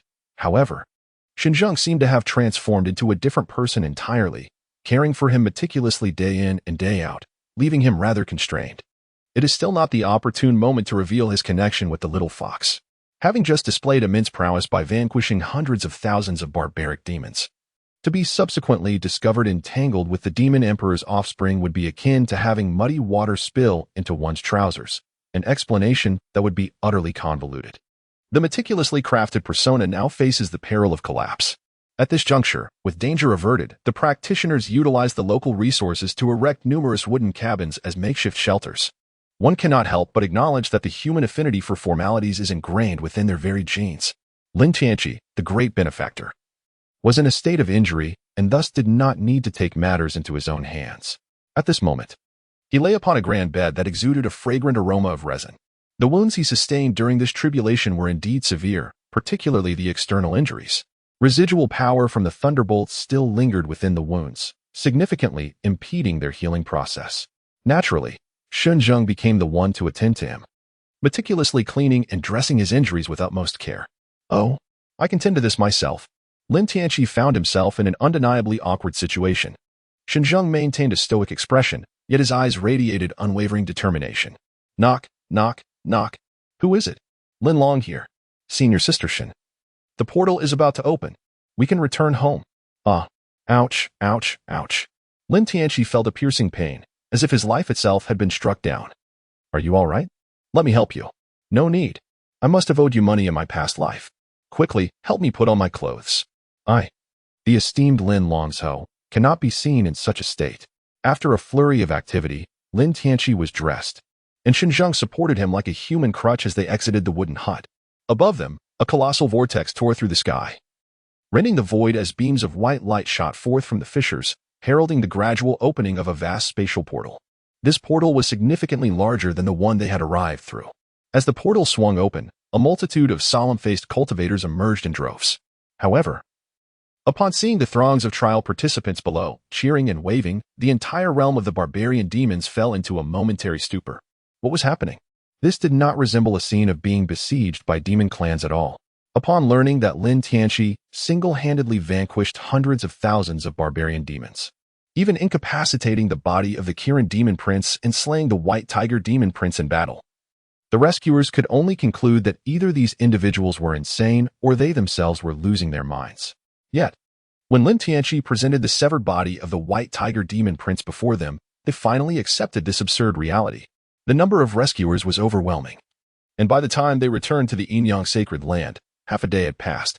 As they traversed the portal, filled with joy at their return, a figure clad in black robes, Lu Fan, observed the distant crowd. Behind him trailed over 100 half-human, half-demon barbarian demons, their serpentine forms now resembling that of humans. "Lin Tianqi, you have won this round. In 10 years, I shall surprise you." With that, Lu Fan turned and melded into the dark forest. his entourage of over 100 half-demons following closely. From this day forth, there would be but one ruler in this land. As news of Lin Tianqi's exploits spread like wildfire, it reached tens of thousands preparing to enter the barbarian demon's secret realm.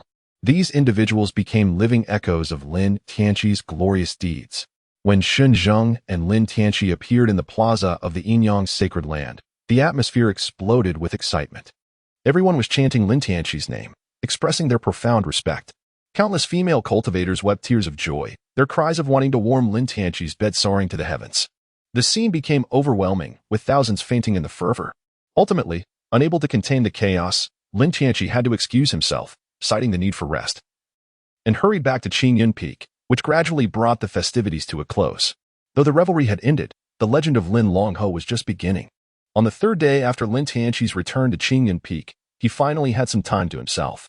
On the first day, he had been summoned by Jiang Lingyun for a full day's work report, leaving him exhausted and sore. One must admit, having a formidable partner brings both joy and hardship.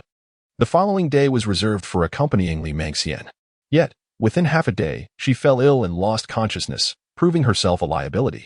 The remainder of the day was spent with Lin Wanner, where Lin Tianqi embellished his heroic feats in the barbarian demon's secret realm, recounting tales of single-handedly slaying millions of demons.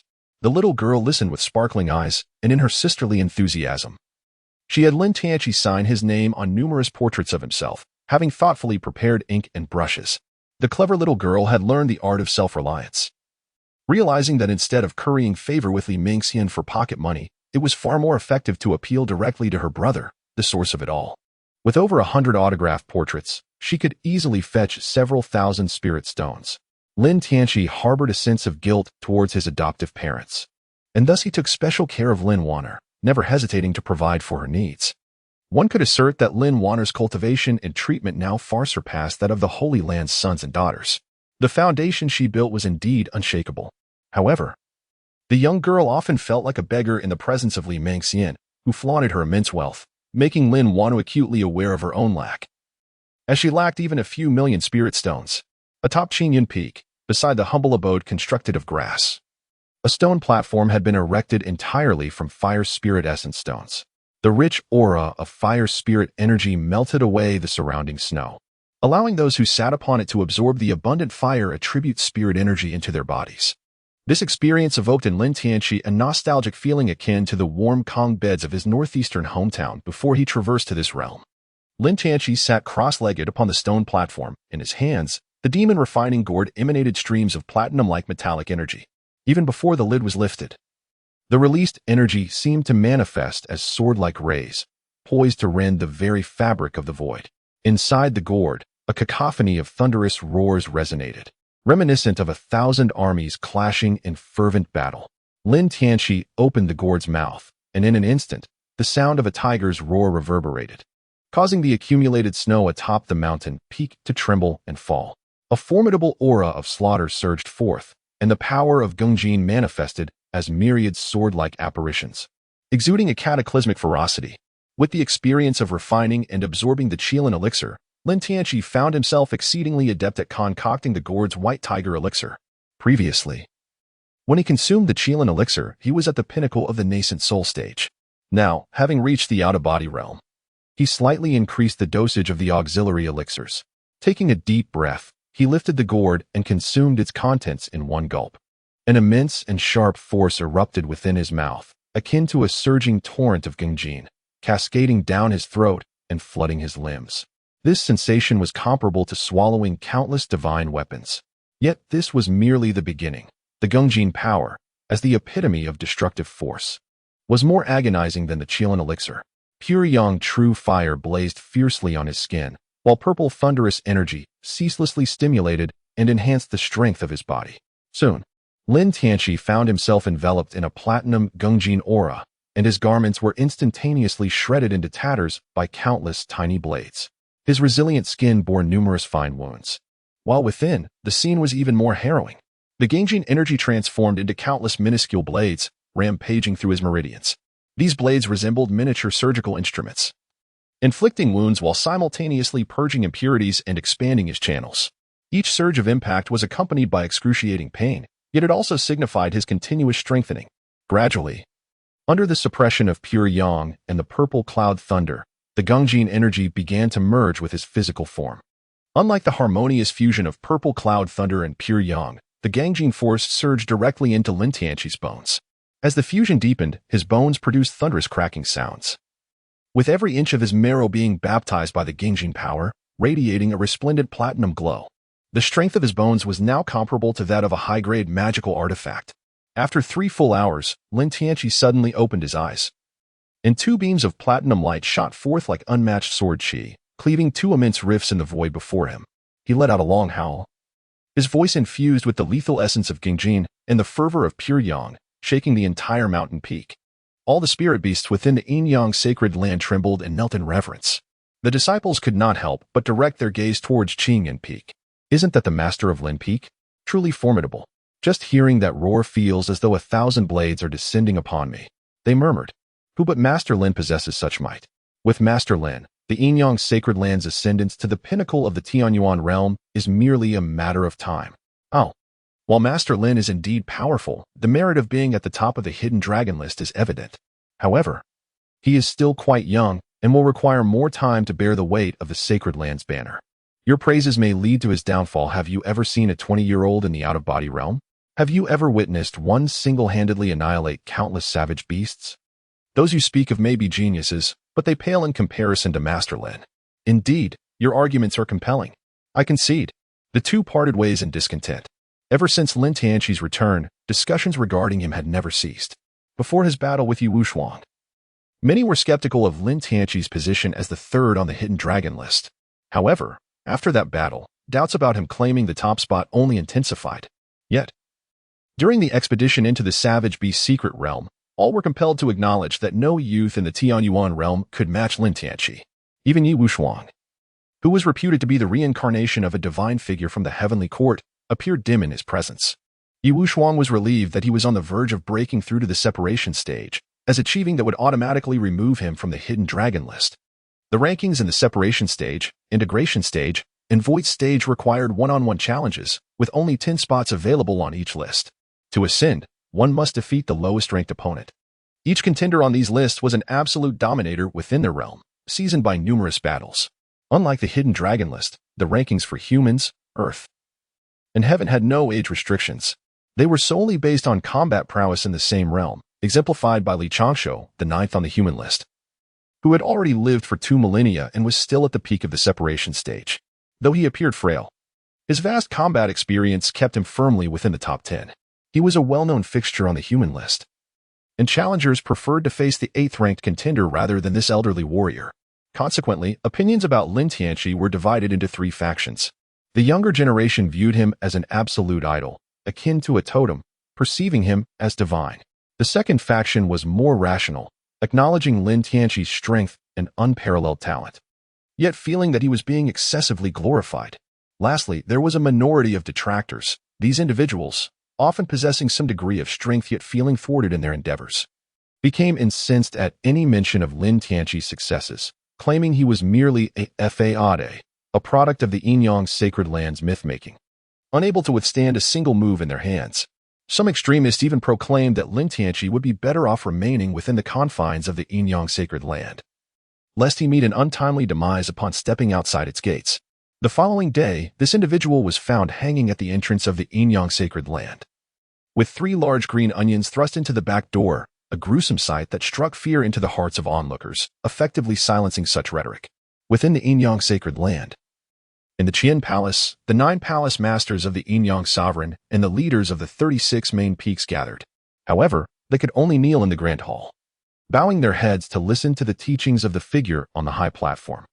I wish to confer the title of Holy Son of the yin-yang sacred land upon Lin Tianqi. Who opposes this? The authoritative voice echoed throughout the silent hall.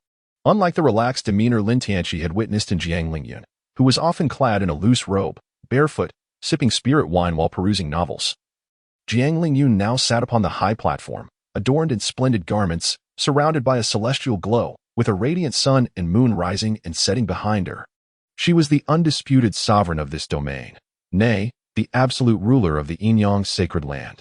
Jiang Lingyun did not inquire who supported the conferment of Lin Tianqi as Holy Son. Rather, she asked who opposed it.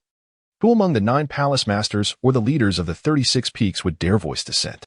Regardless of whether Lin Tianqi was an unparalleled genius or merely a remarkable one, they had to acquiesce. This was the authority of Jiang Lingyun, the patriarch of the Yinyang sacred land. Voting for the Holy Sun? What a jest! When did the world of cultivators ever embrace democracy? If voting were effective, why engage in cultivation? Holy Sun Lin is the choice of the people. Congratulations to the sacred land. Congratulations to the ancestor for acquiring such a gifted talent. After a brief silence, they quickly aligned their voices in unison, exclaiming fervently. Jiang Lingyun nodded in satisfaction and declared, "Summon the Holy Sun to discuss matters." The crowd below was taken aback, even if the intention was to confer the title of Sacred Sun. It would only be after the formal ceremony that Lin Tianqi could truly enjoy the privileges associated with such an honor. The urgency with which the 9 ancestors were pushing Lin Tianqi into power made one wonder if it was to shield the sacred lord amidst the impending crisis of the secret realm. Their gazes inevitably turned towards the sacred lord, their expressions laden with complexity. Although the Yinyang sacred lord was the weakest among the historical sacred lords, with a temperament that lacked assertiveness and a conservative approach to sect strategies, this had led other sacred lands to gradually lose respect for the Yinyang sacred land, causing it to lose its former glory as the premier sacred domain of the Tianyuan realm. The palace lords and peak masters bore no ill will towards the Yinyang sacred lord, but their tolerance was not without its limits. However, over the years, they had witnessed the Yinyang sacred lord's diligent efforts, and it was impossible not to feel a pang of sympathy at the sight of his thinning white hair. As retirement loomed near, the prospect of having to take the fall for this situation was disheartening. The Yinyang sacred lord sensed the scrutiny of many eyes upon him and inwardly exclaimed, "What on earth is happening? All I desire is to retire peacefully. Can even this humble wish not be fulfilled?" Qingyan Peak. Lin Tianqi had just experienced a significant promotion and was on the verge of checking whether Li Mangxian had awakened when he was suddenly summoned to the Qian Palace for a meeting. Having spent 3 years in the sacred land of Yin and Yang, this was his inaugural appearance in such a capacity. He changed into a formal attire and arrived at the Qian Kuan. Upon entering the grand hall, he beheld the high-ranking officials of the sacred land kneeling in reverence, with Jiang Lingyun towering over them like a sovereign. The disparity between Jiang Lingyun's current demeanor and the one he had displayed before Lin Tianqi was striking. Disciple Lin Tianqi pays his respects to the 9 ancestors, the Holy Master, and the esteemed elders. Step forward, Jiang Lingyun commanded with a graceful wave of his hand, revealing a jade platform at his lower left. "Thank you, 9 ancestors." Lin Tianqi stepped forward and seated himself upon the jade platform, raising his gaze to behold the multitude of esteemed figures from the Yinyang sacred grounds kneeling below, including even the revered Yinyang sovereign. At this moment, it could be said that Lin Tianqi's position had significantly transcended that of his peers. While the titles of Saint Sun and Saintess are melodious and wield considerable authority, they merely surpassed the peak masters of the 36 main summits by a slight margin, falling far short of the esteemed palace master of the 9 palaces, let alone the sovereign. At this moment, Lin Tianqi's position was akin to that of another ancestral figure. The hearts of those present were tumultuous. Yet the Yinyang holy master remained unfazed. While others were oblivious, he was well aware of Lin Tianqi's true identity. He was the companion of the 9 ancestors, which essentially made him another ancestor himself. It was fortunate that the 9 ancestors had chosen to exercise restraint. Otherwise, Lin Tianqi would have been seated alongside them. Aside from the Yinyang holy master, there was the 3rd elder, Zhang Jingxiang. Her master was merely a guise for the 9 ancestors to indulge their youthful companion. It appeared that Lin Tianqi's extraordinary performance within the barbaric demon secret realm had disrupted the 9 ancestors' original plans, propelling him prematurely into the limelight. However, such a position was not easily maintained. The assembly in the grand hall harbored diverse thoughts, discreetly observing Lin Tianqi, who sat elevated above them. This scrutiny elicited a sense of astonishment. His demeanor was remarkably relaxed. Here was a direct disciple, newly ascended to a high rank, facing the very epicenter of power within the sacred realm, yet displaying no signs of tension or restraint. It is indeed challenging for one to feign genuine relaxation. Lin Tianqi remarked, "What is there to be anxious about? The young master sitting at the top has already ridden through it all. While you kneel, the young master sits." It is quite uncommon for one who is seated to feel apprehensive about those who are on their knees. Lin Tianqi's performance prompted a silent nod of approval from Jiang Lingyun. To become a person of great potential, one must possess not only the talent for cultivation but also a magnanimous spirit. Tianqi, indeed, is a person of great promise. I understand that some of you may harbor doubts, The conferment of a holy son is no trivial matter and should ideally be accompanied by a grand ceremony. However, considering the affairs of the secret realm, where only 1 in 10 trial participants survives, it would be inappropriate to hold a celebration at this time, both emotionally and rationally. As for the matter of the traitor, Jingsong, what is your perspective? Upon hearing this, the Yin-Yang Holy Master felt a chill run through him. Recognizing that the serious discussion was about to commence, he stated, there are at least 118 individuals who are aware of the transmission coordinates. Historically, there have been no significant incidents during the secret realm trials, and over the years, various sects have not placed great emphasis on these trials, making it relatively easy to uncover the transmission coordinates. After making this statement, the Yin-Yang Holy Master fell silent. The implication was quite clear. The young disciples had participated in trials for nearly 10 millennia, and while it had been manageable in the past, both the demon and human clans still held on to the hope of seeking the Fire Emperor and the legacy of Yunqi's corpse. Ultimately, they found nothing, and the situation devolved into mere conflicts among the younger generation, who maintained an unspoken agreement regarding the trials. Who could have anticipated that this time the demon clan would resort to such underhanded tactics, aiming to eliminate all human trial participants? The major holy places had not foreseen this and were entirely unprepared. Now that a crisis has arisen, locating the informant is no simple task. The 9 ancestors could not possibly be ignorant of this reasoning. Yet, their inquiry indicated that there was more to the matter. It was wise to leave part of his statement unfinished, allowing the 9 ancestors to elaborate. Indeed, upon noticing the Yin-Yang Holy Master's reticence, Jiang Lingyun turned to Lin Tianqi and inquired about his thoughts. The onlookers felt a pang of sympathy for the Yin-Yang Holy Master for a fleeting 3 seconds. Today, it seemed, the Holy Master was destined to become a stepping stone for the Holy Son. Lin Tianqi pondered for a moment and remarked, as for who precisely knows the coordinates, the disciples are unaware. However, among those who initially possessed this knowledge, whether there were direct informants or individuals who inadvertently disclosed it to others, it eventually reached the demon race. It can be affirmed that among those who first knew the coordinates, there must be someone who erred. Now that the matter has arisen, their failure to confess only exacerbates their guilt. Perhaps we should compel these individuals to take a solemn oath. Whoever leaks information shall suffer incessant misfortune, face untold calamities, and find their cultivation stagnated, with lightning striking them upon stepping outside. By the heavens! Upon hearing Lin Tianqi's words and observing his handsome visage, the crowd was suddenly gripped by a chill. With such a striking appearance, how could his heart harbor such malevolence? Jiang Lingyun nearly lost her composure, her enchanting eyes casting a disdainful glance at Lin Tianqi beneath the celestial light. Yet, upon reflection, this approach was not without merit. The individuals privy to the coordinates held significant power and position. Without evidence, apprehending them for interrogation would indeed lead to unrest, yielding no benefit to anyone. However, compelling them to swear an oath would be harmless if they were innocent. Those with nothing to hide need not fear the specter at their door. If they felt guilty and hesitated, their trepidation would naturally reveal them. Should they stubbornly proceed to take the oath, it is no trifling matter. Such vows are bound to be fulfilled. Upon stepping outside, if they were struck by lightning, they would unwittingly confess their guilt. Very well, let us begin with you. Take the oath. To everyone's astonishment, this seemingly absurd proposal was indeed accepted by the 9 ancestors. They were resolute in their intention to elevate the saint's son. It appeared prudent to cultivate a favorable relationship with this esteemed figure. Soon, the master of the 9 palaces and the 36 peak leaders each took their oaths.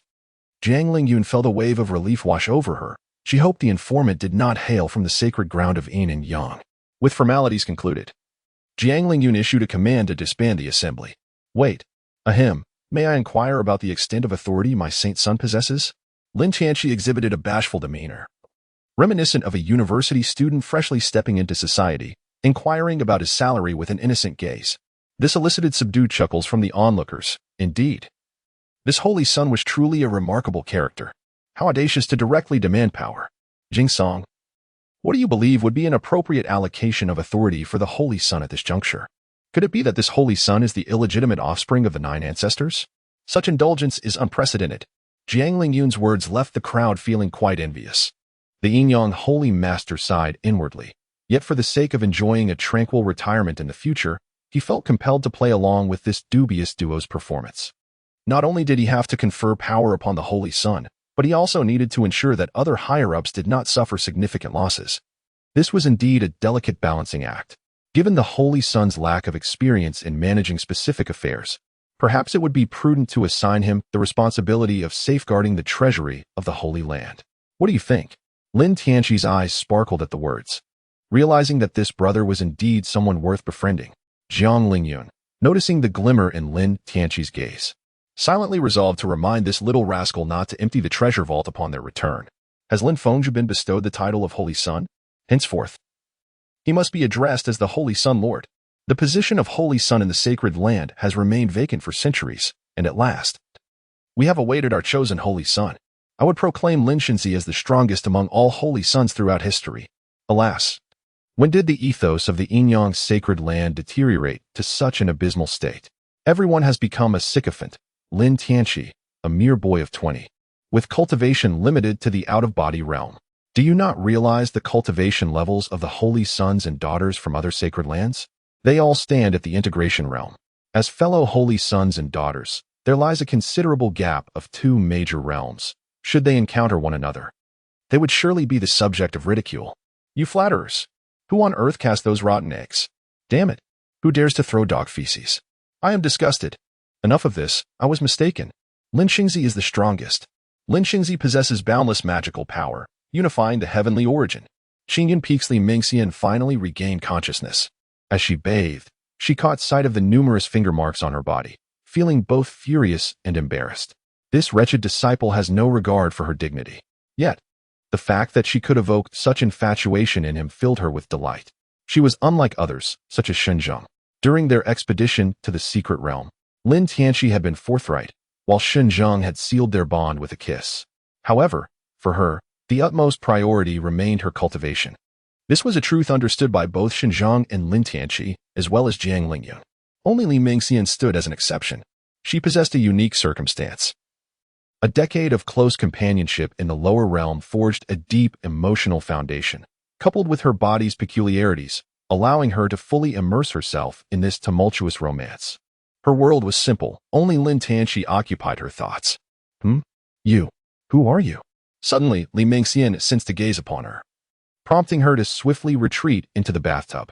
A woman clad in white swordsman's attire appeared before her, gazing intently. The reality was far more magnificent than the image. Li Mingxian was bewildered. Although this woman bore a striking resemblance to a living person, she immediately discerned that the other was not human. Xingyan Peak had become haunted. Do not approach me. I am quite formidable, and my man is even more powerful. If you leave now, I shall pretend nothing has transpired, otherwise. Fear not. I mean you no harm. Allow me to introduce myself. I am Yunqi, Lin Tianqi's master. I am aware that you are his partner. You may also refer to me as master. Yunqi harbored a fondness for this somewhat naive, oversized doll, despite her considerable stature and apparent age surpassing Lin Tianqi's. Her wits were still less than his. You are Lin Tianqi's master? Then you must call me sister. I am his first master, and his achievements today are solely due to my diligent instruction. Have you even taken him to bed? You are finished. I tell you, I am quite powerful. Wait for 500 years, and I shall ensure you weep while calling me sister. All right then, we shall discuss the matter of 500 years later. For now, I am more powerful than you. Addressing me as master will not be a loss for you. I shall teach you a sword technique, and in return, you shall tell me how to, enhance that area. Li Mingxian was astonished. Are even spirits so competitive now? Moreover, what I possess is entirely natural. Yunqi, not receiving the anticipated response, appeared displeased. Seeing Yunqi's sulky expression, Li Mingxian suggested, well, my wretched disciple mentioned that frequent massages might help it grow. Perhaps you should give it a try? Are you speaking the truth? Yunqi seemed to glimpse a glimmer of hope. Really? I never had such a size before. But whether it works on a spirit, I cannot say. Spirit? You are the spirit here. I possess the undying divine soul. With that, Yunqi transformed into a stream of light and vanished.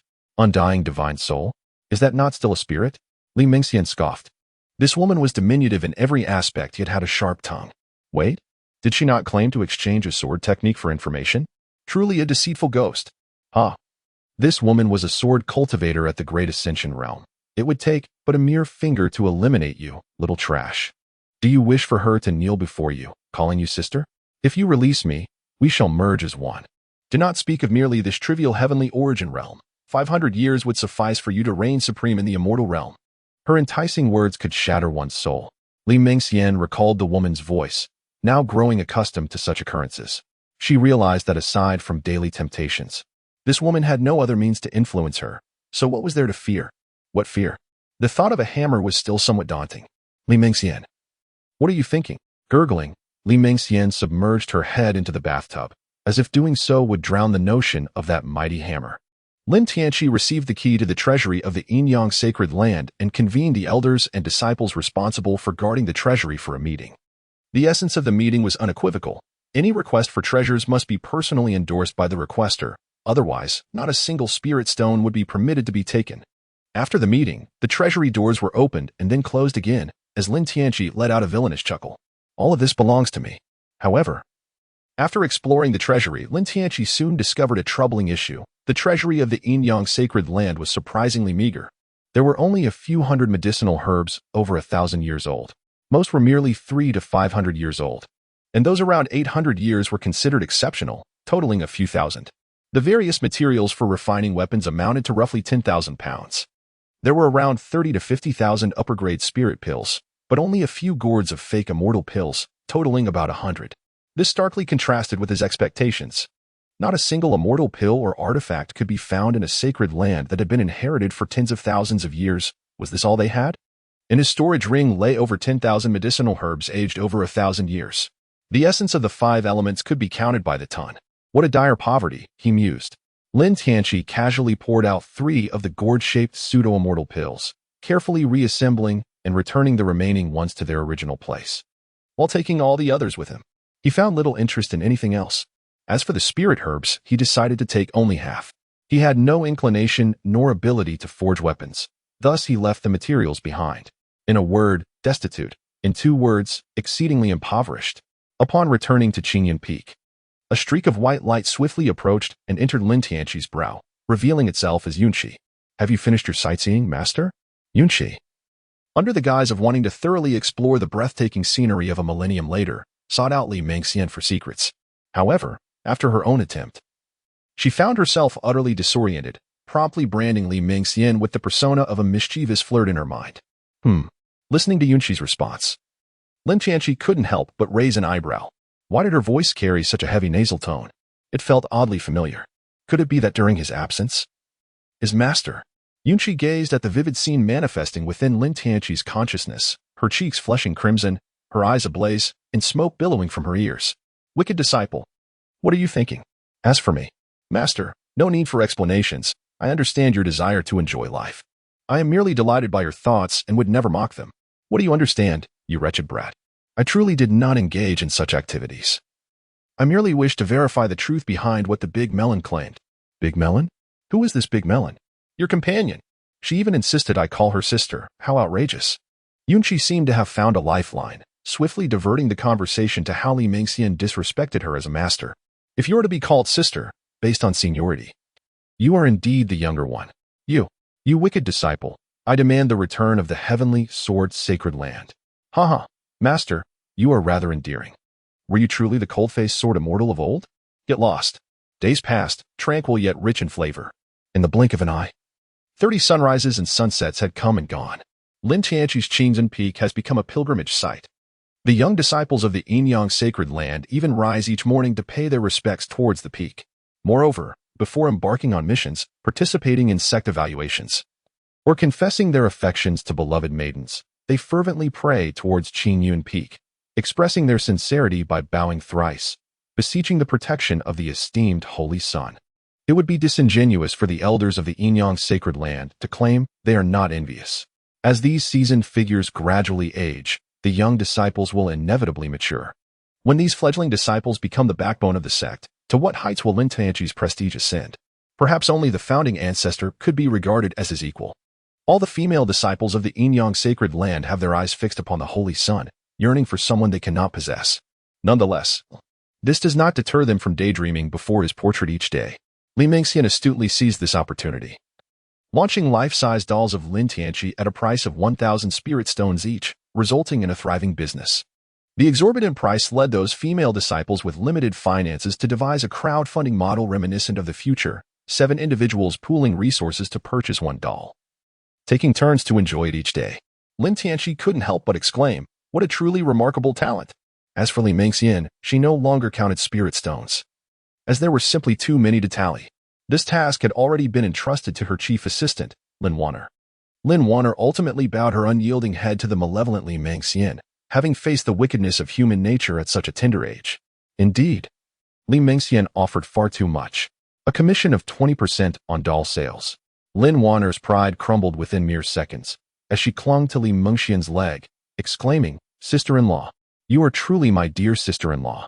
Li Mengxian, elated by the affectionate address, instantly granted Lin Wanner an additional 5% boost in confidence. Lin Wanner quietly established her own 3-phase plan in her heart. 3 years to learn from her sister-in-law, 3 years to surpass her sister-in-law, and 3 years to replace her sister-in-law. She, Lin Wanner, is merely bowing her head strategically for now. Little does she know that this battle of wits and courage between these two lively characters will continue for countless iterations of the 3-phase plan. Lin Tianqi's exhilaration at ascending to the throne of the Saint Sun lasted but a week. Aside from several titles of Saint Sun and a treasure trove that he deems woefully inadequate, it appears little has changed in comparison to his previous state. Much like the black bear's spirit questioning Guanyin, aren't those who renounce the world free from worldly ties and the allure of wealth? Guanyin replies, "If I do not don this garment, how shall the world know that I have severed my worldly ties and forsaken the pursuit of riches?" Lin Tianqi acquired the treasures of the underground palace, which had been nurtured over millennia by the demise of 2 great Mayana cultivators. Gazing upon the treasury of the sacred land of Yin and Yang felt akin to donning a splendid brocade robe while observing mere ordinary garments. Having been entwined with countless extraordinary beauties, the sight of commonplace charms elicited a tranquil state of mind, akin to still water. Lin Tianqi utilized a 3,000-year-old ginseng king and captured a chicken with the bloodline of the vermilion bird, crafting a unique dish of ginseng chicken. After consuming 2 jars of spiritual wine, Lin Tianqi revealed a long string of storage rings, leaving Zhang Lingyun astonished at his immense wealth. Initially, she believed the narrative would unfold as that of a domineering female CEO falling for a poor young man. However, it unexpectedly transformed into a tale of a powerful female CEO enamored with an extraordinarily wealthy recluse. This revelation turned Zhang Lingyun into little Zhang Jiang that very night, bringing joy to Lin Tianqi while simultaneously instilling a sense of trepidation within him. For 3 consecutive days, Lin Tianqi fled back to Qingyun Peak, his legs trembling with exhaustion. Reclining atop the fire crystal stone platform on the peak, he bellowed at the celestial islands in the sky. 30 years in the east, 30 years in the west. Do not underestimate a young man in poverty. One day, I shall make you unable to close your legs. Yunshi could not help but gasp in astonishment. The adorable little Zhang Lingyun from 10,000 years ago had transformed into a formidable force. How terrifying! Suddenly, Yunshi felt a profound reverence for time and life. Though she had been a transcendent sword immortal a millennium ago, her life experiences resembled a blank canvas. Aside from practicing and wielding her sword, she had known nothing else. And for these 10 millennia, she had been trapped in a subterranean labyrinth, lost in a daze. She ought not to cling to the mentality of being an ancient relic. Instead, she should embrace a fresh perspective to reintegrate into the world, to learn, to perceive, and to savor the myriad wonders of existence. Oh, how comforting it is to be by a warm hearth. Lin Tianqi reclined upon the fiery gemstone platform, as strands of fiery essence flowed into his being, rejuvenating his parched body and the flickering ember within. Disciple, is engaging in such deeds truly so immensely pleasurable? Upon hearing this, Lin Tianqi felt a tightening in his heart and solemnly replied, "Master, please do not be deceived by appearances. As the saying goes, moderation in all things is essential." "What are you so anxious about?" "I was merely inquiring." "I am not anxious at all, not at all. How could I possibly articulate such matters to you? It is somewhat difficult for me to express. Well, you could simply visualize me, and then you would be able to see. Truly quite foolish of you." "What the—" Lin Tianqi was momentarily stunned by this proposal. Goodness, the little gourd child had been led astray by his influence, beginning his speech with such exclamations. Could it be that my residual soul, my dear grandmother, might also be led astray? Is my villainous aura truly that formidable? Since my master has suggested it, and it requires no effort on my part, I might as well recline and contemplate. Lin Tianxi closed his eyes and began to visualize. Unruly disciple, I instructed you to think of little Jiang Lingyun. You, how dare you harbor ill intentions towards your master? He coughed lightly. Isn't this more immersive? Are you watching or not? If not, I might as well sleep. I am quite fatigued after 3 days of exertion. You are only permitted to think. Should you dare to plot against your master, I shall undoubtedly cleanse my ranks. Hiki. Lin Tianxi chuckled softly, regarding his master as an intriguing individual. Countless women exist in this world, and all whom I encounter are surely fated to cross my path. Lost in this contemplation for 3 full hours, Yunqi nestled within Lin Tianxi's sea of consciousness, resembling an ostrich with her head tucked into her knees. She appeared almost like a curled-up pangolin. This mischievous disciple must be doing this on purpose. He never played such tricks with Jiang Lingyun. Scoundrel, shameless wretch, a disgraceful disciple who brings ruin to his lineage. Lin Tianxi rested for 3 hours, feeling invigorated. He shed his upper garments and commenced his sword practice. Before long, wisps of white mist began to emanate from his entire body, and the enhancements to his physique rendered Yunqi unable to gaze directly at him. With a resounding shout, Lin Tianxi swung his sword, sending a flurry of snowflakes spiraling back into the heavens. I must not look. He must be doing this intentionally for my eyes alone. As his master, how can I refrain from observing if I am to guide his cultivation? Indeed, I am merely watching for his sake. Yes, that is precisely the reason. Yet, how could this wayward disciple possess such an admirable physique? What? The third elder has been poisoned? Lin Tianxi was not merely indulging in mischief. Rather, he was diligently practicing his swordsmanship. Out of the blue, Jiang Ling arrived at Qingyun Peak, seeking an audience with the Holy Sun after a prolonged absence. It is worth mentioning that Lin Tianxi's ascension to the status of Holy Sun had led to the division of yet another extraordinary spiritual peak within the Yinyang sacred land, a testament to his elevated rank. However, Lin Tianxi had become quite accustomed to residing in Qingyun Peak, relishing the perennial snowy vistas that adorned its summit throughout the year, and thus chose not to relocate. Nonetheless, he graciously accepted the extraordinary spiritual peak, recognizing that while he might not inhabit it, its possession was essential. To reside and to own are 2 distinct matters. Since he opted not to dwell in the extraordinary spiritual peak, the comprehensive security measures designated for the Holy Sun were promptly established at Qingyun Peak. Consequently, this once accessible place was no longer as open to visitors as it had been. Upon encountering Lin Tianxi once again, Jiang Ling found herself somewhat apprehensive, standing at a distance with her head slightly bowed. 3 years prior, he had been the one she brought from the lower realms, then merely at the golden core stage, playfully clinging to her arm. In just 3 years, his current status and position compelled her to regard him with a humble reverence. The tender feelings she once harbored were now deeply concealed within her heart.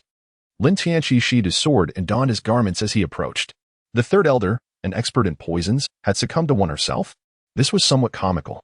Moreover, even if she were poisoned, what use was it for Jiang Ling to seek him out?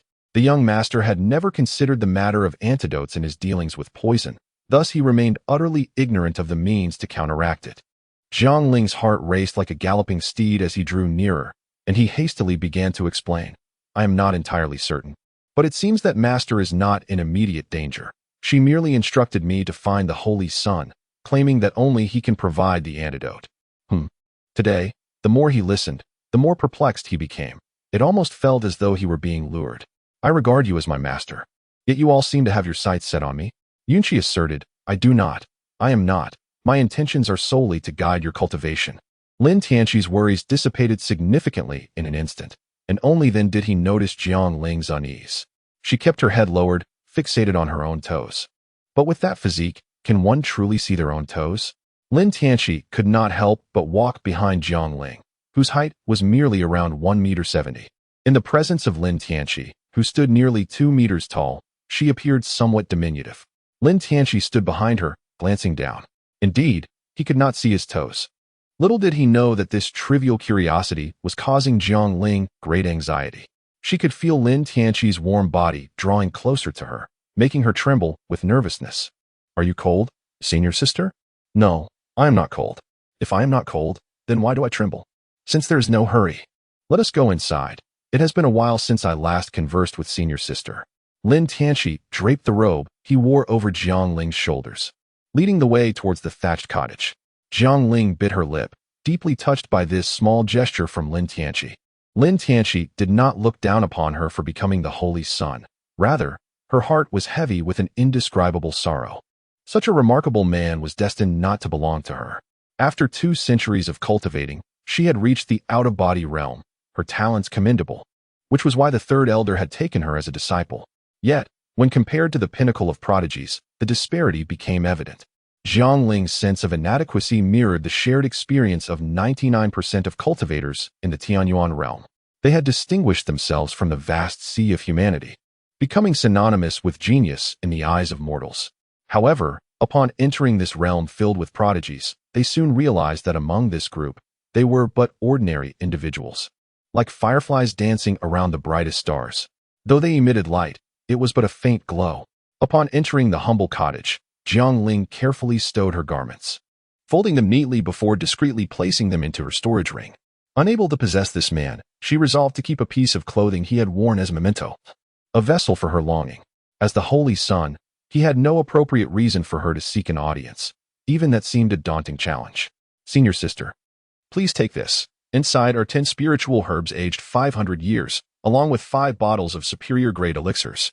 Lin Tianqi retrieved a jade box and presented it before Jiang Ling. Jiang Ling repeatedly waved her hands, saying, I cannot accept this. It is far too precious.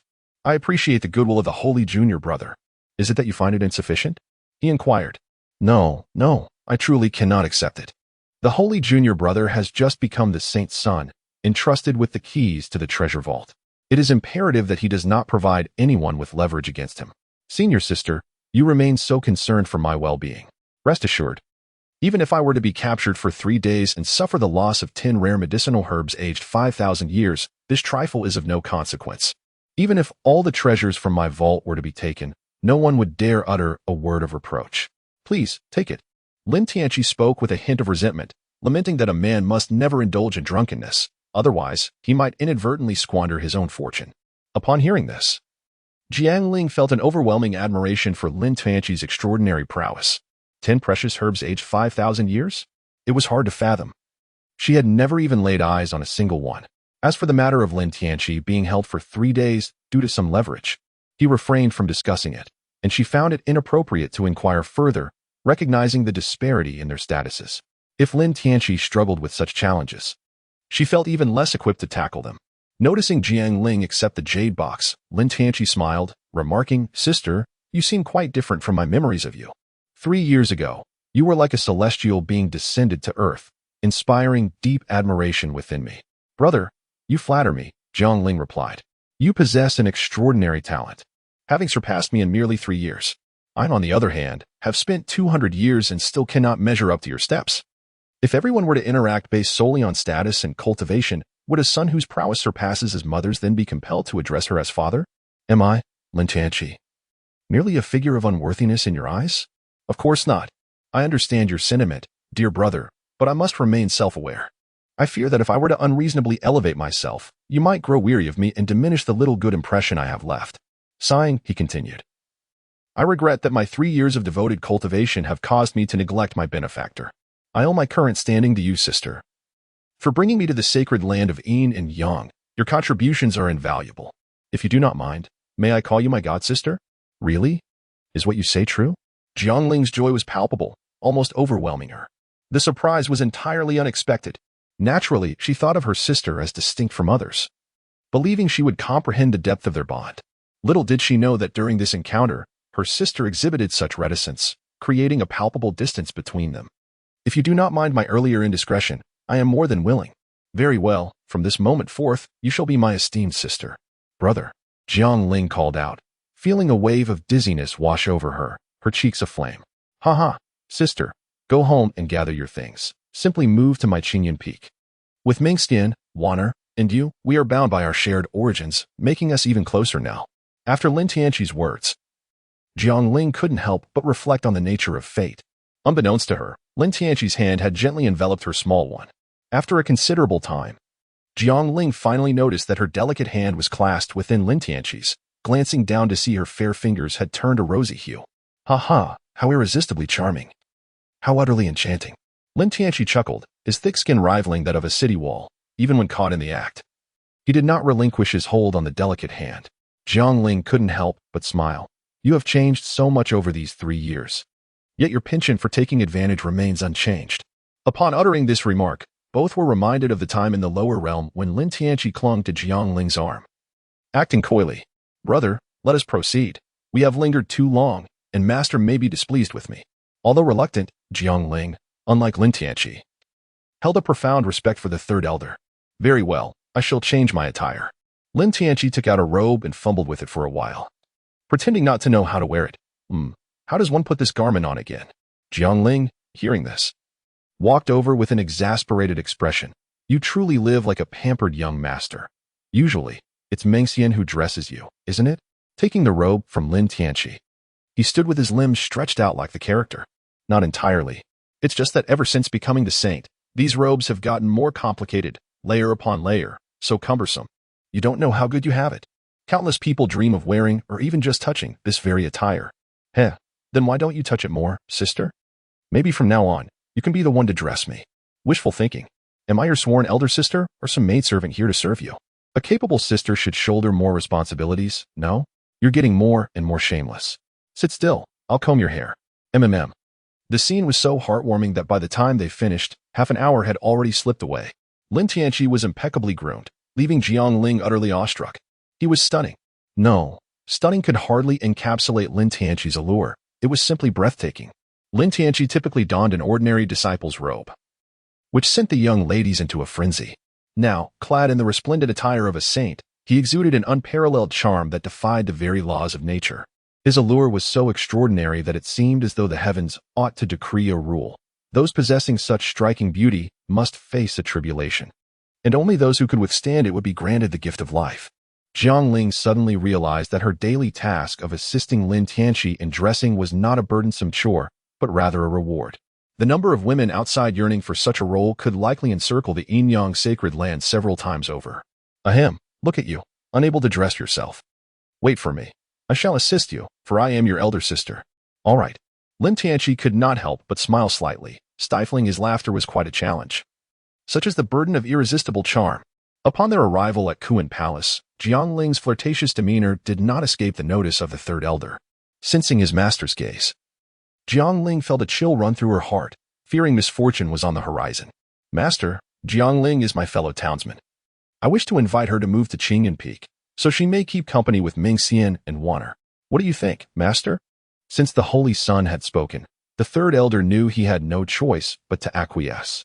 I have matters to discuss with the Holy Sun. You may leave now and make preparations, he said, his expression devoid of emotion. Jiang Ling detected a hint of displeasure in her master's tone. However, upon receiving a glance from Lin Tianqi, she bowed her head in acknowledgement and exited the grand hall. Once Jiang Ling departed, Lin Tianqi's expression shifted from respectful to one of natural concern. What poison have you succumbed to? Why are you being so careless? Hearing the worry laced in Lin Tianqi's words, the third elder, Zhang Jingxiang, could not help but soften, a smile blooming on her previously stoic face. I have been afflicted by the poison of longing for you. Cough, cough. Lin Tianqi was somewhat bewildered by the sudden onslaught of cheesy romantic lines. I'm just teasing you, she remarked, displaying a complete lack of humor. Observing Lin Tianqi's foolish expression, Zhang Jingxiang couldn't help but burst into laughter. Stop fooling around. Have you been poisoned or something? Lin Tianqi retorted irritably. Could you help me take off my shoes? Zhang Jingxiang inquired, wiggling her petite feet. Lin Tianqi's gaze involuntarily shifted over, fixating on a pair of embroidered shoes adorned with lotus flowers, no larger than the size of a palm. Are they beautiful? Indeed. They are. Then what are you waiting for? Lin Tianqi mused to himself. These ladies possess some remarkable skills, it appears. The third elder is quite adept at flirting. With the conversation having reached such a stage, Lin Tianqi felt no need for restraint. He gently grasped Zhang Jingxiang's ankle, carefully removing her embroidered shoe. To his astonishment, the once pristine, jade-like foot was now marred by a network of dark, bruised veins. Had she truly been poisoned? If you dare to lift my skirt any further. Lin Tianqi lifted his hand, and to his dismay, he noticed that the dark, bluish veins had already reached his calf and were about to spread to his knee. This poison ascended 3 inches daily, and despite my attempts to remedy it, I found myself helpless. Now my foot and calf meridians were obstructed, and I believed that I was doomed. To my astonishment, you returned just in time. You truly are my fortuitous star. Zhang Jingxiang spoke lightly. Yet Lin Tianqi felt an uncontrollable urge to give her a sharp reprimand. Thus, he set down Zhang Jingxiang's delicate foot and delivered a swift tap to her head. Ouch! What are you doing? How dare you strike me? She exclaimed. And what of it? Have you secretly learned my methods of concocting poison? Are you testing it on yourself? Did I not warn you that my creations are lethal? The myriad toxins continuously react and transform, rendering any antidote unattainable. Do you truly believe yourself to be a poison master? What shall we do now? I am equally at a loss for a remedy. Are you feeling pity for me? She retorted, rubbing her head. Oh, my hand is still functional. I concede. Please, no more strikes. I shall confess. Zhang Jingxiang clutched her head. I am no fool. I did not reach the stage you described before collapsing. I merely employed 30 different toxins, unlike your hundreds. My initial plan was to combat poison with poison, weakening the barriers to my advancement. The moment I detoxify would herald my breakthrough into the void realm. Yet, as you have often said, while ideals may be grand, reality can be stark, and things did not go as planned. Then how might I assist you? Lin Tianqi and Zhang Jingxiang secluded themselves together for a year to study poison arts. Within the Yinyang Holy Land, aside from Li Mengxian, she had spent the most time with him. Their relationship was both mentor and friend. With a year of constant companionship and a hint of ambiguity between them, yet neither had ever addressed it, much like the hazy romance of student days. Seeing her in such a state, how could he not feel distressed? Help me draw it out. What? Say that again? Help me draw it out. You cultivate the solar scripture and possess the pure young saint body. I cultivate the poison scripture, and the toxins I use this time are all of extreme yin nature. Use your pure yang energy to extract the yin force from my body. All right, I'll try. Lin Tianqi scrutinized Zhang Jingxiang, contemplating where to apply his energy. What are you thinking? She asked. You can simply place your hand on my feet. I've already used my spiritual power to push the toxins down to my feet and legs. Oh, haha. Is that so? You should have mentioned it earlier. I thought I would have to sacrifice my first kiss to save you. First kiss? What a joke. Not even a ghost would believe that. Yunqi remarked. I truly cannot believe it. I must have seen it at least 80 times. While it sounded effortless, the actual process was rather intricate. The toxins had completely fused with Zhang Jingxiang's spiritual energy, and a single detoxification would not suffice to eradicate them entirely. It took them a fortnight of repeated efforts to completely eliminate the toxins. As a result of this ordeal, Zhang Jingxiang experienced an unexpected fortune. The barriers to her breakthrough into the void realm had begun to loosen. With proper care of her body, it would not be long before she would achieve that breakthrough. During this half-month, the two had spent day and night together, and their intimacy had deepened. For a woman, her feet were undeniably a private area. And the atmosphere between them had grown increasingly suggestive. Lin Tianqi had completely depleted his original stock. Seizing the opportunity to concoct a few £1,000 while detoxifying the third elder, he recognized this remedy as an indispensable asset for both home and travel. When in dire straits, one must resort to multiple offensives. When gravely threatened, a toxic seashell engulf all. Naturally, Zhang Jingxiang was delighted that Lin Tianqi would remain here for an extended period. Aside from his appearance, Lin Tianqi's aura captivated her. Their shared interests and topics of conversation also played a significant role. The dual allure of physical attraction and soulful connection led Zhang Jingxiang to fall deeply in love. In the blink of an eye, 3 months had swiftly passed. Lin Tianqi, bearing several £1,000 of the newly concocted poison 3,000 Ways to Die, departed from the sacred land of Yin and Yang. His destination was the sacred land of the sword, where he intended to return the remains of Yunqi and seek out Xinjiang. Along the way, he planned to admire the breathtaking landscapes of the Tianyuan realm.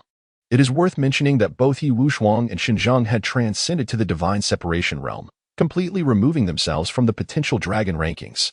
Lu Fan, having succumbed to darkness and becoming possessed by the Fire Emperor, was utterly regarded as a disgrace to the Tianyuan realm and was thus also expelled from the ranks. With 3 of the top 4 positions in the potential dragon rankings vacated, Lin Tianqi's presence as the foremost contender rendered the 2nd and 3rd places irrelevant to all. Lin Tianqi has singularly elevated the title of the Young Supreme to unprecedented heights. Previously, figures such as Yi Wushuang and Xinjiang who ranked among the top 5 of the Hidden Dragon list, could justly claim this title. However, from this point onward, it is unlikely that such an appellation will resurface. Should you possess sufficient brilliance, perhaps one day you may gaze into the distance and catch a glimpse of its receding silhouette. Indeed, the Great Xia dynasty is intrinsically connected to Lin Tianqi's homeland, the Great Xia Kingdom. It is rumored that the founding emperor of the Great Xia Kingdom was a descendant of the royal family of the Great Xia dynasty. Although the absolute rulers of the Tianyuan realm are the 9 sacred lands, they lack the time and resources to meticulously oversee the vast expanse of the Tianyuan realm. Consequently, their disciples have proliferated, giving rise to the numerous prominent families and dynasties we see today, which manage vast territories on behalf of the 9 sacred lands. The founding emperor of the Great Xia dynasty was a direct disciple of the Enyang sacred land, with a legacy spanning several millennia. The royal family members of the Great Xia dynasty predominantly hold the status of disciples within the Enyang sacred land. Notably, former emperors often return to the Enyang sacred land for cultivation, gaining the esteemed title of direct disciple. However, this status pales in comparison to that of Lin Tianqi and Lin Waner, who stand as paragons among direct disciples. The first destination of Lin Tianqi was the capital of the Great Xia dynasty, Yanjing City, as a dynasty with a legacy spanning thousands of years. Supported by the formidable backing of the sacred land of Yin and Yang, the peaceful environment has cultivated the prosperity of the Great Xia dynasty. However, the stability behind this prosperity is another matter altogether. As the capital, Yanjing City stands out as a prime example. Unlike the sacred land of Yin and Yang, which is suffused with an ethereal quality, Yanjing City felt as though Lin Tianqi had suddenly transitioned from the realm of immortals to the secular world. The flying vessel piloted by Lin Tianqi soared directly into the restricted airspace of Yanjing City, at intervals of every 10 meters. A formidable guardian of the Golden Core realm from the Yulin Guard stood vigil in mid-air, creating a passageway that stretched from the city gates to the palace above. This display had certainly stirred the entire Yanjing City. Such a spectacle was unprecedented, even when an elder from the Enyang sacred ground had come to oversee matters. The royal family had never exhibited such grandeur. As the vessel entered Yanjing, its opulence dazzled the eyes of onlookers.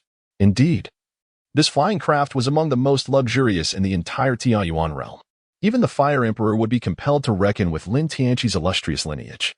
The primary material of this vessel was none other than the very bones of the Fire Emperor himself, meticulously crafted by Jiang Lingyu, who had summoned the finest artisans from the Enyang sacred ground to bring it to life. The vessel resembled a colossal spiritual bird, and the sound of the armored Golden Core Yulin guards kneeling on one knee resonated like a symphony, the clanking of their armor echoing throughout the air. Lin Tianqi's flying vessel soared swiftly towards the imperial palace without any pause, leaving a multitude of astonished onlookers in its wake. Among them, a young gentleman clad in opulent attire exhibited an unmistakable envy in his gaze. What is prestige? What is status? Today, he has gained a visceral understanding of these concepts. Compared to this so-called saint's son, his own title of heir holds little significance. Curse it. In the past, when reading novels, the saint's son would often travel in a mere carriage, with all manner of insignificant characters seeking confrontation. Indeed, such tales are mere fabrications of mindless authors. Individuals of such stature are utterly unattainable to the common folk. The young gentleman stared intently at the vessel that had long since vanished from view, as if imagining a day when he too would bask in such boundless glory. How enviable it is! Who could this esteemed saint son of the sacred land be? If it were not for the prince escorting you to Yin City, you too would be a disciple of the sacred land by now. Beside him, a young attendant voiced his indignation. The young gentleman mused inwardly. If your heir had not come to Yin City, how could I have crossed paths with him? Gold glitters wherever it may be. Whether or not one enters the sacred land or bears the title of saint's son does not alter one's worth. Indeed, the young heir possesses innate strength, able to lift a 100-pound stone lock at the tender age of 3, and at 9, he could subdue a tiger with his bare hands. Even the elders of the sacred land have declared him to possess a divine body. Perhaps the saint's son is not even his equal. Just as the attendant's words fell from his lips, a severed head flew through the air. Blood gushed forth from the severed neck, splattering the young heir entirely. The young heir stood frozen for a few seconds, then let out a scream, fleeing in a frenzy. Alas, that was the heir of the Prince of Northern Defense, Xiaoyan. Truly a case of a tiger father begetting a dog son. The Prince of Northern Defense reigned supreme in the north, having attained the fusion realm, surrounded by capable subordinates. Yet this heir is frightened by mere blood. Two elite guards of the Feather Forest watched as Xiao Yin fled in disarray, exchanging cold mockery, but choosing not to pursue. It was one thing to scare the heir, but they lacked the courage to truly confront him. Above the imperial palace, the emperor of the great Xia dynasty, the empress, and numerous princes, princesses, and royal grandchildren were all present. What if someone were to catch the saint's son's eye? The royal family of the great Xia enjoys high status in the secular world. Yet they are acutely aware of their own limitations. Aside from the founding emperor, who is a direct disciple of the Enyang sacred land and has reached the fusion realm, each subsequent generation has been less capable than the last. Although the retired emperor could still enter the Enyang sacred land for training and obtain the title of a direct disciple, it is more a matter of honor. Currently, the highest cultivation level within the royal family belongs to the old emperor, who is merely at the pinnacle of the distraction realm. Within the Enyang sacred land, they have already been marginalized. The flying vessel of Lin Tianqi hovered above the imperial palace, causing the entire royal family to kneel in reverence. The great Xia dynasty, led by the Xia clan along with the empress and descendants, humbly welcomes the Holy Sun. We, the progeny of the Xia clan, extend our heartfelt greetings to the Holy Sun. At this moment, the hatch of the flying vessel finally opened, clad in resplendent robes befitting a holy sun. Lin Tianqi stepped forth, accompanied by a statuesque woman bearing a sword nearly as tall as herself, his newly appointed elder sister. Jiangling's countenance radiated joy, her eyes sparkling like a serene autumn lake, brimming with vitality. The Holy Sun appeared somewhat fatigued. Someone should guide him to a place of rest. Lin Tianqi remained silent as Jiangling had already given instructions. Yet, after a few seconds, no one responded from below. The emperor of the great Xia trembled on his knees, turning his head to glare fiercely at a young maiden. It was then that a melodious voice emerged. "Little Miss Xia Ruyan, I shall escort His Highness the Holy Sun." Below, a remarkably beautiful girl lifted her head, her demeanor poised and dignified. She utilized the term His Highness the Holy Sun, a phrase that appeared innocuous yet bore profound implications. When the imperial guard welcomed someone, they simply referred to them as the Holy Sun. During royal ceremonies, the title of Holy Sun was also employed. However, by adding His Highness, it implied that while one may hold the title of Highness, there exists someone of greater stature above them. In an instant, the heads of the other royal family members were pressed to the ground. They were consumed with a desire to strangle this unfilial girl, having previously conspired. How could she dare to create such a ruckus? Was she intent on their destruction? But Lin Tianqi smiled, not in anger, but rather intrigued by the unusual demeanor of the young girl, sensing a hint of the aura of a destined one. How delightful, indeed. The esteemed Prince Yexingzi. Xia Ruoyan rose and made her way toward a palace. Xia Ruoyan and Jiangling's expressions turned icy. How dare the small Xia dynasty show disrespect to the Holy Sun? They truly do not understand the meaning of danger. Humph. Is this how the Xia dynasty nurtures its successors? Has the emperor, in his prolonged reign, forgotten his own position and the essence of hierarchy? Please, my lord, do not be angry. The young lady is merely. It is of no consequence. Youth often comes with a touch of temper. Dear sister, do not take offense. Let us proceed. Lin Tianqi chuckled heartily, skillfully mediating the situation as he whisked Jiangling away towards their residence. Once Lin Tianqi departed, the members of the great Xia royal family finally exhaled in relief, their bodies limp like puddles of mud. Father, Xia Rian seeks to harm us. You must not side with her this time. Father, my sister has been exchanging glances with the heir of the northern town king. She surely intends to provoke the Holy Sun. I offered to attend to the Holy Sun, yet you insisted she go instead. Now look what has transpired. Silence. You, even at this moment, still squabble amongst yourselves. How is it that I have birthed such useless offspring? Your Majesty, please quell your anger. Humph. When Rian returns, summon her to see me at once. With a cold snort, the Emperor of Great Xia rose and swept away, leaving the others unwilling to meet each other's gaze. The palace prepared for Lin Tianqi was indeed a testament to the royal family's wealth, showcasing all manner of exquisite treasures. Within the palace, a bevy of stunning maidens clad in low-cut garments awaited, inspiring Lin Tianqi to compose a verse. Willow trees sway gently at dawn's embrace, graceful maidens walk, enchanting the spring's face. Half a pair adorned with jewels that gleam, embroidered sleeves flutter, revealing a delicate dream. Brows like distant mountains, a darkened hue, eyes like autumn waters, rippling with a view. Willowy figures dance, fragile yet free, like swallows in flight, swaying with glee. A sight to behold indeed. I grant you my appreciation. With a swift motion of his sleeve, Lin Tianqi scattered several cool spirit stones into the low-cut dresses of each palace maid. The sudden chill elicited startled gasps and exclamations from the group. Such unseemly clamor in the royal court.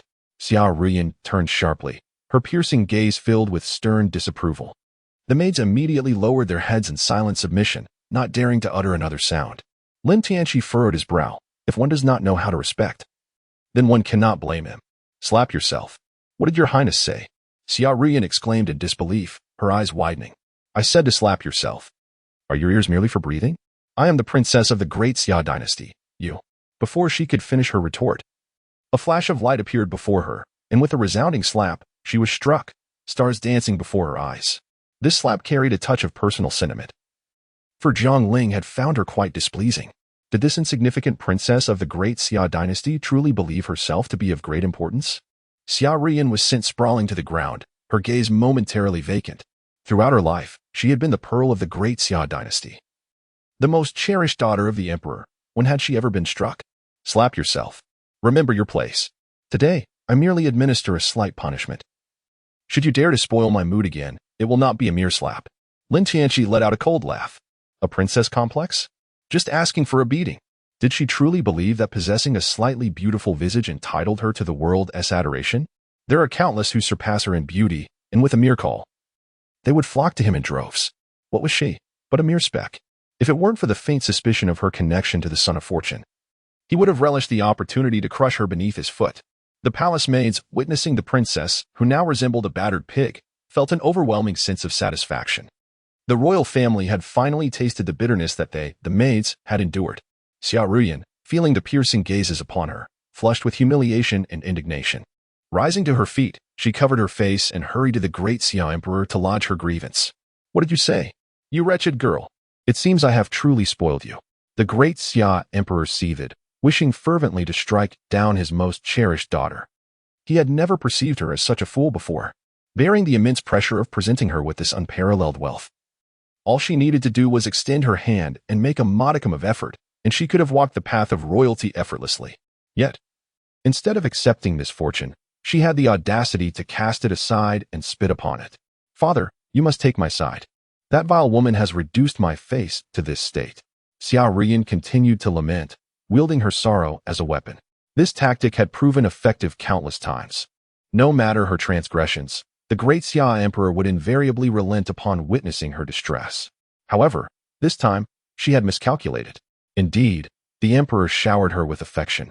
But in comparison to the vast empire of great Xia, she was but a triviality. Who had she offended? The son of the Enyang sacred land, the foremost contender on the hidden dragon list, the unparalleled force who annihilated hundreds of thousands of foes within the secret realms. The intelligence he had procured at great expense indicated that during the enthronement of the sun, all 36 peak masters and the 9 palace lords of the Enyang sacred land, including its supreme leader, would bow before him. This was no mere son. He was, in fact, the sovereign of the Enyang sacred land. The more the great Xia emperor contemplated, the more dread enveloped him. Glancing at Xia Ruyan's swollen visage, his compassion transformed into fury. With a swift motion, he struck her, and once the first blow was delivered, a second followed suit. Xia Ruyan was rendered momentarily dazed. Father, please cease. I am your most beloved Ruyan. The emperor lamented his folly in showering affection upon such a fool. I might as well strike you dead. Please, don't hit me. I was wrong. I shall never dare again. At that moment, Xia Ruyan truly felt fear. Her greatest pillar of support was the great Xia emperor. Without him, she was utterly insignificant. Huff. Huff, the emperor gasped for breath, while Xia Ruyan, disheveled, resembled a madwoman. The corners of her eyes were swollen beyond relief. Bring this fool to the cold palace. Let her reflect upon her actions. At the mention of the cold palace, Xia Ruyan sprang to life, crawling to grasp the emperor's leg, pleading, Father, I truly comprehend my errors. Please, do not send me to the cold palace. I beg you. At that very moment, a golden streak of light soared into the grand hall, halting before the great Xia emperor. It bore a note. The imperial family received the note, glancing intermittently at their daughter on the floor. Hurry, restore the princess's face to its original state. Send her for bathing and dressing, and prepare her for the sun. Wait. The great Xia emperor knelt, caressing Xia Ruyan's face, his heart heavy with regret as tears streamed down his cheeks. "My daughter, I was momentarily blinded by rage. How could I bear to send you to the cold palace? Do you understand the immense pressure I faced to arrange for you to serve the sun? This is a treasure beyond measure, an opulence that one would not trade for a throne. You now possess a chance for redemption. Do not provoke the sun's ire again. Otherwise, our entire family shall pay the price, including that scoundrel with the surname Shao. I shall not let him off lightly." Xia Ruyan squinted, her father's face appearing blurred and unfamiliar. This was not the father who cherished her. Attend to the princess's injuries, bathe her, and adorn her. "Understood, your majesty." "Quickly, several of you. Be gentle. The princess is of noble birth. Do not allow her to come to harm." Xia Ruyan, akin to a treasured puppet, received the finest treatments for her wounds. After bathing and donning resplendent garments, she was returned to the very place where her nightmare had commenced. "Oh, is this not the esteemed princess herself?" Lin Tianqi's teasing voice made Xia Ruyan's face flush with heat, her eyes glistening with unshed tears. Standing at the entrance of the grand hall like a marionette, Lin Tianqi reclined on a soft couch, which featured a sloped backrest, resembling an oversized lounge chair, exuding comfort. Surrounding him were 7 or 8 palace maidens, some kneading his arms and others massaging his legs. However, the task of feeding him fruits still fell to Jiang Ling. Lin Tianqi poisons others, yet he fears being poisoned himself. One must always remain vigilant against the treachery of others. "I am the humble Xia Ruyan, here to pay my respects to your excellency, the saint's son." Xia Ruyan submitted, bowing her noble head and kneeling upon the ground. Large tears fell like beads, pattering onto the earth. She crawled forward, for there was a space deliberately reserved for you. Lin Tianqi shook his large foot nonchalantly and remarked casually. Xia Ruyan bit her lip, a profound sense of humiliation compelling her to flee, yet the vivid threat from her father reverberated in her mind. "Brother Shao, I am sorry." Never had Xia Ruyan perceived the palace as so vast, nor the distances so interminable. The friction between her knees and the cold tiles struck her heart like relentless hammers, shattering her dignity and pride into countless fragments. "Have you not dined? It is heavy. Do you think this is made of stone? My nails have snagged on it. It is quite uncomfortable. You are even inferior to Little Hong. Little Hong, go teach the esteemed princess how to massage feet." Wu Xia Ruyan completely broke down, her cries heart-wrenching. And then, her opportunity to massage feet vanished. She wept for a full 10 minutes, while Lin Tianqi appeared to ignore her entirely. Xia Ruyan, choking back her tears, realized without a doubt that this holy son was intentionally humiliating her. Did he not simply wish to witness her submission to satisfy his perverse desire for conquest? "Step aside." Xia Ruyan pushed past the maidservant Little Hong, executing an action that caused the other maidens to exclaim in awe. "You truly possess skill. Haha, you performed admirably. It seems you are not without merit." Encouraged by this remark, Xia Ruyan exerted herself even more, pressing down on Lin Tianqi's foot with fervor, disregarding her own delicate frame. A sense of vengeful exhilaration surged within her, not in retaliation against others, but against herself. "You all may leave. Let Miss Xia attend." Lin Tianqi waved his hand, prompting the numerous palace maidens to lower their heads and withdraw. The events of the day had profoundly shaken them. The exalted princess engaged in actions more ignoble than their own to please a man. The heavens in their eyes were merely the ground beneath the feet of a few. "I find it perplexing. This holy son bears you no ill will. And it is not mere vanity to acknowledge that my presence in your great Xia dynasty is a considerable favor. Why then? Do you present such a disdainful countenance towards me?" Lin Tianqi feigned a tone of profound dejection. Xia Ruyan remained kneeling at the end of the soft couch, imploring, "Your holiness, whether it be life or death, I shall bear it all. I beseech you not to trouble my father or the great Xia." "Ah, how noble of you. Have I ever troubled your father? Have I ever caused distress to the great Xia? It is you who wore a displeasing expression, provoking my ire. And now you assume the role of the victim? If I have offended your holiness, it is solely my fault. Whatever you choose to do, as long as it brings you joy, I shall comply." "Very well then. For the time being, you shall serve as my bed warmer. Surely you can manage that?" Lin Tianqi keenly observed that the princess exhibited a profound emotional upheaval upon hearing the phrase warm bed. It was as if she felt she had wronged someone. After much effort in probing, he had finally grasped the crux of the matter. "Your esteemed identity as the Holy Son is unmatched. Your sister beside you is undoubtedly more beautiful than I could ever be. Might I inquire if, no, it must be you alone. Could it be that you are already enamored with someone?" Or perhaps you harbor affections for another. No, no, she replied hastily. If your excellency the Holy Sun does not disdain my humble appearance, I would gladly serve you. Ha! You look as though you were marching to your execution. I have lost all desire to pursue this further, he laughed. I have always prided myself on my integrity, often referred to as the beacon of justice and civilization. If you truly have someone special, I would never compel you. I do not, she stammered. Very well, since that is the case. I shall not be seen as a thief of love or a disruptor of couples. Instead, you shall assist me in bathing and resting. Yes, your excellency the Holy Sun. Xia Ruoyan felt an unbearable anguish within her, yet she dared not gamble. For the safety of her brother Xiao, she could only sacrifice herself. She resolved to endure this torment, planning to end her life once the Holy Sun departed. By the way, I intend to summon all the talented youth of the great Xia dynasty for a banquet, to better understand the voices of the people and what they require. For the populace is the foundation that must be valued. Please inform the Emperor of Great Xia at your earliest convenience. In 7 days, I shall host this banquet within the palace, and it is imperative that he gathers all the notable young talents without fail. Yes, your excellency the Holy Sun. Jiang Ling cast a knowing glance at Xia Ruoyan before shooting a disdainful look at his bothersome younger brother, then swiftly exited the hall, unaware of what mischief he might concoct. As for you, being a princess of the great Xia dynasty, you should be well acquainted with its young talents. You shall serve as the host for the banquet. Yes, your excellency the Holy Sun. Xia Ruoyan felt as though this Holy Sun, whom she had never met, was akin to a patient spider, meticulously weaving an elaborate web, with her now ensnared as a hapless fly.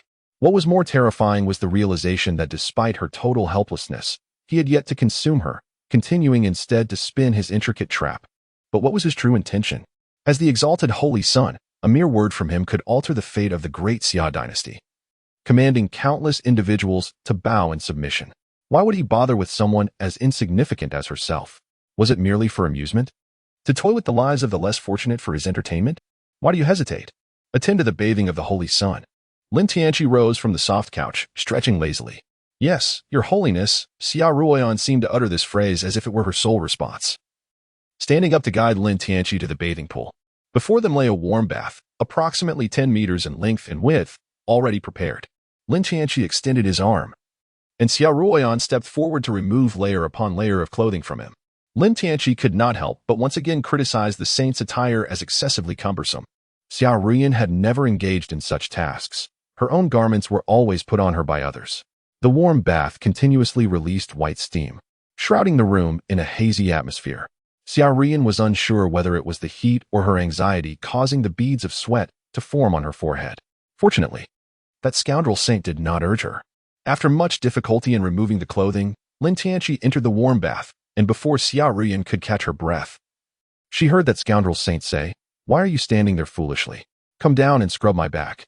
In the grand hall of the Northern King's residence, Xiaoyan no longer bore the appearance of someone who had been frightened during the day. Beside him stood a lecherous-looking old man, his gray hair unkempt. It is well known that such supporting characters often possess a fierce disposition. They are either heartbroken masters or those who value loyalty above all. In short, they are formidable experts. Xiaoyan did not even know the old man's true name. He only recalled that, on the eve of the original's journey from the north to Yanjing as a hostage, the Northern King had introduced this elder to him, advising him that any uncertainties he encountered in Yanjing could be discussed with this elder, who he referred to as Uncle Huang. Uncle Huang. With the sudden arrival of the Yin-Yang Saint, could it be that? It shouldn't be. The king has neither raised an army in rebellion nor betrayed the country. Even if there were plans against the king, it would not involve sending Lin Tianqi, this saint. So, could it be mere coincidence? I refuse to believe the world offers such coincidences. Please, Uncle Huang, investigate. If it truly concerns my father, it would be wise to prepare accordingly. Your Highness speaks wisely. I shall investigate immediately. If the king could witness your growth, he would surely be pleased. Uncle Huang, you flatter me. I still have much to learn. Today, witnessing the saint's demeanor utterly awed me. I heard he is merely 20 years old, younger than I. Your Highness, do not belittle yourself. Lin Tianqi may be unparalleled, but the world has many peaks, each with its own charm. I have learned much.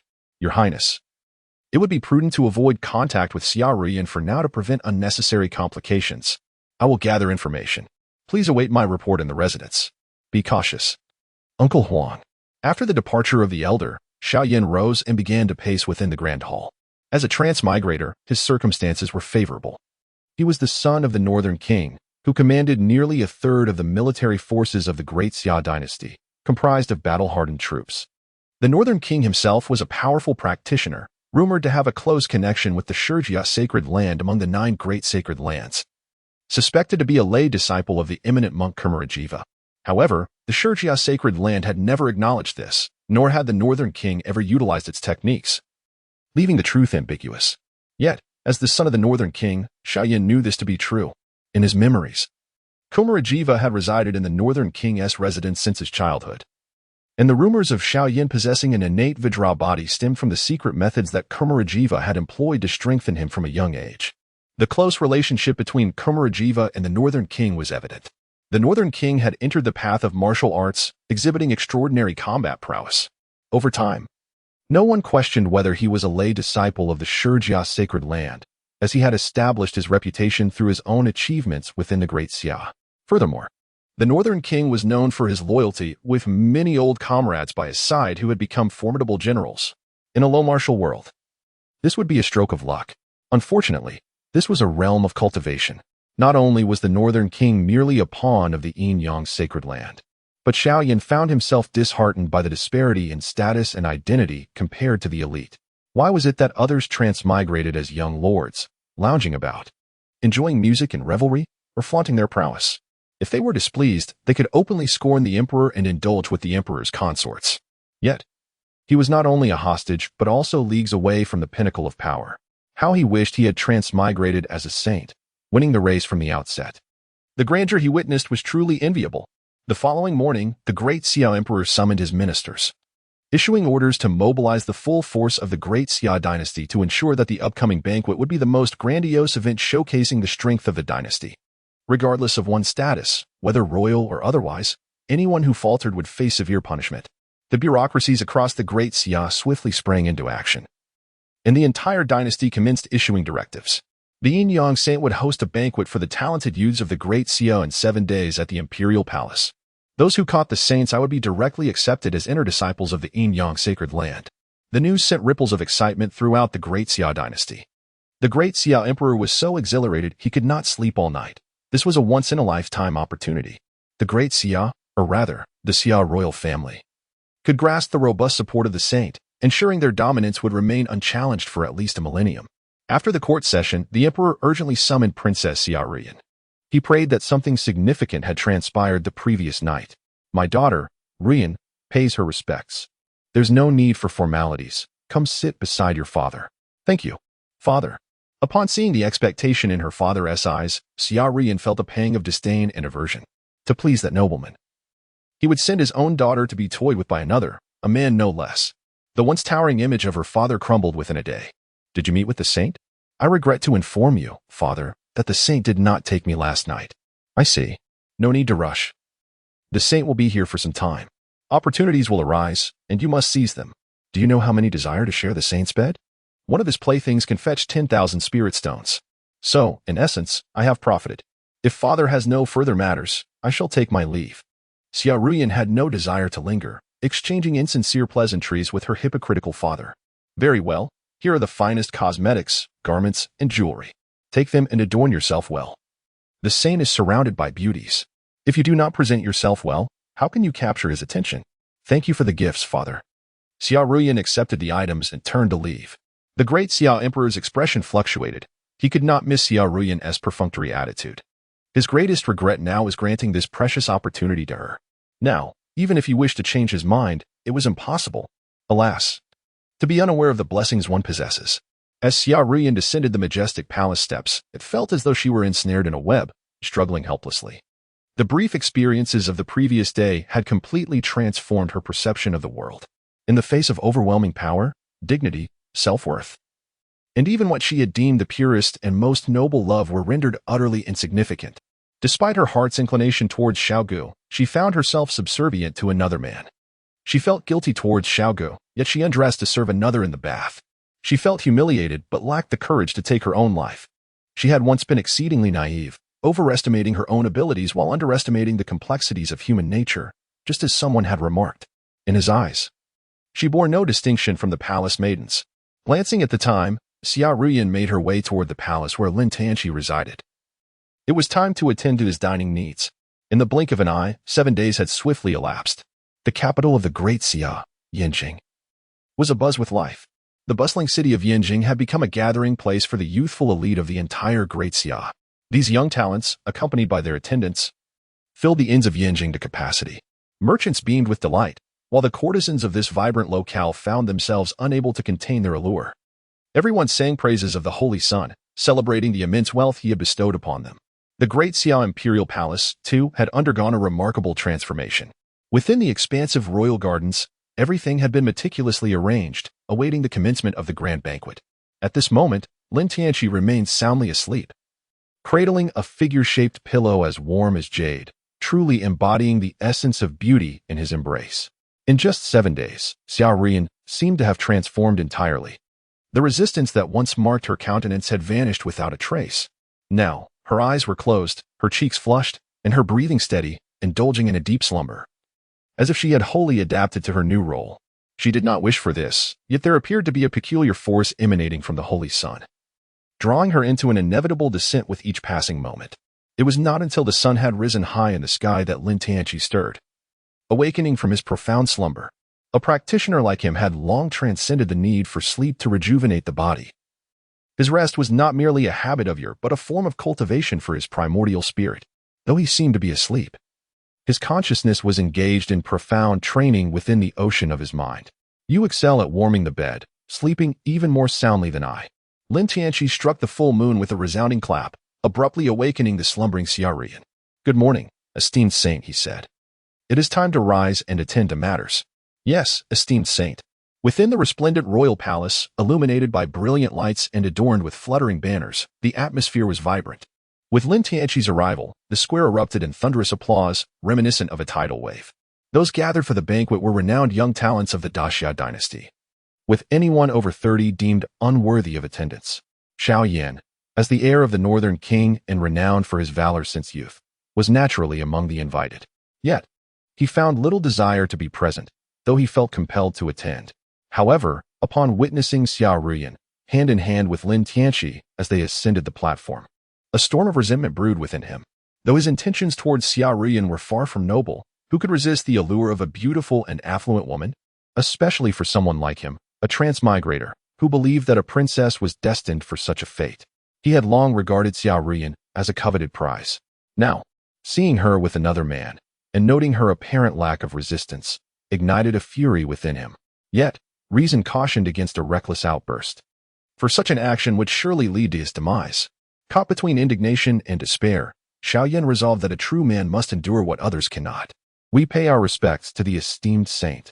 The assembly rose in unison, kneeling upon the ground in reverence. Xiao Yan's teeth ground together in frustration. Yet he too was swept up in the crowd, kneeling and bowing his head. Xia Ruyan dared not meet Xiao Yan's gaze, but her peripheral vision betrayed her.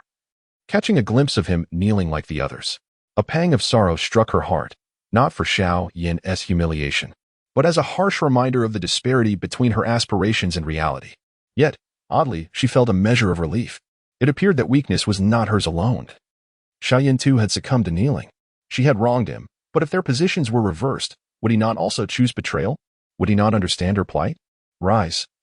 My fellow youths, today we shall forego formalities. Let us revel freely, drink heartily, and speak openly. Before I became the Yin saint, I was but the adopted son of a humble merchant, my status far beneath yours. So let us not be constrained, please, have a seat. Lin Tianqi's words were remarkably down to earth, instantly eliciting a wave of relaxed laughter from those present. The Holy Sun did not seem as enigmatic as the rumors suggested. Xia Ruyan mused that these influential figures could, with a mere gesture or a few words, plunge one into despair or envelop them in a gentle breeze. Their ability to manipulate human emotions was indeed formidable. The day she first encountered Lin Tianqi was indelibly etched in her memory, yet throughout these 7 days, each encounter with him left her with a distinct impression, leaving her uncertain as to which version of him was authentic, or if they all were. With Lin Tianqi setting the tone, the atmosphere lightened considerably. As the wine flowed, the main event commenced. A talented poet composed verses in mere moments, eliciting resounding applause from the audience. Others showcased their remarkable skills, conjuring fire dragons with their breath or causing countless pear blossoms to bloom with a mere wave of their hands. Those attending the banquet were not merely there to present themselves before the Holy Sun, but also to gain a measure of life experience. Secretly harboring hopes of being favored by him and securing the esteemed position of an inner disciple within the Yin-Yang sacred land, a privilege unattainable by wealth alone. Only those fortunate enough to have connections could traverse the shortcut to the inner sanctum. Cultivator families invested vast sums to send their progeny to the sacred land for a veneer of prestige, yet all they could obtain was the status of outer disciples, who were worlds apart from their inner counterparts. What, then, constitutes an outer disciple? To put it plainly, they are those who dwell outside the gates, unrecorded in the annals of the Yin-Yang sacred land, and, to be precise, are not considered disciples of the sacred land at all. Inner disciples, in contrast, not only gain entry into the records, but also receive mentorship from an elder.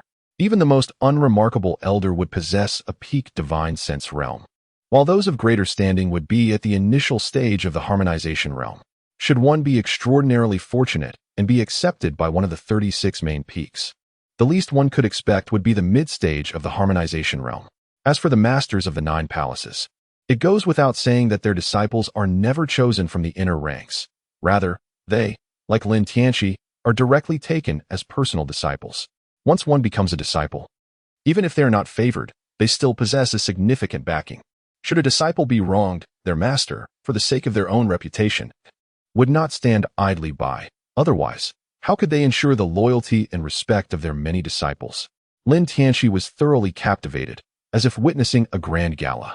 Observe the magic tricks, how exhilarating they are. What is the name of that individual down there? What is their family's profession? Lin Tianqi casually pointed, and upon seeing it, Xiao Ruyan felt a sudden jolt in her heart. Lin Tianqi refers precisely to Xiao Yan. While the entire venue is filled with exuberant revelry, this young man wears a fade of a smile, his eyes intermittently darting towards Lin Tianqi and the enchanting Xiao Ruyan by his side. Lin Tianqi immediately sensed that there was something amiss with the young man. Upon his inquiry, Xiao Ruyan's fleeting expression betrayed her.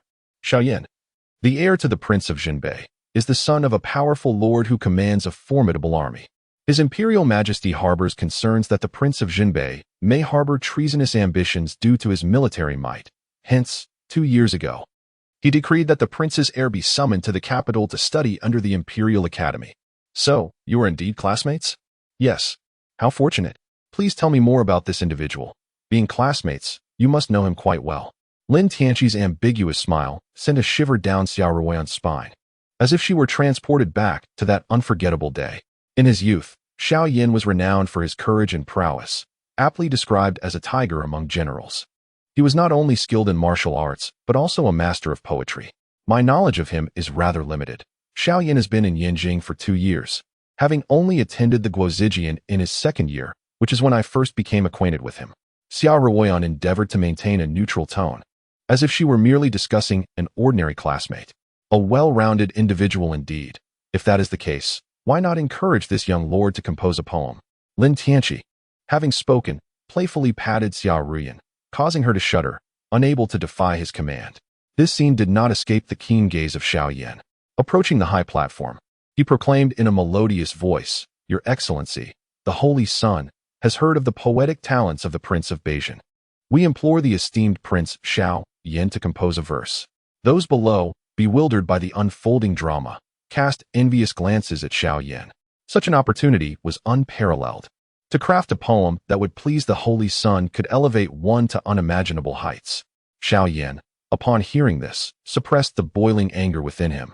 How dare this insufferable Holy Sun lay hands upon Xiao Ruyan, a woman he had scarcely touched? Had she already been sullied by him? Yet, since the Holy Sun had taken notice, he resolved to showcase his own talents. Rising to his feet, he tilted his head slightly in a gesture of deference, aware that he must look up to Lin Tianqi seated above him. Nonetheless, Lin Tianqi discerned the subtle defiance in his posture, a final manifestation of his stubbornness. Amused, Lin Tianqi remained silent. Xiao Yan raised his cup, feigning contemplation while secretly recalling the ancient poems he had memorized. It was imperative that he compose something truly remarkable, not merely for the sake of art, but to reclaim his dignity before Xiao Ruyan. Eureka! He would title this poem The Knight's Journey. With a hearty gulp from his cup, he recited with fervor, Yao's gift dons a flowing tassel. Wu's blade gleams like frost and snow. Silver saddle adorns the white steed, swift as a meteor in its glow. In 10 steps, one may slay a foe, 1,000 miles leave no trace to show. When deeds are done, garments shed with grace, in deep concealment lies both name and face. Excerpted from Li Bai's The Night's Journey. As the final verse echoed through the air, the assembly stood in awe, captivated by the brilliance of the poetry, which resonated perfectly with the present moment. Excellent! What an exquisite poem! Indeed. Young Master Xiao was a paragon of both martial and literary prowess, capable of subduing beasts with a single hand and conjuring masterpieces in an instant. Xiao Rian's eyes sparkled with admiration. It was this very talent that drew her to Xiao Yan, for he was undeniably extraordinary. Lin Tianqi also smiled with great joy, never expecting to encounter an old acquaintance in a foreign land after his journey through time. Lin Tianqi never anticipated encountering a fellow countryman in this otherworldly realm. Right before him unfolded a classic scene of pretentiousness, as someone performed a theatrical display of plagiarizing poetry. Clap, clap. Lin Tianqi clapped his hands with a smile. And upon witnessing the esteemed saint's approval, the crowd erupted in even louder applause. Their gazes toward Xiao Yan brimmed with envy. As for you, Yuan Yan, what are your thoughts on this poem? I have heard that you possess a fondness for composing and reciting poetry. Do share your insights. Lin Tianqi once again passed the ball to Xiao Rian. While she could not ascertain Lin Tianqi's intentions, she understood one fundamental truth: praising another man in the presence of a powerful one would surely incite displeasure. However, even those unfamiliar with poetry could discern that this piece was a remarkable creation. To feign ignorance would only serve to further provoke him. After a moment's contemplation, she declared, "The poem is indeed exquisite. Its elegance and artistic conception are exceptional, yet I believe it lacks ambition." As soon as Xiao Rian uttered these words, it was as if a chilling gust swept through the gathering, extinguishing the fervor among the crowd. To deem Li Bai's The Heroic Ballad as lacking ambition within the realm of cultivation was not without merit. 10 steps to slay a man. 1,000 miles without leaving a trace, she noted. Yet the notion of merely killing one every 10 steps was hardly grand, having just successfully displayed his own prowess. Xiao Yan shot an inquisitive glance at Xiao Rian. Yet, she did not deign to acknowledge him. Little did he know that she was actually shielding him, misinterpreting her indifference as disdain for his lesser status. The suppressed anger that had festered within him all night surged forth, reddening his eyes and clouding his mind. Naturally, his ambitions could not rival those of the princess. After only a few days, he had become a favored figure beside the revered saint's son. With a cold sneer, Xiao Yan remarked, "Your aspirations are clearly dwarfed by those of the princess." Xiao Rian's complexion paled at his words, as the hidden implications cut through her heart like a dagger. Yet, she had indeed acted as he suggested. It was akin to having a long-concealed scar flayed open before the eyes of all. Standing atop the high platform, she felt utterly lost, as if every gaze directed at her was laden with scorn, denouncing her as a shameless wretch who sought to please men with her body. The chill enveloped her.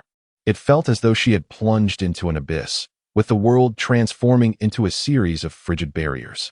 At that moment, however, she suddenly sensed warmth. Like a drowning person clutching onto the last vestige of hope, she did not care whether this lifeline was dark or light, pristine or tainted. Xiao Rian threw herself into Lin Tianqi's embrace, exerting all her strength to hold onto the one who offered her solace, wishing to meld into him entirely. All the emotions that had been building within her over the past 7 days erupted like a volcano, uncontrollable and fierce. This scene left the onlookers utterly bewildered. What was happening? Just moments ago, they had envied Xiao Yan for seemingly soaring to great heights due to a poem, yet in the blink of an eye, the situation had taken a dramatic turn. Xiao Yan had made Princess Ruyan weep, and judging by the current dynamics, her relationship with the saint's son appeared rather unorthodox. What prospects could Xiao Yan possibly have now? Not only the crowd, but even Xiao Yan himself felt utterly confounded. Did I truly say something so grievous that it elicited such tears? Is everyone in this realm a delicate fairy? He quipped. All right, no more tears. Cry any longer, and you shall be dubbed Little Flower Princess henceforth. Hearing this, Xiao Rian pressed into him even tighter, her thoughts a muddled haze. Despite the injustices she had endured over the past few days being a result of his actions, she felt an undeniable sense of security in his embrace. The pent-up emotions found their release, and she felt an overwhelming lightness envelop her. Seize him. Imprison him in the dungeons. Lin Tianqi's icy voice sent another shiver through Xiao Ruyan's body, though she quickly composed herself once more. All those grand vows and solemn promises were but flowers in a mirror, moons reflected in water, unable to withstand even the slightest test. She was no exception. Nor was Xiaoyan. Perhaps hell had always been her destined abode. And yet, a hell with him, and it didn't seem so cold after all. At Lin Tianqi's command, a contingent of imperial guards surged forth like a tide. "You, how dare you? I am the heir of the northern garrison prince. Who dares lay hands on me?" Xiaoyan, teetering on the brink of terror, clung to the last shreds of his wits. Brandishing his father's title like a desperate shield, his only hope for survival. Yet the northern garrison prince, though formidable within the great Xia Empire, was but an insignificant speck before the might of the Yinyang Holy Land. Thud. Spurt. The leader of the imperial guards, Shang Wanqingdu, a peak divine separation realm martial cultivator and general of the imperial guard, struck with a single devastating blow to Xiaoyan's dantian. The latter's spiritual energy dissipated like a punctured bladder, his cultivation obliterated in an instant. Blood gushed from Xiaoyan's lips as he was dragged away, limp as a dead dog. Without so much as a final curse, the onlookers stood frozen, their throats clenched in silent dread. If this holy son had once seemed approachable, even amiable, they now bore witness to the terrifying ease with which he wielded absolute power. This was the northern garrison prince's sole heir, stripped of his cultivation, condemned to the death cells. All in the span of a breath. "My apologies for the disturbance." Lin Tianqi raised a cup with a chilling smile. "Let the music resume, and the dance continue." The guests sat stiffly, their earlier drunkenness long since evaporated into cold sweat. No more poetry was offered that night. The great Xia Empire was on the precipice of upheaval. The northern garrison prince would never accept his son's fate meekly, yet what hope had he against the holy sun? The prince's faction was doomed to eradication. Its power vacuum ripe for new claimants. Immortal cultivation? A fool's dream. Better to seize what tangible power one could grasp. At a grand banquet, Lin Tianqi shattered the dreams of ascension for the young talents of the great Xia dynasty. The festivities continued into the night before finally dispersing. Upon learning that Lin Tianqi had incapacitated Xiaoyan, the emperor of Great Xia was taken aback, leaping 2 meters high in joy, resembling an ecstatic monkey. Everything was unfolding according to his envisioned plan, even more smoothly than anticipated. Originally, he had intended to wait for his daughter to secure the favor of the Holy Sun before moving to strip the northern king of his military power. Yet, now the matter was resolved entirely. Should the northern king show any sign of rebellion, it would be unnecessary for him to intervene. The formidable Yinyang sacred land would crush him into oblivion. Splendid. Proclaim my decree. The Yulin army and the imperial guards must closely monitor the traitor Xiaoyan. Without the Holy Sun's express permission, no one is allowed to visit him. Yes, your majesty. The head of the imperial guards hurriedly accepted the command and set off to make arrangements. Thud. Xiaoyan was seized by the shoulders and thrown into the death cell. This cell was no ordinary prison. It was exceedingly low, preventing one from standing upright. Moreover, the water within was knee-deep and specifically designed to incapacitate cultivators submerged in it. Their spiritual energy could not circulate. Once inside this death cell, escape was an impossibility without external aid. Xiaoyan lay prostrate in the icy water, the biting cold jolting him awake from his stupor. "You, let me out. My father will not spare you," he shouted. "Aren't you afraid of my father raising an army?" "Ha, young Master Xiao. If your father were to raise an army, it would take less than a day for you two to be reunited here. Save your breath." One of the guards replied mockingly. They locked the cell door and turned away, ignoring Xiaoyan's pleas. The death cell was immediately shrouded in darkness and silence. Genuine fear gripped Xiaoyan. Before his transmigration, he had been an ordinary university student, subsisting on his parents' allowance while gaming in his dormitory. Now, his cultivation was destroyed. Unable to even stand, submerged in freezing water that engulfed him entirely. He wept, his sorrow palpable, tears and snot streaming down his face. All ambition had evaporated. A year had passed since his arrival, and the confidence he had built through his noble title was shattered in an instant. "This isn't my choice. Woe is me," he lamented. "Why must I endure this torment? I just want to go home. I miss my mother. It's so unfair. Why am I not the Holy Sun?" Ding. The selection system has met the initial binding conditions and is commencing identification. Ding. Identification complete. Classified as a super waste. Binding to the system is commencing. Huh? A system? My cheat is finally here. Xiaoyan hastily wiped his tears and snot from his face, his despair transforming into renewed ambition. Completely overlooking the fact that the system had identified him as a super waste. As joy surged within him, his expression twisted, before he could fully compose himself. Blood began to trickle from his nose. Upon his transmigration, he had hoped for a system. Was there a transmigrator without one? After a long wait without any system appearing, he had thought his identity as the young master was the cheat he sought. Yet, it was in this dire situation that the system activated. Ding! The selection system has successfully bound. Based on the host's current predicament, the danger level is assessed as certain death. The system, sensing the gravity of the situation, has increased the rewards for making a choice, hoping for a miracle. The host must choose between the following two options. Option 1. Ninja Turtles, continue to endure and await rescue. Reward. First technique of the turtle breathing method. The turtle lives long, which significantly enhances physical vitality. Option 2. The rage of a man. Live as a hero and die as a valiant spirit. Forcefully break out of the death cell. Reward. Restoration of the destroyed purple mansion and the first technique of the Emperor's Fist. Open heaven and earth. Ding. The host must make a choice. Ninja Turtles? Isn't that an insult? Of course I choose. In that moment of decision, Xiaoyan hesitated, having frequented various pirated websites.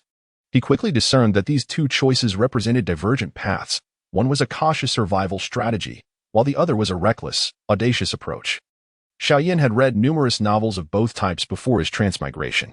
Now, confronted with these two starkly different paths, he found it exceedingly difficult to decide. He yearned for the security of the cautious route yet craved the exhilarating thrill of the bold one. However, if forced to choose, he leaned towards the latter. Who could resist the allure of a legendary hero?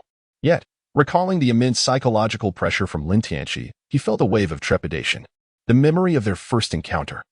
The monstrous flying vessel obscuring the sky, the elite guards of the Yulin army kneeling in reverence, and Xia Ruoyan's advances towards him, all these instances weighed heavily on his spirit. Could he truly confront such an adversary head-on?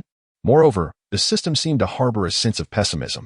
Choosing the Ninja Turtles instilled a sense of humiliation, particularly when he imagined Xia Ruoyan engaging in various lascivious acts before the Holy Sun. Ding. The system urged him to make a prompt selection. I choose one. Ding. Host has chosen one. Ninja Turtles. Reward. First technique of the turtle breathing method. The turtle lives long. As the system's voice resonated, a powerful force surged within Xiaoyan. This force was not spiritual energy, but rather a direct enhancement to his physical form. Although his purple mansion had not been restored, an overwhelming vitality flooded his weakened body, revitalizing him. The ache in his waist vanished, his legs felt light, and even the icy water became significantly more bearable. This technique operated autonomously within him, continuously augmenting his physical vitality. He also noticed that his physical consumption had become negligible. How formidable! This mere first technique was so potent that the humiliation he had endured felt insignificant. However, a pang of anxiety soon followed. If the method for cautious survival was this extraordinary, how astonishing would the Emperor's Fist be? Had he chosen the Emperor's Fist, could he have swiftly vanquished that so-called Holy Sun? Yet, as the system had stated, there was no option for retreat. He had made his choice and forfeited any chance for a fresh start. Within the palace of Lin Tianqi, a grand drama unfolds reminiscent of the spring and autumn period. Xia Ruoyan exhibits an unusually proactive demeanor, and a gentleman like Lin Tianqi naturally cannot refuse a woman's goodwill. As the poet aptly states, the red candle flickers, illuminating a jade visage. In the depths of the chamber, warmth akin to spring. The light gauze dances, carrying fragrant breezes, while mandarin ducks share a pillow, whispering tenderly. It is not until the first light of dawn that Lin Tianqi feels a semblance of satisfaction. Indeed, to be excessively powerful can also be a burdensome joy. Xia Ruoyan, akin to a little bird, nestles within Lin Tianqi's embrace, discovering a growing affection for this sanctuary. It appears that only within this embrace can she find solace and warmth. You continue to rest. I shall confront that young lord. Who dares to mock my woman? Upon hearing this, Xia Ruoyan's heart swells with a profound sense of security. Since Lin Tianqi's arrival, what she had been most lacking was indeed that sense of safety. Previously, her security stemmed from her identity as a princess and the favor bestowed upon her by the Emperor of Great Xia. Yet these pale in comparison to the significance of the phrase my woman. In her moments of despair, she had once fantasized about her father providing her with support. But he did not. During times of humiliation, she had hoped that her beloved, Xiaoyan, renowned for his bravery and youth, would swoop down to rescue her. But he did not. Now, the one who is capable of offering her that has finally appeared. Your Grace, address me as young master. Young master. I must confess that my relationship with Xiaoyan is not that of mere classmates. You need not speak. I have already discerned that. However, you proved your virtue last night. As for your heart, no one has ever been able to seize a woman's heart from my grasp. Young master. At this moment, Lin Tianqi radiates an almost blinding brilliance in Xia Ruyan's eyes. What relevance does Xiaoyan hold in comparison? 2 years prior. When Xiaoyan came to the imperial capital, he was merely a brute skilled in wielding weapons. Yet, a year ago, he seemed transformed. And the poetry he composed has been evaluated by esteemed scholars at the National Academy, who claimed that such verses could only be crafted by one with decades of literary expertise. I sense that he harbors a secret. Lin Tianqi gazed at Xia Ruyan, secretly pondering, could it be that Xia Ruyan has become his own, shedding the naive and simplistic charm? Has her intellect reclaimed its rightful prominence? My esteemed Lord Saint, I merely hope that the knowledge I possess may be of service to you. Should I err, you may punish me as you did last night. Woman, are you subtly enticing me to reward you? Upon hearing this, Xia Ruyan found herself momentarily befuddled, despite my various efforts to please you. How has this transformed into a request for a reward? Lin Tianqi, noticing her expression, gently patted Xia Ruyan's delicate face. Your awareness requires further enhancement. Yet your attitude is commendable. When one performs well, rewards are in order. Would you fancy becoming the crown princess of the great Xia dynasty? What? The crown princess? Upon hearing this, Xia Ruyan felt invigorated. Her waist no longer ached, her hips were no longer sore, and her knees regained their strength. Ignoring any sense of modesty, she sat up straight. Although she had been favored in the past, the thought of inheriting the throne had never crossed her mind. For thousands of years, the great Xia had never witnessed a woman ascend to the throne. This revelation was utterly astonishing to her. You have become the woman of this holy son, and thus the great Xia dynasty is a gift I bestow upon you. Do you like it? I adore it. Xia Ruyan fervently nodded, reminiscent of a chick pecking at grains. By the time Xia Ruyan had helped Lin Tianqi don his attire, half a day's time had elapsed. You may return and await further news. The holy son does not require my service any longer. Being appointed as the crown princess is a significant matter for you. Return and prepare diligently. I have matters to attend to as well. Very well, should the holy son require anything, do not hesitate to summon me. Go now. Lin Tianqi playfully smacked Xia Ruyan's pert derriere, prompting her to return to her palace with a blend of delight and bashfulness. Xia Ruyan exclaimed, Who is Xiaoyan? I am not acquainted with him. Lin Tianqi also returned to the grand hall, where Jiang Ling presented fragrant tea, hesitating to speak. Is sister feeling jealous? Lin Tianqi lifted his teacup with a mischievous grin. Why would I feel jealous? My brother possesses boundless charm, and the number of his future confidants is beyond imagination. I am merely puzzled. While Xiaoyan may be regarded as commendable in the mundane world, there are at least 8,000 who surpass him in the realm of yin and yang. Why then does my brother choose to confront him? Does my sister believe my actions are misguided? Not at all. I shall support you in whatever you choose, though I confess to being somewhat curious. Lin Tianqi took a sip of fragrant tea and set down his cup. In truth, it is not a matter of great significance. The great Xia dynasty, as a part of the sacred land of yin and yang, has seen its influence within the sacred land diminish over the years. However, its vast territory and population are not to be underestimated. Xiaoyan's father, the king of the north, shares an ambiguous relationship with the Shakyamuni sacred land, which has been flourishing in the northern regions of Great Xia. This cannot be neglected any longer, although I appear to be here for leisure. My true purpose is to address this matter. This undertaking involves 2 major sacred lands and is highly confidential. Fewer than 5 individuals within the entire sacred land are privy to this information. Sister, you must not divulge it.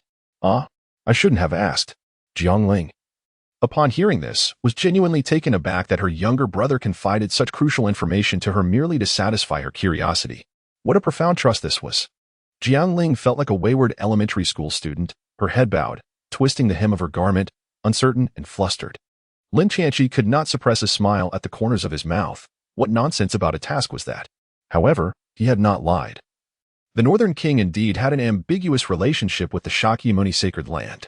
Nonetheless, his actions were shrouded in secrecy, to the point that even the yin-yang sacred land had not uncovered anything. Yet, these details had become inconsequential. With the identity of Xiaoyan as a traveler firmly established, neither Xiaoyan nor the northern king could leave any traces behind. Thus, their ambiguous ties with the Shakyamuni sacred land would inevitably be confirmed, and their collusion with other sacred lands to betray the interests of the yin-yang sacred land would be thoroughly investigated. I have mentioned before that my sister is not an outsider, but rather a close confidant. Yet, she shamelessly takes advantage of her position. spending day after day frolicking with that little girl, seemingly forgetting all about me, her sister. And she claims she is not jealous? I can't help but wonder if her mouth is filled with bitterness. Heh, I am not like those young girls who wish to taste. In fact, I shall not allow it. Jiang Ling twisted her waist and evaded Lin Tianqi's outstretched arms, leaving behind a trail of laughter as she dashed out of the great hall. Once Jiang Ling departed, Lin Tianqi picked up his teacup and took a sip, leisurely stating, "Have you caught the big fish?" Though he could not see the person, he could hear their voice. Returning to the Holy Sun, Kamraj Va from the Shakyamuni sacred land has arrived in Yanjing. The second, third, and fourth brothers are waiting outside the death row. Should he dare to make a move, we will ensure he. Let us refrain from making threats. We must remain low-key. Understood. Kamraj Va, what level of mastery does he possess? Does he dare to come alone to rescue someone? At the pinnacle of the...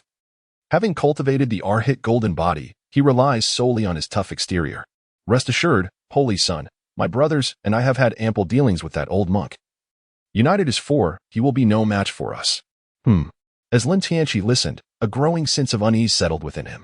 It is widely acknowledged that the more boastful the minions of a villain are, the more likely it is that their endeavors will end in failure.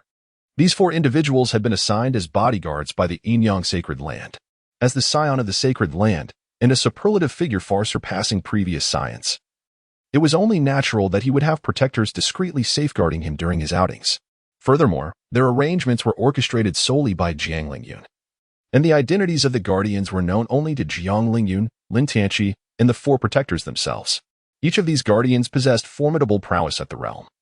And they were not merely average practitioners, they were among the elite of the entire Tianyuan realm. If that monk intervened to rescue someone, it was crucial to remain vigilant and not underestimate the situation. I understand, the elder replied. Has there been any unusual activity from Xiaoyan in the prison? None. His purple mansion is shattered, and he has lost his cultivation. However, his physical form possesses certain peculiarities, despite the destruction of his purple mansion. Returning to an ordinary state is not a simple matter for a cultivator, yet he has adapted swiftly. There are rumors that he is of a naturally indestructible physique, which may explain why that old monk is willing to take such risks to save him. Indeed, if he truly possesses such an indestructible nature, why then has the Shakyamuni sacred land not taken him in? Would a senior elder of the Shakyamuni sacred land neglect such a promising talent? Could it be that the scion harbors ulterior motives and that their schemes have been in play since Xiaoyan's childhood? I too speculate, but regardless of their plans, the crux lies with Xiaoyan. As long as he is eliminated, even without knowledge of their intentions, we can still counteract their designs. I comprehend. Lin Tianqi gently placed the teacup back on the table, restoring tranquility to the grand hall. The monks of Shurjia sacred land are the epitome of hypocrisy. During the fierce battle against the demon clan, they, as members of the human race, hesitated to strike, citing the precepts of Shurjia, claiming that the lives of demons are also precious and should not be extinguished. Yet, when contending for territory with the Enyang sacred land, they showed no regard for these precepts, uttering both human words and ghostly whispers. Yunqi rolled her eyes within Lin Tianqi's consciousness, harboring a poor impression of the monks from Shurjia sacred land. Had Shurjia sacred land clashed with Enyang sacred land over 10,000 years ago? That must have been over 15,000 years prior, when Shurjia sought to disseminate their teachings within the territory of Enyang sacred land, which was naturally met with resistance. The Buddhist sect is adept at swaying the hearts of the populace. Their followers, unwilling to indulge in personal comforts, still offer the finest to their faith. With such support, Shurjia sacred land flourished rapidly, achieving high loyalty among its adherents. As their strength grew, so did their ambitions. Yet their doctrine of universal equality displeased the other 8 sacred lands. Nonetheless, this very doctrine incited the mundane populace to denounce the remaining 8 sacred lands, resulting in an unprecedented unity among them, 8 against 1. How amusing. Impressive. Indeed. On the bustling streets of Yanjing City, a towering figure, standing a staggering 9 feet tall, strode forth. His bare torso glimmered as if coated in gold dust, and he donned a pair of yellow trousers. A necklace of massive prayer beads swung from his neck, drawing the gaze of passers-by. This was no mere human. He resembled a golden pagoda. The monk, eyes closed, remained oblivious to the world around him, walking deliberately towards the prison. Inside the prison, Xiaoyan pondered whether choosing the emperor's fist would lead him directly to the pinnacle of power. He oscillated between self-persuasion and regret. Ding. Choice activated. Shurjia's assistance. Option 1. Reject the rescuer's offer to escape together. allowing them to lure the enemies away while he flees alone, with a reward of the second form of the turtle-breathing technique, which enables complete concealment of one's aura for a duration of 15 minutes. Option 2. Seize the opportunity when the rescuer opens the prison. Daring to venture into the lair of danger, rewarded with the first form of the dragon-subduing technique, Pure World Radiance, which can pierce through all illusions and disguises. Please make your choice, host. This. Continuing along the path of survival seems rewarding. The second option introduces a brand new technique, the first form of dragon subduing. Both skills being auxiliary. Should he persist down this path or switch tracks? It might still be timely to change. If he opts for the turtle breathing technique now and later decides to switch at the fourth or fifth choice, the losses would be considerable. System. If I choose the second option, will I still be able to select the turtle breathing technique next time? Ding. No. Each choice made by the host will alter the trajectory of the future. Indeed, each decision feels akin to illuminating a skill tree. I choose the first option. Those familiar with gaming know that following a singular path to the end is the true way. With Cheyenne's choice, he fully mastered the second form of the turtle breathing technique. Once the rescuer diverted the enemies, he could stealthily escape with the aid of the turtle breathing technique, significantly increasing his chances of success. As he awaited rescue, Xiaoyan felt both exhilaration and a tinge of uncertainty. The unpredictability of the future left him feeling unsettled. If given a choice, he found himself nostalgic for the university life he had left behind. Having traversed realms, he had yet to win the affection of a princess and had nearly lost his life in the process. During his university days, at least he had pursued a few princesses. Suddenly, a thunderous explosion reverberated through the air, startling Xiaoyan. His savior had arrived. A massive hole had been blasted into the dark prison, allowing him to glimpse the long-missed light. Old bald monk, have you lost your mind? The old monk? Is the holy monk personally coming to rescue him? How then could he possibly lure away the pursuers? Xiaoyan felt as though the system were playing tricks on him. Outside the prison, the Feather Forest army in the Imperial Guard, numbering in the thousands, surrounded a golden giant, yet they dared not approach. This giant stood a full 3 zhang tall, radiating brilliance akin to gold. The long-range magical artifacts launched by the Feather Forest army and Imperial Guard were obliterated before they could reach him by the resplendent Buddhist light. His true adversaries were the 4 protectors of Lin Tianqi. However, these 4 unparalleled masters, each possessing the Dongshu realm, wore grave expressions, their hearts sinking to the depths of despair. Is this old monk truly insane? To save a worldly prince, he willingly burns his very essence, forcibly elevating himself to a pseudo-why state. Is that lad your illegitimate child? Why such desperation? Why not grant this humble monk a favor, dear friends? I have no desire to kill. Huh? Do you think I was raised on fear? How long can you sustain your essence burning? For the sake of an unrelated individual, is it worth sacrificing thousands of years of hard cultivation? For a mere command, my friends have endured thousands of years of hardship. Was that worth it? The Buddha teaches that all beings are equal. The individual you deem inconsequential is no different in my eyes from your holy son. Then there is nothing more to discuss. Brothers, prepare the formation. Understood. As soon as the words left his mouth, the 4 protectors positioned themselves at the cardinal points and instantly unleashed their powers. In an instant, the yin and yang energies from all directions surged forth, the pure energy rising while the turbid energy descended, forming a black and white taiji diagram that enveloped the golden figure. Each of the 4 protectors brandished a small flag, with one golden flag unfurling in the wind, emitting a blinding radiance. The white taiji diagram shone like the sun at its zenith, pouring forth boundless solar energy, seemingly intent on melting the 3 zhang golden body. Another protector held a black flag, swirling with dark energy, the black taiji diagram resembling an unfathomable abyss, seeking to drag the golden figure into its depths. The other 2 elders also joined the fray, unleashing a torrent of violent winds and frigid energies that filled the formation. The sight left the thousands of onlookers dumbfounded, although they were all cultivators. Having entered the Feather Forest army in the Imperial Guard with cultivation levels at the Pseudo-Dan and Golden Dan realms, some officers even at the Yuan-Ing and out-of-body stages, they had never witnessed such a spectacle. The pressure emanating from the formation left them feeling weak all over. Amidst this dire predicament, the old monk remained unperturbed, his demeanor serene. Neither the searing flames above nor the gale, ice, or the abyss beneath could compel him to retreat. Amitabha, may my Buddha show compassion. The old monk intoned a Buddhist chant, and immediately, the light around him intensified as a golden lotus flower bloomed behind him, seemingly possessing the strength to support the heavens. Both sides remained locked in a stalemate, each waiting to see who would falter first. regardless of whether it was the four protectors or the old monk. There existed a mutual caution towards each other's identities, allowing for some leeway in their actions. Is the Dongshu realm truly this formidable? To completely seize control, to take the initiative and suppress with force, the path ahead is indeed arduous. Lin Tianqi concealed himself in the shadows, harboring a newfound understanding of Jiang Lingyun's formidable prowess. With a touch of sentimentality, he retrieved an object from his sleeve, resembling a soft, pliable mask. Lin Tianqi chuckled softly as he adorned his face with the mask. Instantly, the mask melted like water, enveloping Lin Tianqi's shamelessly handsome visage, revealing a countenance that belonged to Lu Fan. Ahem, well, I am Lu Fan, he said with a chuckle. Lin Tianqi made slight adjustments, his voice indistinguishable from Lu Fan's, before breaking into a smile and stealthily heading towards the death prison. Inside the prison, Xiaoyan was in a state of anxious anticipation, each sound from outside causing his heart to race. However, after waiting for what felt like an eternity, the holy monk had yet to appear. A wave of concern washed over him. What if the monk was overpowered and fled, leaving him to face utter doom? Without a rescue, he might have a chance to survive. Failing to break free from prison would surely lead to a dead end. The sound of footsteps echoed, jarring in the silence of the death prison. Xiaoyan's anxiety intensified as he pondered whether the visitor was a savior or a harbinger of death. But who was this Xiaoxi? I am Lin Yud, here to rescue you. The master has detained the enemy. I have come to bring you to safety. Thank you. Young Master Lin, I am forever grateful for your timely assistance. It is no trouble. Aiding others is a virtue, especially since the master has shown me kindness. To remember and repay such kindness is also a noble quality. You truly live up to your name, Yud.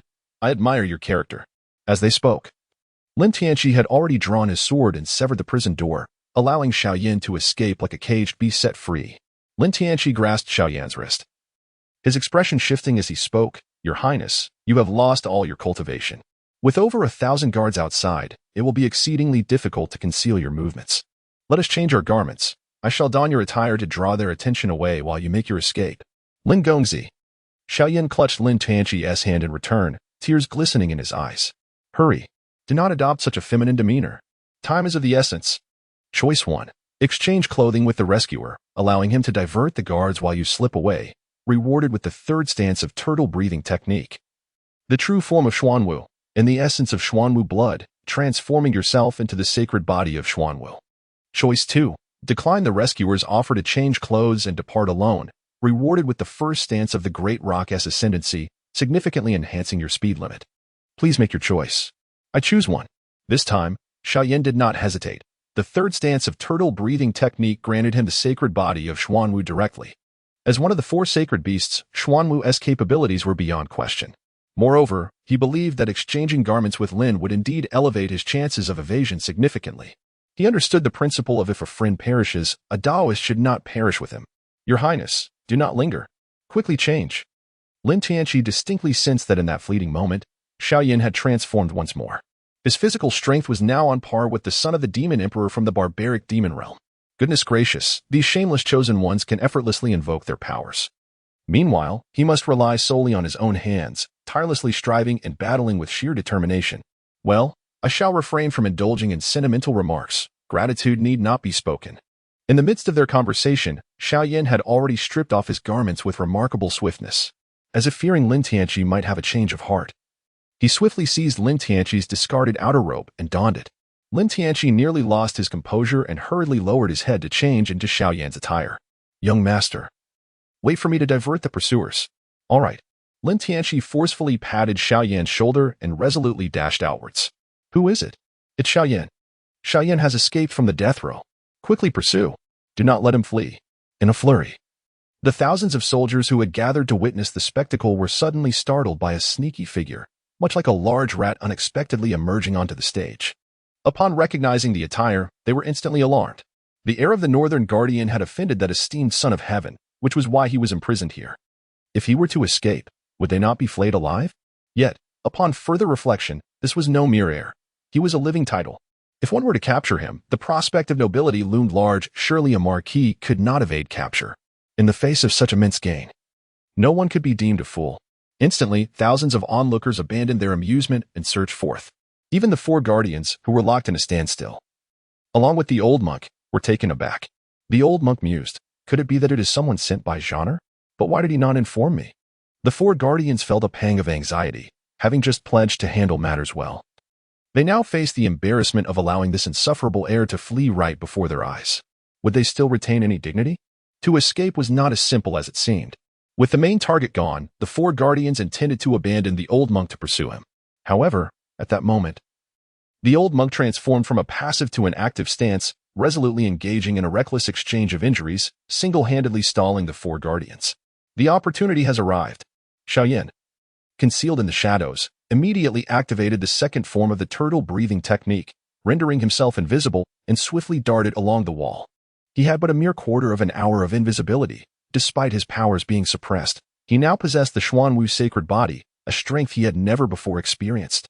With each step, he covered dozens of meters. Lin Tianqi donned Xiaoyan's attire, and the mask upon his face shifted like flowing water, transforming in an instant to resemble Xiaoyan perfectly. After modulating his voice to match Xiaoyan's, he emerged as a veritable doppelganger. Haha. It truly baffles me how such a foolish traveler could be chosen as the destined one. He pales in comparison to my esteemed self. Falling short by a myriad of Lu fans, Lin Tianqi leaped forward, inadvertently struck in the calf by a distant magical artifact fired from behind, and fell to the ground with a sharp cry. Haha, I hit it! I hit it! Exclaimed a Hu Lingard, exhilarated as if he had just become a father. However, Lin Tianqi quickly regained his footing and continued to sprint ahead. Indeed, he had become a father. But upon glancing back, he realized the child bore a striking resemblance to the neighbor, old Wang, which was quite disheartening. He is injured. Brothers, whether noble or common. Is there any distinction among us? Charge. Whoever captures him claims the prize. We must capture him alive. Without fail. They pursued for several dozen miles before the son of the Northern King was apprehended once more. The old monk felt the time for delay was nearly over and contemplated retreat, only to find Xiaoyan had been recaptured. Haha. Old bald donkey, did you miscalculate? You traded injuries for injuries, burning your own essence and blood. Let's see how much blood you can sacrifice. Brothers, set up the formation. Trap him. It was truly unexpected that the Vajra of Shakyamuni would sacrifice his life for a mere child, a notion utterly ridiculous. The four guardians, upon seeing Xiaoyan captured, were instantly invigorated. In stark contrast, the old monk's situation was dire. The golden light of his three-zhong body had dimmed significantly, and the exchange of injuries had taken its toll on him. However, the most critical issue was the burning of his essence. He had originally intended for a swift resolution but had not anticipated that his opponent would employ 4 adept masters in the Dongxi realm to guard him, especially 4 well-versed in formations. It would be absurd to claim there was no conspiracy at play. Yet he could not forsake Xiaoyan. He had no choice but to fight desperately. If Xiaoyan were to be confined in the death cell again, there would be no hope for rescue. Amitabha. The old monk chanted the Buddha's name, his hands clasped in prayer. The dimmed light of the Buddha suddenly regained its brilliance, converging towards his hands. In an instant, it seemed as though a small sun had formed between his palms, while his physical body withered away. Nirvana. The old bald donkey had gone mad. With a resounding roar, a cataclysmic force erupted from the old monk's center, obliterating the formation of the 4 guardians in an instant. As a radiant golden light surged towards the captured Xiaoyan's purple mansion, the relic of the Buddha, a treasured object of the Buddhist sect, only attainable by an enlightened monk. It encapsulated the fruits of a high monk's lifelong enlightenment. Who are you? As the relic entered Xiaoyan's purple mansion, he instantly realized he had fallen into a trap. I am Xiaoyan. Now that I'm here, there's no escaping. Master, grant me your aid. The relic attempted to flee, but immediately, an overwhelming force surged forth. Pure yang energy, the thunderous might of the purple clouds, the lethal power of metal, and finally, a force that filled him with dread, the power of a Mahayana cultivator. Boom. Within Lin Tianqi's purple mansion, it instantly resembled a miniature sun. Under the suppression of various forces, the old monk's relic became akin to a wild bull besieged by a pride of lions. It is the Holy Sun. Protectors. The 4 guardians were nearly rendered speechless upon witnessing Xiaoyan transform into Lin Tianqi. However, when they observed the Holy Sun refining the relic, a sudden realization dawned upon them regarding Lin Tianqi's scheme, causing their scalps to tingle with dread.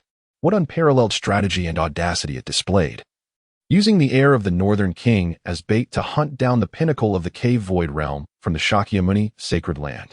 Yet, the Holy Sun was merely at the out-of-body stage, was he not? Is this truly the indomitable strength of the Buddhist order? Boom. An infinite radiance of Buddha light surged forth from Lin Tianqi, coalescing into a golden figure towering a yard high. The old man's millennium of arduous cultivation ultimately benefited Lin Tianqi. Merely refining a portion of it allowed Lin Tianqi's cultivation to ascend directly from the early stages of the out-of-body realm to the later stages.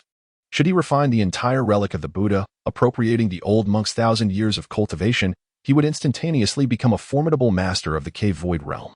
However, the risks associated with such actions were considerable and not worth it for Lin Tianqi. Congratulations, Holy Son.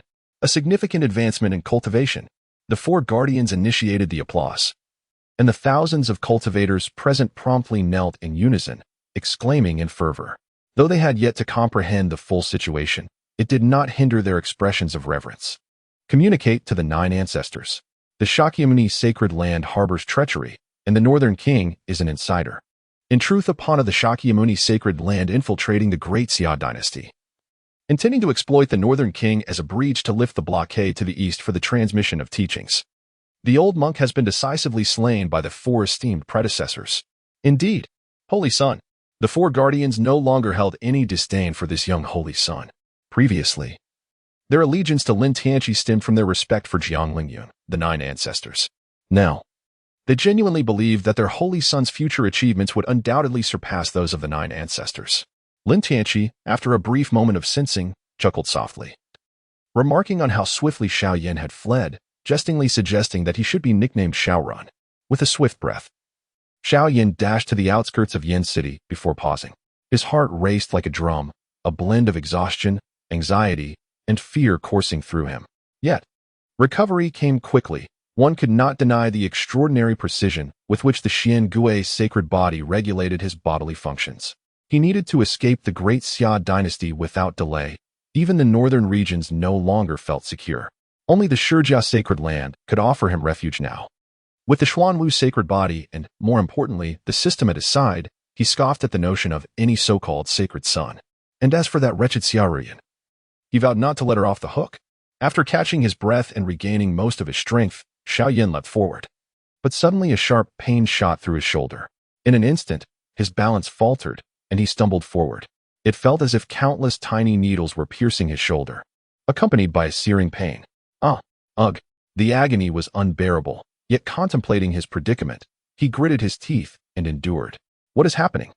Xiaoyan peeled back his clothing to reveal an alarming sight. His shoulder had swollen into a grotesque mass, a black handprint beginning to fester and ooze a foul-smelling yellow pus. How could this be? Panic seized him, rendering his limbs weak. Memories of Lin Yud, the one who had exchanged clothes with him, flooded his mind. He was the only one who had come into contact with Xiaoyan, and before their parting, he had forcefully patted Xiaoyan's shoulder. Why would he wish to harm him if he had also sought to save him? Suddenly, the acute pain transformed into an unbearable itch, igniting a maddening desire to scratch. Xiaoyan's intact hand, seemingly possessed, reached out to scratch at the afflicted area. How relieving! His fingers dug into the rotting flesh of his shoulder, pulling away decaying tissue as if grasping at refuse. In a mere moment, the entire putrid mass was torn away, exposing the bone beneath. At this juncture, the Xuanwu sacred body began its desperate self-repair, striving to grow anew as it fought against destruction. Yet, in an instant, the hand that had scratched was met with a sharp sting, and the areas touched by the yellow pus began to turn black and rot. Xiaoyan could no longer contain himself, his voice rising in a frantic scream. The overwhelming dread within him compounded his despair. The thought of his entire body rotting and oozing pus sent chills down his spine. How he longed for the tranquility of his life before this tumultuous journey. Xiaoxi, we meet again. A sudden voice startled Xiaoyan, forcing him to lift his gaze. There, suspended about 10 meters above, stood a handsome man clad in resplendent garments. Sacred son, Xiaoyan exclaimed, panic-stricken. Was it you behind this? Why? Was it that wretched Xiaoyan who slandered me? Sacred son, I have no ties to her. She pursued me relentlessly, yet I never acquiesced. I haven't even touched her hand. Sacred son, I beseech you, show mercy. My father is the king of the north. I can pledge my loyalty to you on his behalf. In that moment, Xiaoyan's desperation surged, and he reverted to the essence of an ordinary university student. Lin Tianqi couldn't help but shake his head upon witnessing the situation. Is it really plausible that one could traverse through time and effortlessly surpass all local prodigies? Shenzheng, Yi Wushuang, and even Lu Fan surpassed him by an immeasurable margin. It seems entirely reliant on external support, doesn't it? Damn it, I'm so exceptional. Why can't I have a little assistance too? What a farce. It's utterly infuriating. Yet, if one must meet their end, let it be with dignity. Lin Tianchi removed the gourd from his waist and transformed into the dazzling little gourd boy. What on earth is that awful stench? Ouch, please don't hit me. Don't hit me. Lin Tianchi's face darkened, utterly exasperated by the antics of the little creature. How could one so young utter such crude language? What a disgrace. This is a failure of parental guidance. Did you witness that? It devoured it. Oh dear, you mustn't treat a child in such a manner. I am but a 30-centimeter tall child. Consuming spoiled meat could make me ill. Fear not, my child. I shall enhance it with spices to mask the odor. Came the reply. But he is a person. You cannot consume me. I am human, and I am quite foul. I do not even use paper in the restroom. Xiao Yan listened in horror as these two imbeciles deliberated on how to devour him, his face paling as he hastily proclaimed he was not delectable. Who suggested eating him? I merely intended for you to grant him a chance for redemption. Once that is accomplished, I shall reward you with 10 large steamed buns. Really?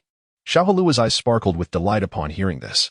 Indeed, I assure you, it is genuine and of the highest quality. Hey, you foul creature. Even a humanoid monster is still a monster. Xiaohua shouted, hands on hips, as he opened his mouth wide, his tongue darting forth like a lizard towards Xiao Yan. Xiao Yan exerted all his strength, but inexplicably, he felt utterly powerless.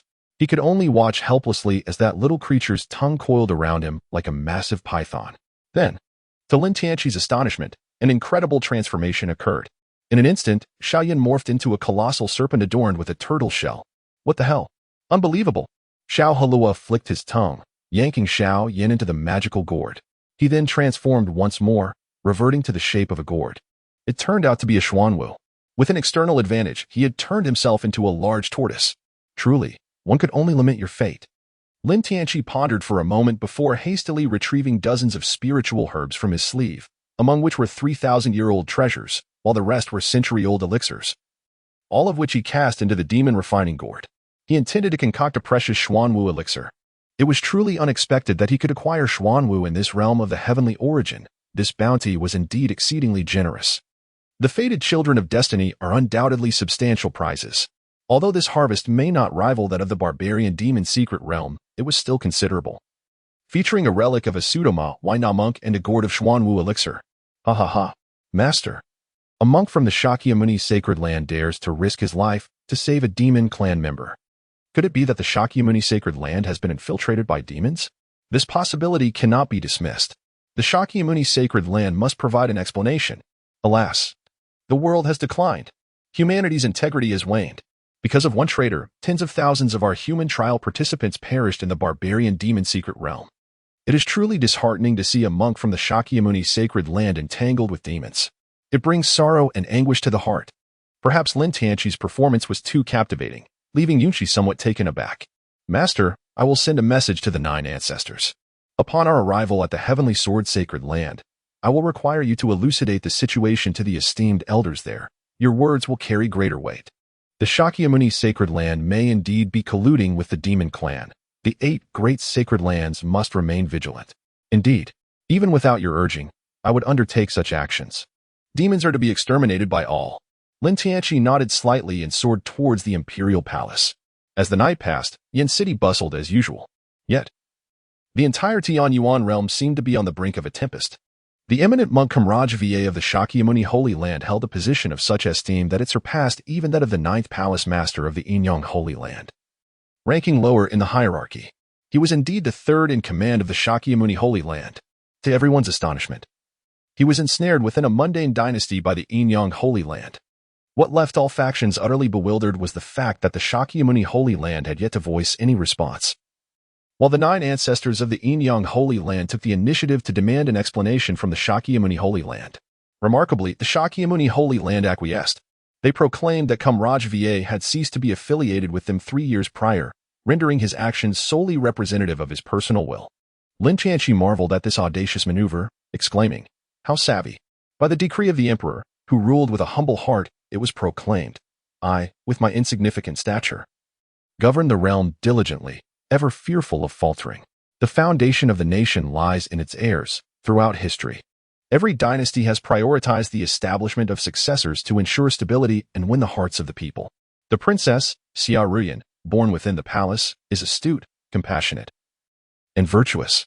From a young age, she has diligently studied the classics and possesses profound insights into governance. Her benevolence towards the common folk has earned her a laudable reputation both within and outside the royal family.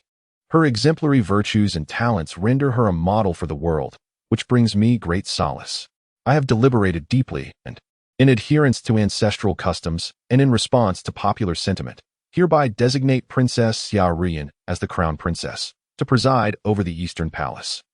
I expect her to labor diligently henceforth, taking the world as her responsibility, fostering familial harmony, honoring the wise, and comprehending my intentions, so as not to betray the trust placed in her.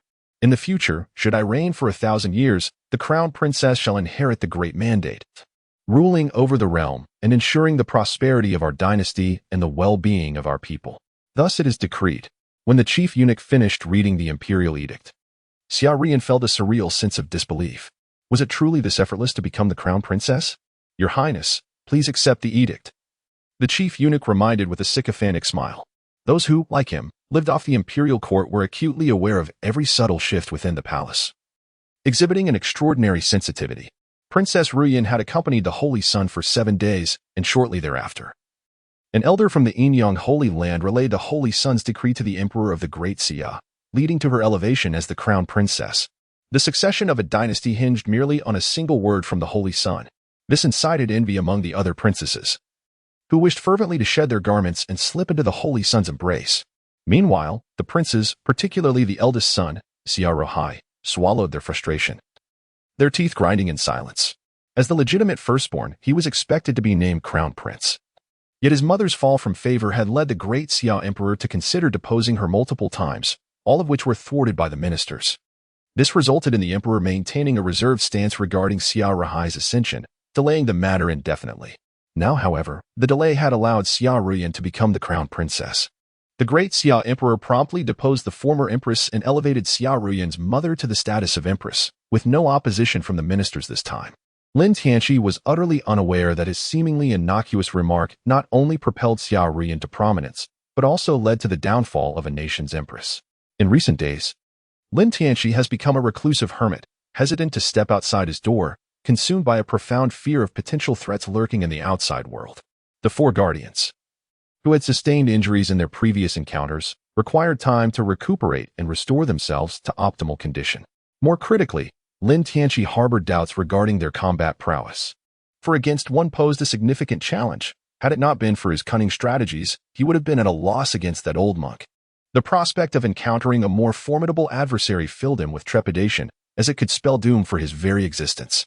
Though he possessed a few means of self-preservation, each utilization diminished their efficacy, and some were so precarious that they could easily lead to his downfall if exposed.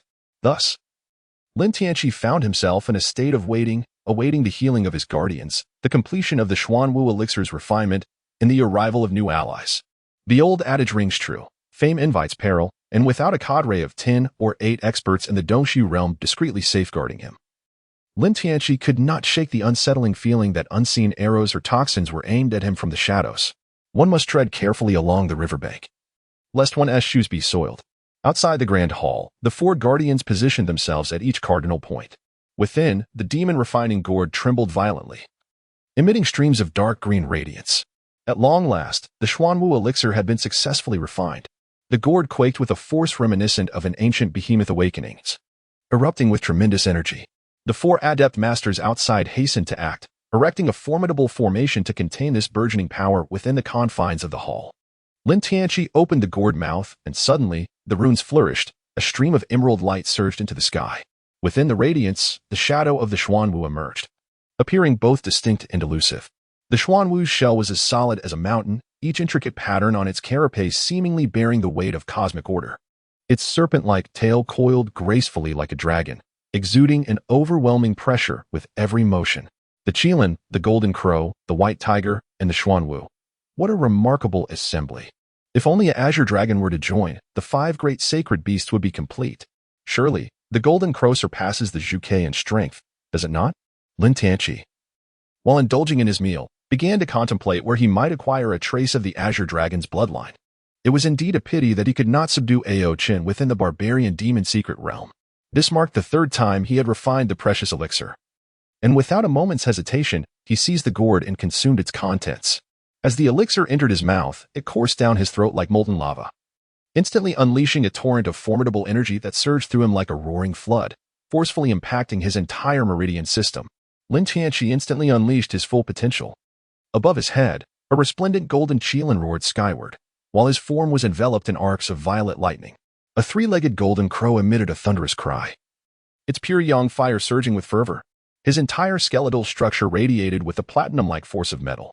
The power of the black tortoise was subdued by these three formidable energies, much like a robust individual confronted by three irascible and unruly ruffians, causing him to instantly revert to a more compliant demeanor. The force contained within the black tortoise elixir began to unfurl, wave after wave, akin to tumultuous ocean tides, each surge more powerful than the last. Under the relentless surge of this formidable force, Lin Tianqi's meridians expanded continuously, with energy converging upon his purple mansion, which swelled to dozens of times its original size.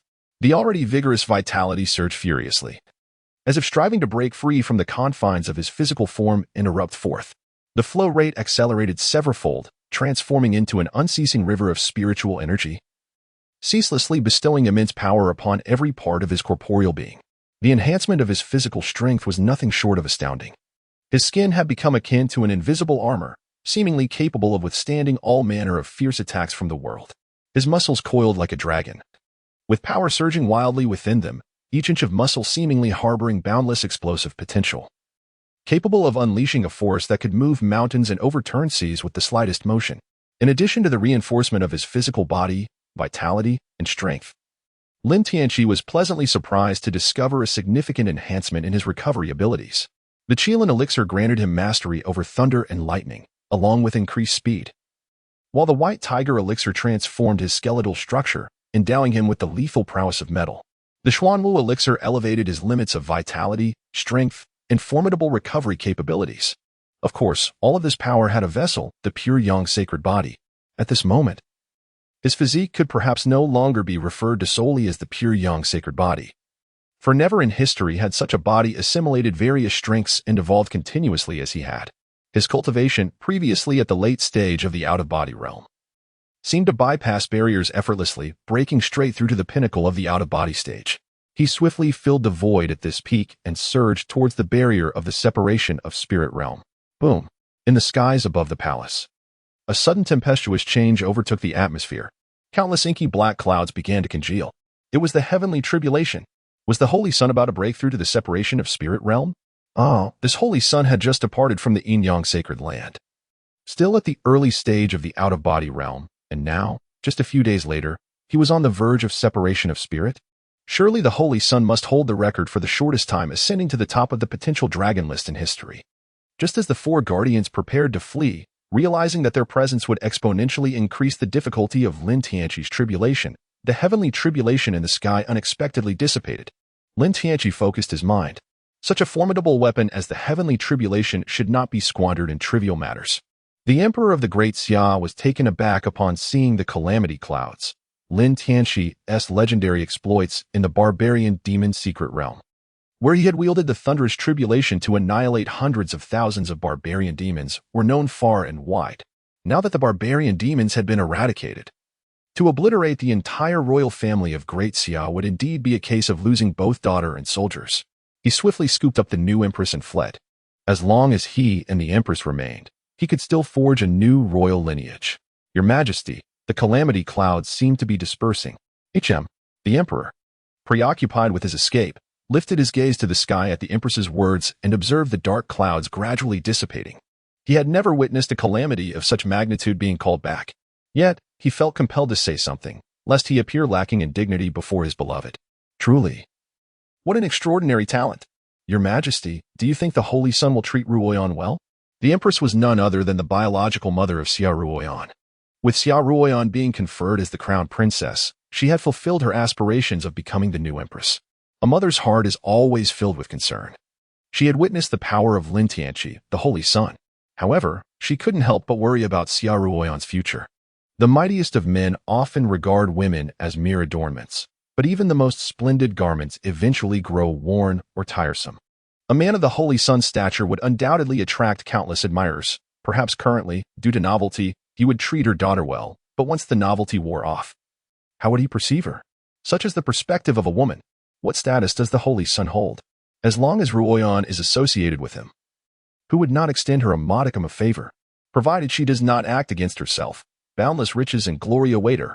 If she could bear the Holy Sun's offspring, the Xia clan would be forever transformed. I, too, must bear immense pressure to grant Ruoyan this opportunity, and not for any other reason than for you. The Emperor's heartfelt words brought tears to the Empress's eyes. Since the calamity clouds have dispersed, let us return, for I wish to. Hiki. The Emperor chuckled mischievously, a long-lost impulse compelling him to sweep the Empress into his arms and soar toward the palace. Xia Ruoyan, donned in a vibrant yellow ceremonial gown, had been elevated to crown princess, a stark contrast to the attire of a typical princess. Her long hair was elegantly tied up, exuding an air of heroism. Yet, Lin Tianqi found himself inexplicably drawn to this masculine elegance in women, leading him to question his own inclinations. After introspective contemplation, he traced the roots of this fascination back to a film he had seen in his early adolescence, titled The Invincible East, where he was captivated by the actress of the same surname portraying the character. Though time had dulled those youthful stirrings, the familiar imagery still resonated within him. Servant Xia Ruoyan. Do not refer to yourself as a servant. Simply call yourself Ruoyan. Ruoyan pays respects to the Holy Sun. Address me as young master. Ruoyan pays respects to young master. Red suits you better. Very well. With that, Xia Ruoyan unfastened the sash at her waist and removed the yellow ceremonial gown. Selecting a resplendent red attire from her storage ring, clad in the crimson garment, she appeared even more youthful, her beauty aligning closely with the image he had cherished in his heart. Every youth harbors a dream buried deep within. Through his efforts, Lin Tianqi had manifested his. Far to the north of the great Xia Empire, a mere span of time seemed to have witnessed the rise and fall of empires. The northern king fled his city, while his generals fought valiantly against the forces of the great Xia. Yet, with the northern king gone, despite the generals holding the line, morale plummeted to its nadir. Moreover, with the influence of the yin-yang sacred ground stirring the pot, how could such a small army withstand the tide? In just 3 days, the armies of the great Xia had swept through. The general of the Imperial Guard, Shangwan Qingdu, defeated 13 of the northern king's elite guards in battle. The Holy Sun, upon hearing this, expressed great approval and rewarded the northern king. The courtiers were left speechless within mere days. The great Xia had conferred the title of crown princess and newly appointed the northern king, as if playing a game. Numerous intellectuals took to the streets, protesting the Holy Sun's apparent frivolity, claiming he disregarded the fate of the nation. Before Lin Tianqi could respond, the emperor, who had been enjoying a sweet romance with the empress, was nearly struck with terror. A decree was issued, condemning these misguided scholars to a brutal execution. The northern king, who should have been on the battlefield opposing the great Xia, unexpectedly appeared in the Shurjia sacred ground. In the grand hall, before the statue of the Buddha, an elderly monk regarded the northern king sitting before him, his expression devoid of sorrow or joy. The worldly entanglements are like fleeting shadows. Do not let them bind your heart. With the sound of the morning bell and evening drum, the sacred chants envelop you, purifying your soul and transcending the mundane. The path of cultivation is long and arduous yet filled with tranquility. By earnestly reciting scriptures before the Buddha, one may grasp the profound Dharma, and wisdom's light shall illuminate the heart. All things in this world are but illusions. Only the peace and serenity of the inner self are eternal. Thus, day after day, year after year, worldly thoughts fade, revealing the Buddha nature. One day you shall attain great freedom and realize supreme enlightenment. Master, as a son and a father, how can I talk of supreme enlightenment without avenging my kin? Can reciting scriptures before the Buddha truly avenge the blood of my father and son? Then why have you come? Please, Master, impart to me the supreme Dharma, so I may exact vengeance for this blood debt. I shall inherit my father's legacy and protect the Shurjia sacred ground, never ascending.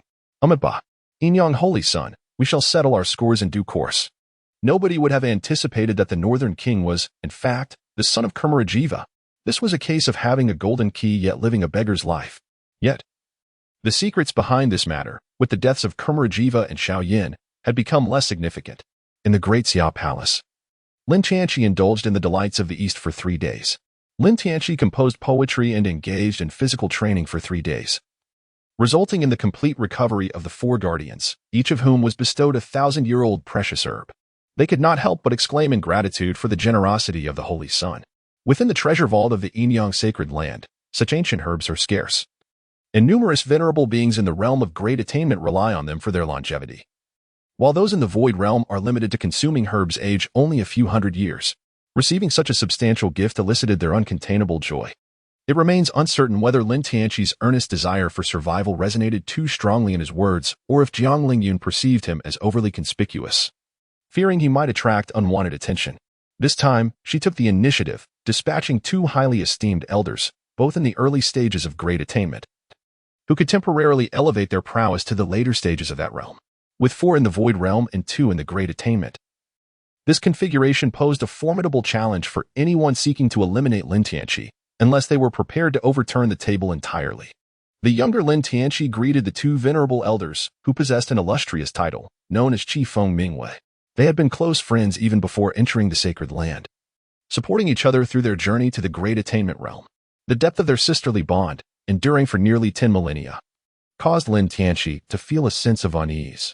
Was it not rather tiresome to be hand in hand after all this time? The matter of the Holy Sun was already conveyed to us by the 9 ancestors. Indeed, bold and meticulous, daring to dream and act. It has been ages since such a prodigious talent emerged in the Inyang sacred land.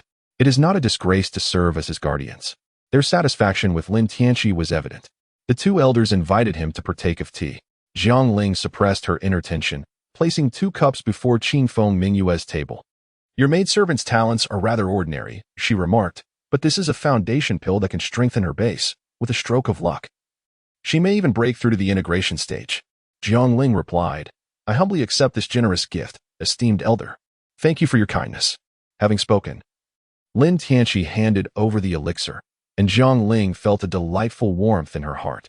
It was not merely the elixir, but rather the defense Lin Tianqi had shown her in front of the 2 great ascendant cultivators, to appease the 2 esteemed elders.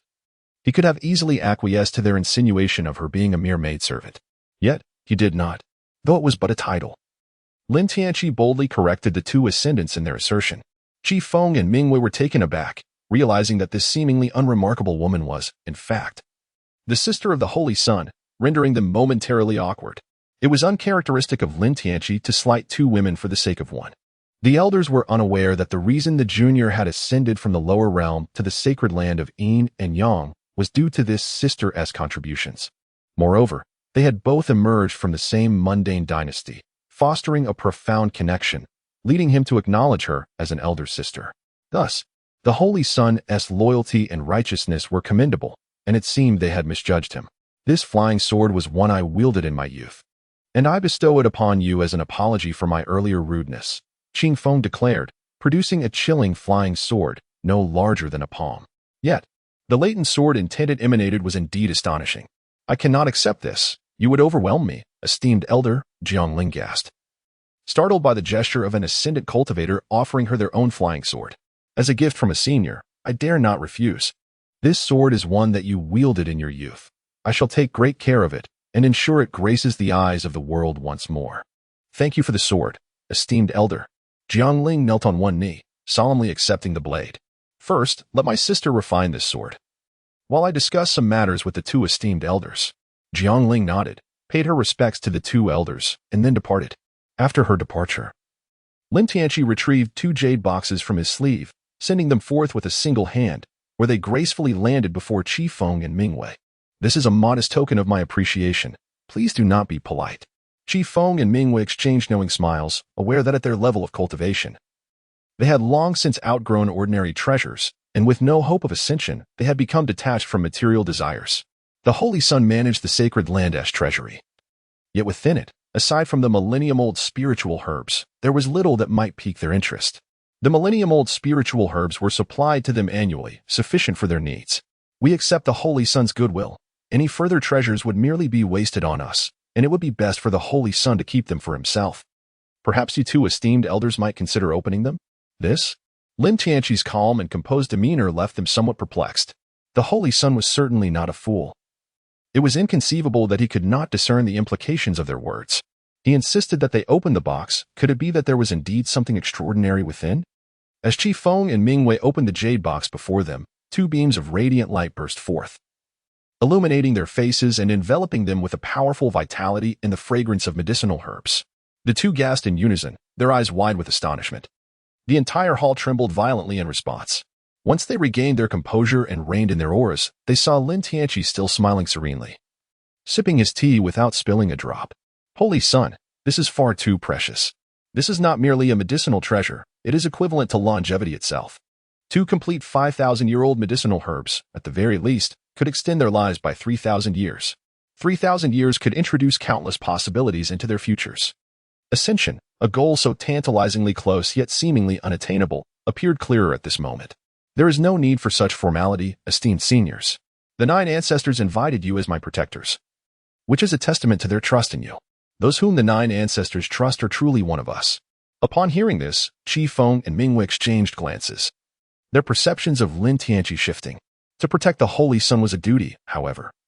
To protect someone regarded as kin involved not only responsibility but also a concern for the younger generation.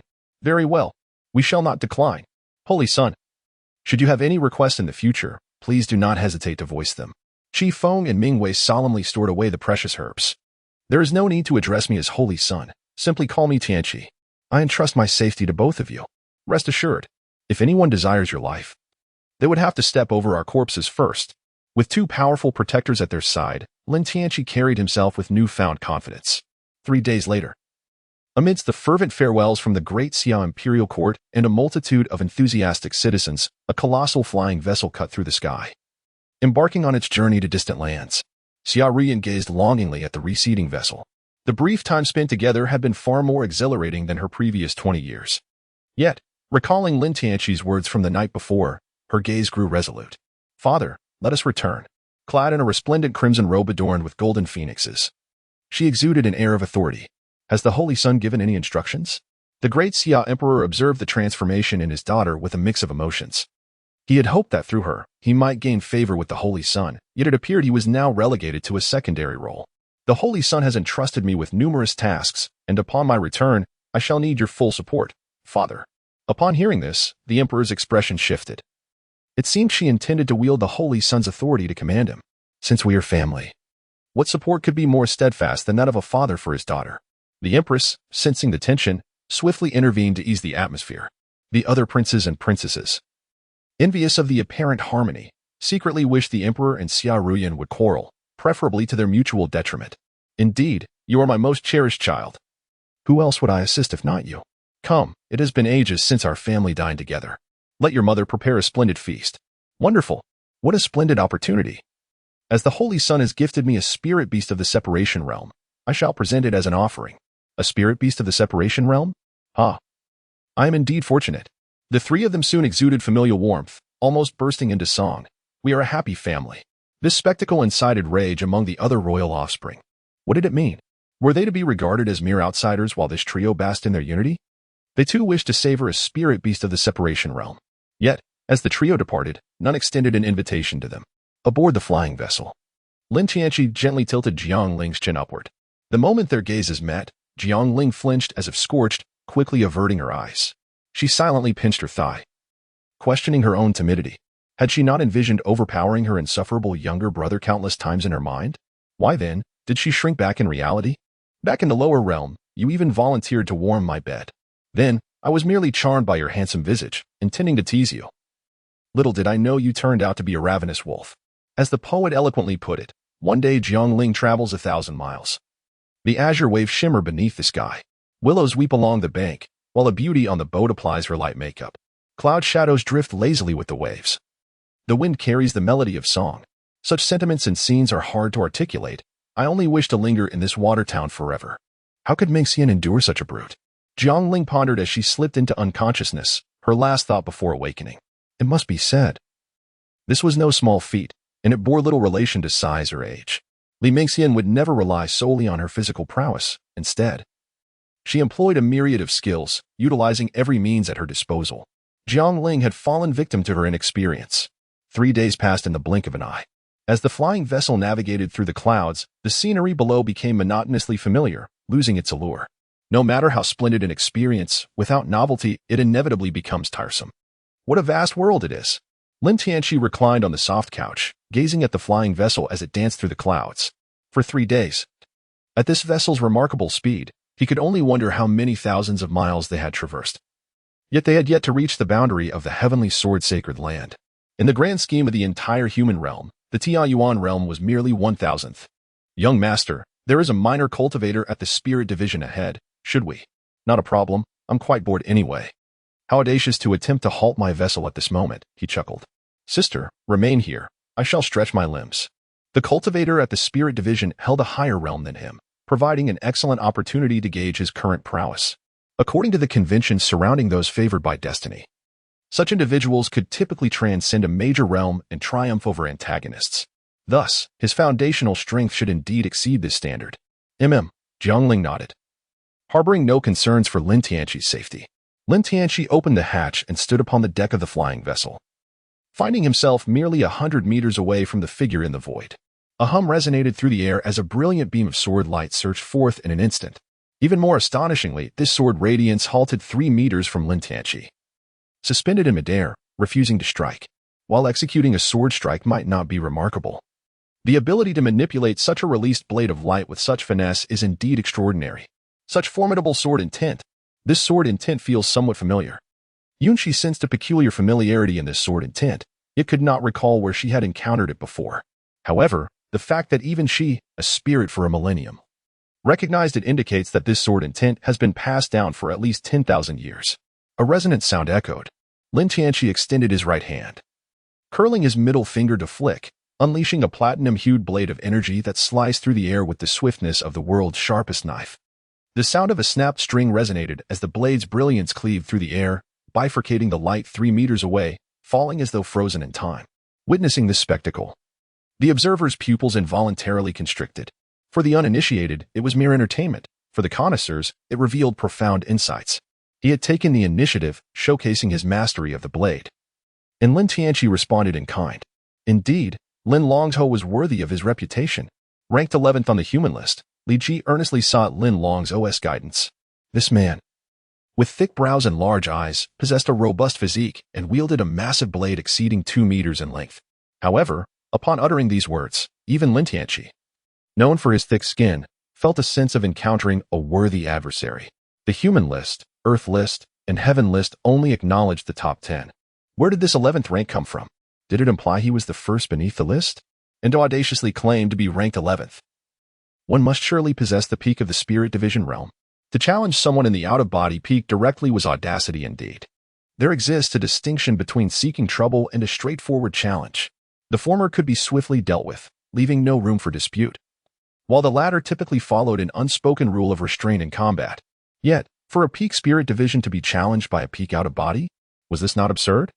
Observing Lin Tianqi's darkening countenance, Li Ji feared that the latter might withdraw from the confrontation or even dispatch a formidable ally to eliminate him. Thus, he quickly added, Lin Longzhou is a prodigious talent. I understand that for someone of your caliber, transcending realms in battle is quite effortless. In a duel of equal ranks, I might not withstand even a single strike from you, rendering my inquiry moot. I implore you, do not hold back for fear of injuring me. Li Ji's earnest demeanor, when speaking of the strong bullying the weak, paradoxically portrayed him as a humble seeker of wisdom from a superior. His title of 11th on the human list was not self-proclaimed, but rather a recognition earned through his achievements. In his youth, he was relatively obscure, mastering a family sword technique.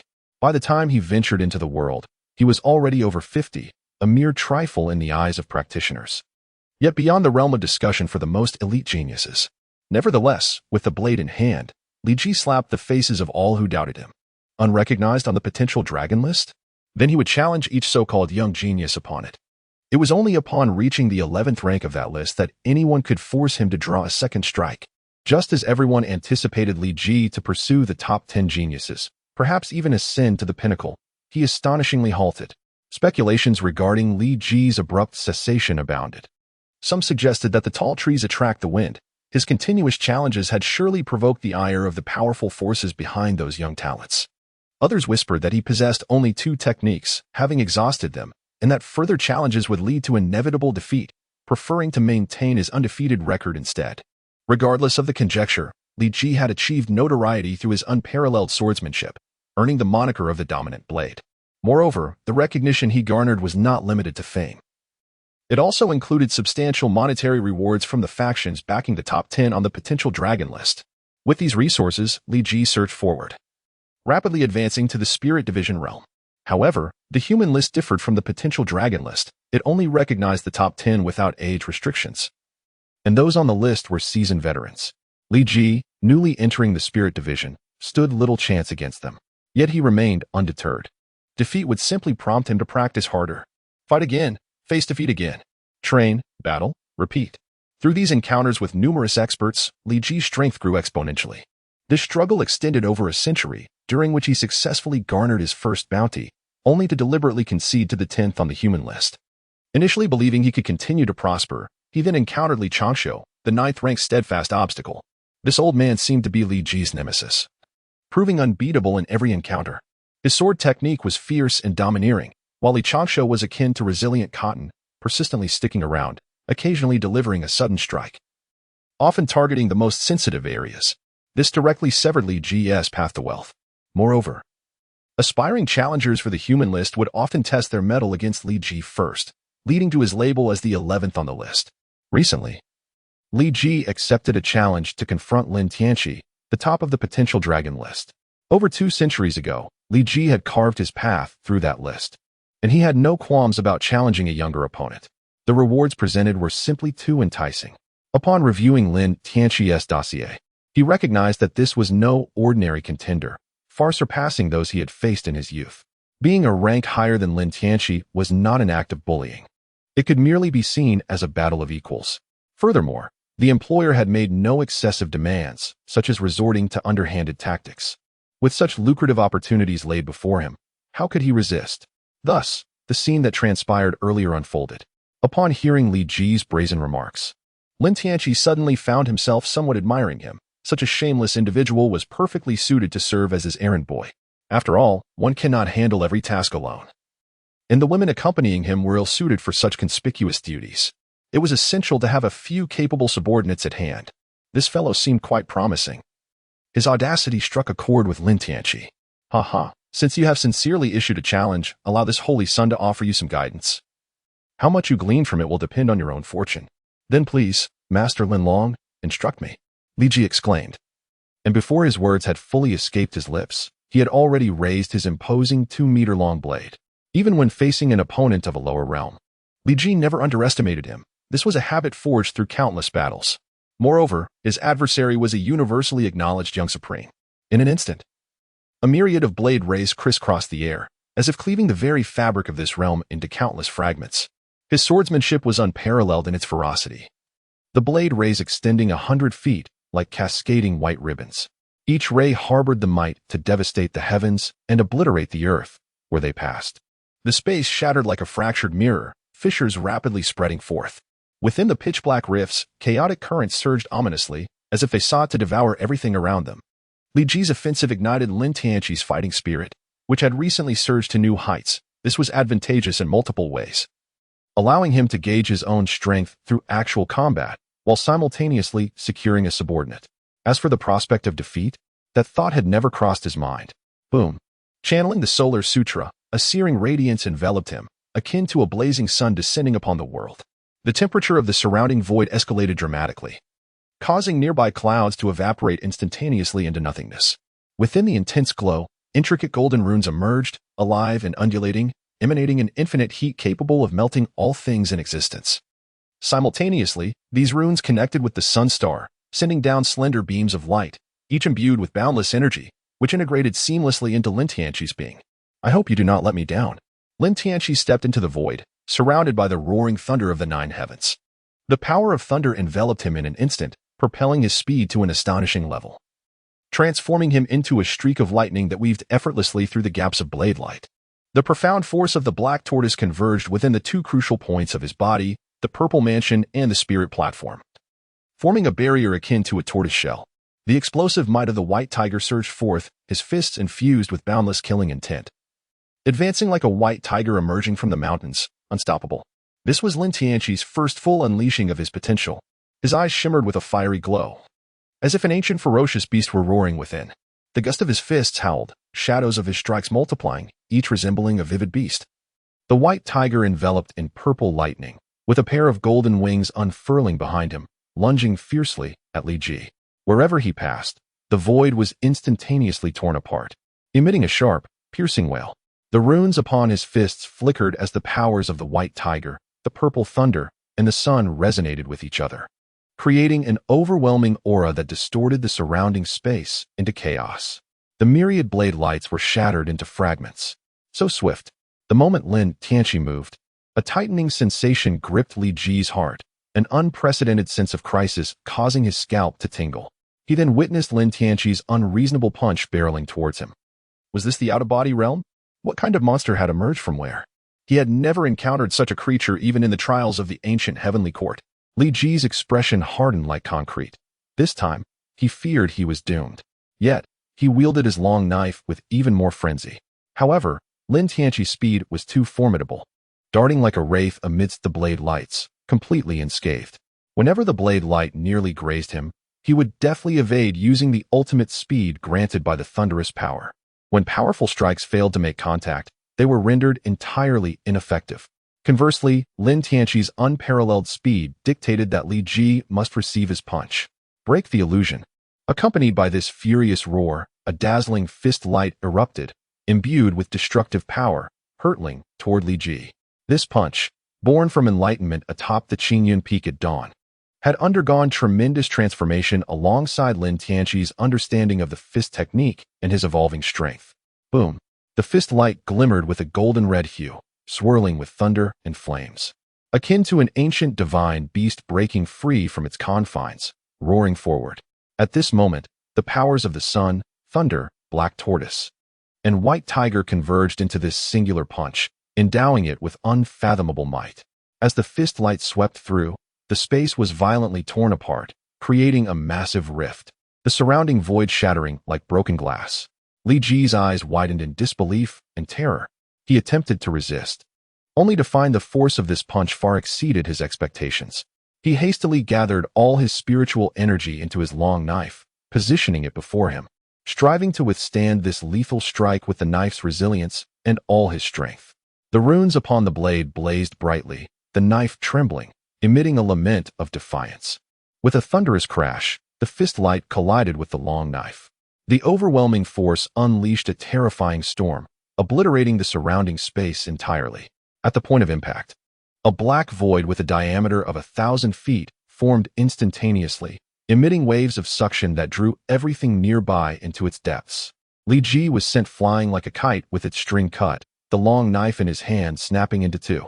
The broken blade and Li Ji plummeted from the heights, akin to his heart spiraling into the abyss.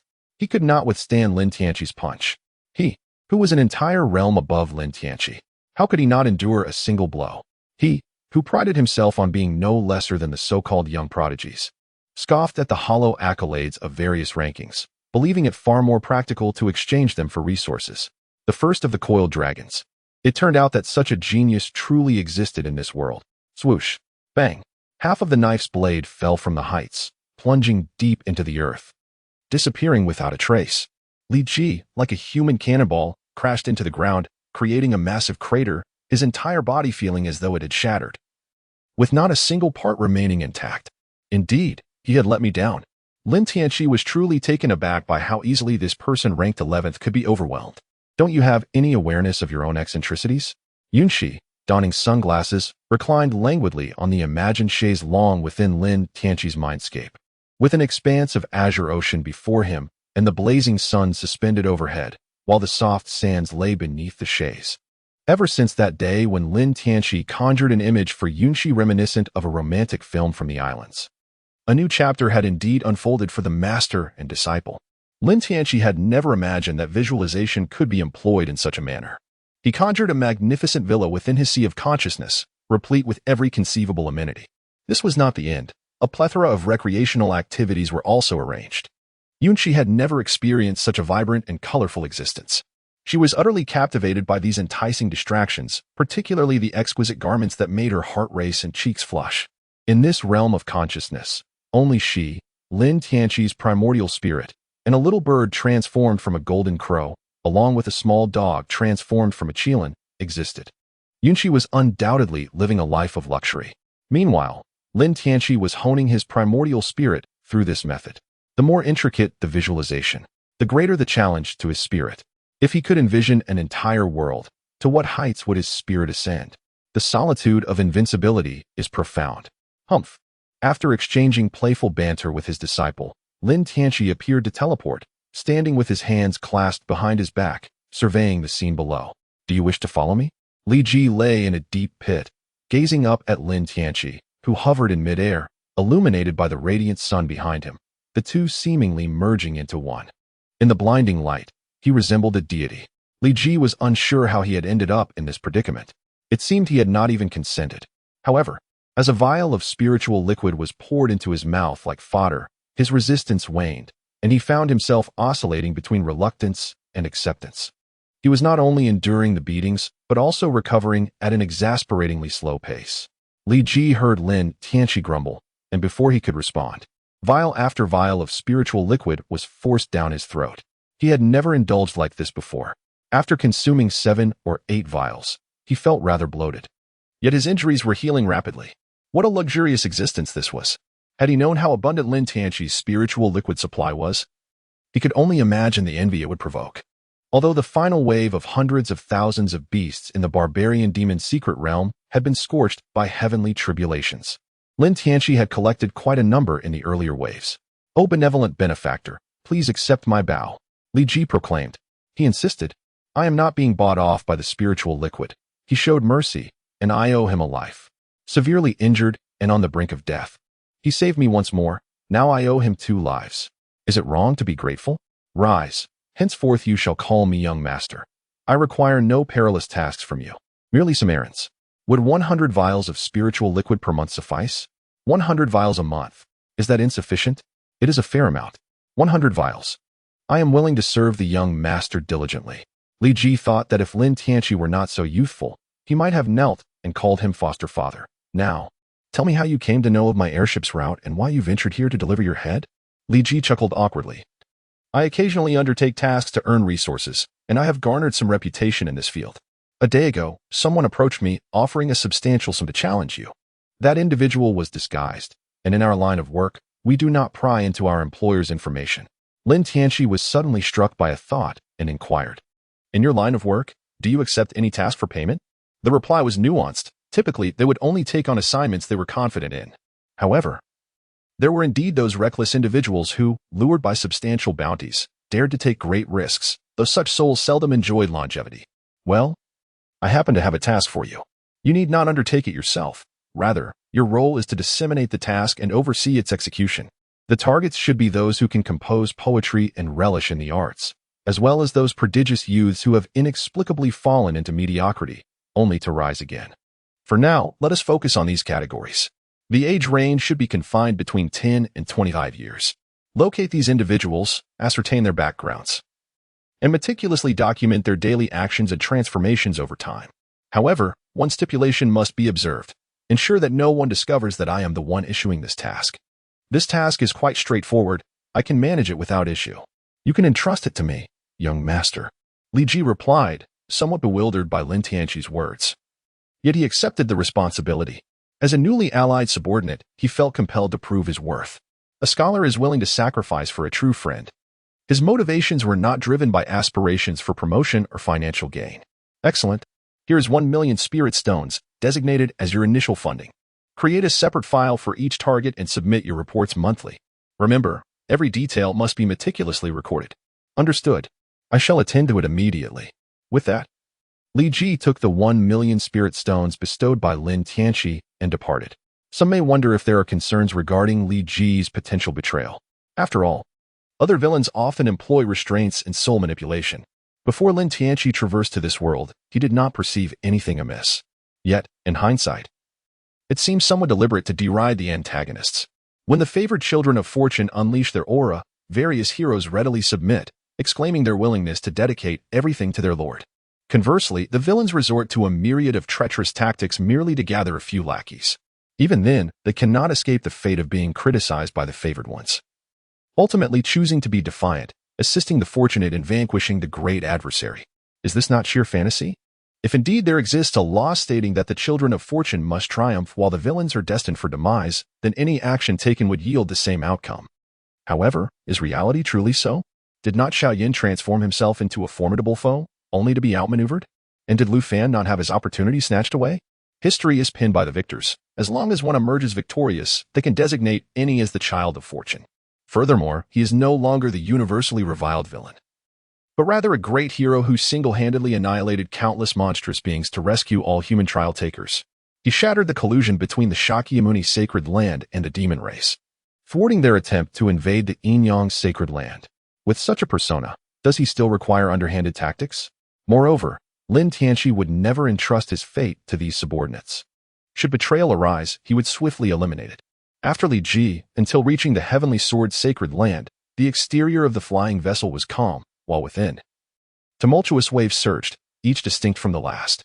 Upon arriving at the Heavenly Sword sacred land, Jiang Ling mused that had it not been for the significance of her name, she might have perished from dehydration. Resolving henceforth to avoid accompanying Lin Tianqi on extended journeys, she found it utterly intolerable. Lin Tianqi remarked, "You women, when you haven't captured the heart of the young master, you seem as if you wish to devour him whole. Yet, once you have him, you complain of being overindulged. The words of a woman are but deceitful whispers." Yunxi retorted, "You wretched disciple, are you scolding me twice in one breath?" Lin Tianqi, unable to rely on Jiang Ling, found himself engaging in playful banter with his esteemed master, Yunxi. "Master, this attire truly does not suit you. Your figure is more akin to that of a lowly. Adorning yourself in a cute and charming manner is the way to go. Forcing a sultry appearance will only reveal your mediocrity." "Nonsense. You are the one who is mediocre. I merely choose not to stand out. Haha. Curse your impudence. You insolent disciple, if this were 1,000 years ago, I would ensure you learn the meaning of a strict teacher producing exceptional students. I'm not short. I'm nearly 2 meters tall. Begone, begone." With that, Yunxi swiftly dashed into the grand estate, shedding the bikini-like garment that was clearly intended for Li Mengxian. It seemed Jiang Ling, Xiaozhang Jiang, and even Zhang Jingxiang could wear it. Why are you all so lacking in ambition? Being petite has its advantages. After all, the essence is often found in the concentrated form. Poof. Lin Tianqi genuinely did not wish to eavesdrop. However, this was his consciousness realm, unintentionally overhearing Yunxi's innermost thoughts. He could not suppress a burst of laughter. "Disobedient disciple, I must cleanse the sect." The Heavenly Sword Sanctuary, encircled by towering peaks, boasts mountains that rise like swords, each emanating an awe-inspiring sword intent that pierces the heavens. Within the Heavenly Sword Sanctuary lie 3 remarkable spectacles. The first is the sky. The expanse above is devoid of clouds, with no creature capable of soaring above this realm filled with sword intent. Even the white clouds cannot coalesce. The second is the mountains. The rocks of the Heavenly Sword Sanctuary, resembling those hewn by axes and chisels, bear no vegetation. The third is the people. The cultivators of the Heavenly Sword Sanctuary, each wielding a sword, carve out stone caves within the peaks, their cultivation environment reduced to the utmost simplicity. Having received prior intelligence, the Yin-Yang Saint Sun would return the remains of the 6 ancestors to the Heavenly Sword Sanctuary. This was a monumental event for the sect. From the retired old-timers to the Holy Master, the elders of each peak, and the direct disciples, all who could return did so. However, while welcoming back the remains of the 6 ancestors, the question of the ownership of the Juek Immortal Sword divided the sanctuary into 2 factions. The Juek Immortal Sword holds immense significance for the Heavenly Sword Sanctuary. One faction contends that the Juek Immortal Sword was the cherished blade of the first-generation ancestor and serves as a symbol of the Heavenly Sword Sanctuary. As Lin Tianqi, a disciple of the sacred land of Yin and Yang, returns the remains of the 6 patriarchs, they express profound gratitude. However, this gesture should not compel them to relinquish the revered giant K sword. Conversely, another faction argues that the sword possesses a spirit. Since the giant K sword has already recognized its master, it is neither appropriate nor ethical to demand its return. As one of the 9 great sacred lands, the Heavenly Sword Sacred Land cannot engage in such morally questionable actions. Even as Lin Tianqi's flying vessel arrived at the gates of the Heavenly Sword Sacred Land, the 2 factions had yet to reach a consensus. Nevertheless, the remains of the 6 patriarchs had arrived, and the matter of the sword's ownership would have to be postponed. Raise the sword. Welcome the ancestor home. With a resounding command from the master of the heavenly sword, countless flying swords within the sacred land soared like a cascading river of stars, their harmonious clamor resonating incessantly, forming an ethereal bridge of swords that extended from the heavenly sword's sacred land directly to Lin Tianqi's vessel. Alas! Yunqi let out a soft sigh within Lin Tianqi's consciousness, embodying a sense of reluctance intertwined with liberation. Though the individual has departed, they have returned home. The moment Lin Tianqi stepped onto Cambridge, he couldn't help but feel a surge of emotion. He seemed to have discovered the reason why Yunqi, a millennium ago, was willing to risk everything to fight to the bitter end. This was a group of individuals who drew their swords without a thought for retreat. Lin Tianqi bore upon his shoulders a jade coffin, within which lay the jade bones of Yunqi. The disciples of the heavenly sword's sacred ground gazed intently upon this figure, who held a significant place in the annals of their sacred texts, the sixth ancestor. The records of the heavenly sword's sacred ground resembled a chronicle of warfare, detailing how the founding ancestor wielded a single sword to establish their domain, and how he fought fiercely to carve out a realm of their own. Yet, the sixth ancestor stood apart among these venerable figures, being the only one to fall in battle against foreign tribes, coupled with her identity as a female sword immortal. She commanded immense admiration from subsequent disciples, her popularity unwavering. The heavenly sword's sacred ground had never ceased its quest for the remains of the sixth ancestor, dispatching its strongest disciples for each trial. However, fortune, it seems, is often capricious. After millennia of fruitless searching, it was Lu Fan who discovered her, ultimately benefiting Lin Tianqi. Will the master not make an appearance? Yunqi pondered, feeling conflicted. It was certainly moving to witness the grand display orchestrated by the heavenly sword's sacred ground. Yet the thought of being interred in her own body felt profoundly awkward, especially now as she resided within Lin Tianqi's consciousness, living a life rich with experiences. She felt as though she had not truly died, but had merely transitioned to a different realm of existence. Observing her own burial served as a stark reminder of her demise. Perhaps I should leave behind a keepsake? A finger bone, perhaps, to which I could attach a thread. I shall bite you, my wayward disciple. With a sudden leap, Yunqi bounded onto Lin Tianqi's spiritual form, playfully clawing at his head, attempting to nip at his ear. Yet, being a mere 5 feet tall, she found herself dwarfed by Lin Tianqi's towering height of nearly 6.5 feet. Their playful scuffle lightened the air, dissipating Yunqi's lingering sorrow. As Lin Tianqi ascended the sword bridge, stepping into the heavenly sword's sacred ground, an atmosphere of solemnity enveloped the entire place. Many young sword cultivators quietly shed tears. A verse echoed in the air, the sword immortal. 100 battles breaking through the clouds, sword aura slicing through to vanquish evil. Though the body may perish, the soul endures, immortal bones returning home with resounding clarity. Lin Tianqi carried the jade coffin along the path of Cambridge until he reached the summit of a mountain. At the pinnacle stood dozens of statues, each towering over 100 meters, intricately carved into the mountainside. At the very top was the founder, followed by the second, third generations, and so forth, until the sixth pedestal, where a magnified version of Yunqi occupied the foremost position. Following the guidance, Lin Tianqi placed the jade coffin before the statue of Yunqi, and then a solemn ceremony ensued, culminating in the concealment of the coffin within the base of the statue. The entire process lasted several hours before concluding. The gratitude of the heavenly sword's sacred land towards young friend Lin is beyond measure. We earnestly request that you remain for a while longer, so that we may extend our hospitality to you. The lord of the heavenly sword's sacred land, with flowing white hair and a seemingly ordinary sword slung across his back, resembled an aged swordsman from the mortal realm. Lin Tianqi could not discern the depths of the situation, but in comparison to the Enyang sacred land, this holy master must at least be a peak-level sword cultivator of the realm. Among various practitioners, sword cultivators are indeed an anomaly, exhibiting an extreme specialization. They devote all their energies to enhancing their lethality, and this seasoned swordsman's destructive power far surpasses that of an ordinary peak cultivator. Upon hearing the heavenly sword holy master address him as Lin Xiaoyu, Lin Tianqi felt somewhat at a loss for words. His young master did not emerge, otherwise they would have to refer to him as their ancestor. Senior, you are too kind. I happen to have a matter of great importance to discuss with you. If it is convenient, Lin Tianqi said. Upon hearing this, the heavenly sword holy master led Lin Tianqi to the main peak of the heavenly sword sacred land, accompanied by the elders of the various peaks and a remarkably handsome young man, Xinjiang.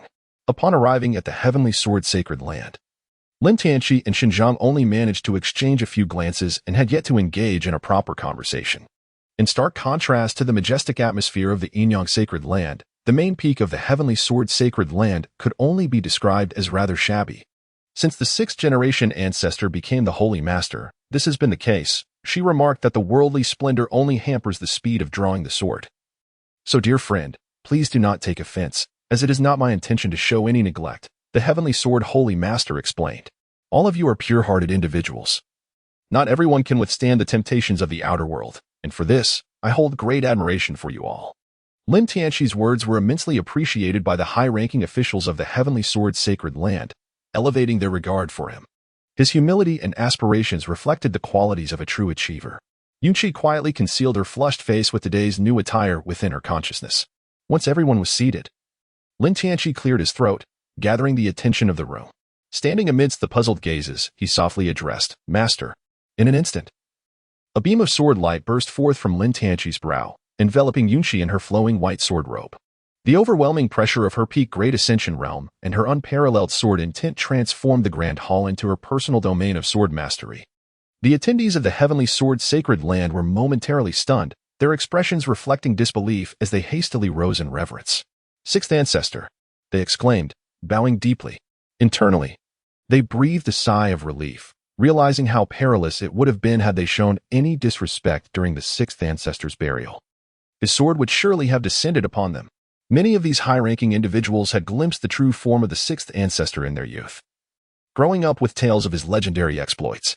Beyond the illustrious deeds chronicled in the sacred texts, countless other untold glorious feats remained. A decade has passed. Yet none of you have ascended to the Great Ascension realm. What has become of Shaoqi? Has he ascended, or has he perished? Yunqi referred to the seventh ancestor, her direct disciple and Lin Tianqi's senior brother.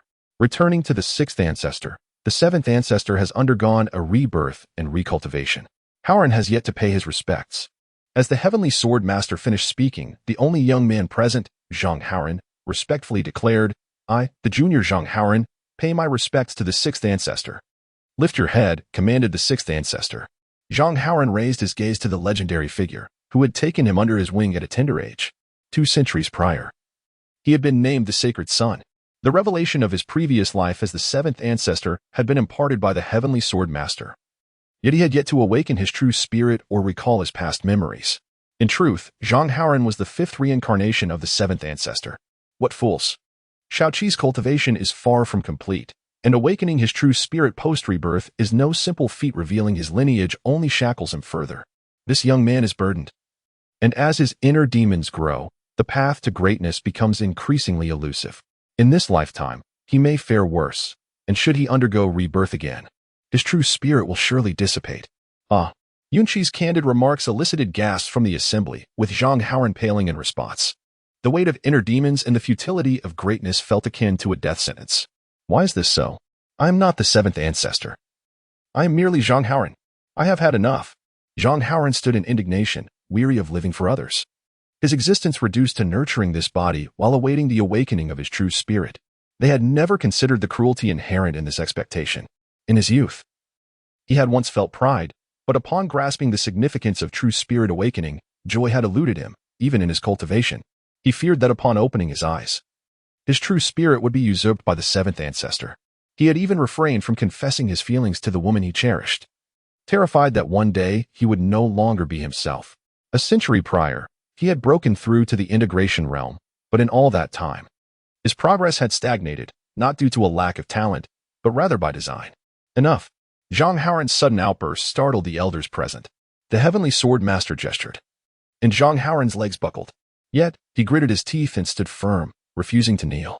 Yunqi waved her hand, dissipating the pressure the heavenly sword master had exerted upon Zhang Howren, and spoke directly to him. To resist is not beyond hope. As sword cultivators, as long as our swords are sharp enough, we can cut through anything. From this moment forth, you are no longer tied to Shaoqi, you are simply Zhang Howren. At these words, Zhang Howren was taken aback. After a prolonged silence, he wiped the blood from the corner of his mouth and solemnly knelt, bowing 3 times. An unspoken gratitude began to dispel the fears and uncertainties within him, lifting the dark clouds above his head, leaving his spirit profoundly at ease. Go forth, disciple of the heavenly sword sacred land, relying on your sword rather than your identity. Your sword is not yet sharp enough. Thank you, sixth ancestor, for your teachings. Zhang Haoran bowed once more. Yunqi's words had shattered his previous constraints, offering him a rebirth, a gift of renewal. The high-ranking officials of the Heavenly Sword's sacred land remained silent, well aware of Zhang Haoran's plight. However, when faced with a choice between the seventh ancestor and a young disciple, their allegiance lay with the former. Let us not speak of Shaoqi any further. Lin Tianxi is my direct disciple, albeit with a unique circumstance. He shall not inherit the legacy of the Heavenly Sword's sacred land, but will serve as a guest elder instead, though I may possess a slight seniority. In the realm of swordsmanship, you are all my elders.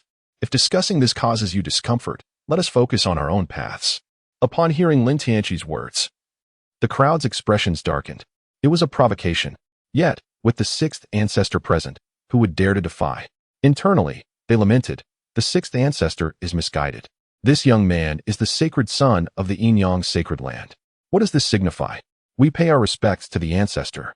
Oh, I have already stated we should discuss our own matters. You are all quite advanced in years. How embarrassing for me. Come, everyone shall receive their share. Lin Tianxi's upward curving lips bore no trace of embarrassment. He produced one exquisite jade box after another from his sleeve, each containing a precious elixir aged 500 years. The onlookers gasped, exclaiming in disbelief that there was no premeditation. The gifts had evidently been prepared in advance. I am weary. Tianxi.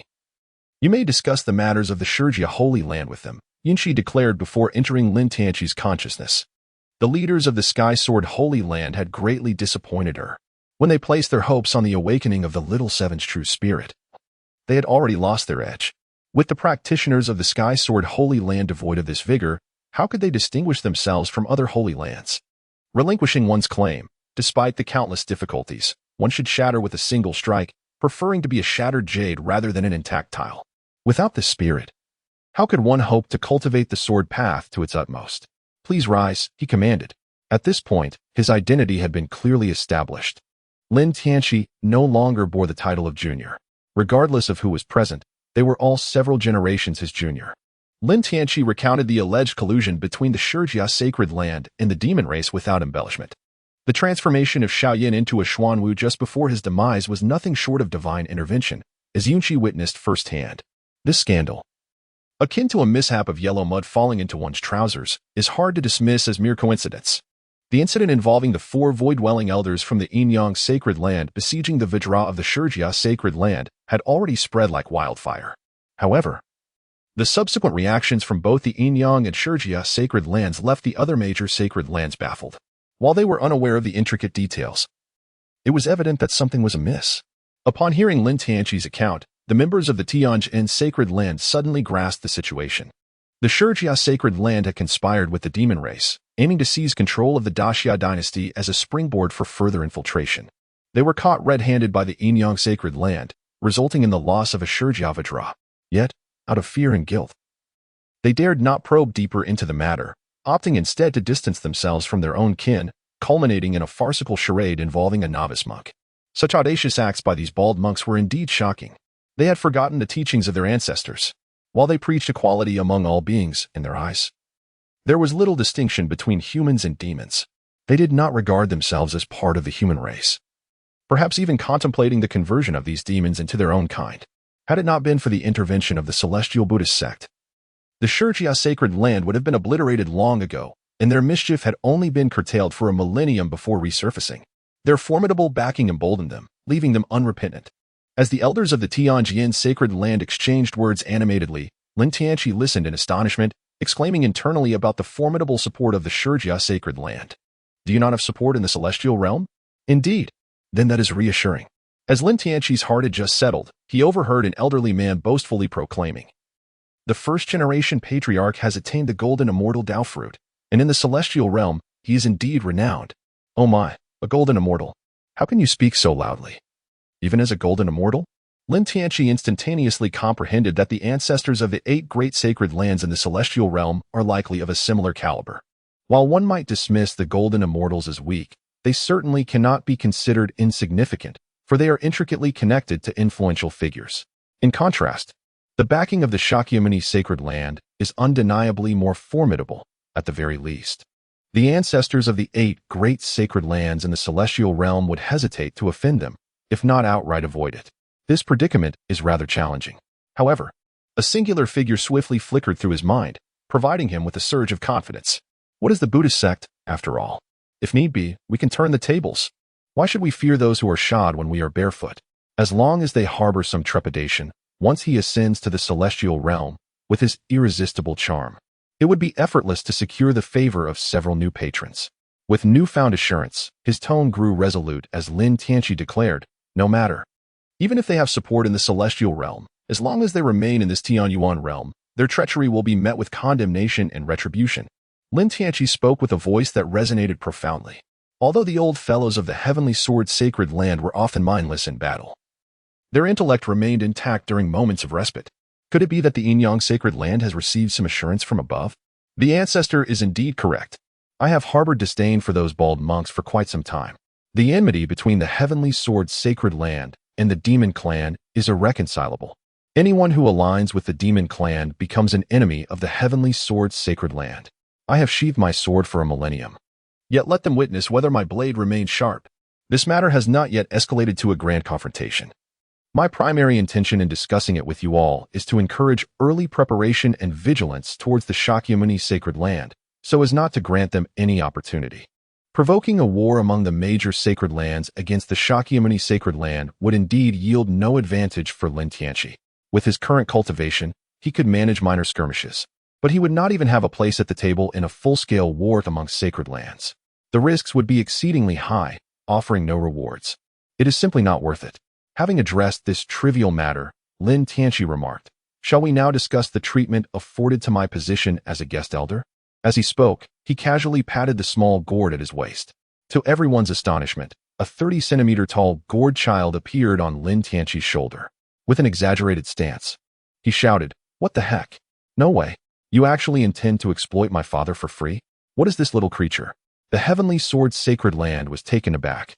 Their faces darkened. What does it mean to exploit his father? Are we such people? Not only do we wish to take advantage, but we also seek to reclaim the magnificent Xian sword. He, the ancestor, is a disciple of the sixth patriarch, though a guest elder. All privileges are equivalent to those of the supreme elders. What do you think? The Lord of the heavenly sword sacred land was the first to propose conditions. However, before Lin Tianqi could respond, the gourd child, with a high-pitched voice, exclaimed, "What? Just a mere elder? Do you have any idea what treatment my father receives in the Yin-Yang sacred land? Even the Lord of Yin-Yang must kneel to pay respects to my father. In the treasury of Yin-Yang sacred land, my father takes whatever he desires. We don't even care to reside in the supreme immortal peaks. They are merely for raising chickens." The guards assigned to him include 2 major cultivators and 4 void realm experts, while the line of female disciples waiting to warm my father's bed stretches from the Yin-Yang sacred land to the heavenly sword sacred land. "Father, let's go." They have no sincerity whatsoever, offering a mere supreme elder as an insult to you. This indignity is for anyone to bear, but not for us. With that, the gourd child leaped from Lin Tianqi's shoulder, tugging at the hem of Lin Tianqi's robe as he made his way out. Lin Tianqi couldn't help but inwardly marvel. The acting skills of this young lad have improved at an astonishing pace. The expressions on the faces of the members of the heavenly sword sacred land were truly remarkable. Although Lin Tianqi was conferred the title of Holy Son without much fanfare, various versions of the story have emerged. Among them, it is said that the masters of the 9 palaces, including the Holy Lord, knelt before Lin Tianqi. Could it be that the rumors are true? Such a notion seems utterly fantastical. This is no mere Holy Son. This is akin to a living ancestor. The circumstances surrounding the heavenly sword Holy Land differ significantly from those of the Yin-Yang Holy Land. From a positional standpoint, they are quite relieved that Lin Tianqi does not belong to the heavenly sword Holy Land. Otherwise, for them, Lin Tianqi would indeed be a bona fide living ancestor. Cough. The situation regarding the ancestor is indeed rather unique. Our Holy Land of Talents has never encountered such a precedent. For now, we can only tread cautiously. Perhaps it is best to seek the ancestor's own counsel. The Holy Lord of the Heavenly Sword received the words passed to him by the elder and remarked, "Indeed, indeed. I have been remiss in my considerations. So, esteemed ancestor, what is your opinion?" The Holy Lord of the Heavenly Sword deftly returned the question, as one with a modicum of pride would not dare to make unreasonable demands. Upon hearing this, Lin Tianqi forcibly suppressed his amusement and, with a troubled expression, stated, "To be honest, the quantity of items does not concern me greatly. However, as a disciple of the 6th patriarch, The level of treatment I receive is not solely a matter of personal interest. It also reflects upon my master's reputation. The items may be trivial, yet the matter of face is of great significance. Do you understand? Regardless of their inner thoughts, the crowd could only hastily nod in agreement, indicating their comprehension. Lin Tianqi then continued, first and foremost, regarding the giant K immortal sword, I am well aware of your thoughts. However, I must assert that I shall not part with this sword. Please, do not rush. Allow me to finish. The giant K immortal sword has been lost in the barbarian demon secret realm for millennia, and your failure to retrieve it signifies something, does it not? When I visited, I was acknowledged as its master. What does this imply? It indicates a profound connection between this artifact and myself. To bestow this sword upon you would be a grave mistake, detrimental to both you and me. Moreover, this sword is the treasured weapon of my revered master. And in my heart, my master remains alive. Do you truly believe my master has perished? That the warmth of our bond has faded? Even if you entertain such notions, I can understand. Therefore, I assure you, when the time of my ascension arrives, I shall seek the counsel of the giant K immortal sword, whether it chooses to ascend with me or remain in the sacred land of heavenly swords. Upon Lin Tianqi's declaration, those who had initially sought to demand the juggernaut sword fell into silence. How could they possibly utter a word now? Meanwhile, those who had never supported the claim to the juggernaut sword nodded in agreement repeatedly. Lin Tianqi articulated his thoughts with emotion, reason, and evidence, ultimately expressing his desire to leave the choice to the formidable sword of the abyss, advocating for a more reasoned discourse. Since there are no objections, let us settle this matter. As for the guardians and resource allocation, I shall forego it. I do not wish to occupy the resources of the sacred land of heavenly sword without merit. However, I hope to enjoy absolute freedom within the sacred land surely. This request is not excessive. Ahem. The crowd exchanged glances, and Lin Tianqi nudged the little gourd child with his foot. We demand our rights. Even the most basic freedoms should not be stripped from us. We shall return to the sacred land of yin and yang. Goodness.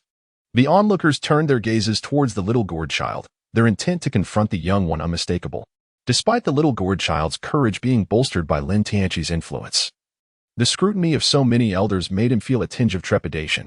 With a swift motion, he darted beneath Lin Tianqi's robe, seeking refuge from the piercing gazes. After a moment of contemplation, the elders spoke. We agree. You may reside in the sacred land of heavenly sword for the time being, and shortly we shall craft a personalized jade token for you. With this token, you will be able to traverse the sacred land without hindrance. Very well. Let Xinjiang accompany me. You esteemed elders are undoubtedly busy, so there is no need for you to concern yourselves with my affairs. Lin Tianqi pointed at Xinjiang, and the eyes of the crowd turned towards him, a glimmer of brilliance flashing in their gaze. They had heard of the events between the two in the barbaric demon secret realm. Why not allow Xinjiang to serve as an additional bond for Lin Tianqi in the heavenly sword sacred land? With the 6 ancestors above and Xinjiang below, the pressure from both sides would likely prevent Lin Tianqi from engaging in any actions that would endanger the heavenly sword sacred land. Xinjiang, why are you not coming to greet the elder? Xinjiang approached and respectfully paid his respects. To the unacquainted, it might have seemed as if it were their first meeting. In the secret realm, we not only fought side by side, but when I was injured, I was also grateful for your care. From now on, I shall rely on Sister Shin's kindness. Upon hearing this, Xinjiang almost lost her composure, pondering whether her status had indeed ascended to an extraordinary level. The elders of the heavenly sword sacred land were eager to leave Lin Tianqi's company, instructing Xinjiang to escort him to a specially prepared luxurious cave for esteemed guests before hastily dispersing. Once they exited the main hall of the peak, Xinjiang could no longer contain her laughter, unable to resist the amusement of witnessing so many elders and the sovereign being put in a difficult position for the first time. Have you been holding it in? Lin Tianqi saw in Zhang Haoran a reflection of a dear brother from his past life. Despite excelling in his studies, he was perpetually compared to his academically superior older brother. From a young age, he was subjected to comparisons in every conceivable aspect: academics, height, appearance, and social skills. One might wonder why their parents were oblivious to the pressures they imposed. Each time Lin Tianqi visited their home, he was engulfed by a suffocating atmosphere, akin to a mystical realm. Eventually, he grew hesitant to visit them at all. The irony of it all was stark. That older brother, who overshadowed Lin Tianqi in every regard, turned out to be the product of his mother's affair with another man. Essentially, Zhang Haoran's plight was even more tragic than that of his classmate. He not only lived under immense pressure from a young age, but also bore the heavy psychological burden of being overshadowed by another true spirit. Upon awakening, although he retained the memories of both individuals, the dominant consciousness was predominantly that of the true spirit from his past life. Remarkably, he did not succumb to madness, which speaks to Zhang Haoran's resilient spirit. One must wonder how the other disciples of the Heavenly Sword's sacred land fared in such an environment. Yet, this was a matter pertaining to the Heavenly Sword's sacred land. Lin Tianxi did not fully comprehend, but held it in respect. Previously, he did not perceive any faults in this dynamic until he encountered you. You evoked a distinctly different sensation within him, a sense of relaxation that was not rooted in nihilism or hedonistic silence, but rather an indescribable allure that captivated him. Could this be interpreted as a confession of my feelings? Lin Tianxi grasped Xinjiang's cool little hand. His hands, accustomed to wielding a sword, lacked softness. Holding her hand felt akin to gripping a blade. Xinjiang allowed Lin Tianxi to hold her small hand, and a gentle warmth flowed from her fingertips. A sensation truly delightful. She lifted her gaze, her eyes sparkling as they locked onto Lin Tianxi's, rising onto her toes. After a long moment, their lips parted. A glimmer of connection akin to a heart-to-heart affirmation. Hand in hand, they strolled through the sacred land of the Heavenly Sword. What amusement could the sacred land of the Heavenly Sword possibly offer? Do we appear to be in a place of entertainment? It is said that while the sacred land maintained a rigorous approach to cultivation, being one of the 9 great sanctuaries, its scenery was splendid. Rumor has it that after the 6th patriarch took charge, he was quite displeased with the disciples' cultivation progress and transformed the sacred land into its current state. Ahem. Do not listen to this girl's nonsense. I certainly did not. From Yuqi's evasive tone, one could discern that this rumor was likely true. It is truly astonishing that the once austere master now exhibits such a vibrant life. Who would have imagined she was once a figure reminiscent of an unyielding matriarch? A mere 1.5 meter tall, unyielding matriarch. Lin Tianxi dared not indulge in his thoughts, lest a vivid image emerge, prompting his petite master to leap and bound in an attempt to nibble at him. Allow me to take you to the Sword Peak, the most vibrant place within the Heavenly Sword sacred land. Perhaps you might even acquire a superior flying sword. Wherever you are, I shall follow. Upon hearing this, Xinjiang's cheeks flushed, and she eagerly grasped Lin Tianxi's hand, transforming into 2 streams of light as they soared toward a mountain resembling a sword peak. As they approached, Lin Tianxi sensed the overwhelming sword intent emanating from the peak, which resembled a nest of blades. The summit was adorned with numerous flying swords, some radiating an awe-inspiring sword intent, while others had begun to decay, rusting with age, and some were reduced to mere sword tips embedded within the rocky terrain. This was the Sword Peak. Upon their demise, the disciples of the Heavenly Sword sacred land would see their flying swords autonomously return to the peak, awaiting the next destined owner. However, not all flying swords are fortunate enough to find a new master. Those that have decayed are the ones that failed to attract a new companion. The selection of a flying sword is as intricate as the search for a lifelong partner. Numerous disciples of the Heavenly Sword sacred land remained atop the Sword Peak, utilizing their own sword aura to resonate with those flying swords, hoping to attain one that was fated to them. For them, a flying sword is not merely a tool but an intimate comrade, a friend, and even a mentor of sorts. Take, for instance, the GK Immortal Sword, which has been passed down from the first ancestor to the 6th. This blade embodies the sword intent of 6 generations of sword cultivators. The legacy of the Heavenly Sword sacred land is not solely embodied in its people but also in the countless flying swords that grace the entirety of this peak. Lin Tianxi found himself at a loss for words to describe the overwhelming spectacle before him. This profound shock resonated deeply within his soul. Having returned home, one might also reunite with old friends. Suddenly, a dazzling purple light erupted, akin to a bolt of lightning cleaving through the void, soaring skyward with fervor. The resounding echo of a sword's cry mirrored the low, regal roar of an emperor, imbued with boundless authority and strength, causing the entire Sword Peak to tremble in response. Dust cascaded from the stone walls, and countless spiritual swords began to quiver with fervor. The emergence of the giant K Immortal Sword was reminiscent of a colossal stone cast into a tranquil lake, instantly stirring the restlessness of myriad spiritual swords nestled within the peak. They sensed it, the return of the king who once led them into battle, vanquishing all foes. In that fleeting moment, the Sword Peak ignited like a barrel of gunpowder as the piercing sound of swords rang out, and a myriad of sword energies intertwined with one another, slicing through the air like sharp blades. Multicolored lights flickered in a vibrant display as thousands of spiritual swords, akin to valiant warriors awakened from slumber, broke free from the shackles of time soaring freely through the skies. Some swords glimmered with an icy, bone-chilling radiance, howling past and conjuring a piercing cold wind, while others were enveloped in raging flames, scorching the surrounding air into a twisted haze. Even those rusted and incomplete swords, flying in a crooked manner, pushed forth with unwavering determination. In an instant, the sword mausoleum was filled with a cacophony of clashing swords, a thunderous roar echoing throughout the air. The giant K immortal sword hovered in midair, emanating a formidable aura akin to an invisible wave, resonating with the other spiritual swords. Their powers intertwined and collided, forming a terrifying tempest of spiritual energy, the currents within this storm sharp as blades, slicing through the air with a piercing whistle. This was their revelry. The entire heavenly sword sacred ground was stirred, and the flying swords in the hands of the sword practitioners seemed to respond to a call. Countless flying swords surged forth from all directions, converging upon the sword peak. Shun Zhang's treasured spirit sword, ever at his side, quivered incessantly. Go, he urged, relinquishing his grip, and the sword eagerly joined the torrent of blades. This was a realm of swords, where innumerable flying swords crisscrossed around the giant K immortal sword, resembling veteran soldiers awaiting their sovereign's inspection.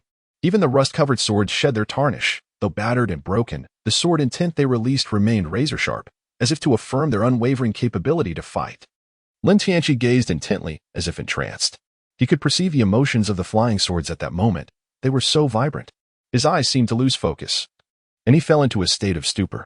Xinzheng, being a natural sword body, was particularly sensitive to the essence of the sword.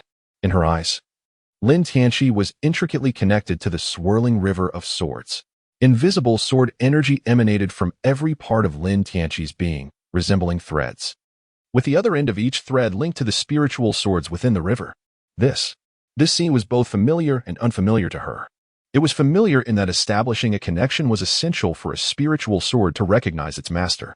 Yet, she had never witnessed a person forge connections with so many spiritual swords at once. What immense spiritual consciousness must one possess to sustain such a feat? It seemed as though he intended to seize all the spiritual swords atop the sword peak in one fell swoop. At this moment, Lin Tianqi appeared to be lost in a reverie, standing at an astonishing height, as if he could gaze upon the entirety of the heavens and the earth. He was unsure of his whereabouts when suddenly a thunderous clap echoed, followed by a gentle drizzle. The raindrops, fine as down feathers, caressed his face with a slight tickle, and before long he was thoroughly soaked. Then, an even more astonishing phenomenon unfolded. Tender green sprouts began to emerge from his drenched garments, bathed in the delicate rain. The sprouts grew with remarkable speed. Their growth was evident to the naked eye, as these fragile shoots gradually transformed into verdant leaves, sharp and upright like sword tips. As the rain ceased and the wind began to stir, countless green leaves danced in the breeze, moving gracefully as if myriad swords were engaged in a mesmerizing ballet. The awakening of spring filled the air, and I felt the very pulse of life itself. At this moment, Lin Tianqi remains oblivious to the collective astonishment that has rendered the heavenly sword sanctuary speechless. Some sword cultivators have forsaken their own paths in favor of his. Lin Tianqi has now usurped the position of the towering Tushin sword, surrounded by countless spiritual swords. Let the sword be named Jingxia. Though Lin Tianqi's eyes were tightly shut, the violet radiance within him overflowed. With a swift motion, he unleashed his sword. The purple lightning danced like a wild serpent, entwining itself around the colossal Xianwei celestial sword, while countless flying swords surrounding Lin Tianqi resonated with a sound akin to a myriad of insects stirring from slumber. As one sword emerged, a multitude awakened. The momentum of the sword was unparalleled, as if it sought to rend the very heavens asunder. Wherever the sword struck, the void shattered. The colossal Xianwei celestial sword became the dragon's head, while countless spirit swords formed its body, giving rise to a roaring violet thunder dragon that surged forth, wielding the power to annihilate the world and descend into the celestial realm. With a thunderous roar that echoed through the air, the previously clear sky began to part, revealing a vibrant world beyond the fissure. The crack widened, resembling a door slowly being opened. However, a colossal hand materialized from thin air, seemingly intent on sealing that doorway once more. The rift gradually diminished, accompanied by a voice that resembled rumbling thunder. A sword opens the celestial gate? Quite intriguing. Before the celestial aperture in the sky could close entirely, a streak of light burst forth from within the crevice, hurtling towards Lin Tianqi below. Who could it be? An immortal from the heavens? A sword opening the celestial gate. The sword cultivators of the heavenly sword sacred land were left utterly astounded. Lin Tianqi's sword shattered their hearts. Millennia of arduous cultivation and understanding of the sword pale in comparison to Lin Tianqi's singular strike. Lin Tianqi opened the celestial gate with a single stroke of his sword, signifying that his swordsmanship had garnered the recognition of the celestial realm's laws. However, soon the attention of the crowd was captivated by a streak of light descending from the heavens. What was it that was flying down? Was it a reward from the celestial beings for Lin Tianqi? Whoosh! The luminous streak, akin to a shooting star, pierced through the void and in an instant arrived before Lin Tianqi.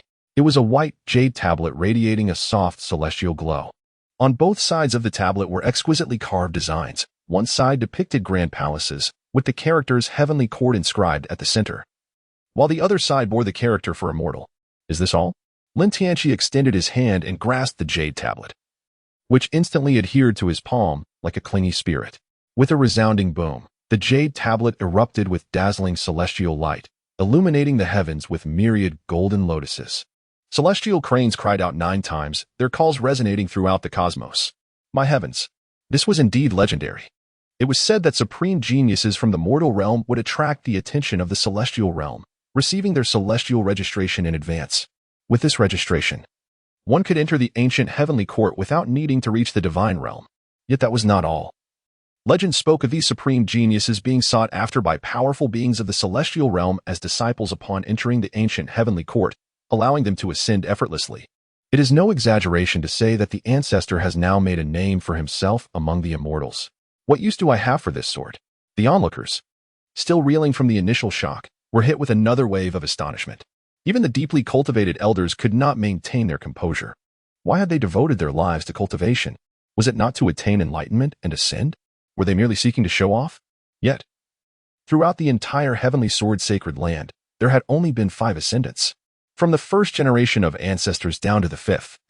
After the 6th ancestor fell to the hands of savage demons, no more ascended immortals had emerged from the heavenly sword sacred land. And yet, here came someone who merely strolled around, took in the scenery, and comprehended the sword. Not only did he achieve comprehension, but he also opened the gates to the celestial realm with a single strike, prompting the descent of celestial registration. That they could still stand by and watch Lin Tianqi's display of prowess was already a testament to their steadfast hearts. With the resounding echoes of countless golden lotuses and the cries of celestial cranes, a massive stone tablet materialized in the void, towering to an unfathomable height.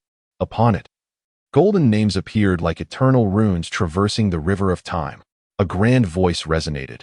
Humanity's Lin Tianqi, possessing extraordinary celestial talent, ranks 6th among the human realm, innate. Huh?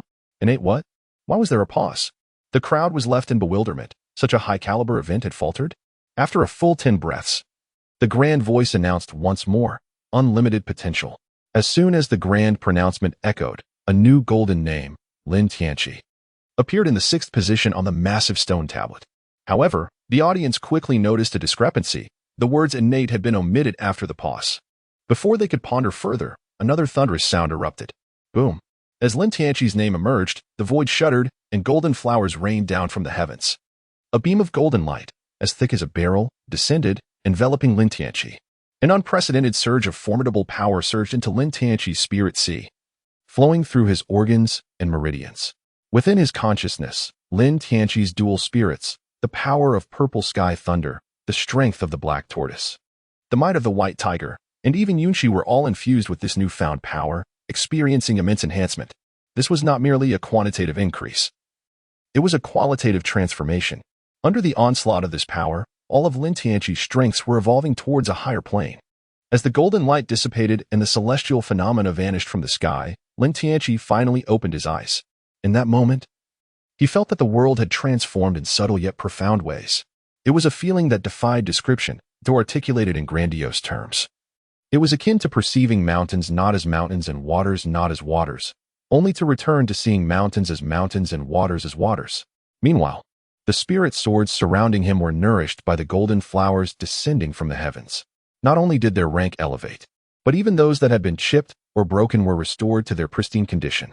The practitioners below in the heavenly sword sacred land also received nourishment from the golden flowers, feeling their souls resonate with previously incomprehensible concepts now fully understood.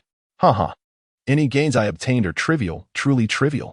Lin Tianqi's smile resembled the dawn's gentle light, a sight that was nearly unbearable for the onlookers, evoking a sense of exasperation. However, upon reflection, it is evident that Lin Tianqi is a direct disciple of the sixth patriarch and a distinguished guest elder of the heavenly sword sacred land, making this moment worthy of a grand narrative. The sixth patriarch's legacy transcends generations, and the heavenly sword sacred land stands at the threshold of enlightenment and transcendence. With the sixth patriarch's teachings, the heavenly sword sacred land is poised to reach new heights. As long as one's resolve remains steadfast, solutions will always outweigh challenges. From this day forth, Lin Tianqi shall be regarded as the venerable ancestor of the heavenly sword sacred land. The designation of guest elder seems rather trivial in this context. Clearly, there is no shortage of individuals whose convictions remain unwavering. The initial rallying cry may have been modest, but by the second iteration, it resonated like a thunderous wave. In the realms of the human world, the most gifted individuals from each of the 3,000 worlds have been meticulously ranked, culminating in a comprehensive list. The names inscribed upon the ancient monument evidently encompass not just the present, but traverse the annals of history.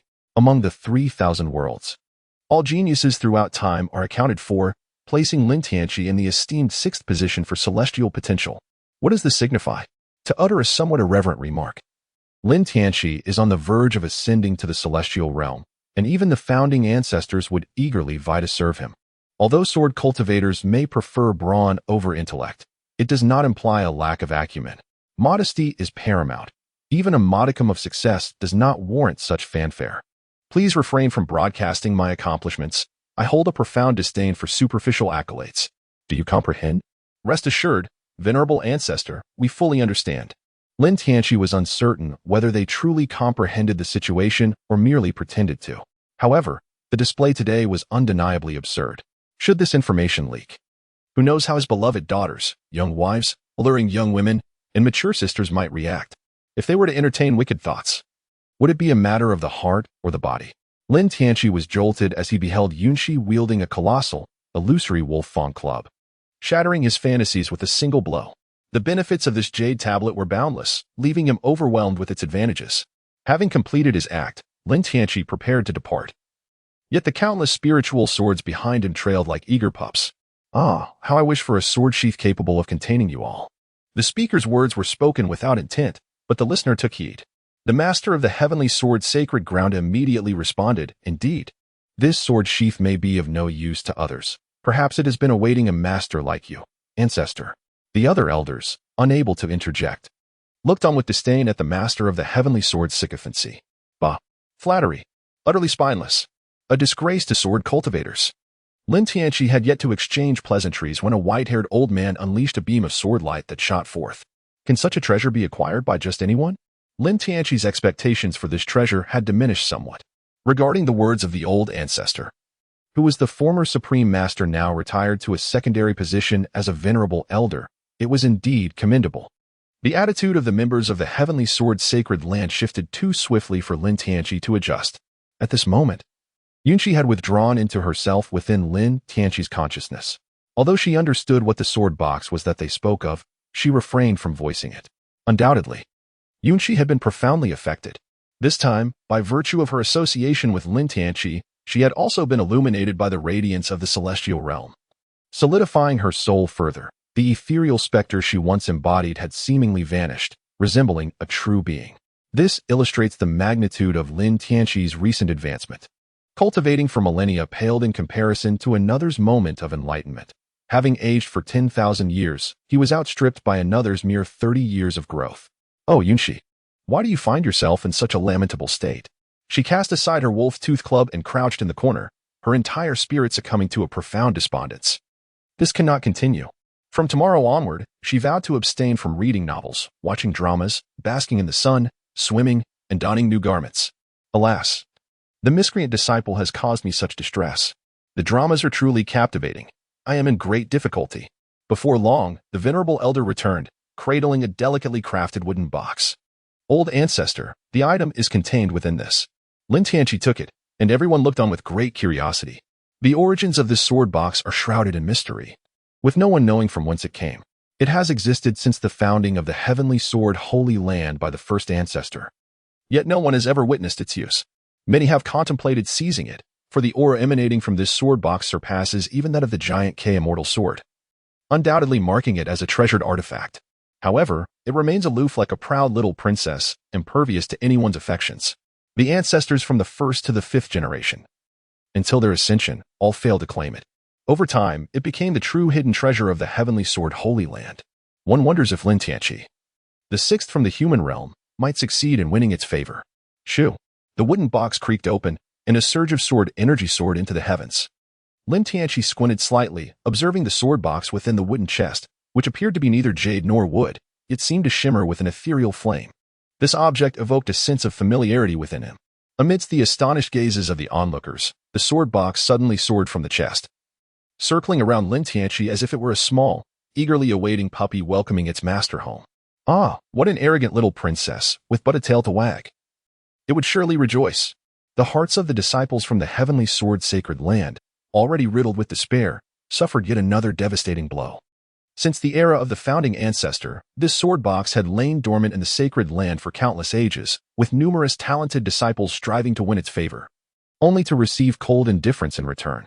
Yet now, it seemingly fawned over Lin Tianqi, leaving one to ponder how such disparities between individuals could exist.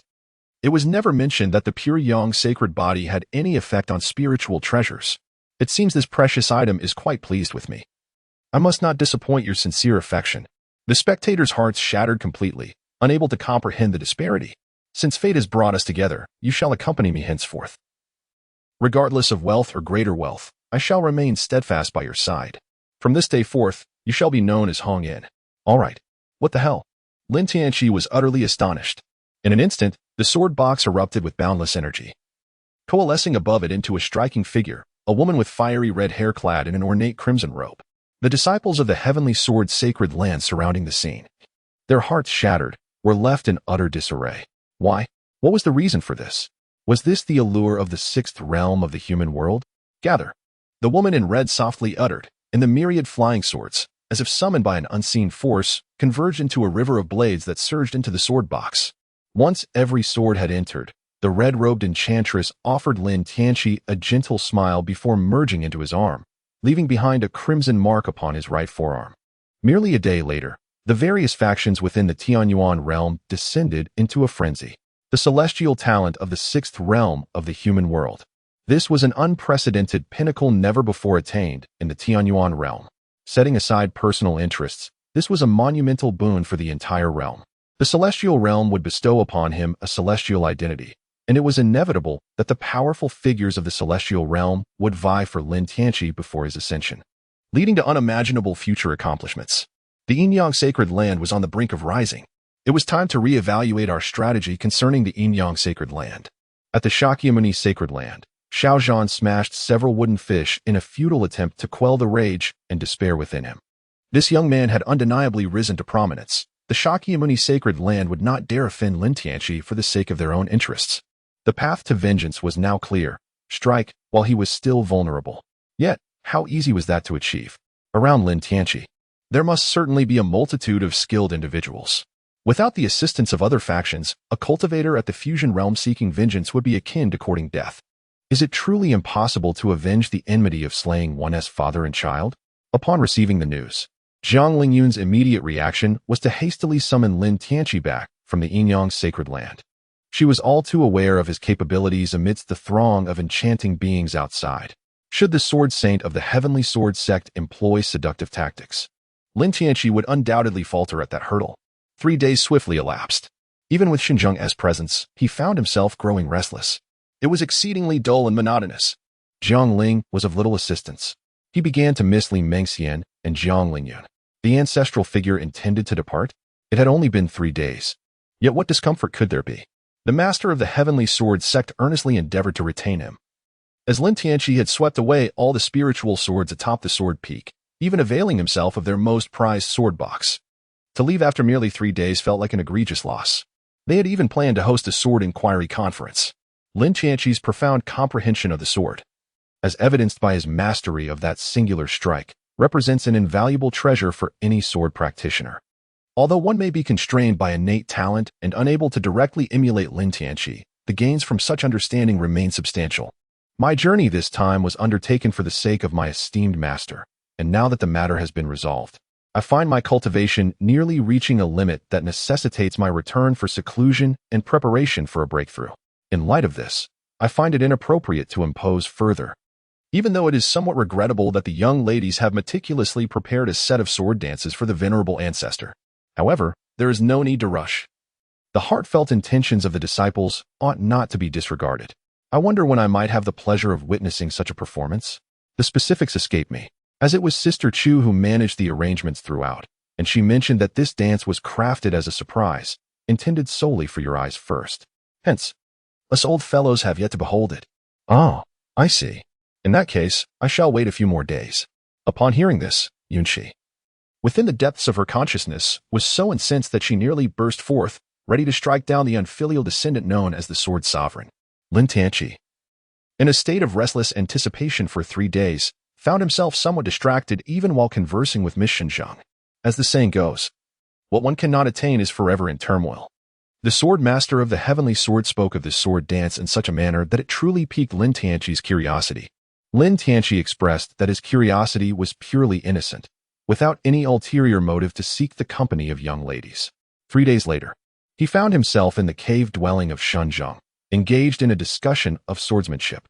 Let there be no misunderstanding. This sword is not to be confused with another. Throughout these 3 days, Lin Tianqi's mind was elsewhere, with Xinjiang bearing an undeniable share of the blame. In the seclusion of their shared space, and having already pierced the veil of their emotional connection, it seemed rather imprudent for them to focus solely on swordplay rather than explore the undeniable charm of Lin Tianqi.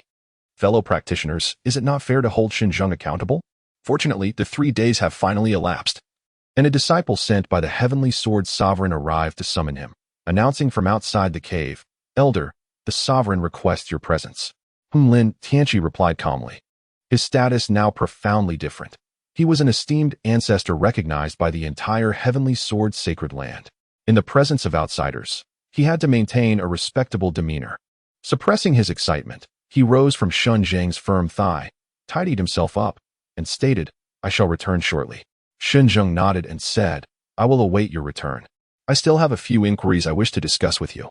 Upon exiting the cave dwelling, Lin Tianqi transformed into a streak of light, swiftly heading towards the main hall of the peak. "Hee, ancestor, come with me. I have prepared a surprise for you," he exclaimed. Another surprise? Lin Tianqi couldn't help but chuckle inwardly. This old man was quite the character. Lin Tianqi and the holy masters soared through the light of their swords, departing from the main hall and heading towards the rear of the main peak. Although the heavenly sword sacred ground could not rival the grandeur of the Yin-Yang sacred ground, it certainly boasted a considerably larger expanse. After flying for approximately a quarter of an hour, Lin Tianqi's eyes brightened. Amidst the cluster of peaks, one mountain stood out distinctly. While the other peaks were merely comprised of stone, this particular mountain exuded an ethereal charm. Most notably, its summit, akin to the Qingyan Peak, was blanketed in pristine white snow, adorned with several humble thatched cottages. "How thoughtful," he remarked. Upon observing the scene, Lin Tianqi realized that it was crafted in the likeness of his Qingyan Peak, and he could not help but feel a slight surge of emotion. Such flattery had undeniably struck a chord within him. The heavenly sword sovereign, upon hearing this, burst into a hearty laugh. "I am pleased that the ancestor appreciates it. Our inquiry into your presence in the Yin-Yang sacred land stemmed from our admiration for the breathtaking vistas atop Qingyan Peak. Hence, we refrained from relocating to the Spirit Peak specifically prepared for the Holy Sun. Having resided here for an extended period, we have grown accustomed to it. But I am certain that you find the barren landscape of the heavenly sword's sacred land rather unwelcoming. Thus, our elders united their efforts over 3 days to transform this Spirit Peak. Should you visit in the future, you will have a place to rest. What truly touches the heart is the sincerity of people." As they spoke, they arrived at the entrance of the Spirit Peak, where a colossal stone stood, inscribed with the 3 characters Sword Immortal Peak. Even Lin Tianqi, with his thick skin, felt a blush creeping onto his cheeks. Although outsiders referred to sword cultivators as sword immortals, they never considered themselves as such. When others called them that, it was a compliment. If they did so themselves, it would be an act of shamelessness. The heavenly sword sovereign produced a jade token, stating, "This is your jade token. With it, you may unlock all the restrictions within the heavenly sword sacred land. This token also serves as the key to the protective formation of the Spirit Peak." Elder Chu and others are awaiting you within, so I shall not intrude." With that, the heavenly sword sovereign bowed respectfully and transformed into a streak of light, departing swiftly.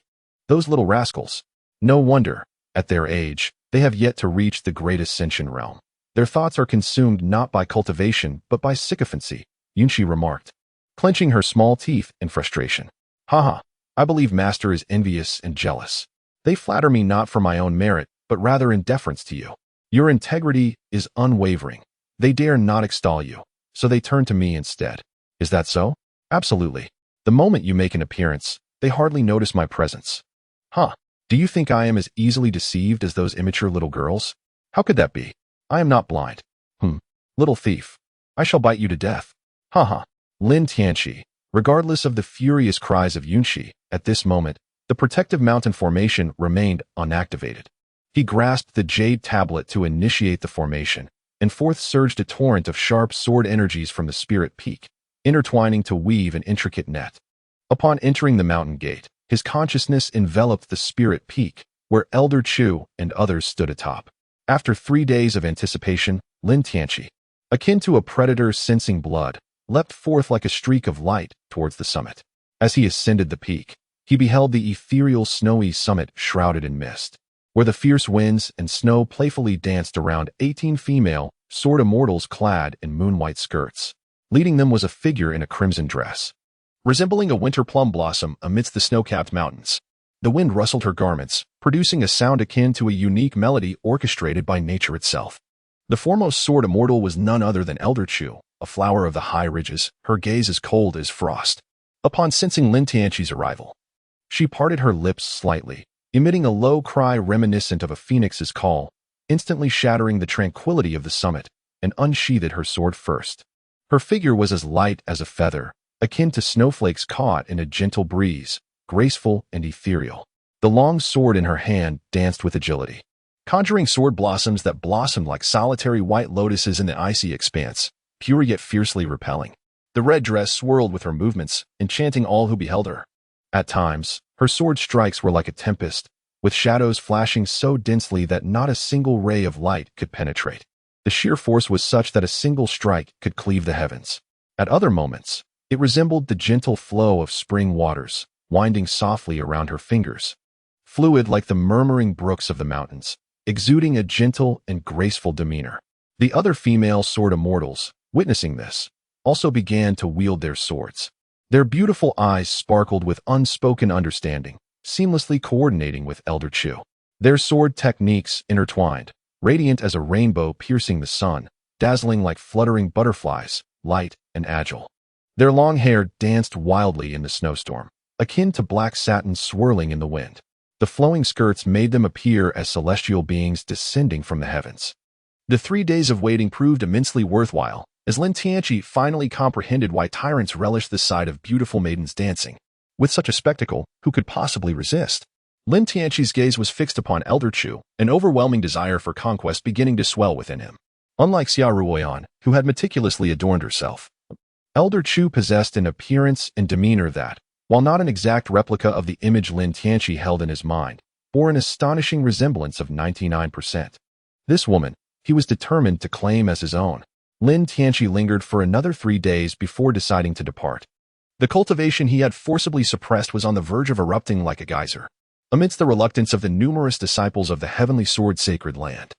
The flying vessel gradually powered up and suddenly accelerated towards the direction of the Yinyang sacred land. Qi Feng and Mingwei, my esteemed seniors, please return to the Yinyang sacred land while I attend to some matters. On board the vessel, apart from the 4 void practitioners who had accompanied him, namely Qi Feng, Mingwei, and Jiang Ling, there were also Elder Chu from the heavenly sword sacred land and the 18 female sword cultivators of the same lineage. It must be said that the old fox, the lord of the heavenly sword, had delivered a gift that struck a chord with Lin Tianqi. These 18 female sword cultivators were meticulously selected for their talent and beauty, and they served as the sword attendants of Lin Tianqi's esteemed ancestor, Elder Chu. On the other hand, was sent as a protector by the heavenly sword sacred land. All of this was a manifestation of the filial piety of his disciples, which Lin Tianqi graciously accepted with a smile.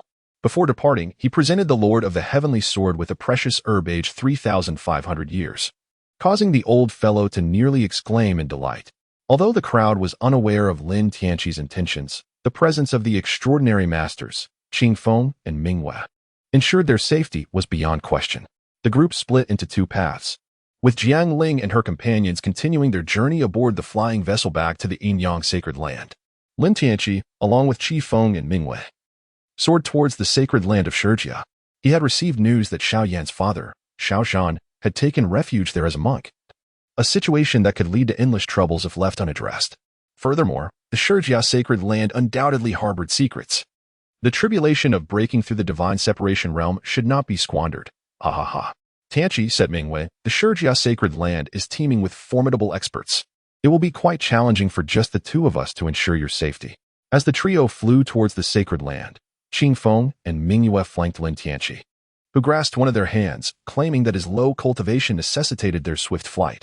Qi Feng harbored concerns about Lin Tianqi's venture. Directly confronting adversaries in their domain was no trivial matter. They would be up against the very essence of the sacred land. Sister Qing Feng, what are you thinking? I'm not here to stir trouble. I am visiting in my capacity as the son of the Yin-Yang sacred land, seeking friendly dialogue and philosophical discourse with the esteemed monks of Shijia. It was unclear when Qing Feng had transitioned from being a senior to a sister in Lin Tianqi's eyes. Observing Qing Feng's nonchalance, the three mad monks felt a twinge of envy. Qing Feng and Ming Yue shared a bond. With Ming Yue speaking little, it was mostly Qing Feng who engaged in conversation with Lin Tianqi. Upon hearing his words, a flicker of amusement danced in Ming Yue's tranquil eyes. Lin Tianqi had already discerned her intentions.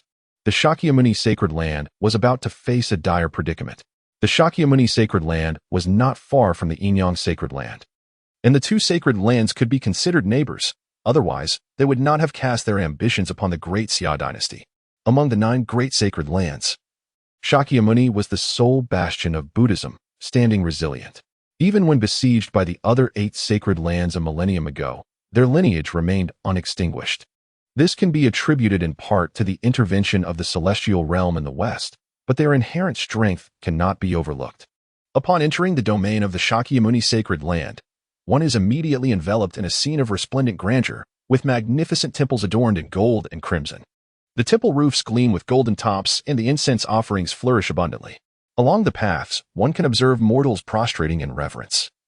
And in the gaze of the 3 individuals, the entire Shakyamuni sacred land resembles a colossal Buddha, with countless temples serving as the myriad acupoints on the Buddha's body, channeling the offerings of incense from the world into the sacred land.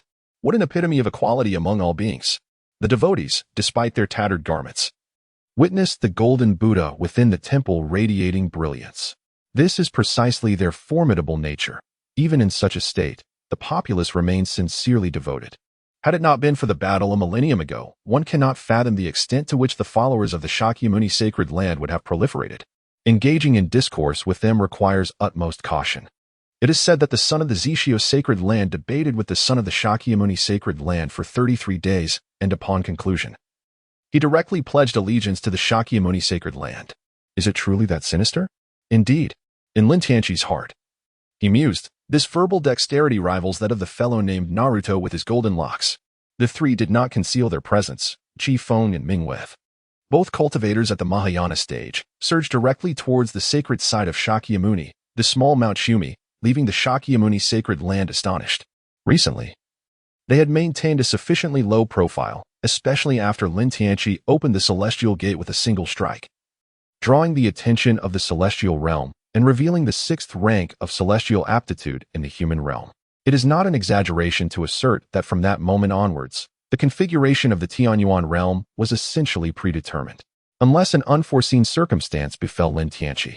Such a scenario was nearly impossible within the Tianyuan realm. The Yin-Yang sacred land was not foolhardy. After all, it was no small feat to produce a prodigy, akin to a grave emitting green smoke.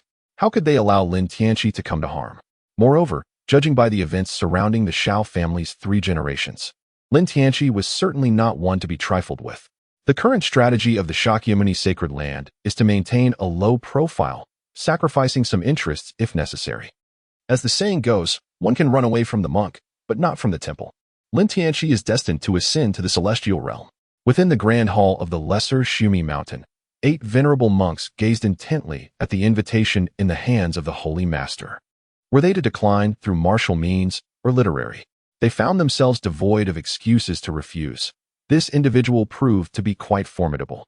At this moment, Lin Tianqi, accompanied by the gentle breeze and bright moon, had arrived at the foot of the lesser Shumi mountain, respectfully presenting the invitation and patiently awaiting a response.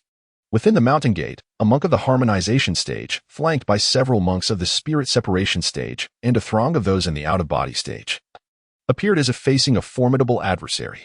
Lin Tianqi displayed a warm smile, as amiable as the boy next door. Within the grand hall, several elderly monks observed Lin Tianqi at the mountain gate with keen anticipation, hoping he would succumb to temptation and force his way in. Yet this fellow resembled an innocuous sunflower, his face beaming with joy. Ah, let him in. What is meant to be will find its way. Fortune and misfortune are inescapable. Seizing the moment before Lin Tianqi arrived, the old men hastily conferred, agreeing that as long as Lin Tianqi did not overstep, they would acquiesce to any terms he proposed. Lin Tianqi, accompanied by Qingfeng Mingyue under the guidance of the monk Zhika, arrived at the Grand Hall of Great Hero. The 2 elder sisters were halted, for entry into the Grand Hall was forbidden for female practitioners. Just as Qingfeng Mingyue was about to protest, Lin Tianqi gently grasped their hands and said, "Fear not. Dear sisters, please wait for me here."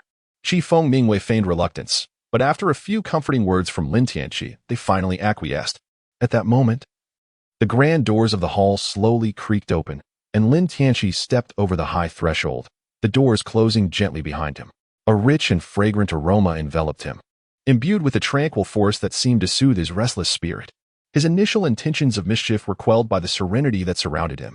Within the hall, the statue of the Buddha radiated an exceptionally gentle light.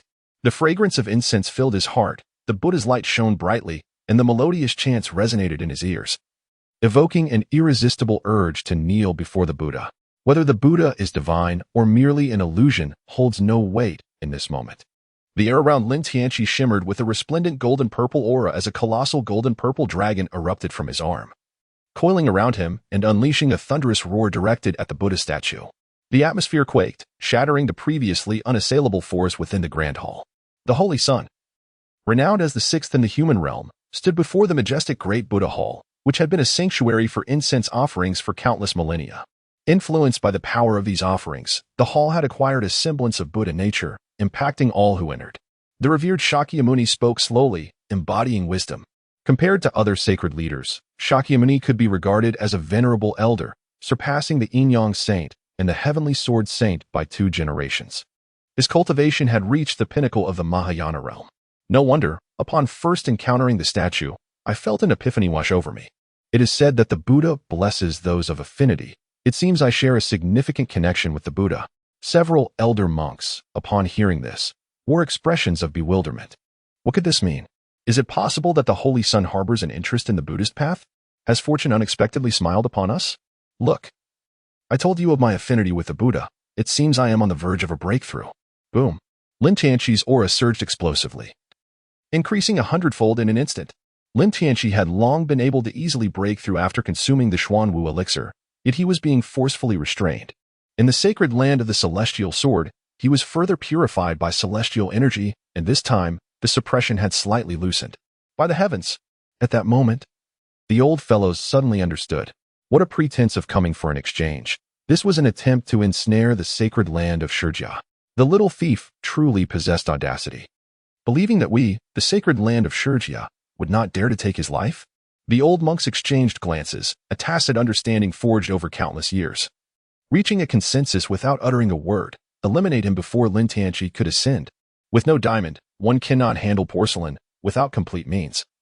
How could Lin Tianqi possibly seek death? Suddenly, a chilling sword energy erupted from Lin Tianqi's brow, as Yun Shi, at the pinnacle of the Great Ascension, brandished the formidable Shuchu's sword, revealing her blade. A sword cultivator at the apex of Great Ascension. The old monk's heart skipped a beat, wary of a direct confrontation. In that fleeting moment, Lin Tianqi had already crushed the jade pendant in his hand. Boom. Jiang Lingyun's spiritual form had appeared within the Grand Hall. This was not the realm of barbaric demons. Jiang Lingyun's cultivation at the peak of Great Ascension faced no limitations here. Meanwhile, The clear winds and bright moon outside the grand hall did not invade, but stood at the entrance, obstructing those who came for rescue. 2 against 8. The advantage lay with us. Holy Son, let us speak amicably. As long as you refrain from transcending this tribulation, everything can be negotiated. The old monks were in a frenzy. The power of 2 at the peak of great ascension, albeit one being a soul and the other a spiritual form, could only be exerted for a brief duration. Yet this was not a contest of magic, as time was of the essence. If they could endure just a little longer, Lin Tianqi would trigger the heavenly tribulation. At that moment, the entire sacred land of Shurjia would be engulfed by the storm of lightning. How ruthless, indeed too ruthless. Negotiate? Smash it to pieces. Lin Tianqi was determined to confront them, for villains perish through excessive chatter, while fools engage in negotiations with them. At that moment, unexpectedly, an astonishing event transpired. The statue enshrined in the grand hall of great heroism radiated brilliant beams of Buddhist light. A resounding voice of Amitabha echoed, enveloping the entire hall in a profound force. The Buddha had manifested. Amitabha, our Buddha has intervened. This individual is a nefarious villain. May the Buddha take action to vanquish him. Several elderly monks, as if transported from hell to paradise, began fervently praying and making wishes before the statue. Yunqi and Jiang Lingyun could not help but wear grave expressions. Undoubtedly, someone from the Buddhist realm had intervened. How shameless can one be? This unforeseen development was truly beyond Lin Tianqi's expectations. Such a trivial matter had prompted direct involvement from the celestial realm. Nevertheless, there was no need for panic. It was not as if the celestial realm was devoid of allies. In a flash, Lin Tianqi's mind sparked with inspiration, and he instantly activated the relic within his purple mansion. Golden Buddhist light surged forth from Lin Tianqi's purple mansion. In a mere turn, he found himself enveloped in the dense radiance of the Buddha. This scene left the elderly monks utterly bewildered. Although Rajvier had been subdued by the sacred land of Yin and Yang, they were completely unaware that he had left behind a relic. A relic is not akin to a demon's core. It condenses only if one's cultivation is sufficient, and it can be extracted upon dissection post-mortem. A relic represents the culmination of a Buddhist master's cultivation and can only materialize if the individual voluntarily condenses it. How could Rajvier and Lin Tianqi, who were adversaries, have his relic reside within Lin Tianqi's body? At this moment, Lin Tianqi found himself enveloped in a divine aura. Distinctly perceiving a significant reduction in the pressure emanating from the Buddhist statue, an intriguing notion suddenly sparked within him: the method of visualization. If he could conjure various forms within the sea of consciousness through this technique, why not manifest a Buddha? I am the Buddha, what then shall you do? In an instant, the Buddhist energy surrounding Lin Tianqi began to circulate. An invisible aura instilled a sense of foreboding among the elder monks, particularly due to the transformation of the statue's stance. The golden Buddhist power flowed like fine sand, gradually coalescing into a somewhat abstract manifestation of the Dharma. This was the embodiment of the Buddha's essence. The ability to materialize the Buddha's form through visualization revealed the astonishing strength of this young man's innate Buddhahood. However, the elder monks soon lost their composure.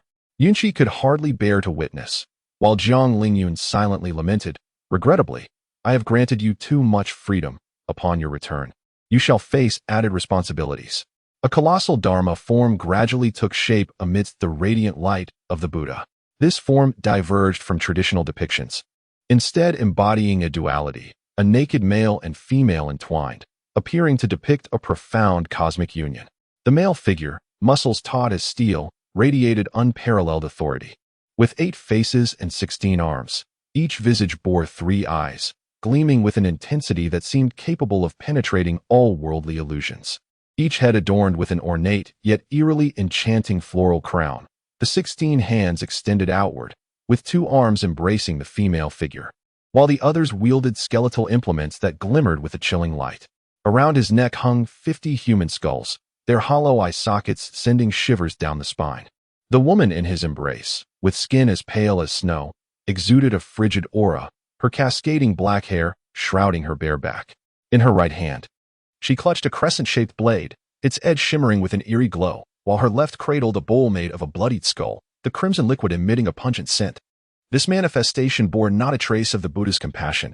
It was a vivid embodiment of the fiend among fiends. Yet, upon the completion of this magnificent form, The starkly contrasting essences of malevolence and compassion intertwined in a remarkable fusion, evoking both fear and reverence. Within this awe, one could sense an infinite compassion emanating from it. The elder monks in the sacred land of Shakyamuni observed this form, their consciousness shaken to its core. For a moment, they felt as though they had reached the Western paradise beneath the Buddha's feet, filled with benevolent sounds, just as they anticipated the revelation of sacred teachings. An echo of feeble cries and anguished wails suddenly stirred their boundless distractions. Shaken to their very souls, they felt their internal spiritual energy becoming chaotic. Hastily lowering their heads to recite mantras, closing their eyes in fear of further sight. Yet, even amidst this turmoil, the Dharma form conjured by Lin Tianchi was indelibly etched into their consciousness, impossible to forget. As this form emerged, the statue within the Mahavira hall radiated an even more resplendent light.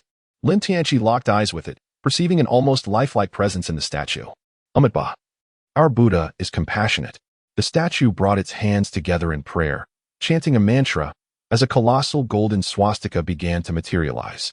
The power of incense and offerings within the vast hall visibly diminished. Simultaneously, the statues across all monasteries within the Shakyamuni sacred realm emitted boundless light, their incense energy being drawn towards the swastika mark within the Mahavira hall statue, akin to the peeling of layers from a cocoon. The incense energy throughout the Shakyamuni sacred realm was abruptly siphoned away by 80% as the swastika erupted in brilliant golden light, racing towards the Dharma form conjured by Lin Tianchi. With a resounding crash, the swastika descended upon the center of the Dharma form's forehead, signifying his acceptance of the true essence of the Buddhist path. Lin Tianchi could distinctly sense the connection between this Dharma manifestation and the so-called Western paradise. As the statue of Buddha coalesced into the swastika seal, the radiance of the Buddha began to fade, as if entering a sage-like state. In contrast, Lin Tianchi's Dharma manifestation radiated boundless Buddha light. Amitabha, may the Buddha's compassion shine upon us.